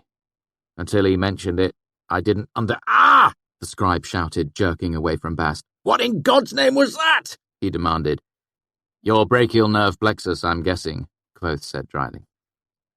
I needed to see how deep the damage went, Bast said, unruffled. Reshi, would you get me some goose grease, garlic, mustard? Do we have any of those green things that smell like onions but aren't? Kvothe nodded. Keverall, I think there's a few left. Bring them and a bandage too. I should get a salve on this. Kvothe nodded and stepped through the doorway behind the bar. As soon as he was out of sight, Bast leaned close to Chronicler's ear. Don't ask him about it, he hissed urgently. Don't mention it at all. Chronicler looked puzzled. What are you talking about? About the bottle, about the sympathy he tried to do. So he was trying to light that thing on fire. Why didn't it work? Bast tightened his grip, his thumb digging into the hollow beneath Chronicler's collarbone. The scribe gave another startled yelp. Don't talk about that, Bast hissed in his ear. Don't ask questions. Holding both the scribe's shoulders, Bast shook him once, like an angry parent with a stubborn child. Good Lord, Bast, I can hear him howling all the way in the back, Kvothe called from the kitchen. Bast stood upright and pulled Chronicler straight in his chair as the innkeeper emerged from the doorway. Telu, anyway. He's white as a sheet. Is he going to be okay? It's about as serious as a frostburn, Bast said disparagingly. It's not my fault if he screams like a little girl. Well, be careful with him, Kvothe said, setting a pot of grease and a handful of garlic cloves on the table. He'll need that arm for at least another couple of days. Kvothe peeled and crushed the garlic. Bast mixed the salve and smeared the foul-smelling concoction onto the scribe's shoulder before wrapping a bandage around it. Chronicler sat very still. Do you feel up for a little more writing tonight? Kvothe asked after the scribe was wearing his shirt again. We're still days away from any true ending, but I can tie up a few loose ends before we call it a night. I'm good for hours yet. Chronicler hurried to unpack his satchel, without so much as a glance in Bast's direction. Me too. Bast turned to face Kvothe, his face bright and eager. I want to know what you found under the university. Kvothe gave a shadow of a smile. I supposed you would, Bast. He came to the table and took a seat. Underneath the university, I found what I had wanted most. Yet it was not what I expected. He motioned for Chronicler to pick up his pen, as is often the case, when you gain your heart's desire. Chapter 89. A Pleasant Afternoon.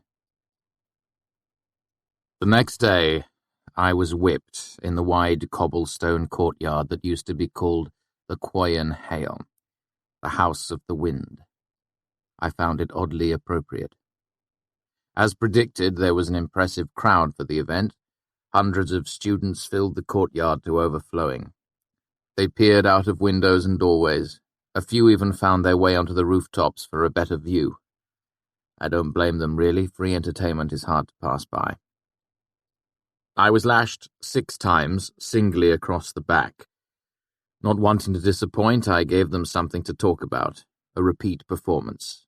I did not cry out or bleed or faint. I left the courtyard, walking on my own 2 feet with my head held high. After Mola laid 57 tidy stitches across my back, I found consolation in a journey to Imre where I spent Ambrose's money on an extraordinarily fine loot, 2 nice sets of used clothing for me, a small bottle of my own blood, and a warm new dress for Auri. It was, all in all, a very pleasant afternoon. Chapter 90. Half-built houses. Every night I went exploring underground with Auri. I saw many interesting things, some of which may bear mentioning later, but for now suffice to say that she showed me all the vast and varied corners of the underthing. She took me to downings, vaults, the woods, delving, cricklet, tenors, candlebear. The names she gave them, nonsensical at first, fit like a glove when I finally saw what they described. The woods didn't resemble a forest in any way. It was just a series of crumbling halls and rooms where ceilings were propped up with thick wooden support beams. Cricklet had a tiny trickle of fresh water running down one wall. The moisture attracted crickets, who filled the long, low room with their tiny songs. Vaults was a narrow hallway with 3 deep cracks running across the floor. I only understood the name after watching Aori jump all 3 in quick succession to make it to the other end. It was several days before Aori took me to Below's, a maze of intersecting tunnels. Despite the fact that we were at least 100 feet below ground, they were filled with a steady, rushing wind that smelled of dust and leather. The wind was the clue I needed. It let me know I was close to finding what I'd come here looking for. Still, it bothered me that I didn't understand the name of this place. I knew I must be missing something. "Why do you call this Below's?" I asked Aori. "That's its name," she said easily. The wind made her fine hair stream out behind her like a gauzy pennant. "You call things by their names. That's what names are for." I smiled, despite myself. Why does it have that name? Isn't everything here below? She turned to look at me, head cocked to one side. Her hair blew around her face, and she brushed it back with her hands. "It's not Below's," she said. "It's Below's." I couldn't hear the distinction. "Blows?" I asked, puffing out my cheeks as if blowing out air. Aori laughed, delighted. "That's a piece," she grinned. "Try for more." I tried to think of what else made sense. Bellows? I made a gesture with both arms as if working a forge bellows. Aori thought about that for a moment, looking up and tilting her head back and forth. "That's not as good. This is a quiet place." She reached out a small hand and took hold of the edge of my cloak, pulling it out to the side so the slow wind caught it, filling it like a sail. Aori looked up at me, grinning as if she'd done a magic trick. "Billows, of course," I grinned back, laughing. That minor mystery put to rest, Aori and I began a meticulous investigation of billows. After several hours, I began to get a feel for the place, an understanding of which way I needed to go. It was just a matter of finding the tunnel that led there.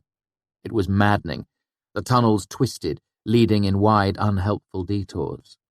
Those rare times when I found a tunnel that stayed true to its course, the way was blocked. Several passages turned straight up or straight down, leaving me with no way to follow them. One passage had thick iron bars driven deep into the surrounding stone, blocking the way. Another grew steadily narrower until it was barely a handspan across. A third ended with a cave-in of tangled wood and soil. After days of searching, we finally found an ancient mouldering door. The damp wood crumbled to pieces when I tried to open it. Aori wrinkled her nose and shook her head. "I'll skin my knees." Shining my sympathy lamp past the ruined door, I saw what she meant. The room beyond slanted down until the ceiling was only 3 feet high. "Will you wait for me?" I asked her as I took off my cloak and cuffed up my shirt sleeves. "I don't know if I can find my way up to the top without you." Aori nodded, looking worried.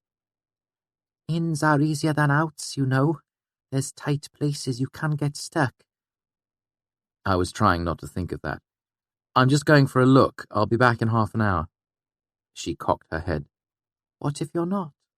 I smiled. "You'll have to come and rescue me." She nodded, her face as solemn as an earnest child. I put my sympathy lamp in my mouth, shining the red light out against the pitch blackness in front of me. Then I got down on all fours and headed forward, my knees rubbing against the rough stone of the floor. After several turnings, the ceiling went lower still, too low for crawling. After a long moment of consideration, I dropped to my belly and pressed on, pushing my lamp ahead of me. Each twist of my body pulled at the rows of stitches all across my back. If you have never been deep underground, I doubt you can understand what it is like. The darkness is absolute, almost tangible. It lurks outside the light, waiting to rush in like a sudden flood. The air is still and stale. There's no noise except what you make yourself.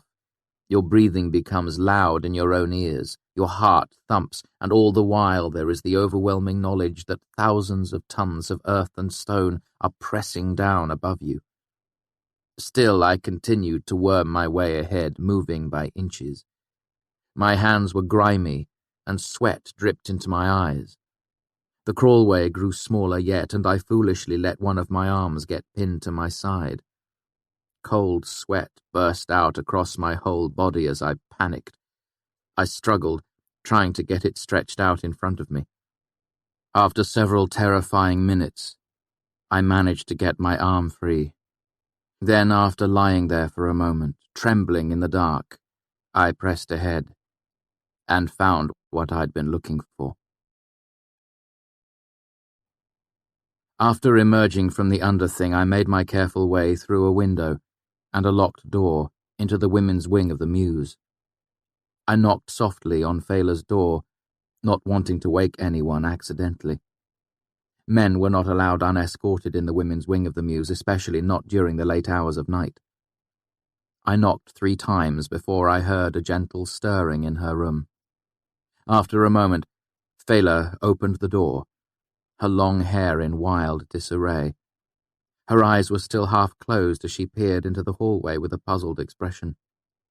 She blinked when she saw me standing there as if she hadn't really expected anyone. She was unmistakably naked, with a bedsheet half wrapped around herself. I will admit that the sight of gorgeous, full-breasted Fela half-naked in front of me was one of the most startlingly erotic moments in my young life. "Kvothe?" she said, maintaining a remarkable degree of composure. She tried to cover herself more fully, and met with mixed success, pulling the sheet up to her neck in exchange for exposing a scandalous amount of long, shapely leg. "What time is it? How did you get in here?" "You said that if I ever needed anything I could call on you for a favor," I said urgently. "Did you mean it?" "Well, yes, of course," she said. "God, you're a mess. What happened to you?" I looked down at myself, only then realizing the state I was in. I was grimy, the front of my body streaked with dirt from sliding across the floor. I'd torn open my trousers across one knee, and it looked like I was bleeding underneath. I'd been so excited that I hadn't even noticed or thought to change into my new clothes before I came. Fela took a half step back and swung the door wider, making room for me to enter. As it opened, the door made a tiny wind that pressed the sheet against her body, outlining her nudity in perfect profile for a moment. "Do you need to come in?" "I can't stay," I said without thinking, struggling against the urge to gawk openly. "I need you to meet a friend of mine in the archives tomorrow evening. 5th bell by the 4-plate door. Can you do that?" "I have class," she said. "But if it's important, I can skip it." "Thank you," I said quietly as I backed away. It says a great deal about what I had found in the tunnels underneath the university that I was halfway back to my room at Anchor's before I realized I had turned down an invitation from a near-naked Fela to join her in her room. The next day, Fela skipped her lecture on advanced geometries and made her way to the archives. She climbed down several flights of stairs and through a maze of corridors and shelves to find the only section of stone wall in the entire building that wasn't lined with books. The 4-plate door stood there, silent and immobile as a mountain. Valaritas. Fela looked around nervously, shifting her weight from foot to foot. After a long moment, a hooded figure stepped out of the dark and into the ruddy light of her hand lamp. She smiled anxiously. "Hello," she said softly. "A friend asked me to—" She paused and ducked her head a little, trying to glimpse the face under the shadow of the hood. You probably wouldn't be surprised at who she saw. "Kvothe?" she said incredulously, looking around in sudden panic.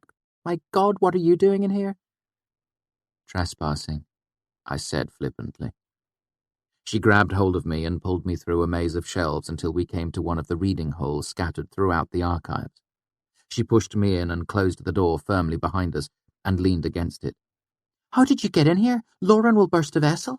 Do you want to get us both expelled? They wouldn't expel you, I said easily. You're guilty of willful collusion at the very most. They can't expel you for that. You'd probably get off with a fine since they don't whip women. I shifted my shoulders a little, feeling the dull tug of the stitches across my back, which seems a little unfair if you ask me. How did you get in here? She repeated. Did you sneak past the desk? You're better off not knowing, I hedged. It had been billows, of course. Once I smelled old leather and dust on the wind there, I knew I was close. Hidden away in the maze of tunnels was a door that led directly into the lowest level of the stacks. It was there so the Scrivs would have easy access to the ventilation system. The door had been locked, of course, but locked doors have never proved much of a hindrance to me. More's the pity. I didn't tell Fela any of that, however. I knew my secret route would only work as long as it remained secret. Telling a Scriv, even a Scriv who owed me a favour, simply wasn't a good idea. Listen, I said quickly, it's safe as houses. I've been here for hours and no one's come even close to me. Everyone carries their own light, so it's easy to avoid them. You just surprised me, Fela said as she brushed her dark hair back over her shoulders. You're right, though it's probably safer out there. She opened the door and peered outside, making sure the coast was clear. Scriv, spot check the reading holes periodically to make sure no one's sleeping in here or having sex. What? There's a lot you don't know about the archives. She smiled as she opened the door the rest of the way. That's why I need your help, I said as we headed out into the stacks. I can't make heads or tails of this place. What are you looking for? Fela asked. About 1,000 things, I said honestly, but we can start with the history of the Amir or any non-fictional reports of the Chandrian. Anything about either one, really. I haven't been able to find a thing. I didn't bother trying to keep the frustration from my voice. To finally get inside the archives after all this time and not be able to find any of the answers I was looking for was maddening. I thought things would be better organized, I'd groused. Fela chuckled deep in her throat. And how would you do that exactly? Organize everything, I mean? I've been thinking about it for the last couple of hours, actually, I said. It'd be best to do it by subject, histories, memoirs, grammars. Fela stopped walking and gave a deep sigh. I guess we should get this over with. She pulled a slim book off a shelf at random. What's the subject of this book? I opened it and glanced over the pages. It was written in an old scribe's hand, spidery and hard to follow. It looks like a memoir. What type of memoir? Where do you put it in relationship to the other memoirs? Still flipping pages, I spotted a carefully drawn map. Actually, it looks more like a travelogue. Fine, she said. Where do you put it in the memoir travelogue section? I'd organized them geographically, I said, enjoying the game. I flipped more pages. Autor, Modeg, and Vint.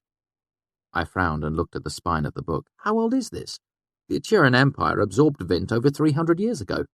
Over 400 years? She corrected. So where do you put a travelogue that refers to a place that doesn't exist anymore? It would be more of a history, really, I said more slowly. What if it isn't accurate? Fela pressed. Based on hearsay rather than personal experience, what if it's purely fictional? Novel travelogues were quite a fashion in Modeg a couple 100 years ago. I closed the book and slowly slid it back onto the shelf. I'm beginning to see the problem, I said thoughtfully. No, you don't, Fela said frankly. You're just glimpsing the edges of the problem. She gestured to the stacks around us. Let's say you became master archivist tomorrow. How long would it take you to organize all this? I looked around at the countless shelves retreating off into the darkness. It would be a lifetime's work. Evidence suggests it takes more than just one lifetime, Fela said dryly. There are over 750,000 volumes here, and that's not even taking into consideration the clays or scrolls or fragments from Kaluptena. She made a dismissive gesture. So you spend years developing the perfect organizational system, which even has a convenient place for your historical fictional travelogue memoir. You and the scribes spend decades slowly identifying, sorting, and recording tens of thousands of books. She looked me in the eye. And then you die. What happens then? I began to see where she was going. Well, in a perfect world, the next master archivist would pick up where I left off, I said. Hurrah for the perfect world, Fela said sarcastically, then turned and began leading me through the shelves again. I'm guessing the new master archivist usually has his own ideas about how to organize things. Not usually, Fela admitted. Sometimes there are several in a row who work toward the same system, but sooner or later you get someone who's sure they have a better way of doing things and everything starts from scratch again. How many different systems have there been? I spotted a faint red light bobbing in the distant shelves and pointed towards it. Fela changed direction to take us away from the light and whoever was carrying it. It depends on how you count them, she said softly. At least 9 in the last 300 years. The worst was about 50 years ago, when there were 4 new master archivists within 5 years of each other. The result was 3 different factions among the scribes, each using a different cataloguing system, each firmly believing theirs was the best.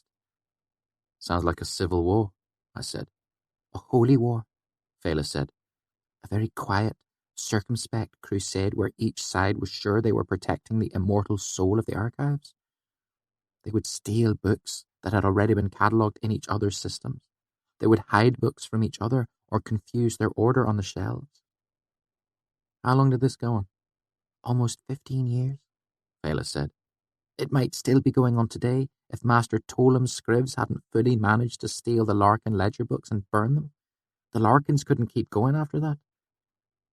And the moral of the story is that people get passionate around books, I teased gently, hence the need to spot-check the reading holes. Fela stuck out her tongue at me. The moral of the story is that things are a mess in here. We effectively lost almost 200,000 books when Tolem burned the Larkin ledgers. They were the only records on where those books were located. Then, 5 years later, Tolem dies. Guess what happens then? A new master archivist looking to start over with a clean slate. It's like an endless chain of half-built houses, she said, exasperated. It's easy to find books in the old system, so that's how they build the new system. Whoever's working on the new house keeps stealing lumber from what's been built before. The old systems are still there in scattered bits and pieces. We're still finding pockets of books scribes hid from each other years ago. I sense this is a sore spot with you, I said with a smile. We reached a flight of stairs, and Fela turned to look at me. It's a sore spot with every scribe who lasts more than 2 days working in the archives, she said. People down in the tomes complain when it takes us an hour to bring them what they want. They don't realize it's not as easy as going to the Ami or history shelf and pulling down a book. She turned and began to climb the stairs. I followed her silently, appreciating the new perspective. Chapter 91. Worthy of Pursuit. Autumn term settled into a comfortable pattern after that. Fela slowly introduced me to the inner workings of the archives, and I spent what time I could spare skulking about trying to dig up answers to my 1,000 questions. Elodine did something that could conceivably be referred to as teaching, but for the most part he seemed more interested in confusing me than shedding any real light on the subject of naming. My progress was so non-existent that I wondered at times if there was any progress to be made at all. What time I didn't spend studying or in the archives I spent on the road to Imre, braving the coming winter wind if not looking for its name. The Aeolian was always my best bet for finding Denna, and as the weather worsened, I found her there more and more. By the time the first snow fell, I usually managed to catch her one trip of 3. Unfortunately, I rarely managed to have her wholly to myself, as she usually had someone with her. As Deork had mentioned, she was not the sort who spent a lot of time alone. Still, I kept coming. Why? Because whenever she saw me, some light would go on inside her, making her glow for a moment. She would jump to her feet, run to me, and catch hold of my arm, then smiling, bring me back to her table and introduce me to her newest man. I came to know most of them. None were good enough for her, so I held them in contempt and hated them. They in turn hated and feared me. But we were pleasant to each other, always pleasant. It was a game of sorts. He would invite me to sit, and I would buy him a drink. The 3 of us would talk, and his eyes would slowly grow dark as he watched her smile towards me. His mouth would narrow as he listened to the laughter that leapt from her as I joked, spun stories, sang. They would always react the same way, trying to prove ownership of her in small ways, holding her hand, a kiss, a too casual touch along her shoulder. They clung to her with desperate determination. Some of them merely resented my presence, saw me as a rival. But others had a frightened knowledge buried deep behind their eyes from the beginning. They knew she was leaving, and they didn't know why. So they clutched at her like shipwrecked sailors clinging to the rocks despite the fact that they are being battered to death against them. I almost felt sorry for them. Almost. So they hated me, and it shone in their eyes when Denner wasn't looking. I would offer to buy another round of drinks, but he would insist, and I would graciously accept and thank him, and smile. "I've known her longer," my smile said. "True, you've been inside the circle of her arms, tasted her mouth, felt the warmth of her, and that is something I have never had. But there is a part of her that is only for me. You cannot touch it, no matter how hard you might try, and after she has left you, I will still be here, making her laugh. My light shining in her. I will still be here, long after she has forgotten your name." There were more than a few. She went through them like a pen through wet paper. She left them, disappointed or frustrated. They abandoned her, leaving her heartsore, moved to sadness, but never as far as tears.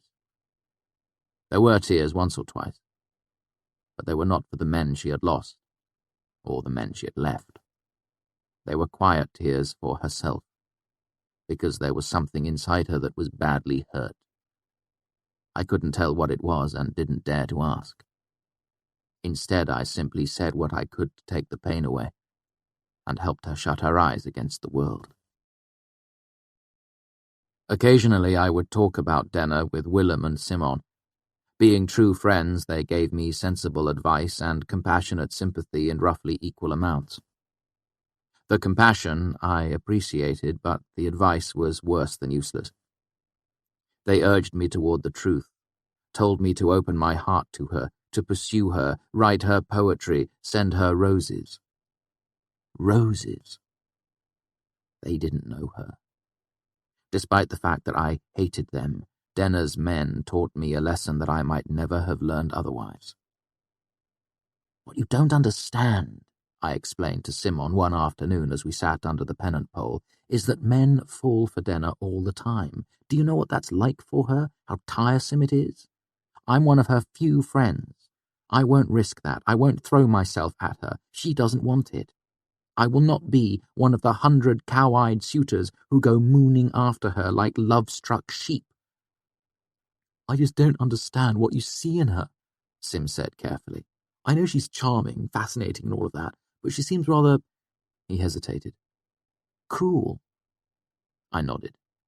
"She is." Simon watched me expectantly, finally said, "What? No defense for her?" "No. Cruel is a good word for her, but I think you're saying cruel and thinking something else. Denner is not wicked or mean or spiteful. She is cruel." Sim was quiet for a long while before responding. I think she might be some of those other things, and cruel as well. Good, honest, gentle Sim. He could never bring himself to say bad things about another person, just imply them. Even that was hard for him. He looked up at me. I talked with Savoy. He's still not over her. He really loved her, you know, treated her like a princess. He would have done anything for her. But she left him anyway, no explanation. Denna is a wild thing, I explained, like a hind or a summer storm. If a storm blows down your house or breaks a tree, you don't say the storm was mean, it was cruel. It acted according to its nature, and something unfortunately was hurt. The same is true of Denna. What's a hind? A deer. I thought that was a hart. A hind is a female deer, a wild deer. Do you know how much good it does you to chase a wild thing? None. It works against you. It startles the hind away. All you can do is stay gently where you are and hope in time that the hind will come to you. Sim nodded, but I could tell he didn't really understand. Did you know they used to call this place the questioning hall? I said, pointedly changing the subject. Students would write questions on slips of paper and let the wind blow them around. You would get different answers depending on the way the paper left the square. I gestured to the gaps between the grey buildings Elodine had shown to me. Yes, no, maybe, elsewhere, soon. The belling tower struck and Simon sighed, sensing it was pointless to pursue the conversation further. Are we playing corners tonight? I nodded. After he was gone, I reached into my cloak and pulled out the note Denna had left in my window. I read it again slowly, then carefully tore away the bottom of the page where she had signed it. I folded the narrow strip of paper with Denna's name, twisted it, and let the courtyard's ever-present wind tug it out of my hand to spin among the few remaining autumn leaves. It danced along the cobblestones. It circled and spun, making patterns too wild and varied for me to understand. But though I waited until the sky grew dark, the wind never took it away. When I left, my question was still wandering in the house of the wind, giving no answers, hinting at many. Yes, no, maybe, elsewhere, soon. Lastly, there was my ongoing feud with Ambrose. I walked on pins and needles every day, waiting for him to take his revenge. But the months passed, and nothing happened.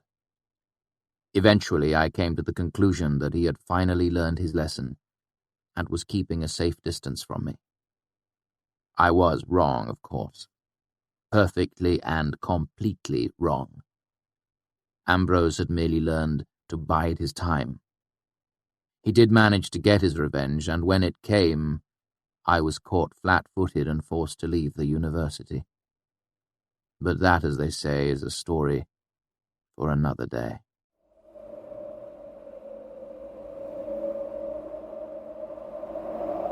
Chapter 92. The Music That Plays. That should do for now, I imagine, Kvothe said, gesturing for Chronicler to lay down his pen. We have all the groundwork now, a foundation of story to build upon. Kvothe came to his feet and rolled his shoulders, stretching his back. Tomorrow we'll have some of my favourite stories. My journey to Alvaron's court, learning to fight from the Ardim, Thalurian. He picked up a clean linen cloth and turned to Chronicler. Is there anything you need before you turn in for the night? Chronicler shook his head, knowing a polite dismissal when he heard one. Thank you, no, I'll be fine. He gathered everything into his flat leather satchel and made his way upstairs to his rooms. You too, Bast, Kvothe said. I'll take care of the cleaning up. He made a shooing motion to forestall his student's protest. Go on, I need time to think about tomorrow's story.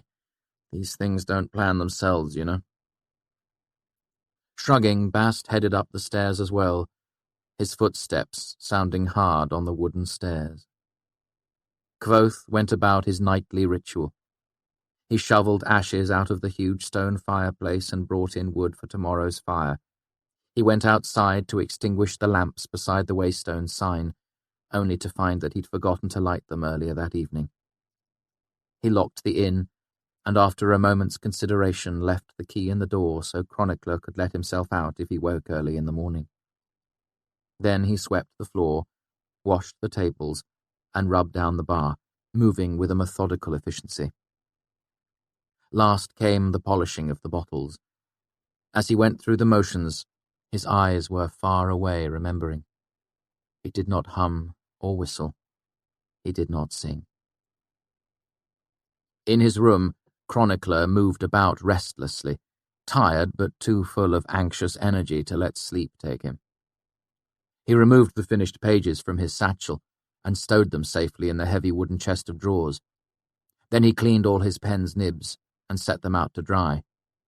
He carefully removed the bandage on his shoulder, threw the foul-smelling thing in the chamber pot, and replaced the lid before washing his shoulder clean in the hand basin. Yawning, he went to the window and looked out at the little town, but there was nothing to see. No lights, no movement. He opened the window a crack, letting in the fresh autumn air. Drawing the curtains, Chronicler undressed for bed, laying his clothes over the back of a chair. Last of all, he removed the simple iron wheel from around his neck and laid it on the nightstand.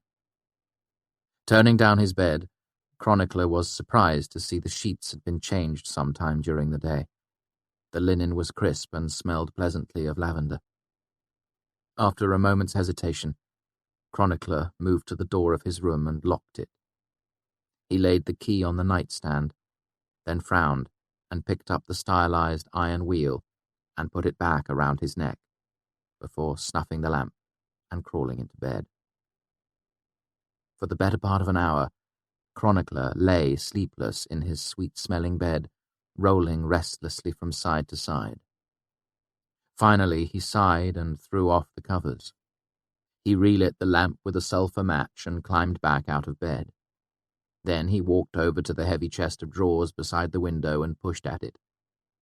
It wouldn't budge at first, but when he put his back into it, he managed to slide it slowly across the smooth wooden floor. After a minute, the weighty piece of furniture was pressed against the door of his room. Then he climbed back into bed, rolled down the lamp, and quickly fell into a deep and peaceful sleep. It was pitch black in the room when Chronicler woke with something soft pressing against his face. He thrashed wildly, more a reflex than an attempt to get away. His startled shout was muffled by the hand clamped firmly over his mouth. After his initial panic, Chronicler went quiet and limp. Breathing hard through his nose, he lay there, eyes wide in the darkness. "It's just me," Bast whispered without removing his hand. Chronicler said something muffled. "We need to talk." Kneeling beside the bed, Bast looked down at the dark shape Chronicler made, twisted in his blankets. "I'm going to light the lamp, and you're not going to make any loud noises, all right?" Chronicler nodded against Bast's hand. A moment later, a match flared, filling the room with jagged red light and the acrid smell of sulphur. Then gentler lamplight welled up. Bast licked his fingers and pinched the match between them. Trembling slightly, Chronicler sat up in the bed and put his back against the wall. Bare-chested, he gathered the blankets self-consciously around his waist and glanced toward the door. The heavy dresser was still in place. Bast followed his gaze. "That shows a certain lack of trust," he said dryly. "You better not have scratched up his floors. He gets mad as hell about that sort of thing." "How did you get in here?" Chronicler demanded. Bast flailed his hands frantically at Chronicler's head. "Quiet," he hissed. "We have to be quiet. He has ears, like a hawk." "How?" Chronicler began more softly, then stopped. "Hawks don't have ears." Bast gave him a puzzled look. "What?" "You said he has ears like a hawk. That doesn't make any sense." Bast frowned and made a dismissive gesture. "You know what I mean. He can't know that I'm here." Bast sat on the edge of the bed and smoothed down his trousers self-consciously. Chronicler gripped the blankets bunched around his waist. Why are you here? Like I said, we need to talk. Bast looked at Chronicler seriously. We need to talk about why you're here. This is what I do, Chronicler said, irritated. I collect stories, and when I get the chance I investigate odd rumors and see if there's any truth behind them. Out of curiosity, which rumor was it? Bast asked. Apparently you got soppy drunk and let something slip to a wagoneer, Chronicler said. Rather careless, all things considered. Bast gave Chronicler a profoundly pitying look. Look at me, Bast said, as if talking to a child. Think, could some wagon herder get me drunk? Me? Chronicler opened his mouth, closed it. Then he was my message in a bottle, one of many. You just happened to be the first person to find one and come looking. Chronicler took a long moment to digest this piece of information. I thought you two were hiding. Oh, we're hiding all right, Bast said bitterly. We're tucked away, so safe and sound that he's practically fading into the woodwork. I can understand you feeling a little stifled around here, Chronicle said, but honestly, I don't see what your master's bad mood has to do with the price of butter. Bast's eyes flashed angrily. It has everything to do with the price of butter, he said through his teeth. And it's a damn sight more than a bad mood, you ignorant, wretched, unhowed fen. This place is killing him. Chronicler went pale at Bast's outburst. I'm not. Bast closed his eyes and drew a deep breath, obviously trying to calm himself. You just don't understand what's going on, he said, speaking to himself as much as Chronicler. That's why I came to explain. I've been waiting for months for someone to come. Anyone, even old enemies come to settle scores, would be better than him wasting away like this. But you're better than I'd hoped for. You're perfect. Perfect for what? Chronicler asked. I don't even know what the problem is. It's like, have you ever heard the story of Martin Maskmaker? Chronicler shook his head and Bast gave a frustrated sigh. How about plays? Have you seen The Ghost and the Goose Girl or The Halfpenny King? Chronicler frowned. Is that the one where the king sells his crown to an orphan boy? Bast nodded. And the boy becomes a better king than the original. The Goose Girl dresses like a countess and everyone is stunned by her grace and charm. He hesitated, struggling to find the words he wanted. You see, there's a fundamental connection between seeming and being. Every Fae child knows this, but you mortals never seem to see. We understand how dangerous a mask can be. We all become what we pretend to be. Chronicler relaxed a bit, sensing familiar ground. That's basic psychology. You dress a beggar in fine clothes, people treat him like a noble, and he lives up to their expectations. That's only the smallest piece of it, Bast said. The truth is deeper than that. Bast floundered for a moment. It's like everyone tells a story about themselves inside their own head, always, all the time. That story makes you what you are. We build ourselves out of that story. Frowning, Chronicler opened his mouth, but Bast held up a hand to stop him. No, listen, I've got it now. You meet a girl, shy, unassuming. If you tell her she's beautiful, she'll think you're sweet, but she won't believe you.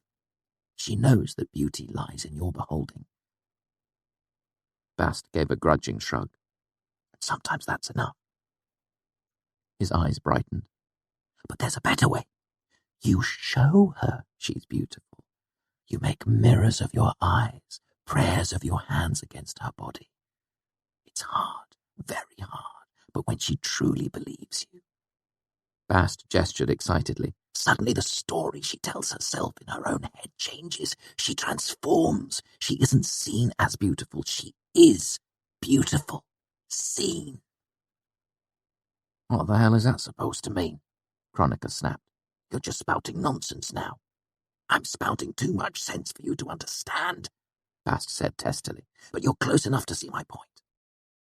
Think of what he said today. People saw him as a hero, and he played the part. He wore it like a mask, but eventually he believed it. It became the truth.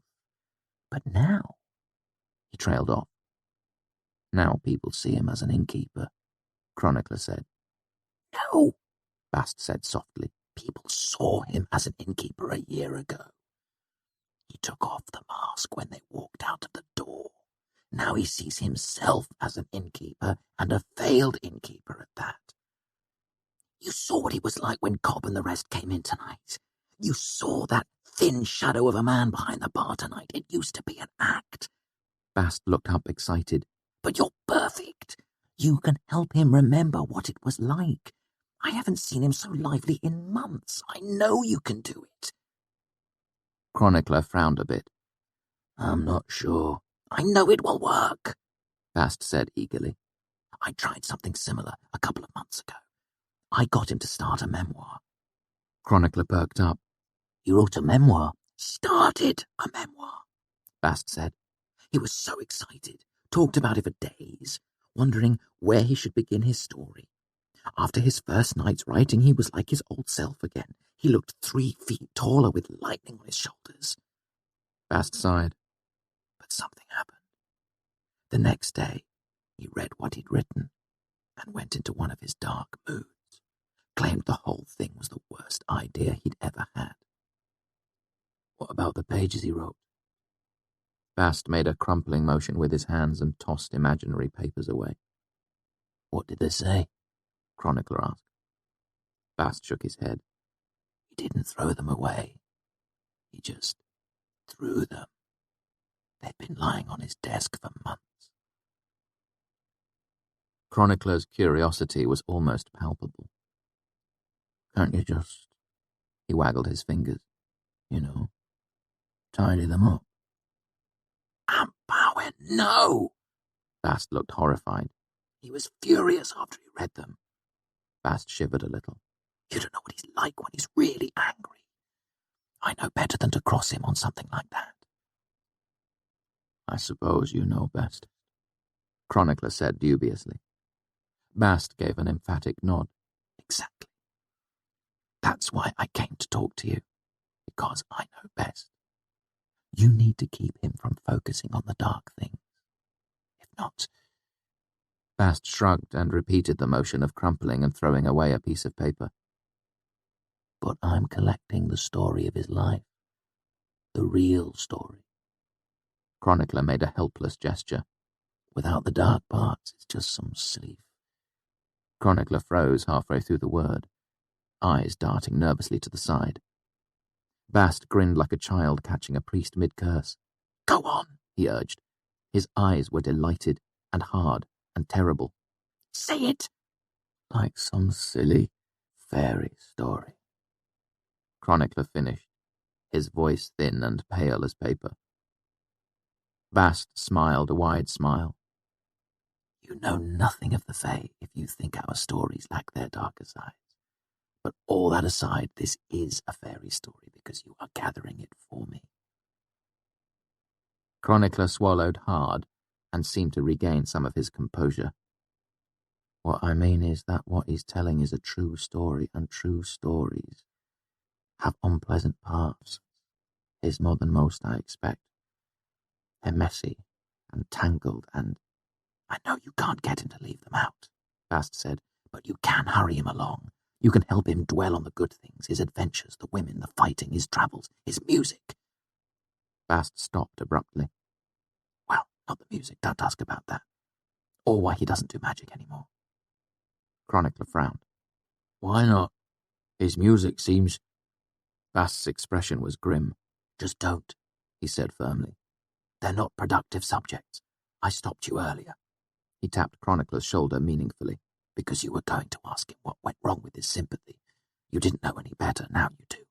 Focus on the heroics, his cleverness. He waved his hands. That sort of thing. It's really not my place to be steering him one way or another. Chronicler said stiffly. I'm a recorder. I'm just here for the story. The story's the important thing after all. Based on your story, Bast said sharply. You'll do what I say, or I'll break you like a kindling stick. Chronicler froze. So you're saying I work for you? I'm saying you belong to me. Bast's face was deadly serious. Down to the marrow of your bones. I drew you here to serve my purpose. You have eaten at my table, and I have saved your life. He pointed at Chronicler's naked chest. 3 ways I own you. That makes you wholly mine. An instrument of my desire. You will do as I say. Chronicler's chin lifted a bit, his expression hardening.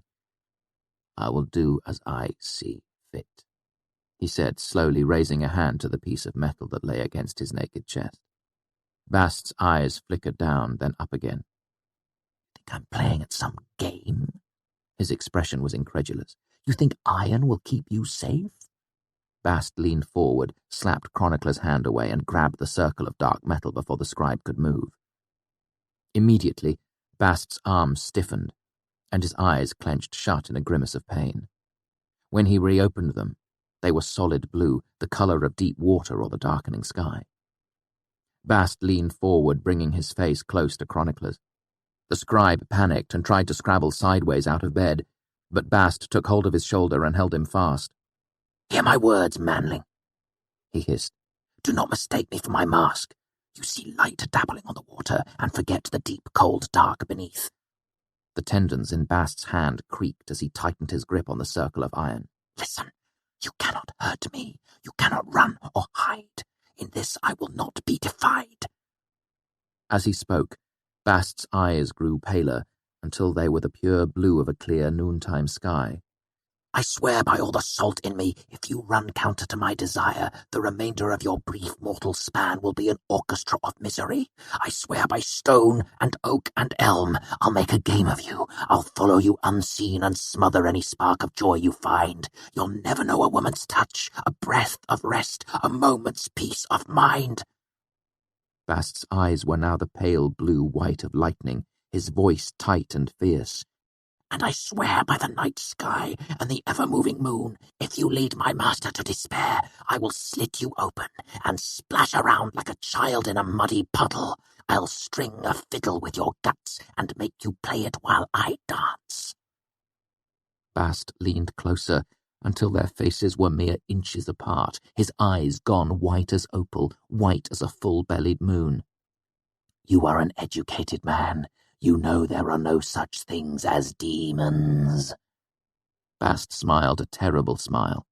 There is only my kind. Bast leaned closer still. Chronicler smelled flowers on his breath. You are not wise enough to fear me as I should be feared. You do not know the first note of the music that moves me. Bast pushed himself away from Chronicler and took several steps back from the bed. Standing at the edge of the candle's flickering light, he opened his hand, and the circle of iron fell to the wooden floor, ringing dully. After a moment, Bast drew a slow, deep breath. He ran his hands through his hair. Chronicler remained where he was, pale and sweating. Bast bent to pick up the iron ring by its broken cord, knotting it together again with quick fingers. Listen. There's no reason we can't be friends, he said matter-of-factly as he turned and held the necklace out to Chronicler. His eyes were a human blue again, his smile warm and charming. There's no reason we can't all get what we want. You get your story, he gets to tell it. You get to know the truth. He gets to remember who he really is. Everyone wins. And we all go our separate ways, pleased as peaches. Chronicler reached out to take hold of the cord, his hand trembling slightly. What do you get? He asked, his voice a dry whisper. What do you want out of this? The question seemed to catch Bast unprepared. He stood still and awkward for a moment, all his fluid grace gone. For a moment it looked as if he might burst into tears. What do I want? I just want my Reshi back.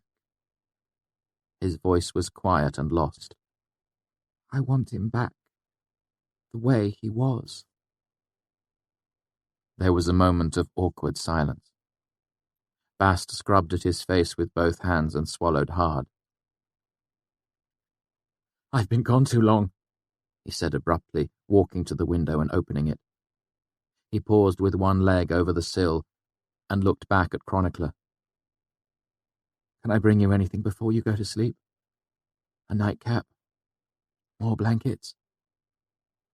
Chronicler shook his head numbly, and Bast waved as he stepped the rest of the way out of the window, closing it gently behind him.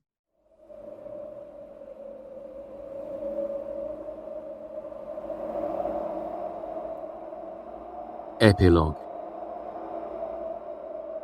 A silence of 3 parts.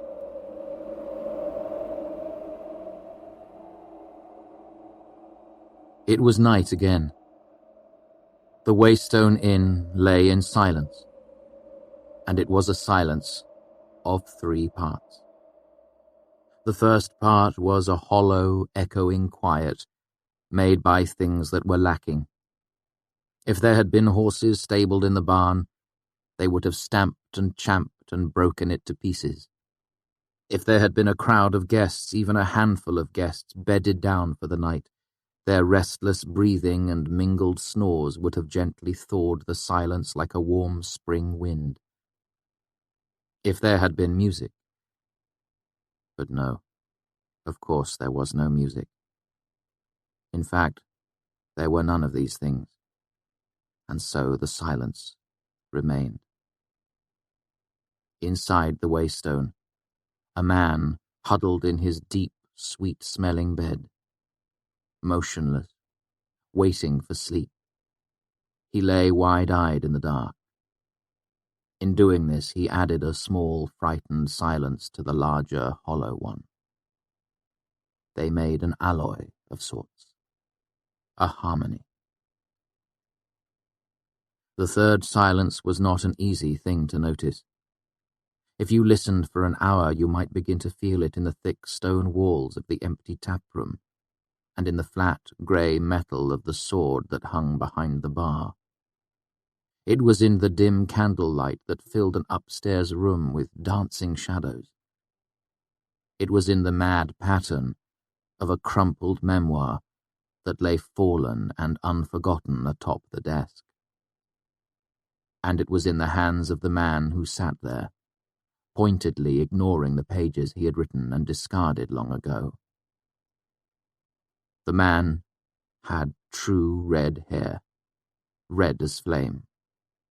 His eyes were dark and distant, and he moved with the weary calm that comes from knowing many things. The Waystone was his, just as the third silence was his. This was appropriate, as it was the greatest silence of the 3, wrapping the others inside itself. It was deep and wide as autumn's ending. It was heavy as a great river-smooth stone. It was the patient, cut-flower sound of a man who is waiting to die.